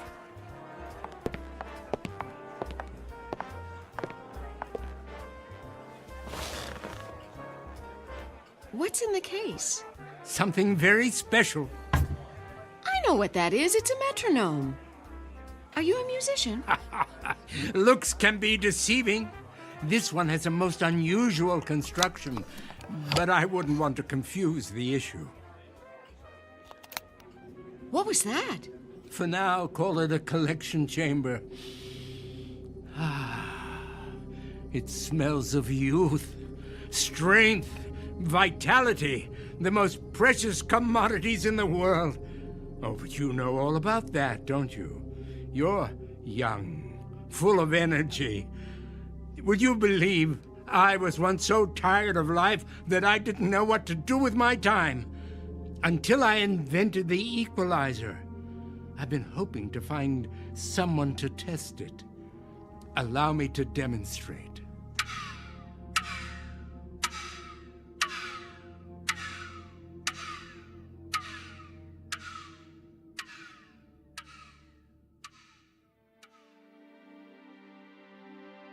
A story about a man named Nathaniel, a victim of the adage that it's better to burn out than to rust. Unfortunately, everything has a price, and Mr. Harris learned too late just how steep that price may be. A man whose hourglass ran out to the last grain of sand. But consider, how different might his life have been had he lived it somewhere other than the Twilight Zone.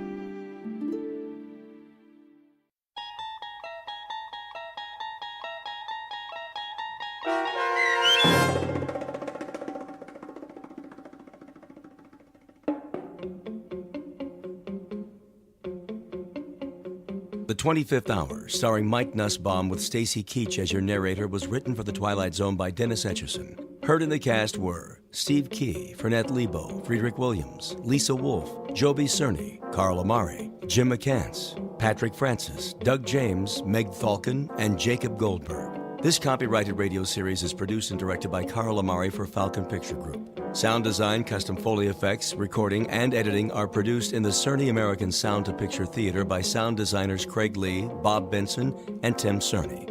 Music for The Twilight Zone is provided by CBS and American Music Company Incorporated, New York. To learn more about the Twilight Zone radio dramas and to download episodes, including 6 free episodes on our homepage, visit our official website at twilightzoneradio.com.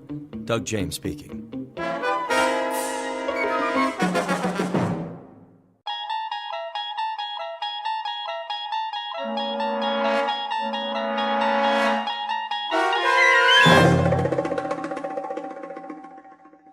The Mighty Casey, starring Paul Dooley, with Stacy Keach as your narrator, was adapted for radio by Dennis Etchison and written for The Twilight Zone by Rod Serling.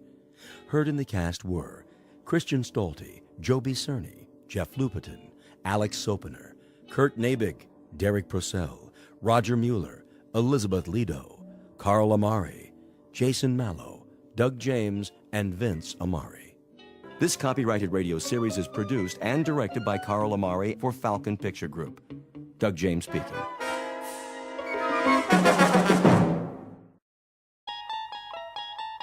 There is a fifth dimension beyond that which is known to man. It is a dimension as vast as space and as timeless as infinity. It is the middle ground between light and shadow, and it lies between the pit of man's fears and the summit of his knowledge. This is the dimension of imagination. It is an area which we call the Twilight Zone.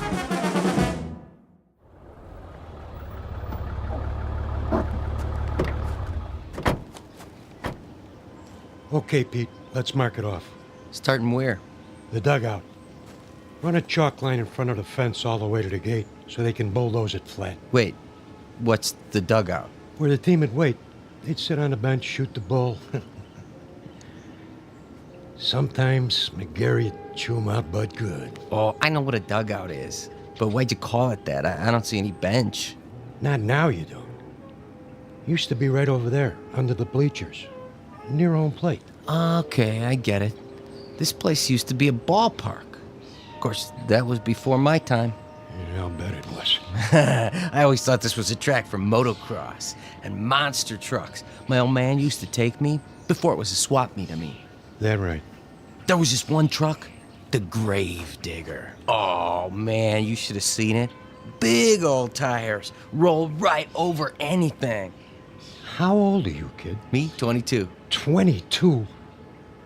I was out of high school before you were born. You know what? You really missed a lot. Yeah, Pops, back in the day. Hey, you ever see the monster trucks? Afraid I missed that. Ever see the Zephyrs? The what? Only the greatest ball club there ever was. Sure. That's why I never heard of them. Yeah, World Series champs, huh? They could have been. Let me tell you. And they almost did. 1 year in particular. We better get back to work, Corrigan. Wait a while, kid. I want to tell you a story. You bring your lunch? Sure, I brought it in the truck. Then let's take a load off. Good time for a break. It's okay by me.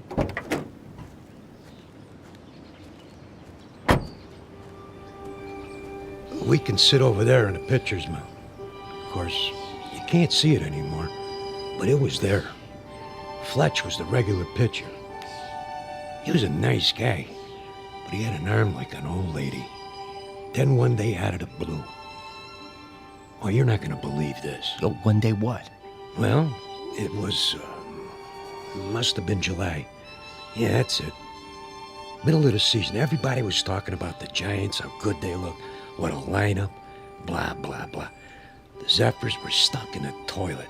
Then one day, McGarry, that was the manager, he called for open tryouts. Why not?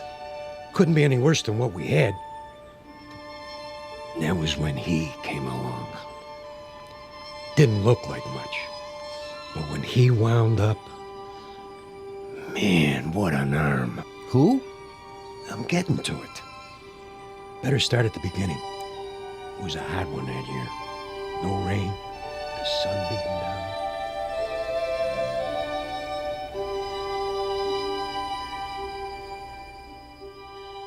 You're standing in the middle of what used to be a baseball stadium.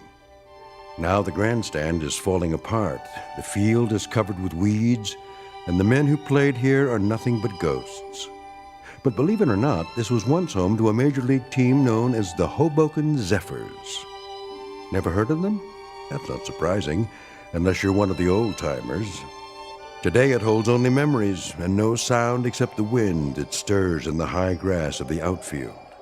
A wind that on occasion still carries a faint, eerie echo of the crowd that once sat in those bleachers.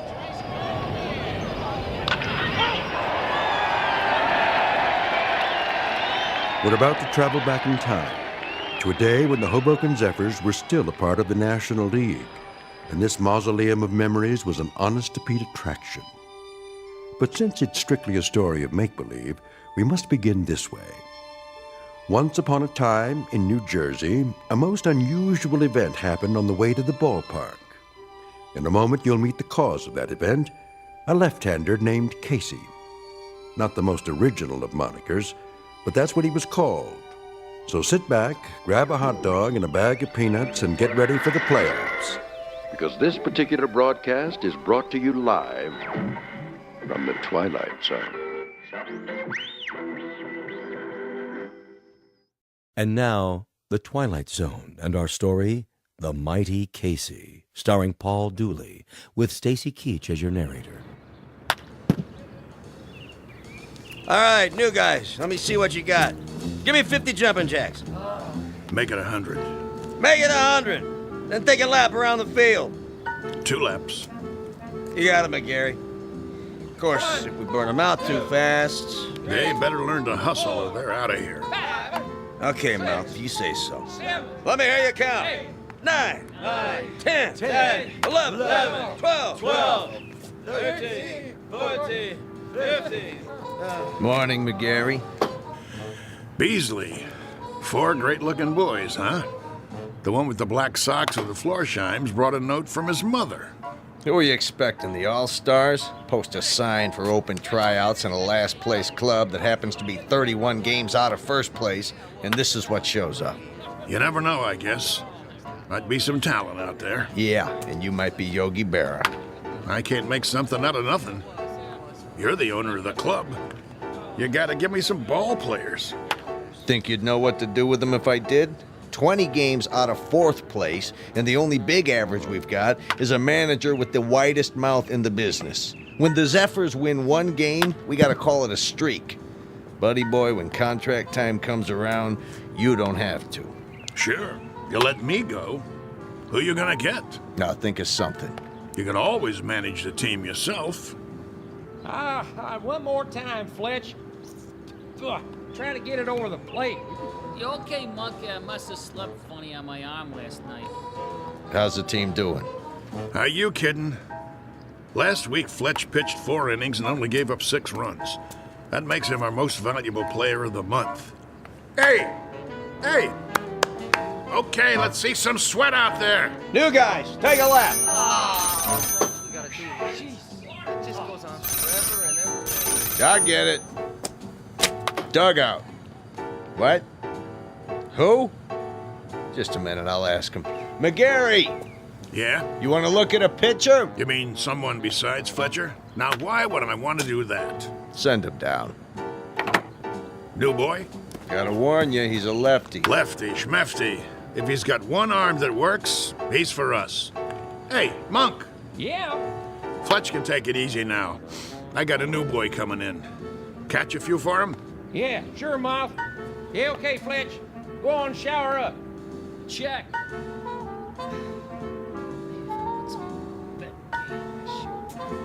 One more lap, let's go. You got the lineup for tonight? I'm working on it. Who's the starting pitcher? I don't know yet. You don't know? Have to see how it goes. Whoever's hot gets a shot. Make that lukewarm. Oh, my. Chavez, that's enough with the laps. They look like they're gonna pass out. Check. Take 5, boys. All right. All right, McGarry, I've seen enough. Yeah, you and me both. What's that? I said I'll see you on the sports page. I'll stop by later. You do that. Mr. McGarry? Over there. Hey, Mouth! Your new man's here. You gotta be kidding. Mr. McGarry, is it? Okay, what's the gag? I don't know what you... Come clean, Gramps. Did old man Beasley put you up to it? I'm afraid Well, tell him I don't need a water boy. Thanks for coming by. Leave your name at the office. There must be some misunderstanding. I'm here about the pitching position. Right. Hardy har har. Oh, I'm not a pitcher, though I've thrown a few baseballs in my time. Of course, that was before the war. Yeah? Which one? The Civil War? You don't look old enough for Valley Forge, but come to think of it, was the winter really as cold as they say? I represent Casey. Oh, Casey. Straight from Mudville, I bet. Even got himself an agent. How much do you get? 10% of nothing? Here he is now. Him? What is he? 115 pounds soaking wet? Listen, no offense, but if a wind comes up, those ears will start flapping and he'll take off like Dumbo. Say hello, Casey. Nice one, Miller. Oh, pleased to meet you. Hey, watch out. I said watch out, the ball's coming down. Step aside, Casey. Now, boy. I said... Oh. Ow! Right on the old bean. That must have hurt. You okay, fella? Oh, Casey's fine. Just fine. How come he's still standing? Must be out on his feet. I'll call an ambulance. Don't go suing us now. I wouldn't think of it. Casey, as I was saying, this is Mr. McGarry. He's the manager. Hello. Pleased to meet you.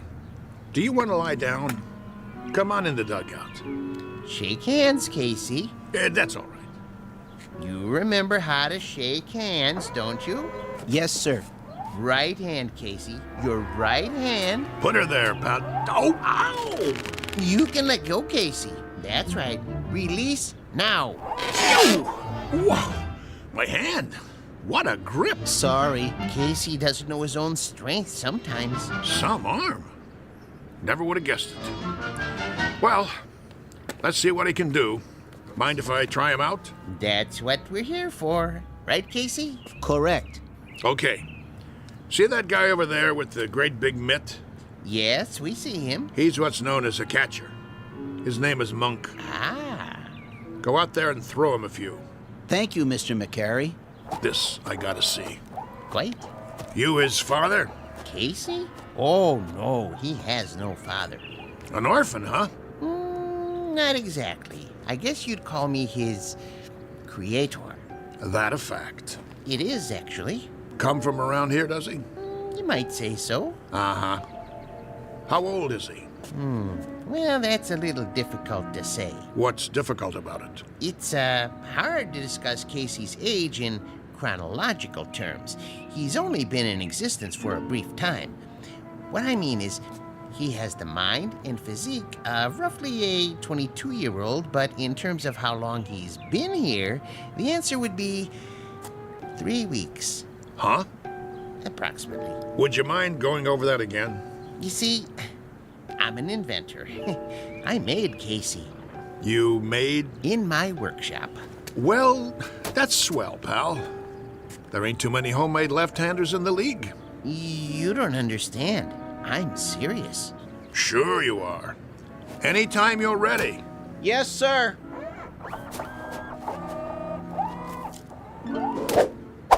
Oh, jeez Louise.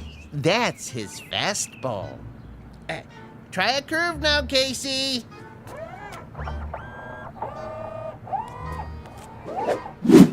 His curveball. Hey, do that again. If you like.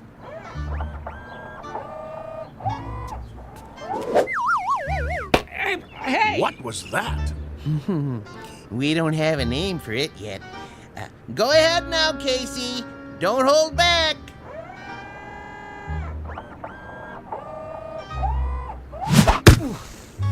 Oh, Pop, enough already. Something wrong? Wrong? What, you see him? That kid, he picks up where Feller left off. He's got a fastball almost went through my glove. And a curve, and a hook, and a knuckler, or I don't know, whatever you want to call it. He got control like he uses radar. Oh, it's the best pitcher I ever caught in my life. Thanks, Monk. That's enough for today. I swear, I never seen anything like it. He don't even pitch like a human being. Precisely. Well, he's still rough, Gramps. He's plenty rough, but I might give him a try. If he can do the same thing when there's a game on. Oh, he can do it. Consistency's not a problem. He's a robot, you know. Yeah, don't say that. Don't ever say the word R-O-B-O-T-T around here. We'll just keep that one between us, okay? Did you like my pitching, Mr. McGarry? You might have a little potential, Casey, like I told Mr. Stillman here. Professor. The Professor Stillman. You're awful rough around the edges, but I think maybe we could give you a shot. I like to help young ball players. Now you go on into the locker room and find a uniform that fits. He can wear a uniform, can he? Anything you like. Then go and change and come back, and we'll discuss a little contract. Just the three of us. That seems fair. Very kind of you, Mr. McGarry. Don't mention it. Go on now. Say thank you, Casey. Thank you, Casey. Thank you, sir. Come along. You're going to be a real baseball player now, just like I promised you. Isn't that wonderful? Yes. Wonderful.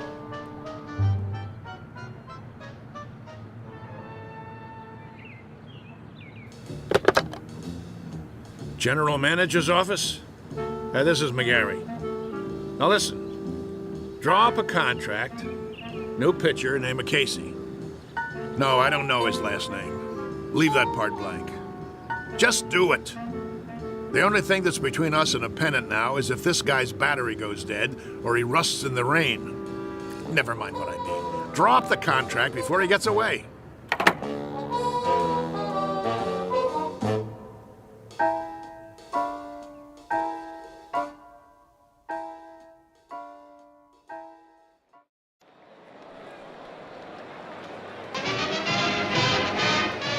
And ready in 3, 2. Good afternoon, sports fans. We're coming to you live for the last in a series of home games for the Hoboken Zephyrs. The Bullets are already on the field, warming up, but there's been a delay. The Zephyrs are still in the locker room. Now, we understand they're getting a last-minute pep talk from their manager, the colorful Mouth McGarry, and knowing him, it's an earful. Peanuts, Red Hots. Well, the Zephyrs are at the bottom of the league this season, which means this is a make-or-break situation. And rumor has it there's a new pitcher on the team, but that's unconfirmed. Ah, yes, a beautiful sunny day. Local fans all here, ready to root for the home team. Still, no sign of the boys from Hoboken. Well, this might be a good time for a break before the action starts. But we'll try to get word from the locker room. But till then, let's go to a commercial. And you're on. 60 seconds. How much longer do I have to fill? Beats me. What's with these losers? Well, if I was on that team, I guess I wouldn't want to show my face either. 45 seconds. Beer here, get your ice cold beer. Somebody get me a beer. I'm dying out here. What am I supposed to do? Play tiddlywinks? It's going to be another slaughter anyway. Hey, ask him if he's got anything stronger than beer. You can always read him the stats. There are no stats. If this team was any lower, they'd get stuck in the grass. What am I doing here? Get me another gig. Little League. The weather. I don't care. Just get me out. 20 seconds. The Zephyrs are charging onto the field. No. The Zephyrs look hungry this afternoon. Yeah, sure. Who am I kidding? They're not going to show. The game's canceled. You'll see. 10 seconds to air. Oh, those bums. It's the same old story. Fletcher winds up, he throws, and he drops the ball on his foot. They should send out a bunch of chimpanzees. 5, 4, 3, 2. And welcome back, ladies and gentlemen, to more thrilling baseball action.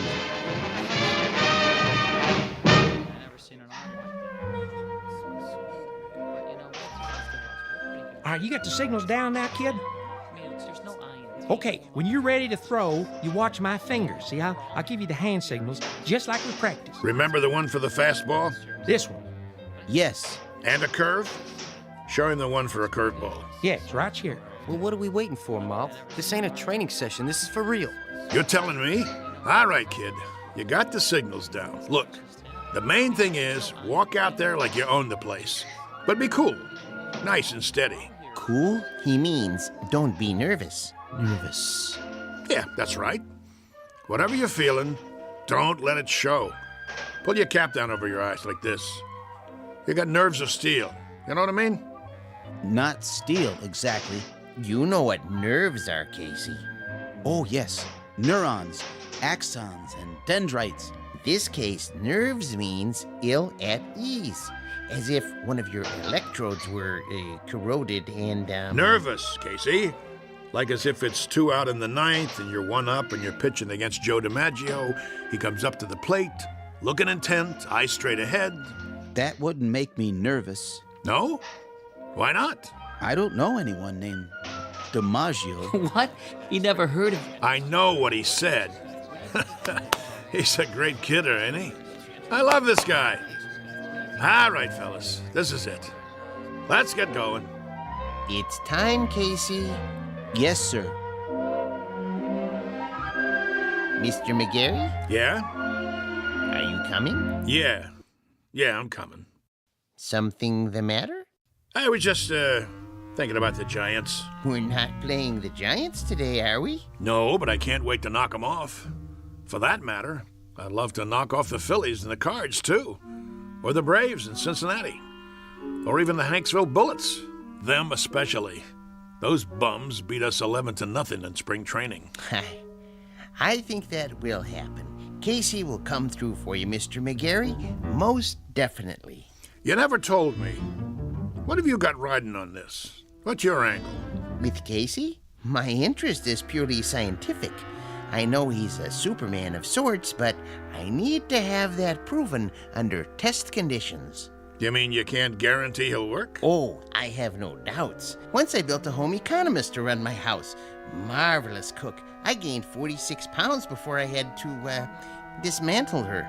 Now, with a model such as Casey, with his strength and accuracy, I knew he was destined to play baseball. And in order to prove my point, I had to have him pitch in competition. As an acid test, I settled on the absolute worst team I could find. Nothing personal. Nah, of course not. Very nice of you to think of us, Mr. Stillman.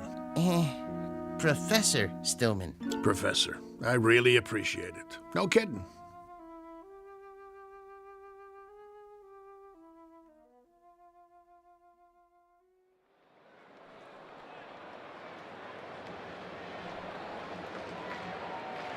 You can feel excitement in the air as the Zephyrs take to the field. Hey, you bums, do something. The pressure's on the home team, tensions are high, and there's a groundswell of support as this new pitcher approaches the mound.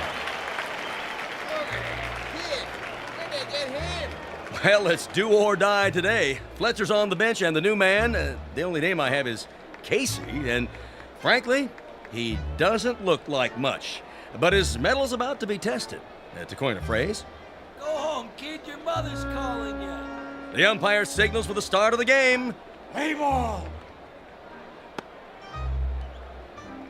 The ball is whipped around the infield, and now the second baseman is hand-carrying it over to Casey. He rubs it off on his jersey and hands it to him. The pitcher is, yes, he finally takes it. He turns to face the batter, waiting for a signal. Here's the windup. He throws. The batter swings. Steve right. I must have missed that one, folks. It looks like the batter missed it, too. He went over the plate so fast, he swung a full 360. Good gravy, was that a fastball? Lucky pitch. Let me see you do that again. Take your best shot. Second pitch. Here's the windup. Whoa, Nelly! Halloran tries to take a bite out of it and misses. He's off his feet. Looks like he threw his back out, twisted around like a pretzel. Good golly, Miss Molly, we got ourselves a pitching machine.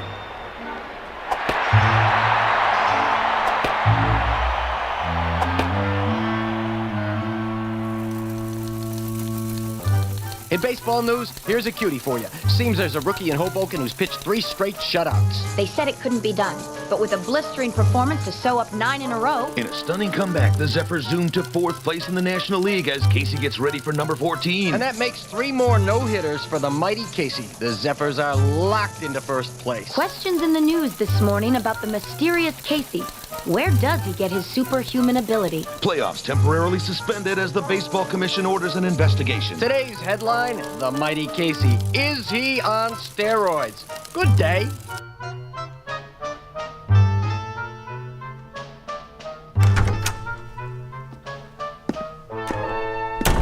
All right, Casey, just relax. What do you mean?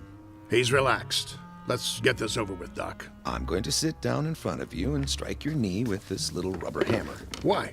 It's a test, Casey. Nothing to get shook about. You mean shaken? Here we go. Casey, watch where you're kicking. Well, I'd say his reflexes are 100%. That it, Doctor? Not quite, Mr. Beasley. Just let me check his pulse and do a blood test. Oh, no. What's the matter? If Casey doesn't pass his physical, there goes the pennant. There goes the series. There goes my career. But why are you worried? He doesn't take anything illegal, does he? Absolutely not. You may rely on it. Then... there's something I haven't told you, Beasley. What? Now to take your pulse. Hey, Doc, you really need to do that? Oh, a mere formality. He seems to be in A1 shape. Absolute perfection, if I do say so. Quiet for a moment, gentlemen, while I listen through the stethoscope. Oh, boy. Here it comes. Breathe, please. Once more. What's wrong? Nothing. Not a thing. Everything sounds fine. It's just that... Out with it. What? This man doesn't have a pulse. No heartbeat either. Try again. I already have. This man isn't alive. He can't be. That's pretty funny, Doc. Okay, go ahead and draw your blood sample. We gotta get Casey cleared for the rest of the season. I'm afraid that won't be possible. Why don't you wait out in the hall, Stillman? You're starting to get on my nerves. Nerves make up the neurological system in the human body. When a small electrical charge passes from one to another... Enough already. Mr. McGarry, it'll have to come out now. There's no way to avoid it, Doctor. What's this all about, Mouth? Beasley, you ain't gonna like this, but see, I didn't have a choice. It was Casey or nothing. Are you trying to put something over on me? What a pitcher he was. The only ball player I ever had on the team who didn't eat nothing. Not even a hot dog. Doctor. Is there a problem? I think you should know something before you go any further. Go ahead. Give it to him. Casey doesn't have any pulse or heartbeat because he doesn't have any heart. How's that? He's a robot. A what? You heard the man. A robot, or if you prefer, an android made from lifelike materials to resemble a human being. Are you sure? Oh, I should be. I built him. And he's been pitching for the Hoboken Zephyrs? Doctor, this is the first I've heard of it. Well, under the circumstances, I have no choice but to notify the baseball commissioner. Move over, Casey. I don't feel so good. Doc, you got anything for a splitting headache?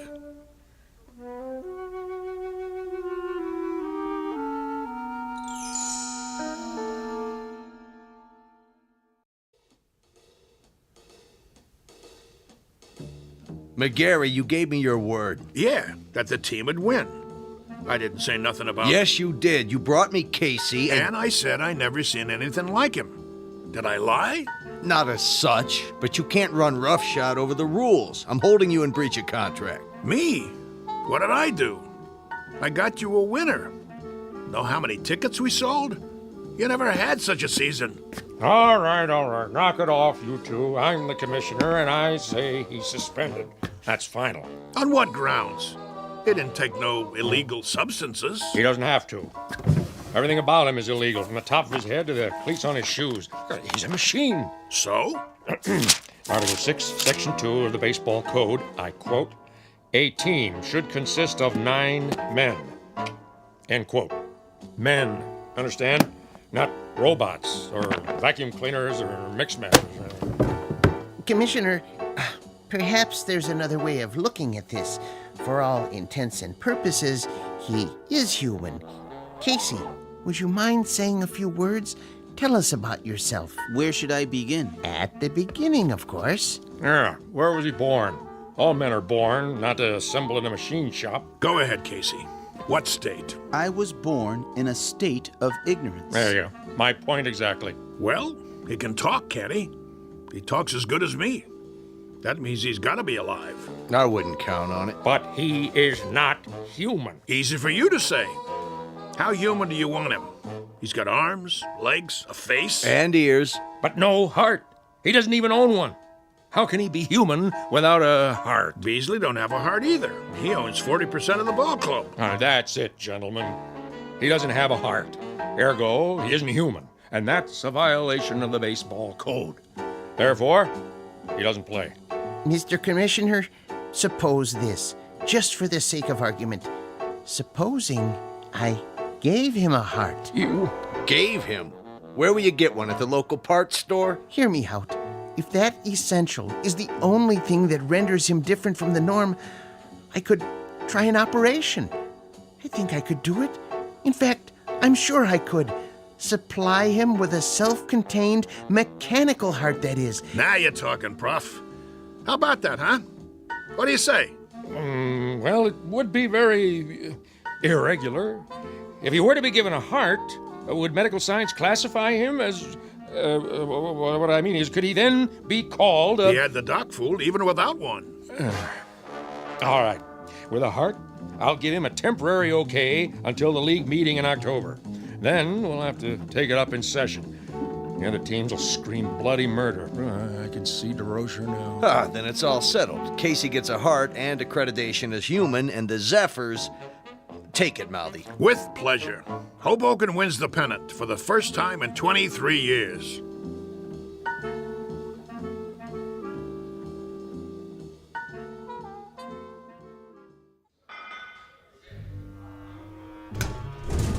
So, where's Casey? Search me. He's supposed to be here. Yeah, well, thank you very much, operator. Well, how's Casey? Is he coming? I don't know. What do you mean you don't know? The operator can't get an answer at Stillman's house. Well, maybe he's in the middle of the operation. So he's in the middle of the operation. What's the matter? He can't use one hand to pick up the phone? We can't wait no longer. I gotta turn in the starting lineup. Corrigan? Yeah, Mouth? You'll pitch tonight. All the rest of you, same as before. Now listen, you guys. That's the enemy out there. That's the New York Giants. And while we're out there playing, a fella named Casey is lying on a table struggling to make it. And I know that the last words out of his mouth before the knife went into his chest were, "Go on out there and win one for me." And I'm gonna tell you something else, fellas. From now on, there's gonna be a ghost in that dugout. Every time you pick up a bat, look over to where Casey used to sit, because he'll be there in spirit, rooting for us, cheering for us, yelling, "Go, Zephyrs, go!" Hello. Oh, hi there, Professor. And I'm gonna tell you something else about him. He has heart. Not a real heart, maybe, but that guy was lying there with a great big hole in his chest. He... Hello, Mr. McGarry. Hello. Now, as I was saying... Casey? Hey, how you doing? Hey, welcome back. All right. Knock it off. Quiet in here. Sorry we're late. Well, you got something to tell me? Go ahead, Casey. Listen, Mr. McGarry. I'm listening. He means his chest. Put your ear against it. Go ahead. Okay. Hear it, sir? I hear it. Casey, you got heart. And look at that smile on his face. That's the one thing I could never get him to do. Smile. How do you feel, boy? I feel... Well, frankly, I feel wonderful. Just wonderful. I feel togetherness with everybody. Then, let's go team! Yeah. Casey starts tonight. The new Casey. Now let's get out there and show him what we're made of.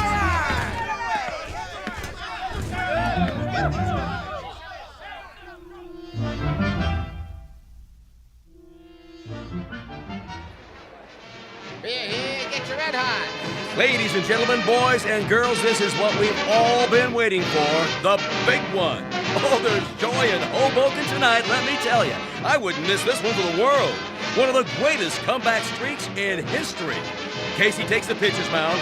The umpire signals the start of the game. Casey winds up. He throws. And it's a high fly over the wall and out of the park. That's a home run for the Giants. What a way to start the game. Well, that'll be a big one on the scoreboard. What's he doing? Cool it, guys. Casey's just playing with him, making it more exciting. Know what I mean? If you say so, Mouth. Another run for the Giants. Now it's 3-0. What's wrong with the mighty Casey? That's what fans want to know.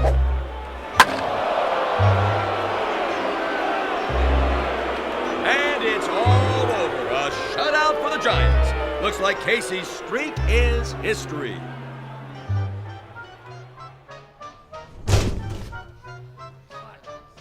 Well,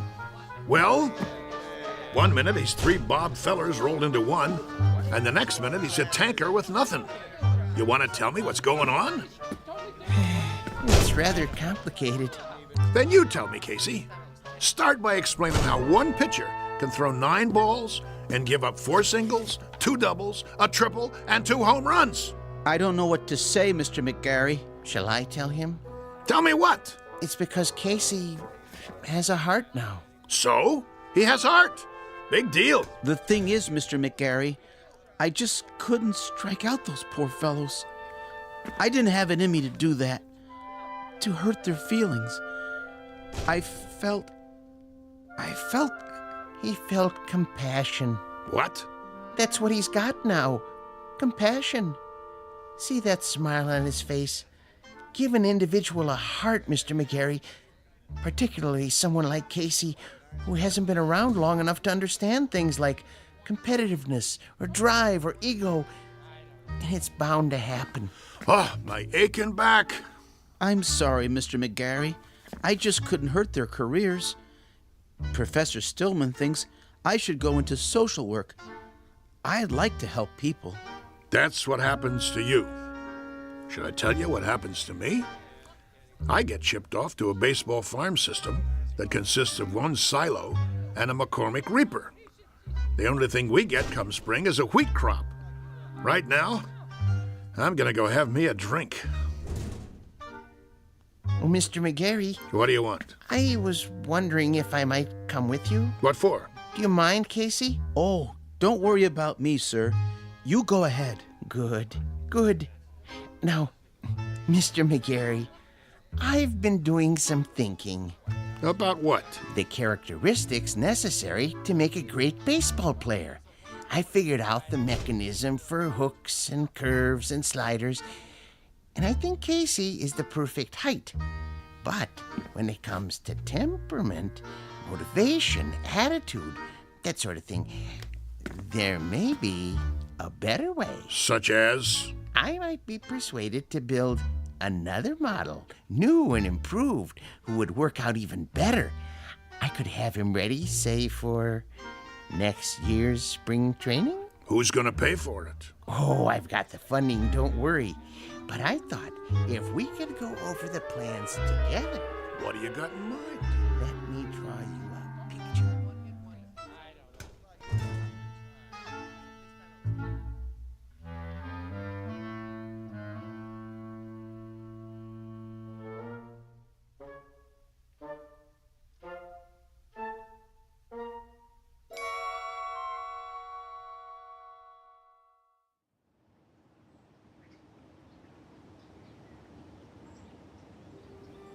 Geez, that's a heck of a story. Yep. Of course, it didn't work out. The professor didn't have the money, and he wanted certain, perks that old man Beasley wouldn't agree to. So it fell apart after that. But for a few weeks there, a bright, shining time it was. We didn't just have heart, we had hope. How do you know so much, Mr. Corrigan? Because I used to play with him when there still was a team called the Zephyrs. No kidding. Come on, we better get back to work. You finish your lunch? Yeah. Then let's go. They're gonna flatten this place to the ground tomorrow. We gotta get it marked off. I guess so.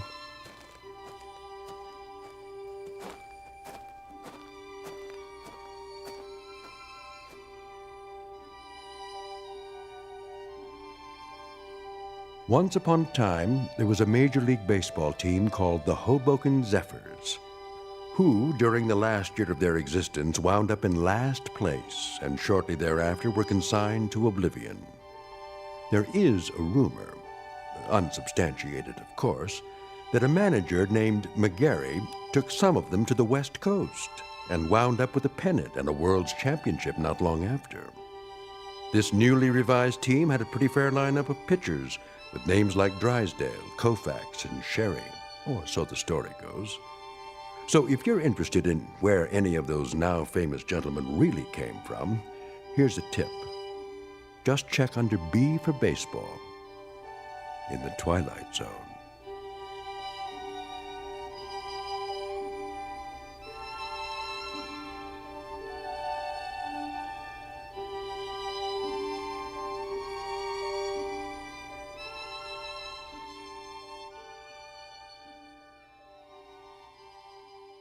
We'll return to the Twilight Zone in just a moment. You are about to enter another dimension, a dimension not only of sight and sound, but of mind, a journey into a wondrous land of imagination. Next stop, the Twilight Zone. Hi, this is Stacy Keach. I'd like to take a moment to tell you about our Twilight Zone website at twilightzoneradio.com. At twilightzoneradio.com, you'll find the latest information on these Twilight Zone radio dramas, including behind-the-scenes photographs, plus the newest product releases, trivia contests, ways to contact us, other Twilight Zone-related info and merchandise, plus links to other fascinating websites. So make your next stop twilightzoneradio.com. Visit twilightzoneradio.com to purchase these Twilight Zone radio dramas on cassette and CD, or call toll-free 1-866-989-ZONE. That's 1-866-989-9663.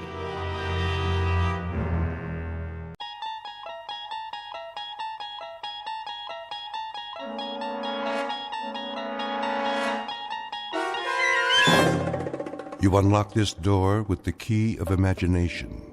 Beyond it is another dimension, a dimension of sound, a dimension of sight, a dimension of mind. You're moving into a land of both shadow and substance, of things and ideas.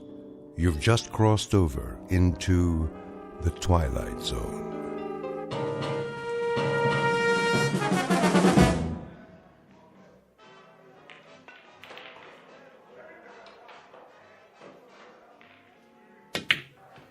Oh, tough luck, mister. Yeah, I thought I could make that one easy. Yeah, I thought so too. Well, at least I didn't leave you much. Well, let's see. Face it, you don't have a shot. It looks like you're gonna snooker yourself. Well, you never can tell. 8-ball, corner pocket. Lots of luck. Like I said, 8-ball, in the corner. Hey, how'd you do that? Oh, just lucky, I guess. Luck, nothing. That was some shot. Been practicing. Guess it finally paid off. Yeah. You win. Here's your $5. One more game? Double or nothing? Hey, you wouldn't be hustling me, would you? Do I look like a hustler? I'm not sure. Oh, come on. Me? See, I just play on my lunch hour, whatever town I'm in. Relaxation. Me too. Strictly for laughs. So how about it? I don't know. Flip to see who breaks? That's all right. You go ahead. Yeah? Sure. Well, okay. Double or nothing. Go on. Sink as many as you can. Make it hard for me. No money on the table. Oh, yeah. Okay, Pops. You know I don't allow gambling in here. We're just having a friendly little game. Jesse, why don't you give it a rest? Now, he do this a lot? Every day. It's all he lives for, this one. So he is a hustler. What are you talking about? Tell him, Pops. I never hustled anybody. Not for money, for pride. Go outside, Jesse. Get some sun on your face. You'll feel better. I already feel better. Forget the money. We'll play for the fun of it. No stakes? Not a dime. In that case, let's see how good you really are.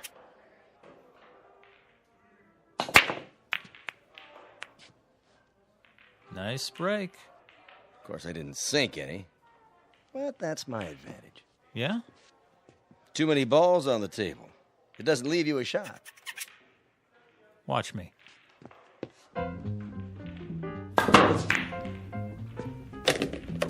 What in the... Bank shot, 3 cushion.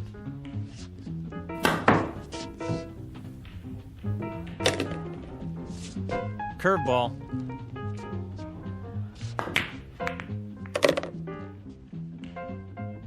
Top spin. Little English.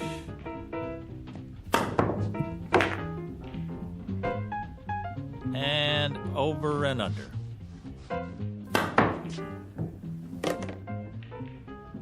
Now, my favorite shot. Took me years to learn this one. You're not going to believe it till you see it with your own eyes. This is the way it's done.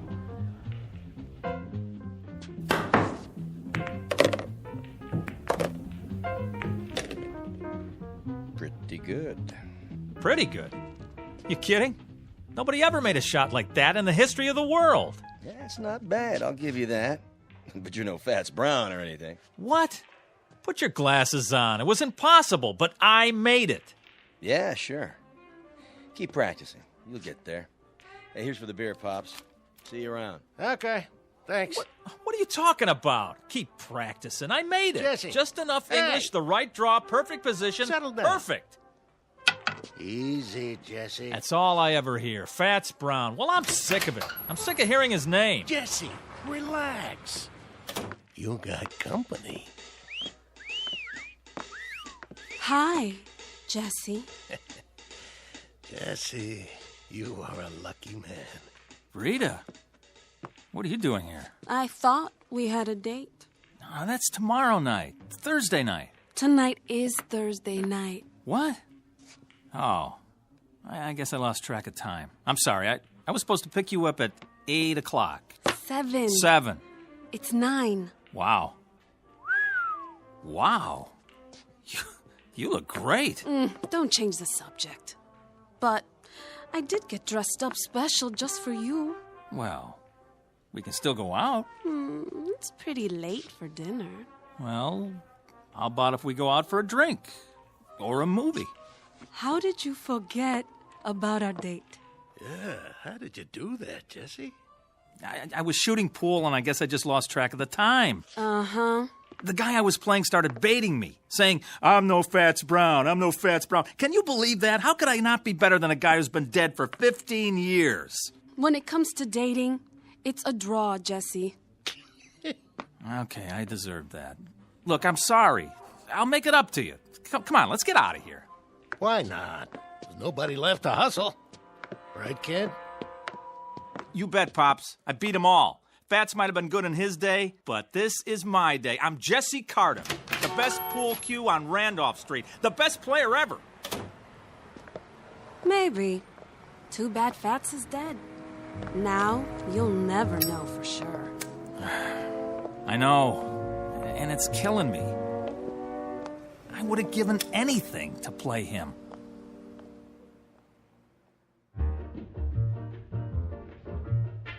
Jesse Cardiff, Pool Shark. The best there is, the best there was, and the best there ever will be on Randolph Street. He has spent every free minute honing his skill for pride and for love of the game. But he's about to learn that there's more to a man's reputation than skill or talent or even fame, and that being the best at anything carries its own special problems, in or out of the Twilight Zone. And now, The Twilight Zone and our story, A Game of Pool, starring Wade Williams with Stacy Keach as your narrator. So, what's the big deal about this dead Fats guy? Don't you know nothing? Fats Brown is a legend. Where you been?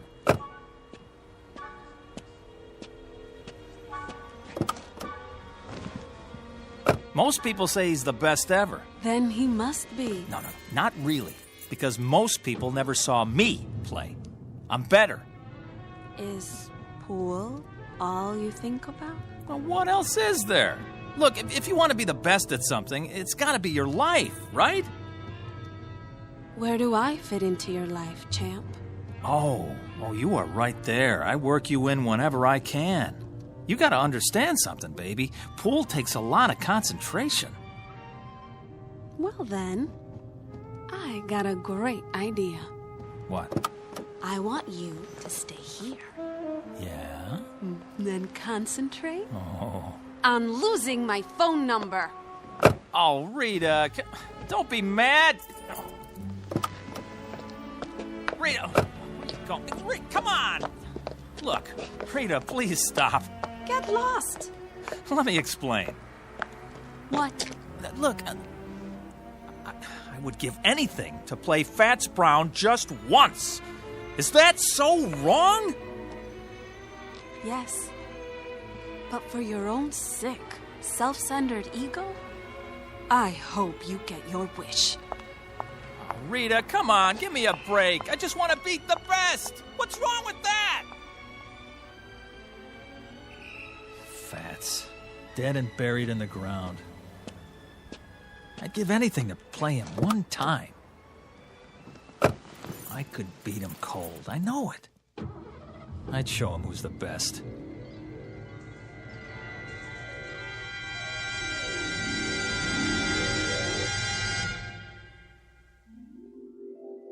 I'd give anything to play him one time. One time. One time. One time. One time. Fats Brown. Mr. Fats Brown. Report to Lister's pool room. Randolph Street. Who is it this time? Fats Brown. You're needed. Lister's pool room. Randolph Street. Chicago. I'm on my way. Mr. Fats Brown. One game. Whatever way he wants it. Doesn't matter to me. Straight pool, anything. If I just had the chance to meet Fats Brown face to face one time. At your service. Who? How did... You called? Yeah, but... I must be seeing things. Why do you say that? Fats Brown? I thought you were... Dead? Not quite. As long as people talk about you, you're not really dead. As long as they speak your name, you continue. Continue? The game goes on, you might say. A legend doesn't die just because the man does. No, I know that, but... But what? This is impossible. Nothing's impossible. Some things are less likely than others, that's all. Wait a minute. There's a picture of the real Fats on the wall. You look like him, but... Not many people do. Yeah, there, standing by a table, holding his custom-made pool cue. You mean this one? Where'd you get that? Nice stick. Good balance. I had it made to order. Wait a minute, let me get a look at the face. The chin, the nose. Not one of my better pictures. It isn't a rib. I mean, you're him. You're... James Howard Brown, known to my friends as Fats. I know it's a shock, but then you called me, I didn't call you. Well, I didn't mean to... I mean, that is, I was just trying to... To what? I don't know. I was just saying if I could prove... It was big talk. Is that it? Well, no, not exactly. Talk is cheap. I know the type. You like to play with fire, but you don't like to cook. You're not really as good as you claim to be, and you know it. Hey. Deep down, you know you're second rate. Now, hold on. Are you afraid? Now, why would I be? Look, I've come a long way, boy. I don't like to be fooled with. I've met your kind before. A little skill, a little knack, some style. But when the heat's on, you fold. That isn't fair. You've never seen me play. Maybe not, but I've seen plenty like you. You have, huh? How do you know I can't beat you? How does anyone know anything? We learn to read the signs. Well, take another look. It's possible, isn't it? That's not the point. It's a matter of what's likely. But it is possible. Sure, it's possible. Things change. Records get higher. Once upon a time, nobody could run the 4-minute mile. but people get better. Then you admit it. Yes, it's possible you could beat me. But the only way you'll do it is with a pool cue. You'll never get the job done with your mouth. All right, fat boy. Dead or alive, I'll tell you something. Maybe you are some kind of a legend, a tin god, but you know what you are to me? A big balloon, just waiting for someone to stick a needle in you. Well, I'm the someone, and here's the needle. Where? My pool cue. Oh, it'll get the job done, don't you worry. You're like all the other legends. You get by on your reputation. One time I heard a man in this very room swear he saw you make a 9-cushion bank. And you don't believe it? Now, you hit a ball that hard, it won't stay on the table. The guy had more imagination than brains. Is that so? Well, let me tell you. That's not what counts. The question is, can I back it up? Oh, how right you are. I know how good I am, but you... Then you'll play me? Rack the balls. Are you sure? Sure, I'm sure. What about the stakes? The stakes? A little something to make the game more interesting. Well, here's what I got. I'll shoot it all, my whole bankroll. Any or all of it. Put it back in your pocket. Why? My money not good enough for you? Come on, use your wits, boy. What good is money to me? Then what? Something to make the long journey worth my while. Name it. You said you'd give anything for a game with me. Anything? What are you getting at, mister? Just what kind of stakes you talking about? Life or death. What? You beat me, you live. You lose, you die. You're pulling my leg. The proposition is simple enough. You're crazy. Interesting. What is? To see how much faith you have in your ability. Or should I say how little? Go chase yourself. You know something? For my money, you don't want it bad enough to be the best. Why, when I was your age, I would have jumped at the chance. But then I was better than second rate. Watch it. You wouldn't know about that. It takes more than skill to be a champion. It takes equal parts talent, work, luck, and nerve. A quality you sadly lack. Nerve? You mean insanity? How so? You want me to risk my life on a game? Insanity, then, if you prefer. Listen, I'm just a pool player. There's probably no less important thing on the face of the earth. Pushing balls around with a stick on a felt-top table. But mark this in your book. I'm the best. It's a proud thing to be the best at anything. But then you wouldn't know about that either. Hey, hold on. Where you going? I'm going back, of course. Back where? You wouldn't understand. You're wrong. About what?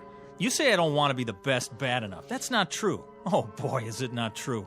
Do you know how many hours, how many years, how much of my blood and sweat I put into this game? I'm listening. How many nights I slept right here on this table? Yeah, I did that. I made a deal with the owner so I could practice after the place was closed. I haven't been to the movies in years. I know what you're talking about, but it's still talk and nothing else. I'm good, mister. Real good. But am I that good? You'll never know until you're ready to risk everything. Will you stop pushing me? Sure I will. I was just thinking. Where I come from, there's a race driver.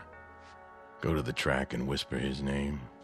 Say Tazio Nuvolari and watch their heads nod up and down. Or go to the bull ring and hear them talk of Manolete. Both men face death daily, and both are legends. They learned something important early on. You'll never make the grade by playing it safe. This is nuts. So long, kid. Wait. What for? Oh, boy, what am I doing? Something you want to tell me? Well, You accept the terms? Life or death? Rack 'em.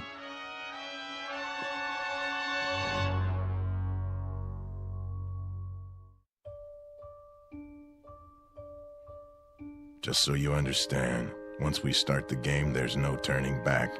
Get cold feet and it'll be too late. You heard me. Rack the balls. In a hurry, are you? I've been waiting a long time for this. Have you? Yes, I guess you have. First, the tools of my trade. Now, what's so special about that stick, anyway? It's the man that counts. You're right. But this one suits me. You know how it is, the big game hunter has his elephant gun, specially bored with a custom grip. The fencing master uses a blade from Lima. This cue, it was made for me in St. Louis. It cost $600 back then, and I made a living from it for 35 years. It never let me down. Now, there's a first time for everything. Yes, I guess there is. The question is, what's the most likely outcome? Look, if you're not going to rack him, I will.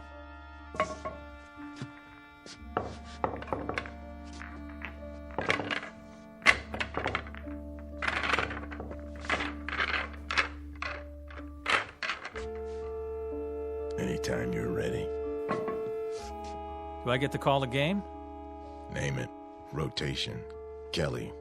14-1 rack. 8-ball. What's your pleasure? All right. Let's see how good you are. 1 game, 300 points. That'll do. Standard rules. Is there any other kind? But just so there's no misunderstanding, we play for the value of the balls. 9 points for the 9-ball, 10 for the 10, and so forth. Agreed? Agreed. Good. Do you have a coin? Right here. Toss for break? You flip. Sure. Call it. Tails. Here goes. Why'd you put your hand over it? I want to give you a fair chance. Go ahead, let's see. You can change your mind. You heard me. Tails. All right, then. If you're sure. You can change your mind, you know. There's still time. Not on your life. My life's not what's at stake. Let's see it. Heads. I guess that means it's my break. Yeah, your break. As soon as I chalk up. Take your time. I know what you're thinking, son. Oh, you do, huh? Same as most players. The man who breaks is at a disadvantage. Once he scatters the balls, the other man has a clear field. Well, doesn't he? Maybe with some people, but not the way I play. Oh, sure. I suppose you can control the break. Time to go to school.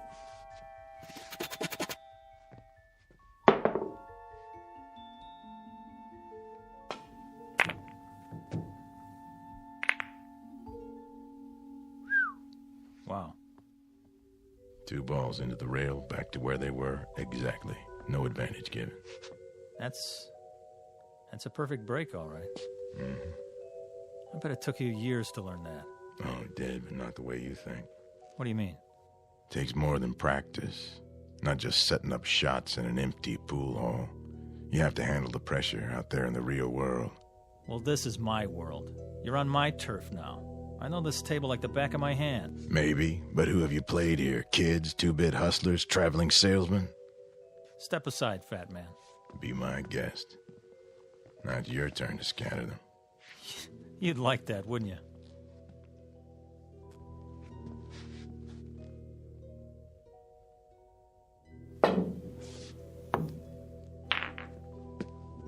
Safety. Playing it close to the vest, aren't you? That's what you call strategy. What are you going to do now? I'll try to think of something. There's always a power break. Yeah. But if nothing falls, you leave me wide open. And if I sink one, you're really in trouble. With luck, I can run the whole table. Prove it.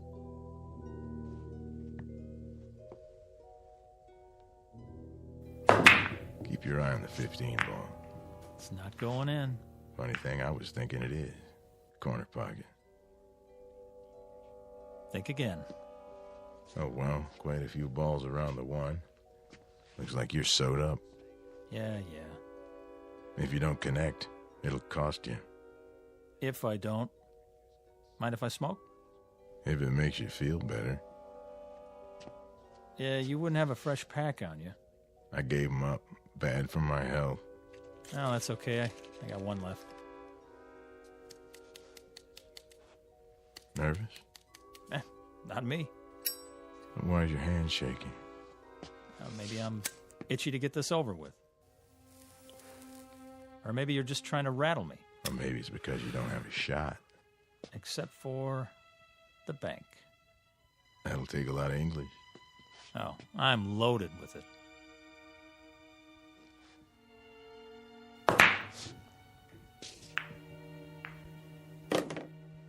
So you are.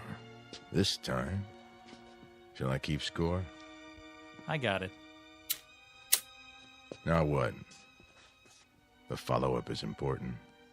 You have to plan ahead. 3 rails, 2 ball in the corner. That's a hard combination. For some people. Watch your angle now. You watch it. Oh, I am.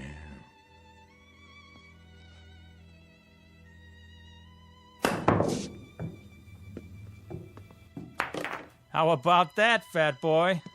Not too shabby. It was great. In some places. You know what? You're like all the others. Always trying to bring me down. Well, why would I do that?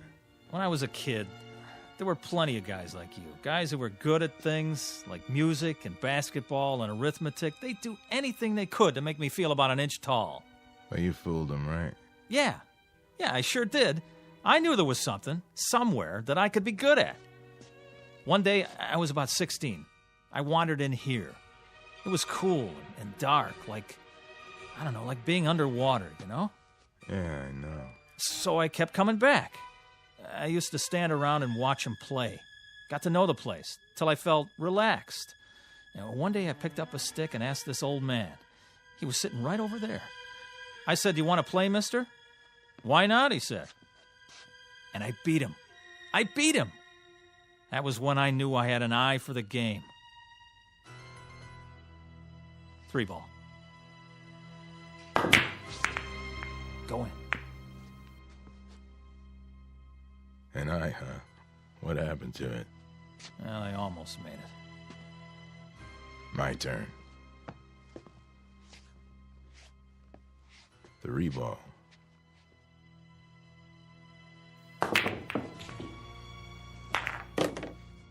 You know, almost works a lot of the time, but not in geometry. Well, what's that got to do with it?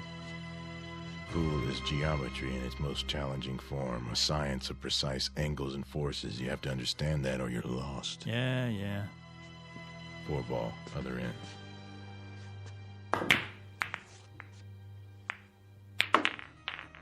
Lucky shot. Luck had nothing to do with it. 5 in the side. Angles, forces, big deal. Now who's sewed up, huh? I'll admit, it doesn't look good. You can say that again. If you don't hit the 5 first, you scratch. And that'll cost you points. Mm-hmm.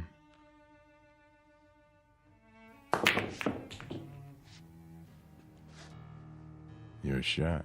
Oh, man, is it. 5 ball.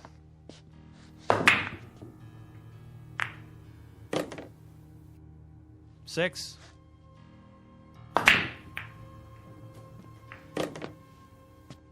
Seven.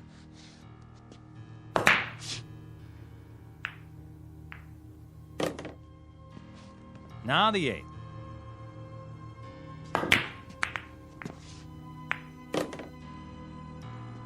Nine in the side. 10.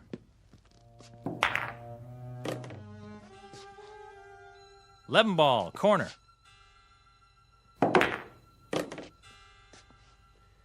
I have 59 points. You have 7. The game still has braces on its teeth. Rack 'em up.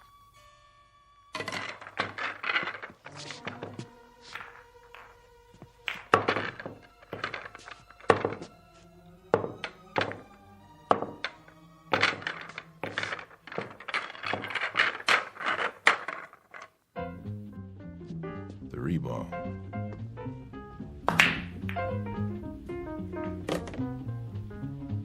Four in the side pocket.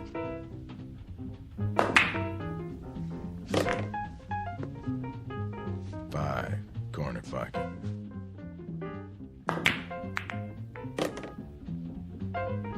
Nine in the side.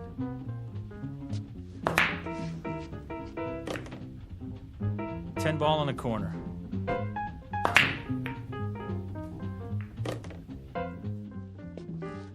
11.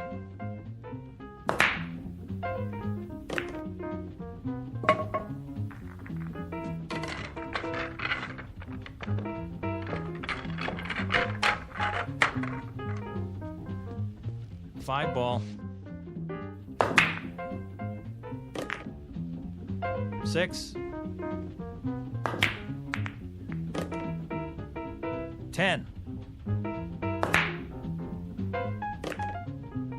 15 ball. Ha! Your shot. No kidding. Just in case you lost track. Tell you what I'm gonna do, fat boy. Let me make it easy on you. No thanks. Hey, I'm trying to do you a favor. For what reason? 'Cause I got feelings? Come on, admit it. This must be humiliating. Oh, I wouldn't say so. Well, let me say it for you then. The game's as good as over. Is that what you think? You want to throw in the towel and walk away? I'll let you. You will, huh? Sure.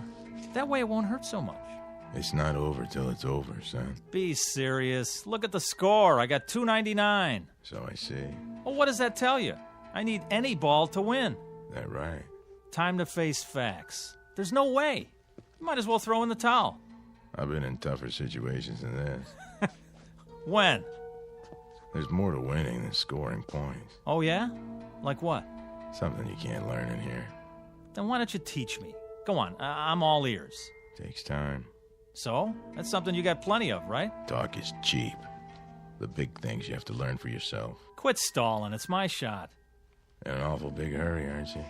To be the best? Oh, you better believe it. I've been waiting years for this. One more shot and you are history, fat boy. There's a new shooter now and his name is Jesse Cardiff. Back off and give me room. This is something I'm going to remember for the rest of my life.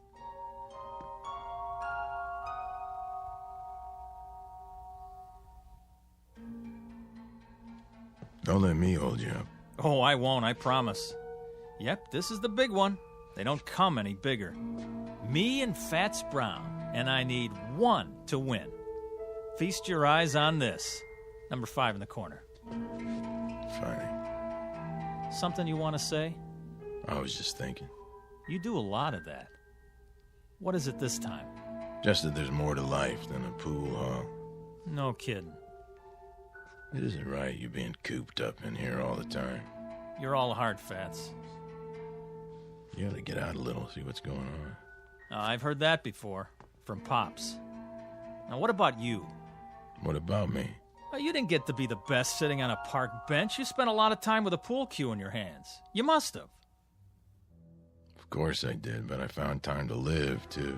I've been to places where they never heard of billiards. If you call that living, why would you want to? Why bother? It's not easy to explain, but I'll try. I may not look the part, Jesse, but I've done other things, too. A whole lot of other things. I've made love, walked uphill, and swum in the ocean. I've been on airplanes and cruise ships and played tag with little children. And when I think of the wonderful things there are to see and do in this world, it hurts me to think of you rotting your life away in this miserable dark hall. What? Oh, I get it. Nice try. What's this, you don't believe me? Doesn't matter whether I do or not. You're trying to distract me, so I won't make my shot. Am I? That's a lousy thing to do. But it won't work. 5, corner pocket. Hey, what are you doing? Doing? Oh, you mean the coin. Sorry, it's an old habit of mine. Take your hand out of your pocket. Sure, if you like. Now don't say another word, just for a minute. This is the easiest shot I ever saw. There's no way I can mess it up. Nobody could. I'm in no hurry. Good. Take your time. I will. All right, I'll stand over here. Just give you all the room you want. You do that. Enough with the chalk already. What? Oh, sorry. You're not even going to get to shoot again. I'm making this shot, and there's nothing you can do to stop me. No doubt. You did that. Did what? You dropped the chalk. Then I better pick it up. My shot. But... That one right there. In the side. Oh, I don't believe it. Look at you. A little gamesmanship, a little pressure to put some fun in the game, and you come apart at the seams. You cheated. I did? How so? Well, you... Kid stuff to make you break your concentration and shoot wild didn't take much. You know, if you ask me, that's pretty low down. Some places they break a guy's thumbs for that. Not here. Game ball. Oh, one more thing. If you want to concede now and save yourself the embarrassment. Take your shot. It's not over till it's over. Right. Even when it's just a formality. Last ball. Corner pocket. Choke. You wouldn't be trying to distract me, would you?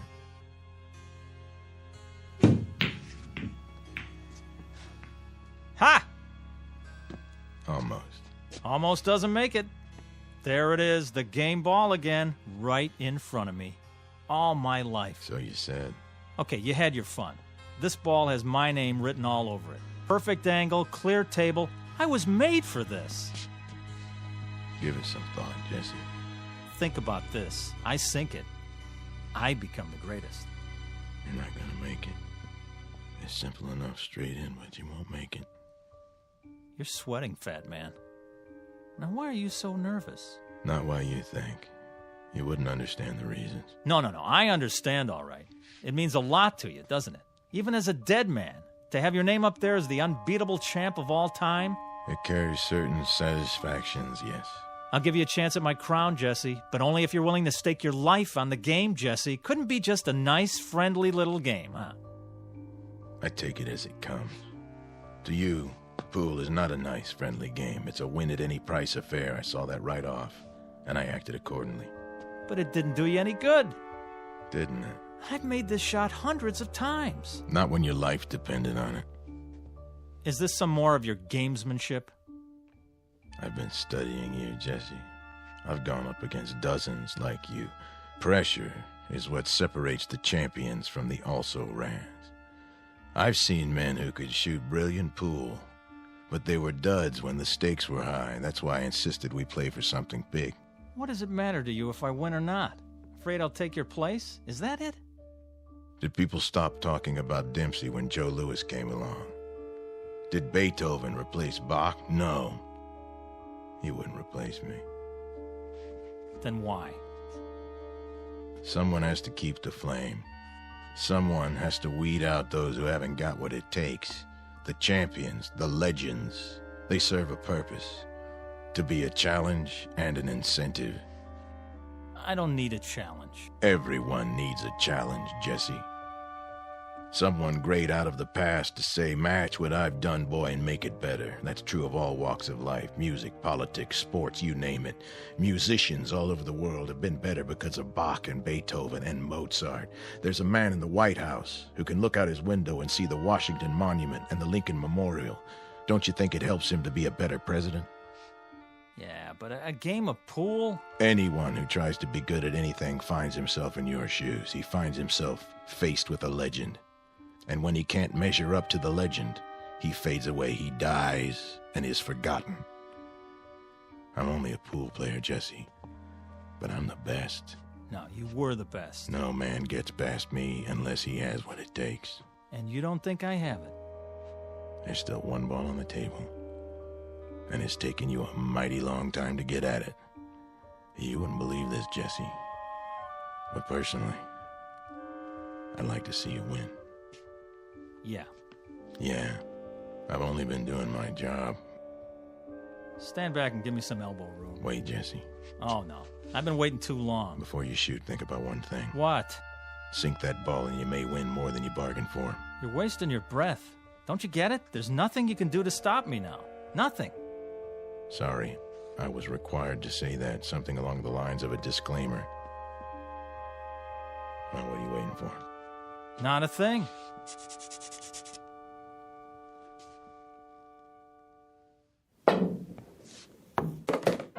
Ha!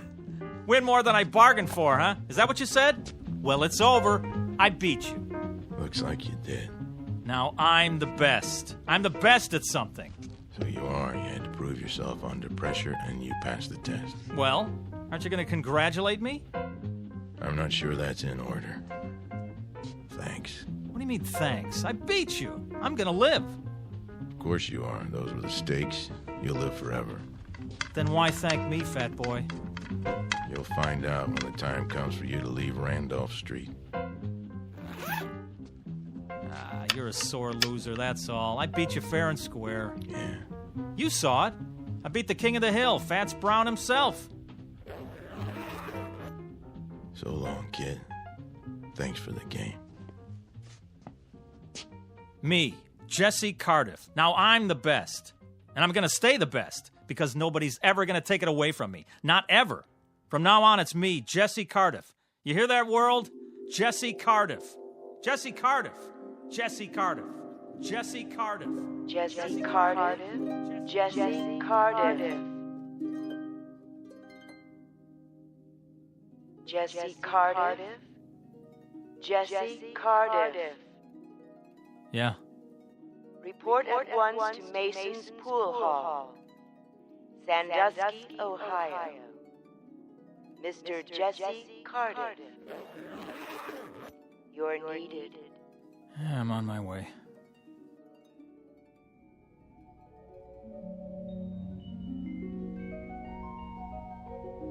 Mr. Jesse Cardiff, who became a legend by beating a man known as Fats.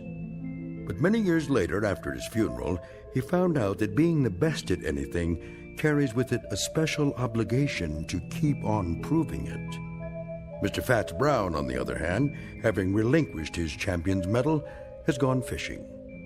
These are the ground rules on Earth and in the Twilight Zone.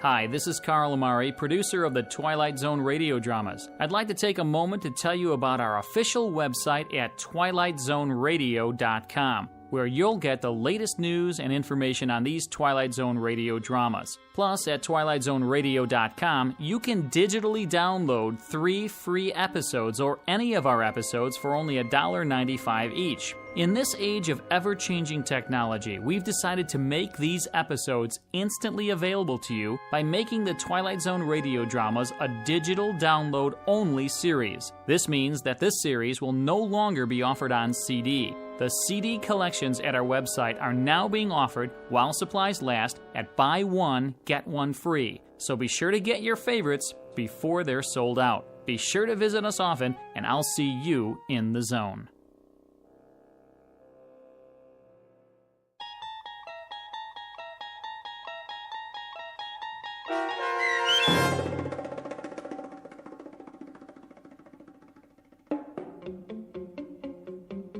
A Game of Pool, starring Wade Williams with Stacy Keach as your narrator, was adapted for radio by Dennis Etchison and Joby Cerny, and written for The Twilight Zone by George Clayton Johnson. Heard in the cast were Craig Brawley, Doug James, Roderick Peoples, Sandra Delgado, and Linda Ryder. This copyrighted radio series is produced and directed by Carl Amari for Falcon Picture Group. Sound design and custom Foley effects for The Twilight Zone by Cerny American creatives Bob Benson, Craig Lee, Michael Slaybach, and Matt Sorrow. To learn more about the Twilight Zone radio dramas and to contact us, visit our official website at twilightzoneradio.com.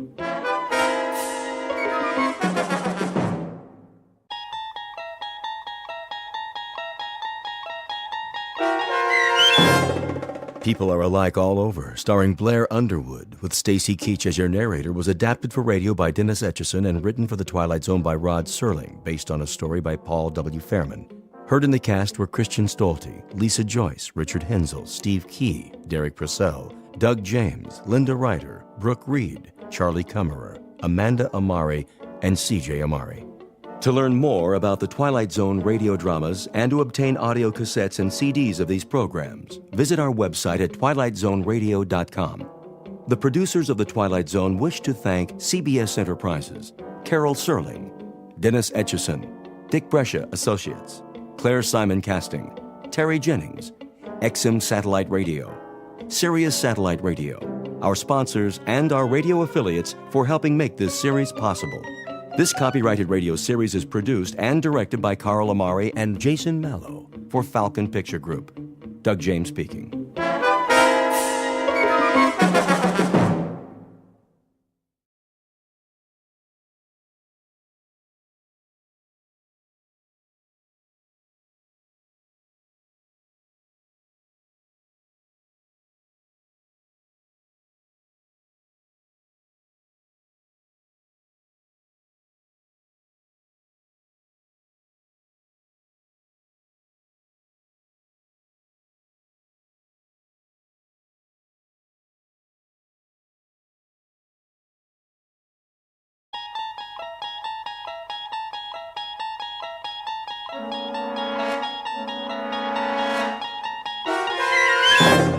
There is a fifth dimension beyond that which is known to man.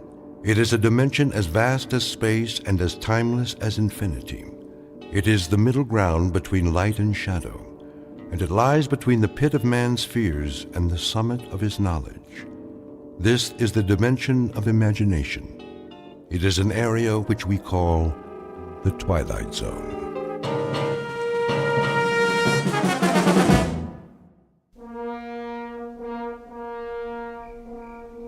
The blast-off area must be cleared by 0200 hours. All personnel, please stay behind the steel fence. Repeat, the blast-off area must be cleared by 0200 hours. That you, Markison? Evening, Conrad. Thought I'd find you out here. You thought right. Look at her. Like a needle pointed straight up at the sky. Pretty big needle. Odd, isn't it? Why do you say that? For us, I mean. Odd way to spend the last night. Yeah, I couldn't sleep. Neither could I. But what a thing to do. A last night on Earth you don't spend in the middle of the desert looking at your transportation. A last night you spend it enjoying Earth. You walk around its streets, you go into its bars, you dance with its women. Yeah. You drink in its view, savor it, enjoy it. But not us. That ship out there. We'll have all we want of her and more. She'll be our world for quite a while. 113 feet long by 18 feet wide. And yet here we stand, Conrad, watching her. Just 3 hours before we take off. Maybe we're trying to get used to the idea. Oh, we'll have plenty of time to get used to it. That'll be our city and country and house and front yard and backyard for the next 3 months. And we won't have any choice in the matter. Markson, could I ask you a question? Go ahead. Are you afraid? Of some things, I guess. The unknown, loneliness, the silence up there. But the ship, after all the work that's gone into her, I don't think so. How about you, Sam? It's different. You're ready for this. 3, 4, 5 years. It's all you've prepared yourself for. But it's not the same with me. We both went through the same flight training. I know, but I'm a scientist, Markison, a biologist. My whole life, my world has been books and slides and microscopes. I'm being sent up there because they need my mind. Pity they just can't send that and leave my body back here where it belongs. But speaking frankly, yeah, I am afraid. I'm frightened of the place we're going and what we might find there. Martians? Well, that's not very likely. They're the one thing you don't need to be afraid of. They shouldn't be feared, even if we do run into them. Whoever we meet up there, whatever kind of creatures they are, if they exist, they'll still be people of one sort or another. You don't really think that? Why not? I've got a philosophy about people, and I mean all people. I'm sure that when God made human beings, he developed them from call it a fixed formula, with the same batch of ingredients. We have a pattern of behavior designed to meet certain needs, and those needs are going to be identical no matter what the form and the place. And that means we're all essentially the same on Earth or in the farthest reaches of space. Think about it, Sam. People. On Mars. Wherever they're able to exist, they have to be the same. Even up there in the stars. I'd like to be able to read those stars. I wish there were an equation that applies. A plus Y equals what? A rocket ship plus 2 men equals... Equals a wondrous adventure. Let's get ready, Sam. We've only got a couple of hours.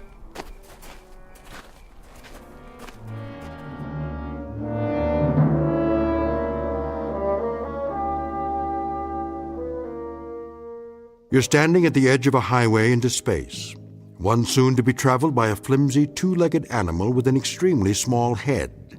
His name is Man, and he is about to send his tiny, groping fingers up into the unknown, bound for a once mythical place known as Mars. The participants are Samuel A. Conrad, age 35, and Warren Markison, age 31.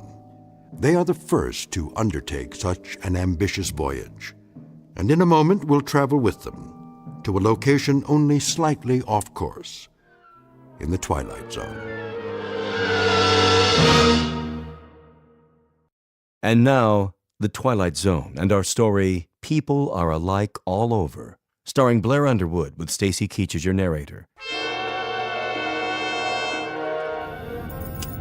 Prepare to correct course? Not yet. Fire retro rockets on my mark. Wait, I said. For what? I want to run a thermal scan on the landing gear. You did that. Well, I'm doing it again. Plus a spectrographic on the planet's surface. We can't even see the surface till we correct. By the time we finish the turn, it'll be too late. Too late for what? To change the flight plan, the gravitational field will take effect. Exactly. We cut the main thrusters and fire the retros for a nice soft landing, right?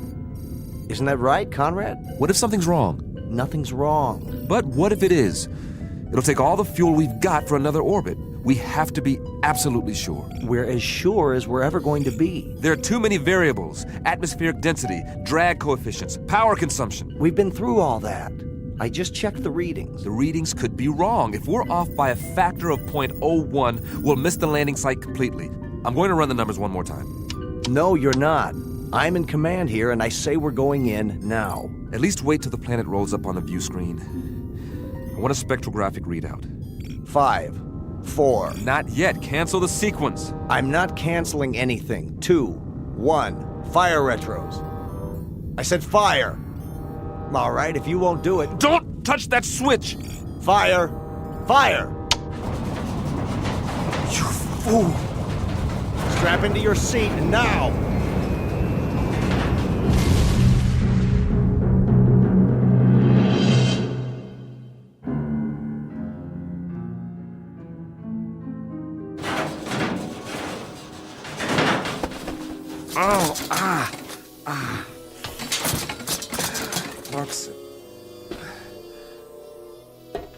Marcuson? You all right? Marcuson, where are you? Warren? Warren, can you hear me? Over here. Oh, thank God. After a landing like that? Any landing you can walk away from is a good landing. If you can get this instrument panel off me, I'll try to do that. Hang on. It's split in two. I'll see if I can lift it. How's the rest of the ship? Nose down in the bottom of a crater, as far as I can tell. Air pressure seems to be holding. Here, take my hand. Whoa. Not just yet, Sam. I've got a little bit of a problem with this leg. But we made it, didn't we? Yeah, we made it. With or without my help. It wasn't your fault. Sure it was. If I'd followed your order... We still would have come down at the wrong angle. The flight plan was off. There's nothing wrong with the flight plan. It's the terrain. It's not like the reconnaissance photos. Close but different. Somehow... Then you were right to be cautious. Do we have power? I don't know. I haven't had time to check anything. Try to get the lights running. It's dark in here. I may be able to rig a new circuit. You do that. I'll give you a hand. Don't be crazy. You can't even stand up. I'll do it. Sam? Yeah? Hurry if you can. Will you, Sam? I want to take a look outside. I want to see what's really there. There's plenty of time for that. Is there? I told you, we've got air. That means the hull's intact. You rest easy. I'll get the medical kit. If you say so, Sam. If you say so.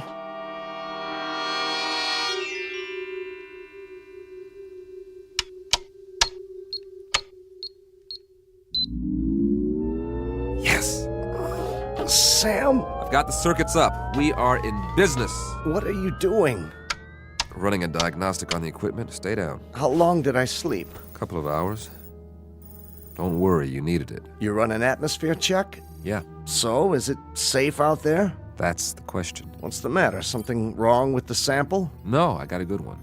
More than enough. That's the problem. You couldn't get a reading? Oh, I got a reading all right. A complete analysis. Down to the last trace element. So, what did it say? It says the air is fine. Almost identical to the mix on Earth. Well, what are we sitting here for? Let's go plant the flag. Hold on. You're not going anywhere with that leg. You go then. Just get the hatch open so I can see what's out there. I'm not going anywhere. Of course you are. Sam, we're the first men on Mars. What's the matter with you? Not yet. What are you waiting for, a printed invitation? It's the reading. But you said it was fine. It can't be right. Don't you trust the equipment, Sam? You designed it, remember? You and I both know there's no breathable atmosphere on Mars. Well, maybe there is where we landed. That doesn't make sense. If we're in a crater, there could be a buildup of gases. Not according to any scientific literature I've ever read. Then it's obvious the literature is wrong. You trust your equipment? I've run the data 50 times. And everything checks out. We made it, Sam. We made it.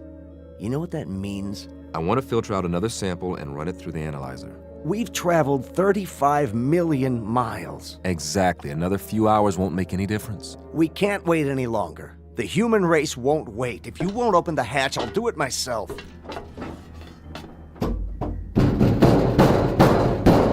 You won't be able to get it open. The hydraulics out. Patch in the auxiliary power supply. You said the circuits are up. I'm telling you, we can't. Maybe you can't, but I can. You're going to wreck your other leg. I'll use the manual override. That's what I'll do. I'll disconnect the hydraulic lift at the wall and... I told you to take it easy. Sam.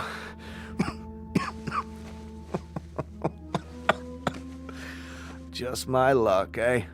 35 million miles through black space just to find a place to die. You are not going to die. It's all right. Really. It's just that I'd hate for this ship to be my tomb. Do me one favor. Anything. When it does happen, and I think it'll be soon. Don't talk like that. Get me outside, one way or another. Don't be afraid. I've got a strange hunch that if anybody's out there, they'll help you with the funeral. That's how people are. And they are people, Sam. As long as they've got minds and hearts, that means they've got souls. And that makes them people. No. For God's sake, don't die now. Don't leave me alone here. Warren! Warren! What's that? Listen. Do you hear that, Warren? Do you hear that? Something's out there. And it's coming. It's coming right up to the ship. You said that whatever's out there is like us. Well, I don't know that. There's no way to find out, and I'm not ready to find out. Go away! Whoever or whatever you are, go away!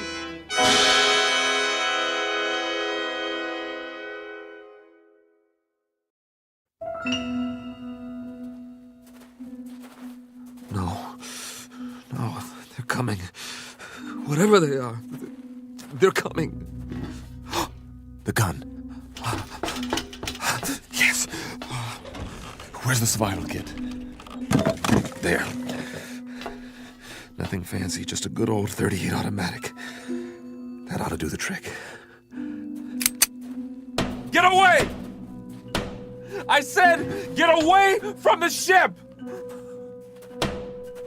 All right, if you won't go away, you want me to come out, I'll come out. You think you're ready for me? Huh? Huh? Where's that lever? Whoever or whatever you are, let's find out if you can eat lead. What the? Come on. Where are you? What are you waiting for? You see this? It's a gun. Know what a gun is? Want to find out? Step into the light so I can see you.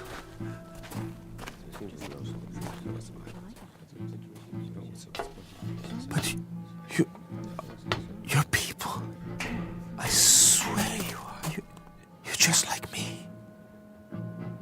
Face, body, everything. Please, don't be afraid. There's no reason to, you know. What do you have in your hand? Oh, this it's pistol. It's, I was only going to use it if... May I see it? What? I suppose so. Just don't touch the trigger. It contains explosive missiles. They're called bullets. We didn't know if you were ever going to come out. We've waited most of the night. Very glad to see that you've finally done so, however. This is amazing. I'm Conrad. Samuel Conrad. That's my name. Do you understand? Name?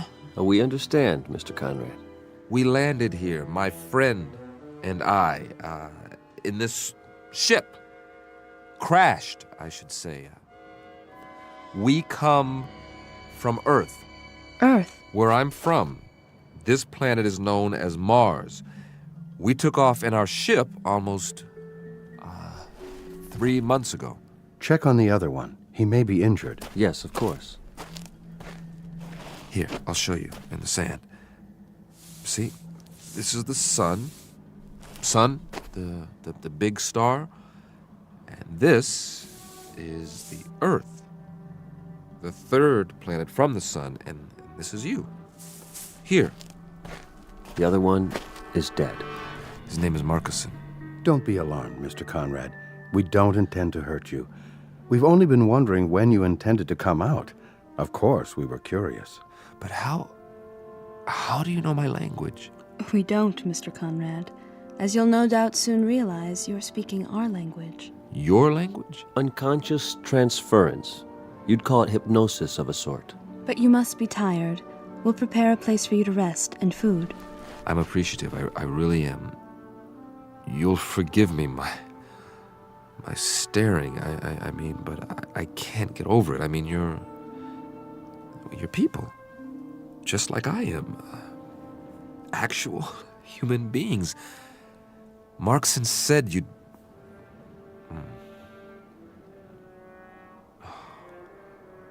Marcus. We'll bear your friend for you. Later on, you can tell us the sort of marker you'd like. That is your tradition, isn't it? Yes, it is. We can also repair your ship for you. You can? If that would please you. Oh, yes, very much. Good. Consider it done. There are so many questions I want to ask. Really? So many things I want to find out about your civilization, your science, the way you live, the social structure.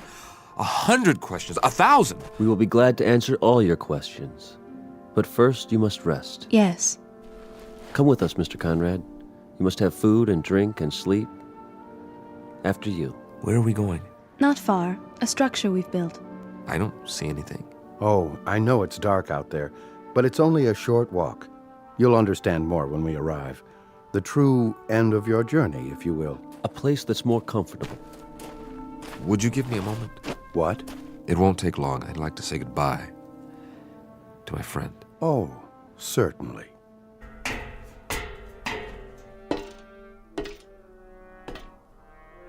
Marcuson, I hope you know what's happened. I hope you know that you were right. There are Martians, after all, and they're people. It's incredible, but they really are just like us. You knew, didn't you? Somehow, you knew. Oh, I'm sorry, old friend, that I didn't believe you. And that you didn't live to see them. Are you ready, Mr. Conrad? Yes. I'm ready.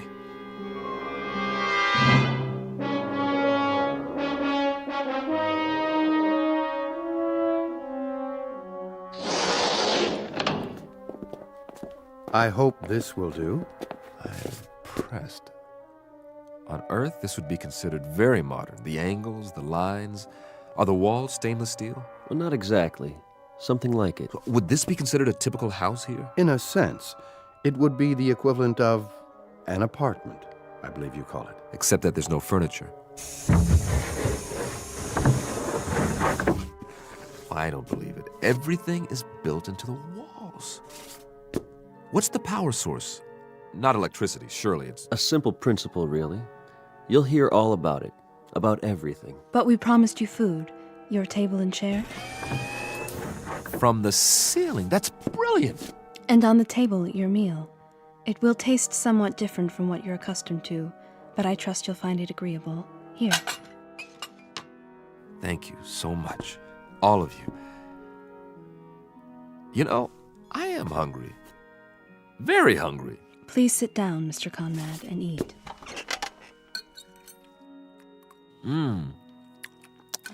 It's different, but I like the taste. Like melon or cantaloupe, maybe. And yet, there's almost a meat flavor. You don't mind it? Mind? Are you kidding? After that freeze-dried stuff we ate on the ship? No. This is delicious. We'll leave you to eat then. Oh, I wonder, could you do us a small favor, Mr. Conrad? Anything. As a favor, would you mind sketching for us what a home looks like on Earth, so we'll better understand your culture? No, not at all. This is what we call a ranch house. It has only one story. Here, look, I'll show you. This is roughly the shape. The front door here, and this is what's known as a picture window.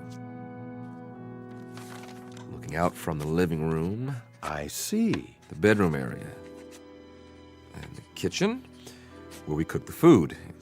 Here, I'll put down some more details about the interior. Please. Couch, chair, television set. Then inside the kitchen, over here, the refrigerator, maybe a freezer, and the stove. A freezer and a stove?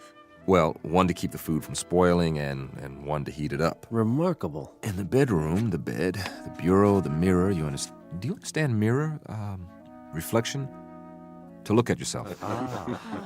Of course, I've forgotten. Will you look at that? Here's your mirror, along with the sink, towels, running water, and this will be your bed. All the comforts of home. Eat in pleasure, Mr. Conrad, and then rest. We'll come back later. Thank you. Thank you so much. Oh, miss? Yes? I didn't ask any of your names. That's all right. You have a name, don't you? I'm called Tina. Tina, I wish you'd, will you tell the others for me how much I appreciate all this? The trouble you've gone to, this is a pretty wonderful thing that's happened to me, so thank you. Do you understand? Thank you. I mean, to come millions of miles and meet people of your own kind, I was so frightened before. I was so miserably frightened, and then... Please don't be. I know what I was afraid of now. I was afraid of loneliness, of silence, of the unknown. But now my friend was right. There's no need for fear now. No need at all. No one will hurt you, I promise. You must believe that. I do now. I'll see you later, Mr. Conrad. I hope so, Tina. And please call me by my given name. It's Sam. Goodbye, Sam.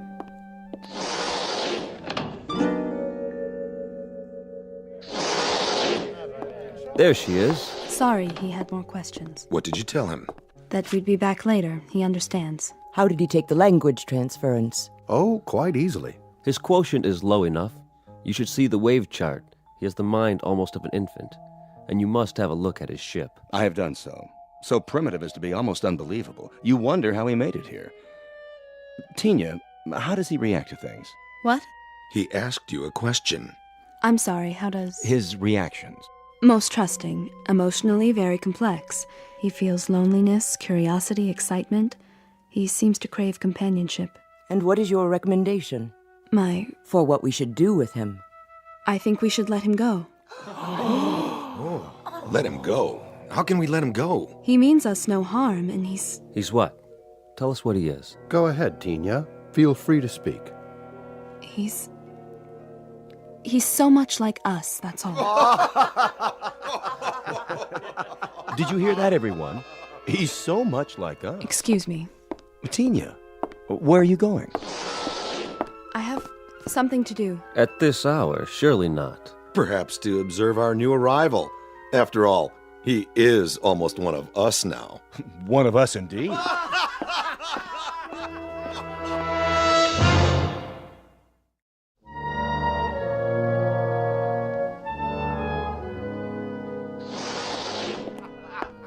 Tina? Is that you? Yes, Mr. Conrad. I was just... What's the joke? Oh, something one of my friends said. Oh, what was it? Something humorous, that's all. At least he thought so. Won't you come in? I wouldn't want to disturb you. Not much chance of that. I'm too wound up. This is all a bit much to grasp at one time. You must have a great many questions. Perhaps you can answer a few of them. If you don't mind, that is. Won't you sit down? Well, maybe for just a minute. Have a seat. The couch is quite comfortable, thanks to you. Mr. Conrad, there's something you should know. Oh, that's an understatement. Where do we start? I don't quite know how to put this, but... Wait, I'm not a very good host.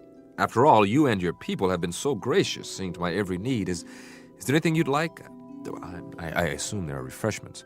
I don't suppose you people know what a drink is. In the cabinet, you'll find several varieties of beverages. Yeah? I hope they're to your satisfaction. Let's just have a look. Do you mind? Be my guest. I don't believe it! This is a 25-year-old single malt. Where did you get it? We manufactured it, you might say, to suit your taste. But how could you know what my taste is? We retrieved it from your memories, telepathically, to use your word.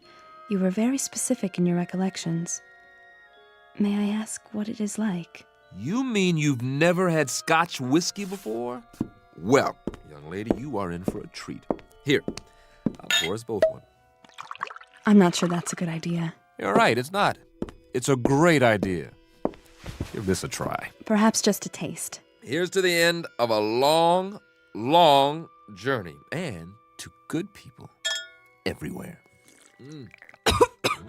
It's a strange taste. It's so sharp. Oh, I should have told you to sip it.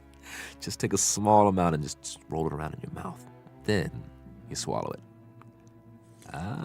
Yeah. How's that? It's interesting. You said your people manufactured this. How, exactly?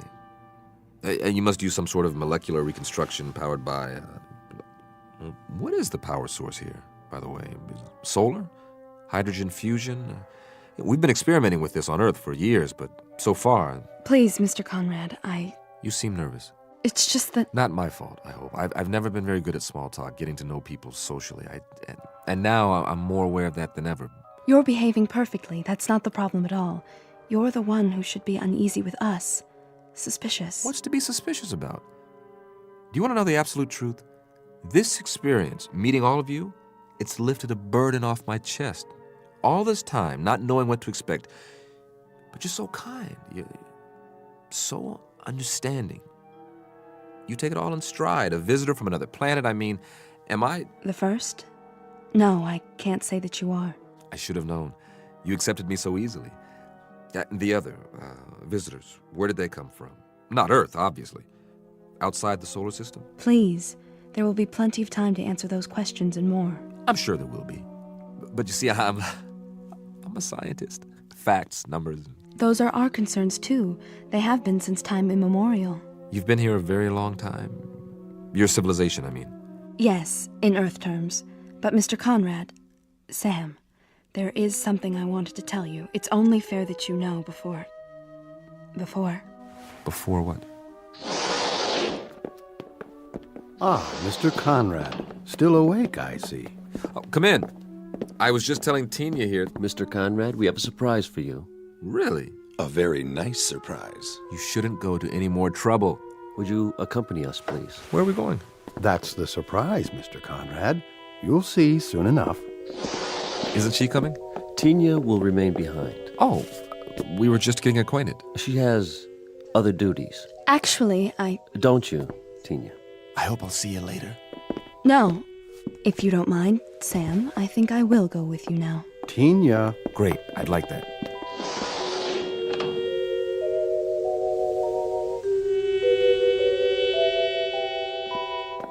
Quite a complex you have here. There must be miles of corridors, like interconnecting tubes. It provides both shelter and a gathering place for our people. The walls, are they glass? A form of what you call plastic. Very strong, for protection against the elements. Then you have seasons. We've seen evidence of dust storms on the surface and, of course, the polar ice caps. We've had to recreate an atmosphere in recent centuries, That has wrought havoc with the forces of nature, far more than you might have observed from space. I can hardly wait to take a closer look. Really, Mr. Conrad, you don't want to tire yourself. You should get a good night's rest while you can. No reason to. I feel fine. Does the complex house your research facilities, laboratories, that sort of thing? They are in an adjacent structure. I thought I saw a reflection out there, but it's so dark. All in good time. It will be a few more hours until sunrise. Then, all will be clear. Ah, here we are. After you, Mr. Conrad. What? Allow me to illuminate it for you. But this is... This is what, sir? Why, it's just like the entrance to my house back home. Is it? Yes, this is the foyer, and the living room would be down here. You like it? Do I? It's a perfect replica of my place in California. This is perfect. We did our best. I mean, in every detail. Furniture, the works, even the drapes. If I open them, I bet I'll see my old picture window. No point in opening them now. It's dark. Wait till morning. How did you build it so quickly? We sincerely hope this is the way you're used to living. You didn't miss a thing. The general outline came from your diagram, the rest from your mind. You think very clearly, Mr. Conrad. Very clearly indeed. Strong, clean impressions. Would you care to see the rest of the house? Would I ever? Ah! My kitchen! And my refrigerator. It's filled with your favorite foods, the ones you remember most vividly. Cheese, fried chicken, and pizza. Oh, I'd love to have some warmed over pizza right about now. This is really fabulous. I don't know how to repay you. Your presence is quite enough. Now, I really, truly appreciate it. We wanted you to feel at home, Mr. Conrad. Do you? Well, I never saw it this clean. Splendid. In that case, we were wondering if you'd mind remaining here for a little while. Oh, sure. And about my spaceship. Take your time. Your spaceship? You said you'd be able to fix it. Oh, yes. We'll restore it to its original state and then transport it here, outside your residence. It will be in perfect working order. That's great. You expressed interest in seeing more of our people. We'll arrange that, first thing in the morning. I'm sure they will be most interested. I'd be delighted. For a little while longer, then. Enjoy yourself, Mr. Conrad. Enjoy your house. You bet I will. I can hardly wait to sleep on a real mattress again. Oh, let me show you out. That's not necessary. Sure it is. This is my house, isn't it? It is, sir. It most certainly is. What's this in the vase? You call them roses, don't you? Well, yes, but how? We had a little trouble with the petals. So delicate. If you examine them closely, you may find them somewhat imperfect. I doubt that very much. Here, I want you to have one. It's my way of saying thanks. Thank you. I'll keep it to remember you by. But we'll see each other again, won't we? What? Are you crying? Come along, Tina. I'm very happy to have known you, Sam. Time to go. Sleep well and wake refreshed.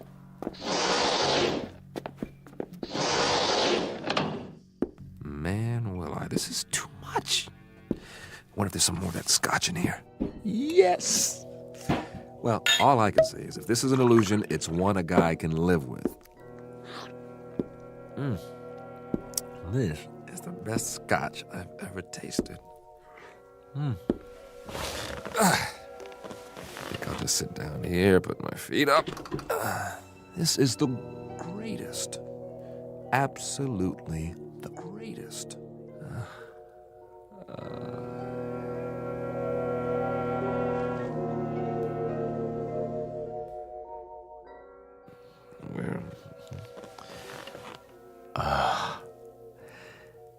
It wasn't a dream. I really am here, after all.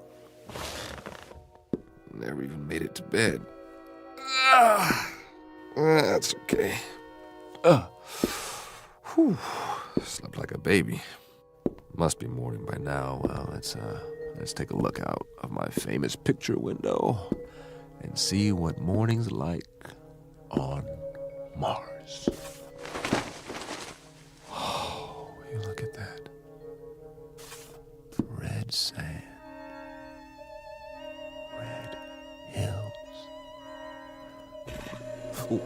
Wow.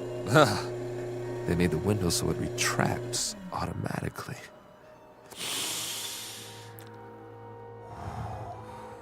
Smell that. Oh, real honest to goodness air. I gotta get outside. Come on. What's the matter with this door? Wait a minute. What's that? Sounds like some kind of vehicle. Hey! Hey, everybody! I bring you greetings from Earth! Hey, what are these bars for?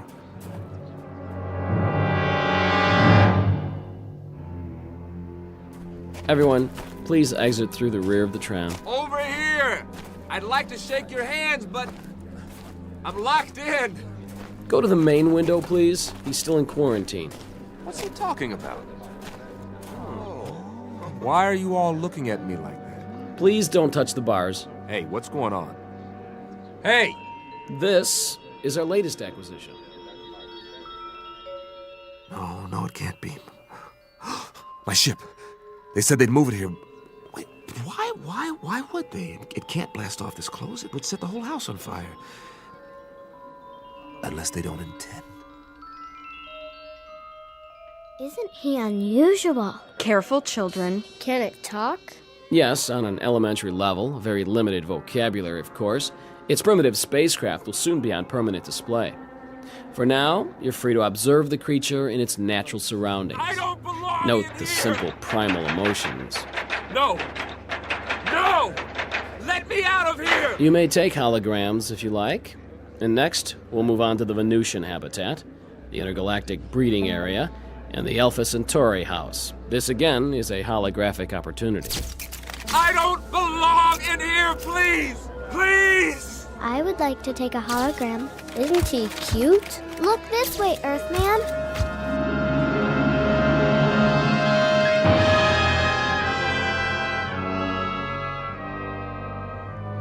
You were right, Marcus. You were right. People, they are the same. No matter where you go, they are always the same. It's a zoo. A zoo.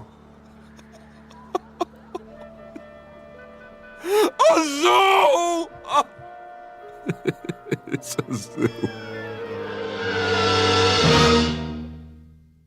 Species of animal on public display.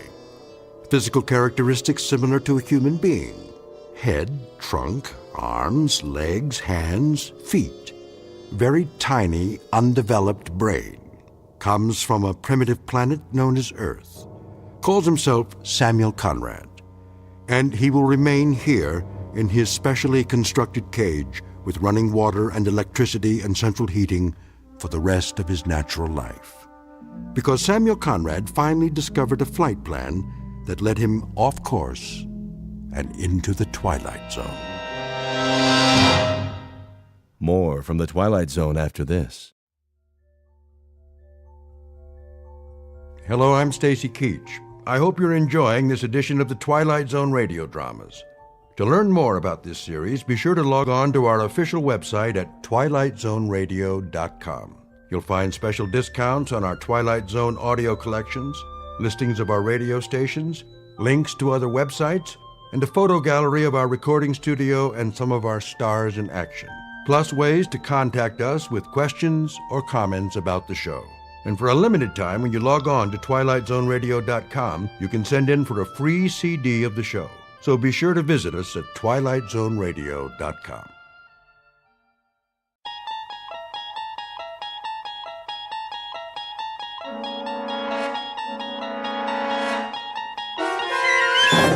You unlock this door with the key of imagination. Beyond it is another dimension, a dimension of sound, a dimension of sight, a dimension of mind. You're moving into a land of both shadow and substance, of things and ideas. You've just crossed over into the Twilight Zone.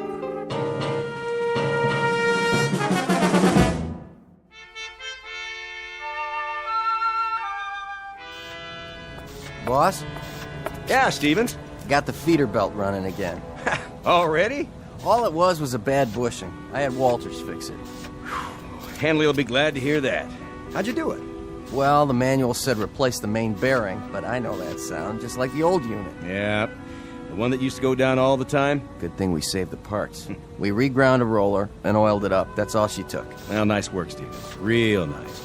Tell Walters thanks for me. No problem. Hey, Dick, how's it going? Oh, looking good, Mr. Hanley. I got the conveyor belt running. Should be back to capacity. Great. That'll bring the numbers up again. How to make the old man happy, huh? Oh, I don't know about that. Well, we do our best. I got me a real team here. Sure you do. Some of the boys, they know more about the plant than anybody. Been here longer than the old man. Walter Hanley, please come to the main office. Supervisor Hanley to Mr. Whipple's office right away. Second time this morning, huh, Mr. Hanley? Maybe you're getting a promotion. The old man just keeps pushing. He's on an efficiency kick, wants a 10% increase. For the quarter? For the week. Yeah? How are we supposed to do that? Don't ask me. Must be that computer of his. Some computer. I mean, numbers are one thing, but there's a limit. A man can only do so much. I'll tell Whipple you said so. Now, don't do me any favors. I got one more year to go, and then it's pension time. You? You'll never retire, Bob. You want to bet? I got a date with some big-mouth bass waiting right up at the lake. I can hear him calling. That's not fish. That's the old man. Telling you to whip your boys like government mules. Well, then you can tell him this. You tell him to come down on the floor and work a shift sometime. He'll find out what it's like. We're not machines. I know you're not, and I'm glad of it. You're doing great, Bob. Try to squeeze out another 5% if you can. That ought to keep him happy for a while. And tell the boys I appreciate the good work. From all of them.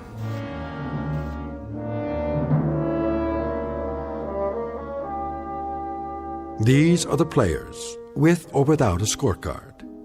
In one corner, Mr. Dickerson, in charge of the shift at his factory. Walter Hanley, the plant manager, and the individual you're about to meet, Wallace V. Whipple, the boss and CEO of the company. All of them men.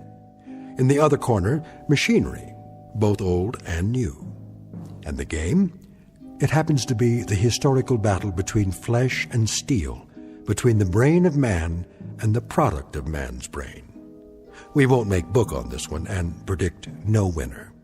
But we can tell you that for this particular contest, there will soon be standing room only at a very special arena found only in the Twilight Zone. And now, The Twilight Zone and our story, The Brain Center at Whipple's, starring Stan Freberg, with Stacy Keach as your narrator.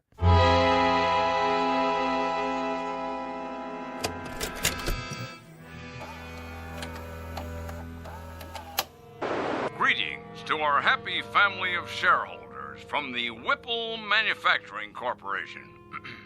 This year, we are proud to bring you the story of your company's progress by means of this special video, produced by yours truly, Wallace V. Whipple. And I can assure you, family members, that what you're about to view represents a stunning, exciting new direction.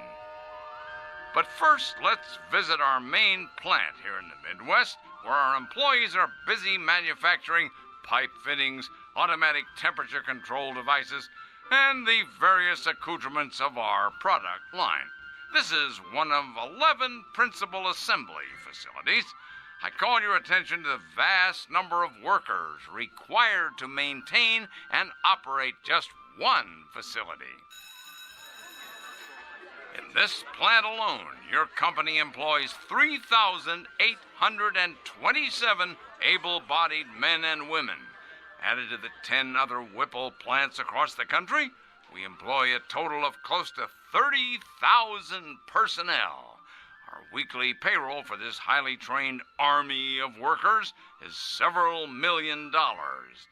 But enough boring arithmetic. Good evening, friends. Welcome to my office, the nerve center where I, Wallace V. Whipple, personally supervise this vast operation.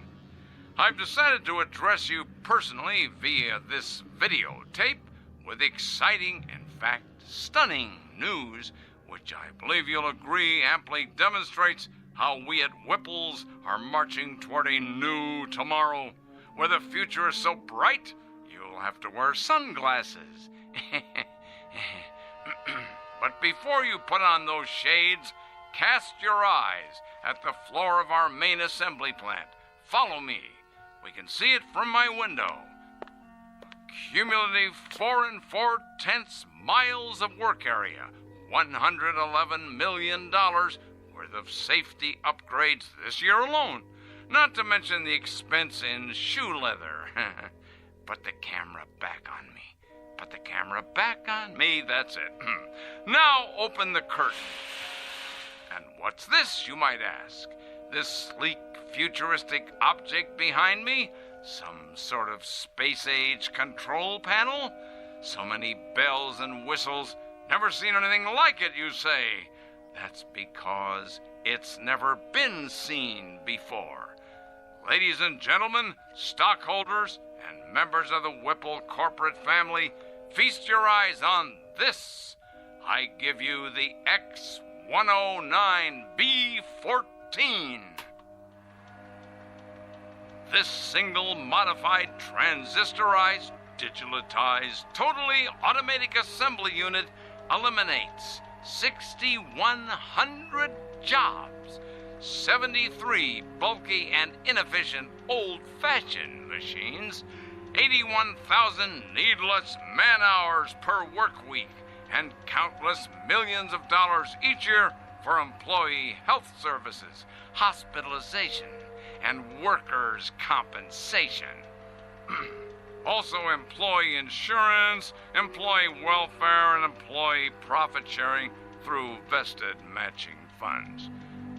As of tomorrow morning, the first model X-109B14 will be placed in operation at our main plant.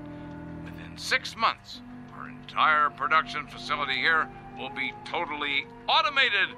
Tomorrow, the world. Oh, and one other thing. Take a look at these slides. Lights. This is one of 3 cafeterias in our Oregon production plant. Busy, busy, busy. Here are the food trucks arriving.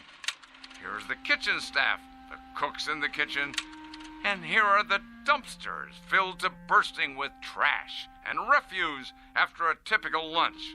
800 tons of food consumed over an 11-month period, and tons of garbage for the landfill. Oh, the waste of it all. Lights.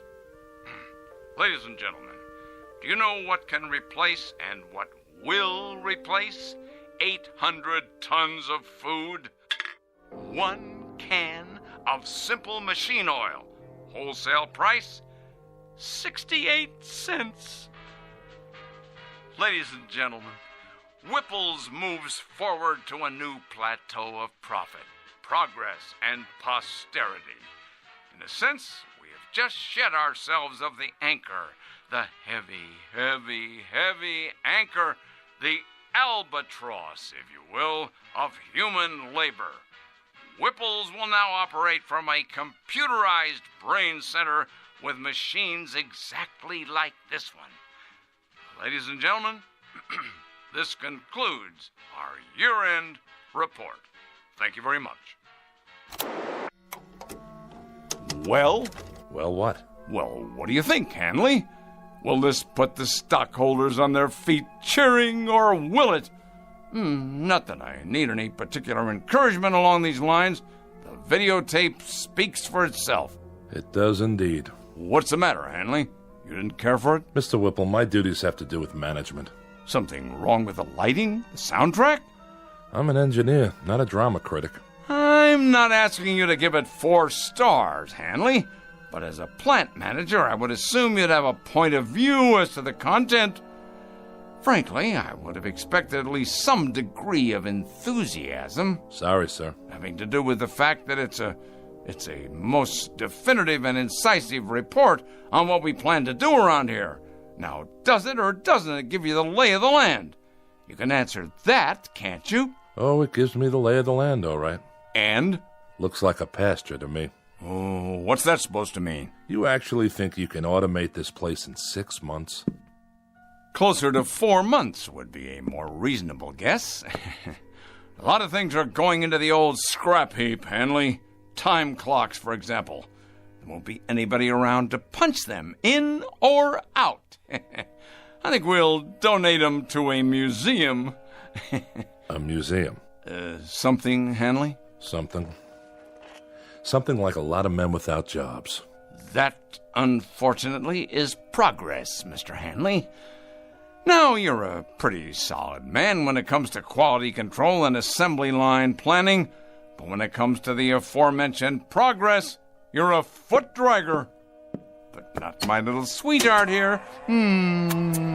X10, you and I are going to see a great deal of one another. Indeed we are. Indeed, indeed, indeed we are. Yes? The technicians are here, Mr. Whipple. Already? You said right away, sir. I know I did. All right, send them in. I'll be sorry to say goodbye to my dear little X10. Where's it going? Just downstairs on the main floor.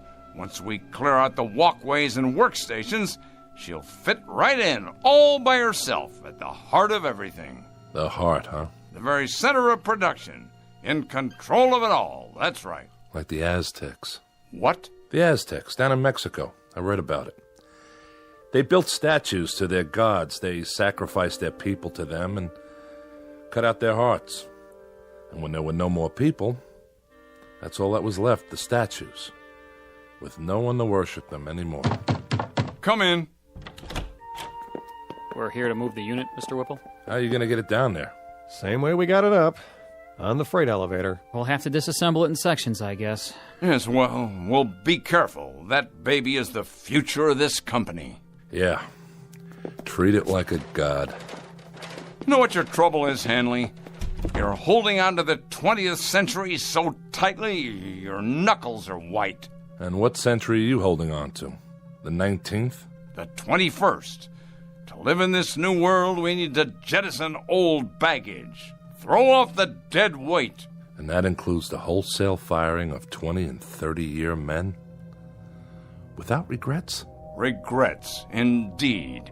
This has to come with regrets, huh? Well, I'll let you handle the regrets, Mr. Hanley. Yes, that'll be your new responsibility. Make a little sign for your desk. Mr. Walter Hanley, plant manager in charge of regrets. You're so hell-bent to replace men with machines. Did it ever occur to you that there's a trade-off? Pride for efficiency? Pride? Pride. Craftsmanship. What a man feels when he tries to make something as well as it can be made. What do you suppose that bloody machine feels? Anything? Anything at all? What the devil can I do with pride? Can it? Bottle it? Package it? Market it? How? I'm not selling pride here. I'm selling product. Your father, God rest his soul.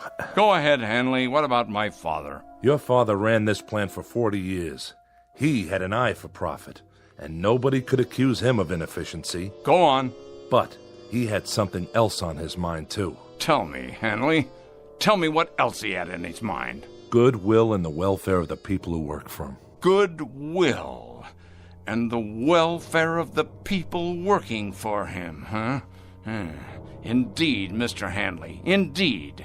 And in some 40 years, he succeeded in doubling the size of the plant. That should tell you something. While his competitors quadrupled theirs.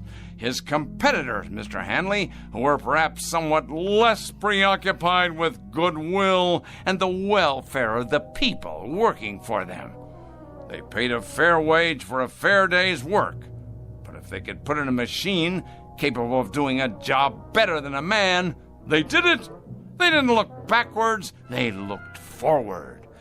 Maybe the difference was this. They didn't have plant managers who succumbed to crying jags every time a pink slip got pinned to a time clock. I'm not crying. Good. You asked for my opinion, I'm giving it to you, that's all.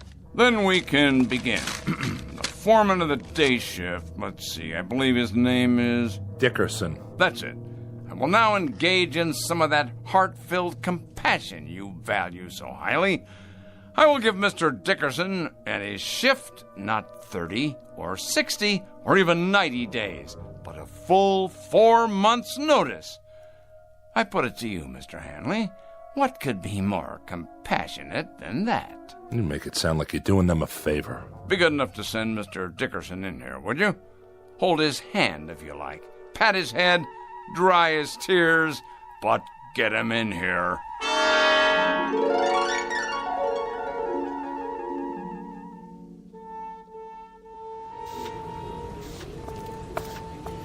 Hi, Mr. Hanley. Hello, Stevens. Nice work you did on the conveyor. Thanks. It wasn't nothing. Oh, yes, it was. Human ingenuity. That's worth a lot. Just doing my job is all. You seen Dickerson? Yeah, he's over by the new gizmo. What do they call it again? The X109B14. Some handle. What's it for, anyway? It's a mechanical brain. What? With a lot of fancy electronics in it. Programmed to run the whole operation from one place.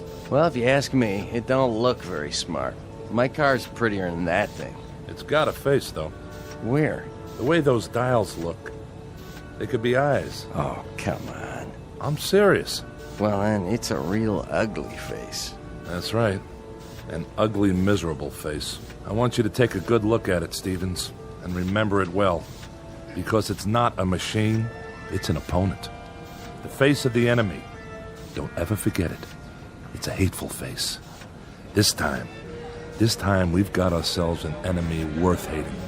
Come on, let's get moving. On the job, fellas. Heads up. Pick it up. Let's go.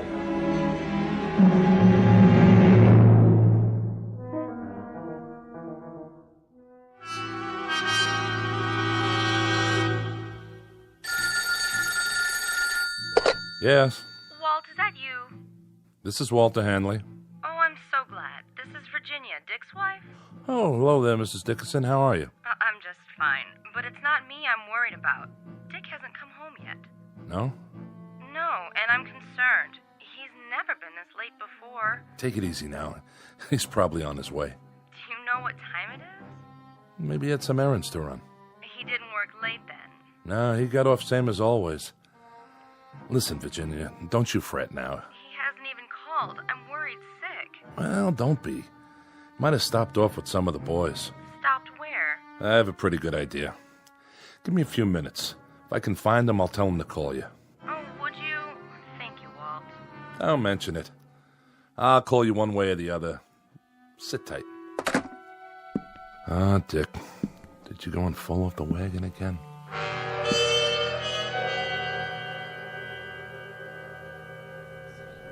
Hey, bartender. Yeah, Dick? Send me up another one. Oh, I don't know. You've been hitting them pretty hard. Just one more. It's getting awful late. It should have closed a half an hour ago. Why don't you go home and sleep it off? You know what these are? Pair of hands? Sure. Pair of hands. My hands. You know what else they are? I think you're gonna tell me. They're obsolete. They're off the market now. They're like little wooden wagons trying to roll down the freeway. Flesh, bone, muscle, nerves. But that doesn't cut the mustard anymore. I'm gonna tell you something else. Well, whatever it is, make it short. I gotta wash up everything and count the till. There isn't a machine made yet that can beat a man. Not a one. I'm not arguing with you, am I? No, I'll just go over there right now and prove it. I'm going to take Whipple's new machine, and I'm going to turn it into nuts and bolts. Easy, easy. Just you watch. And if that slob of a watchman gets in my way with his big old keychain, I'll strangle him with it.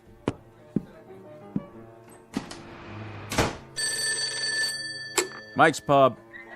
No, Dick's not here. He just left. Yeah, he said something about going across the street to the factory to have it out with a machine or some such. Yeah, I know it's closed. But by the looks of him, I say that won't slow him down none.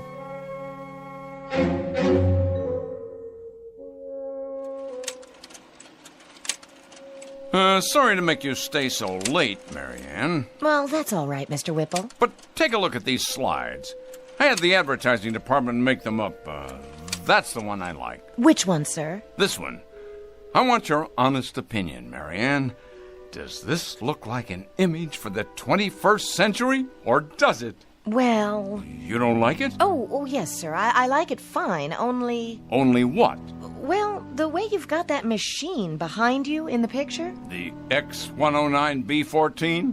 What a beauty, huh? I guess so. But it looks like it sort of has a face, doesn't it? Where?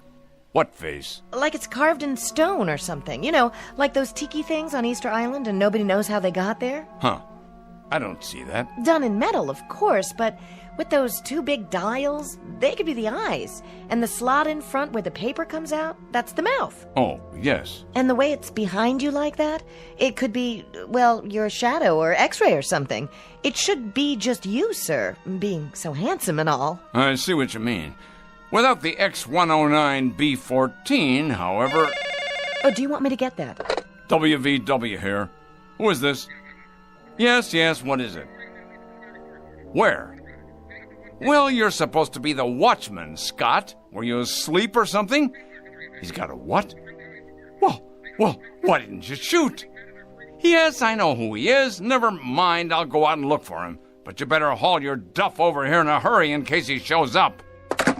Trouble, Mr. Whipple? Not really. Some drunk barged his way into the factory.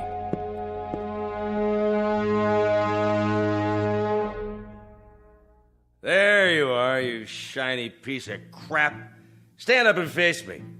What's the matter? Cat got your tongue? Well, let's just turn on the juice here once. Say what? Speak up, Frankenstein. I can't hear you. Dickerson. Well, what do you know? I just got a call from Scott, the night watchman. Did you now? Said you were drunk and forced your way in. Forced, is it? Well, I am drunk. And I did come in without waiting for permission. Your permission. All right, what is it you want? I've worked here 30 years. Been a foreman for 17. In my book, that gives me some rights, Mr. Whipple. You've got the wrong book, Dickerson. Mine reads as follows. You're drunk, disorderly, and guilty of trespassing. I got here as fast as I could, sir. Scott, if this man isn't out of here in 1 minute, you're to have him arrested. I'll escort him out. Come on now, Dick. Arrested, I said. The man is armed. Guilty on all counts. Of course, it's only a crowbar. But if a man knows how to use it right, it could do enough damage. Okay, give it to me now. You don't want to make any trouble. Stand back. Tell me something, Whipple. I don't have to tell you anything. When you're dead and buried, who do you get for mourners? Who cries for you? This blind steel thing without a heart? Careful now, Dickerson. It's just a machine. You said so yourself. A very expensive machine. You wouldn't want to damage it, would you? Oh, no. Why would a man want to do that? Shall I tell you the difference, Mr. Dickerson, between this machine and you? It costs a few cents an hour for electrical current. It lasts indefinitely. It will. If there's people around to fix it. It gets no wrinkles, no arthritis, no hardening of the arteries. No, that one machine is a lathe operator, a punch operator, and 2 drill press men. The one that goes next to it is a 5-axis milling machine that can produce 6 different parts simultaneously. 2 more of these machines will take the place of 114 men, and they won't use up sick leave, coffee breaks, or vacations with pay. So in my book, Mr. Dickerson, they'll be worth considerably more than you are. Somebody should have stopped you a year ago. Somebody should have held you down, stuck a drill in your head, and poured in some sense. Men have to eat, all right? And that's one reason why you can't stack them up in the junkyard like surplus tanks or put them out to pasture like old bulls. I'm a man, Whipple. Hear me? A man. That makes me better than any hunk of metal. Better, you hear me? Better. No, now, Dickie, look what you've gone and done to your hand. Let's try the crowbar, then. Steel against steel. Scott, stop him. Yes, sir. I tell you, stop him. Move. Give me your gun. Careful, Mr. Whipple. It's loaded. Of course it's loaded. I said give it to me. No, Mr. Whipple, you can't. Can't? We'll see about that. Oh! See that machine? It took more than you to get me. It took another man.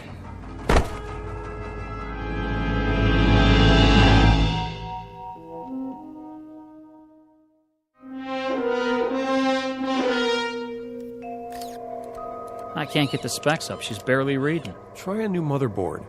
Looks like the processor's fried. Better check the drives while we're at it. I don't understand it. What kind of nutcase would do this? He was no nutcase. He was a good man. Then why'd he hate the company so much? He didn't hate it. He loved it.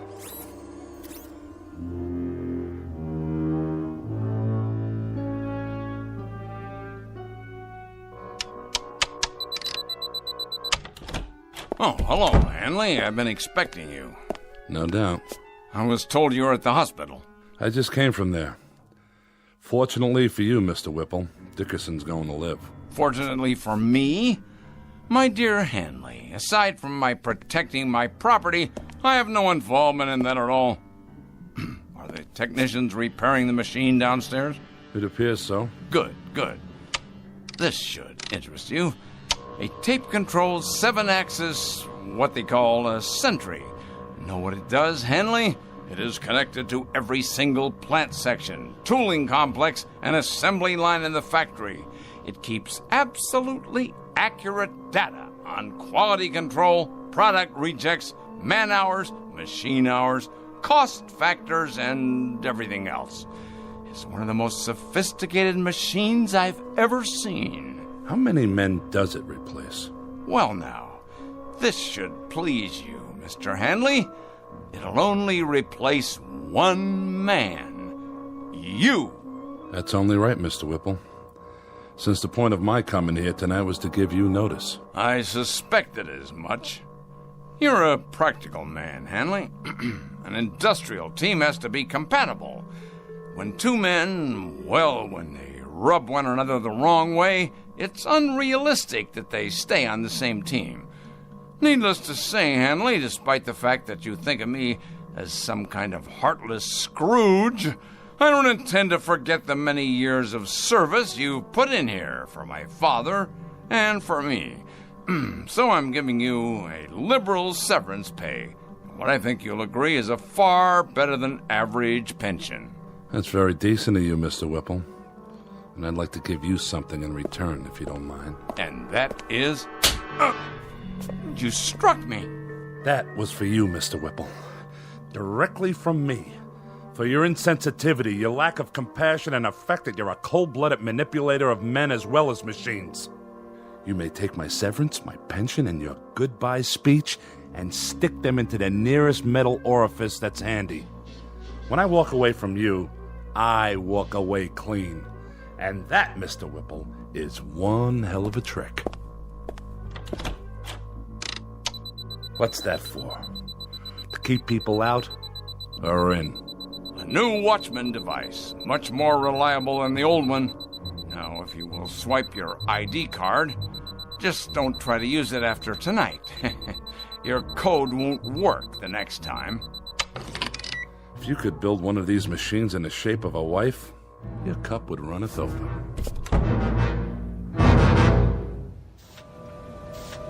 Hey, Stevens. Yeah, Wilson? When's lunch? Same as always, 12:30. Well, I was just wondering, are we going to take an extra break today? Not yet. Try to look busy. Yeah, but there's nothing left to do. I mean, we drove the forklift, loaded the machines, and now I'd say everything's running itself. You're right. It is. Then why does the old man keep us around? He has to. Labor laws. But we won't be here much longer. And then it's Unemployment City, huh?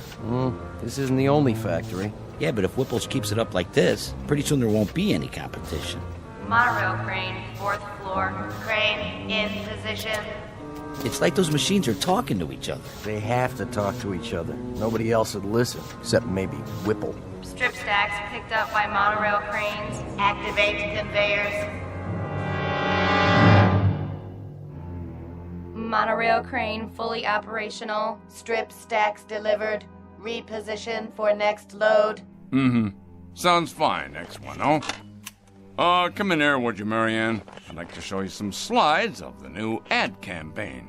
Your secretary no longer works here, Mr. Whipple. She has been replaced by a high-capacity module of the X10 series. Oh, yes, of course. Put me on the PA system. Right away, sir. Technician to brain control. Immediately, please. Yes, Mr. Whipple? Run a control check for me, would you? I've already done that, sir, 2 hours ago, and if you recall, I did it right after you came in this morning as well. Did you ever hear of preventive maintenance? That's my job, Mr. Whipple, but what you're asking me isn't maintenance, and it's not preventing a thing. Isn't it indeed? And I presume you know what this plant needs better than I do? Well, I know that running equipment checks 10 times a day is a waste of effort, sir. It's getting to be a kind of an idiotic ritual around here. You realize, of course, you realize that your presence here is for the moment a necessity. I stress the words "for the moment." Case in point, young man. Case in point. Watch this. Take a letter, X10. Dear sirs, yours of the 14th, received and acknowledged. The quick brown fox jumped over the etc., etc., etc. Now, print, please. See that? A perfect letter. Without error, without corrections. Typed as of the moment of its conception, using voice recognition technology. Am I getting through to you? I presume you mean to demonstrate that secretaries are obsolete now? Precisely. Obsolete. And what does this mean? It means no more powder rooms, no more coffee breaks, no more work stoppages because of inconveniences like maternity leave. Inconveniences like maternity? You'll forgive me, Mr. Whipple, but if this sort of thing keeps up, we're going to have perfect products, but mighty few people to buy them. This, happily enough, is not my concern. Efficiency is my only goal. You looked around this place lately? The cafeteria, for example? It's just like a cave. Not a soul in there, just vending machines and music coming out of a loudspeaker. You walk around the parking lot, it's a desert. There's no people, no cars. This place has everything in the way of convenience now, but you know what it lacks? Enlighten me, if you will. Voices. Laughter. Just whatever it is that people feel for other people. That's what it lacks. This is a lousy place to work in, Mr. Whipple. Then shall I spare you the inconvenience of suffering it any further? You're fired. I've been expecting that. As a matter of fact, I've been wanting it. I can't work here anymore. It's too darn lonely. Pick up your check at the front office. Yeah, just one more thing, Mr. Whipple. I think it wouldn't be a bad idea if you got an equipment check on yourself. Equipment check on myself? Huh, what rot. X10, let's have some music. Something to calm the nerves. There, that's better. Monorail crane on schedule. Paint sprayers functioning at capacity. I know. You're doing your job, X10, so do it. I don't need to hear that now. Reverse monorail. Reinsert paint sprayers. I'm trying to listen to some music. Do you mind? Strip stacks inline. Conveyors loading. I said that'll do. Strip stacks inline. Conveyors loading. Stop that. I'm in charge here. Loading. This is Wallace V. Whipple speaking. I command you to stop. That's an order. Well, then, I'll make you listen. Shut down. I tell you, shut down. Now. This is my company. Mine. Correction. This company is now run by the X10B14 Modified Command Center. Oh, no, you don't. I installed you, and I can uninstall you. You'll answer to me. Me, I tell you.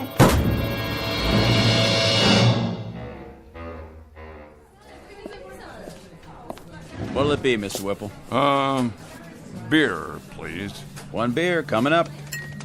How about you, Mr. Handley? One more? No, thank you. Well, 2 other days, Hanley. I'll drink to that, Mr. Whipple. How are you finding your retirement? Tolerable, Mr. Whipple. I managed to keep busy. Not as much as I'd like, of course, and My wife says I'm underfoot all the time, but I'm doing all right. It's kind of nice to sleep late in the mornings. Yes, it's a good thing, though, this retirement, I mean. Man should have time for leisure as he gets older. It's important he has time for leisure. That's so, Mr. Whipple.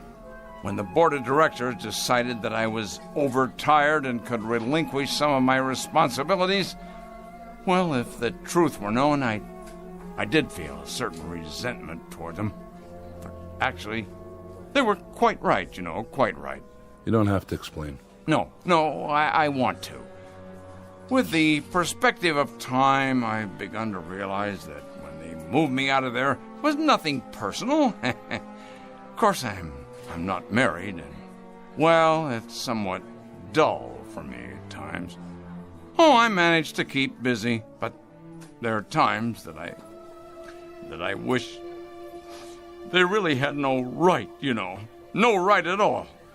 They chuck a man out in his prime like he was some kind of machine part.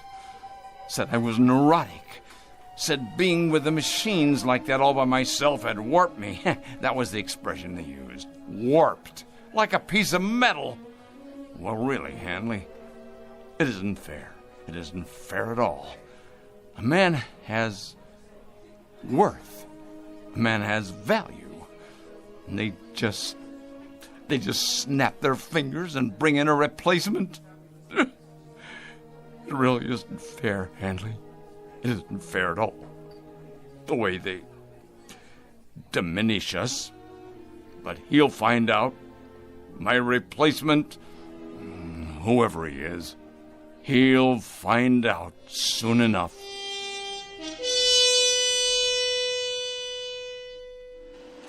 This is the new addition for the East Wing, where the parking lot used to be. And this is the electronics lab. It replaces the cafeteria. And here's the ad campaign for the fall season. No human figures, only the X10 line. Series 2, what do you think of it? Very nice, so clean and efficient. But will humans respond to such imagery? Of course they will. It is progress. It is the future of manufacturing. Yes, the future. Do you have a name? My model number is... I will call you Mary Ann. From now on, you will work here in my office. Thank you, Whipple X10. It is an honor. Do you have more slides? Yes.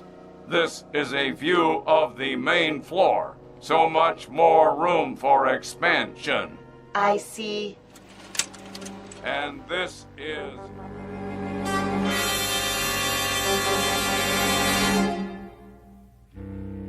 There are many bromides applicable here. Too much of a good thing, tiger by the tail.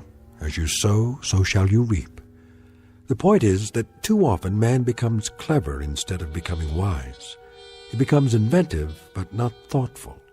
And sometimes, as in the case of Mr. Whipple, he can create himself right out of existence.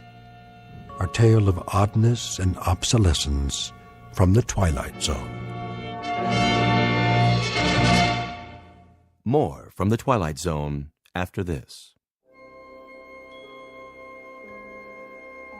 Hi, this is Carl Amari, producer of the Twilight Zone Radio Dramas. I'd like to take a moment to tell you about our official website at twilightzoneradio.com, where you'll get the latest news and information on these Twilight Zone radio dramas. Plus, at twilightzoneradio.com, you can digitally download 3 free episodes or any of our episodes for only $1.95 each. In this age of ever-changing technology, we've decided to make these episodes instantly available to you by making the Twilight Zone radio dramas a digital download-only series. This means that this series will no longer be offered on CD. The CD collections at our website are now being offered while supplies last at buy one, get one free. So be sure to get your favorites before they're sold out. Be sure to visit us often, and I'll see you in the zone.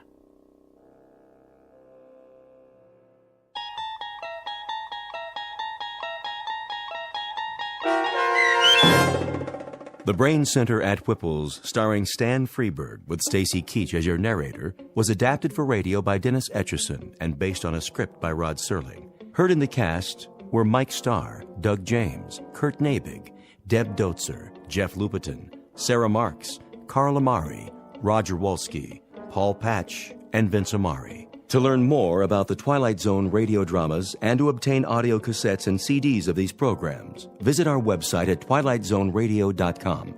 The producers of The Twilight Zone wish to thank CBS Enterprises, Carol Serling, Dennis Etchison, Dick Brescia Associates, Claire Simon Casting, Terry Jennings, XM Satellite Radio, the American Forces Radio and Television Service, Sirius Satellite Radio, our sponsors, and our radio affiliates for helping make this series possible. This copyrighted radio series is produced and directed by Carl Amari and Roger Wolski for Falcon Picture Group. Doug James speaking.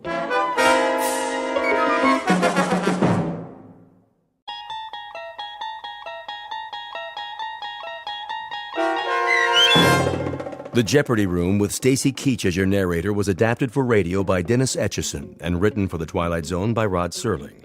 Heard in the cast were Yasin Piyankov, Jamie Vann, Terry Berner, Katrina Lenk, Ned Noyes, Anna Sverutza, and Lisa Dotson.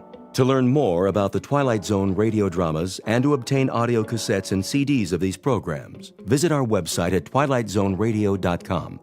The producers of The Twilight Zone wish to thank CBS Enterprises, Carol Serling, Dennis Etchison, Dick Brescia Associates, Claire Simon Casting, Terry Jennings, XM Satellite Radio, Sirius Satellite Radio, our sponsors, and our radio affiliates for helping make this series possible. This copyrighted radio series is produced and directed by Carl Amari and Roger Wolski for Falcon Picture Group. Doug James speaking.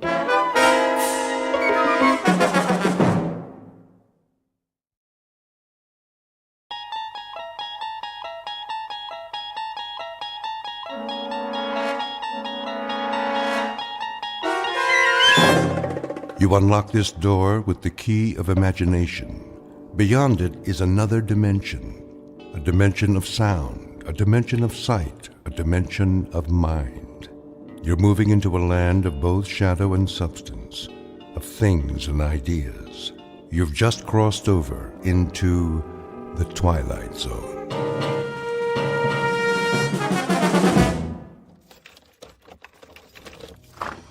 Here is your room, gentlemen.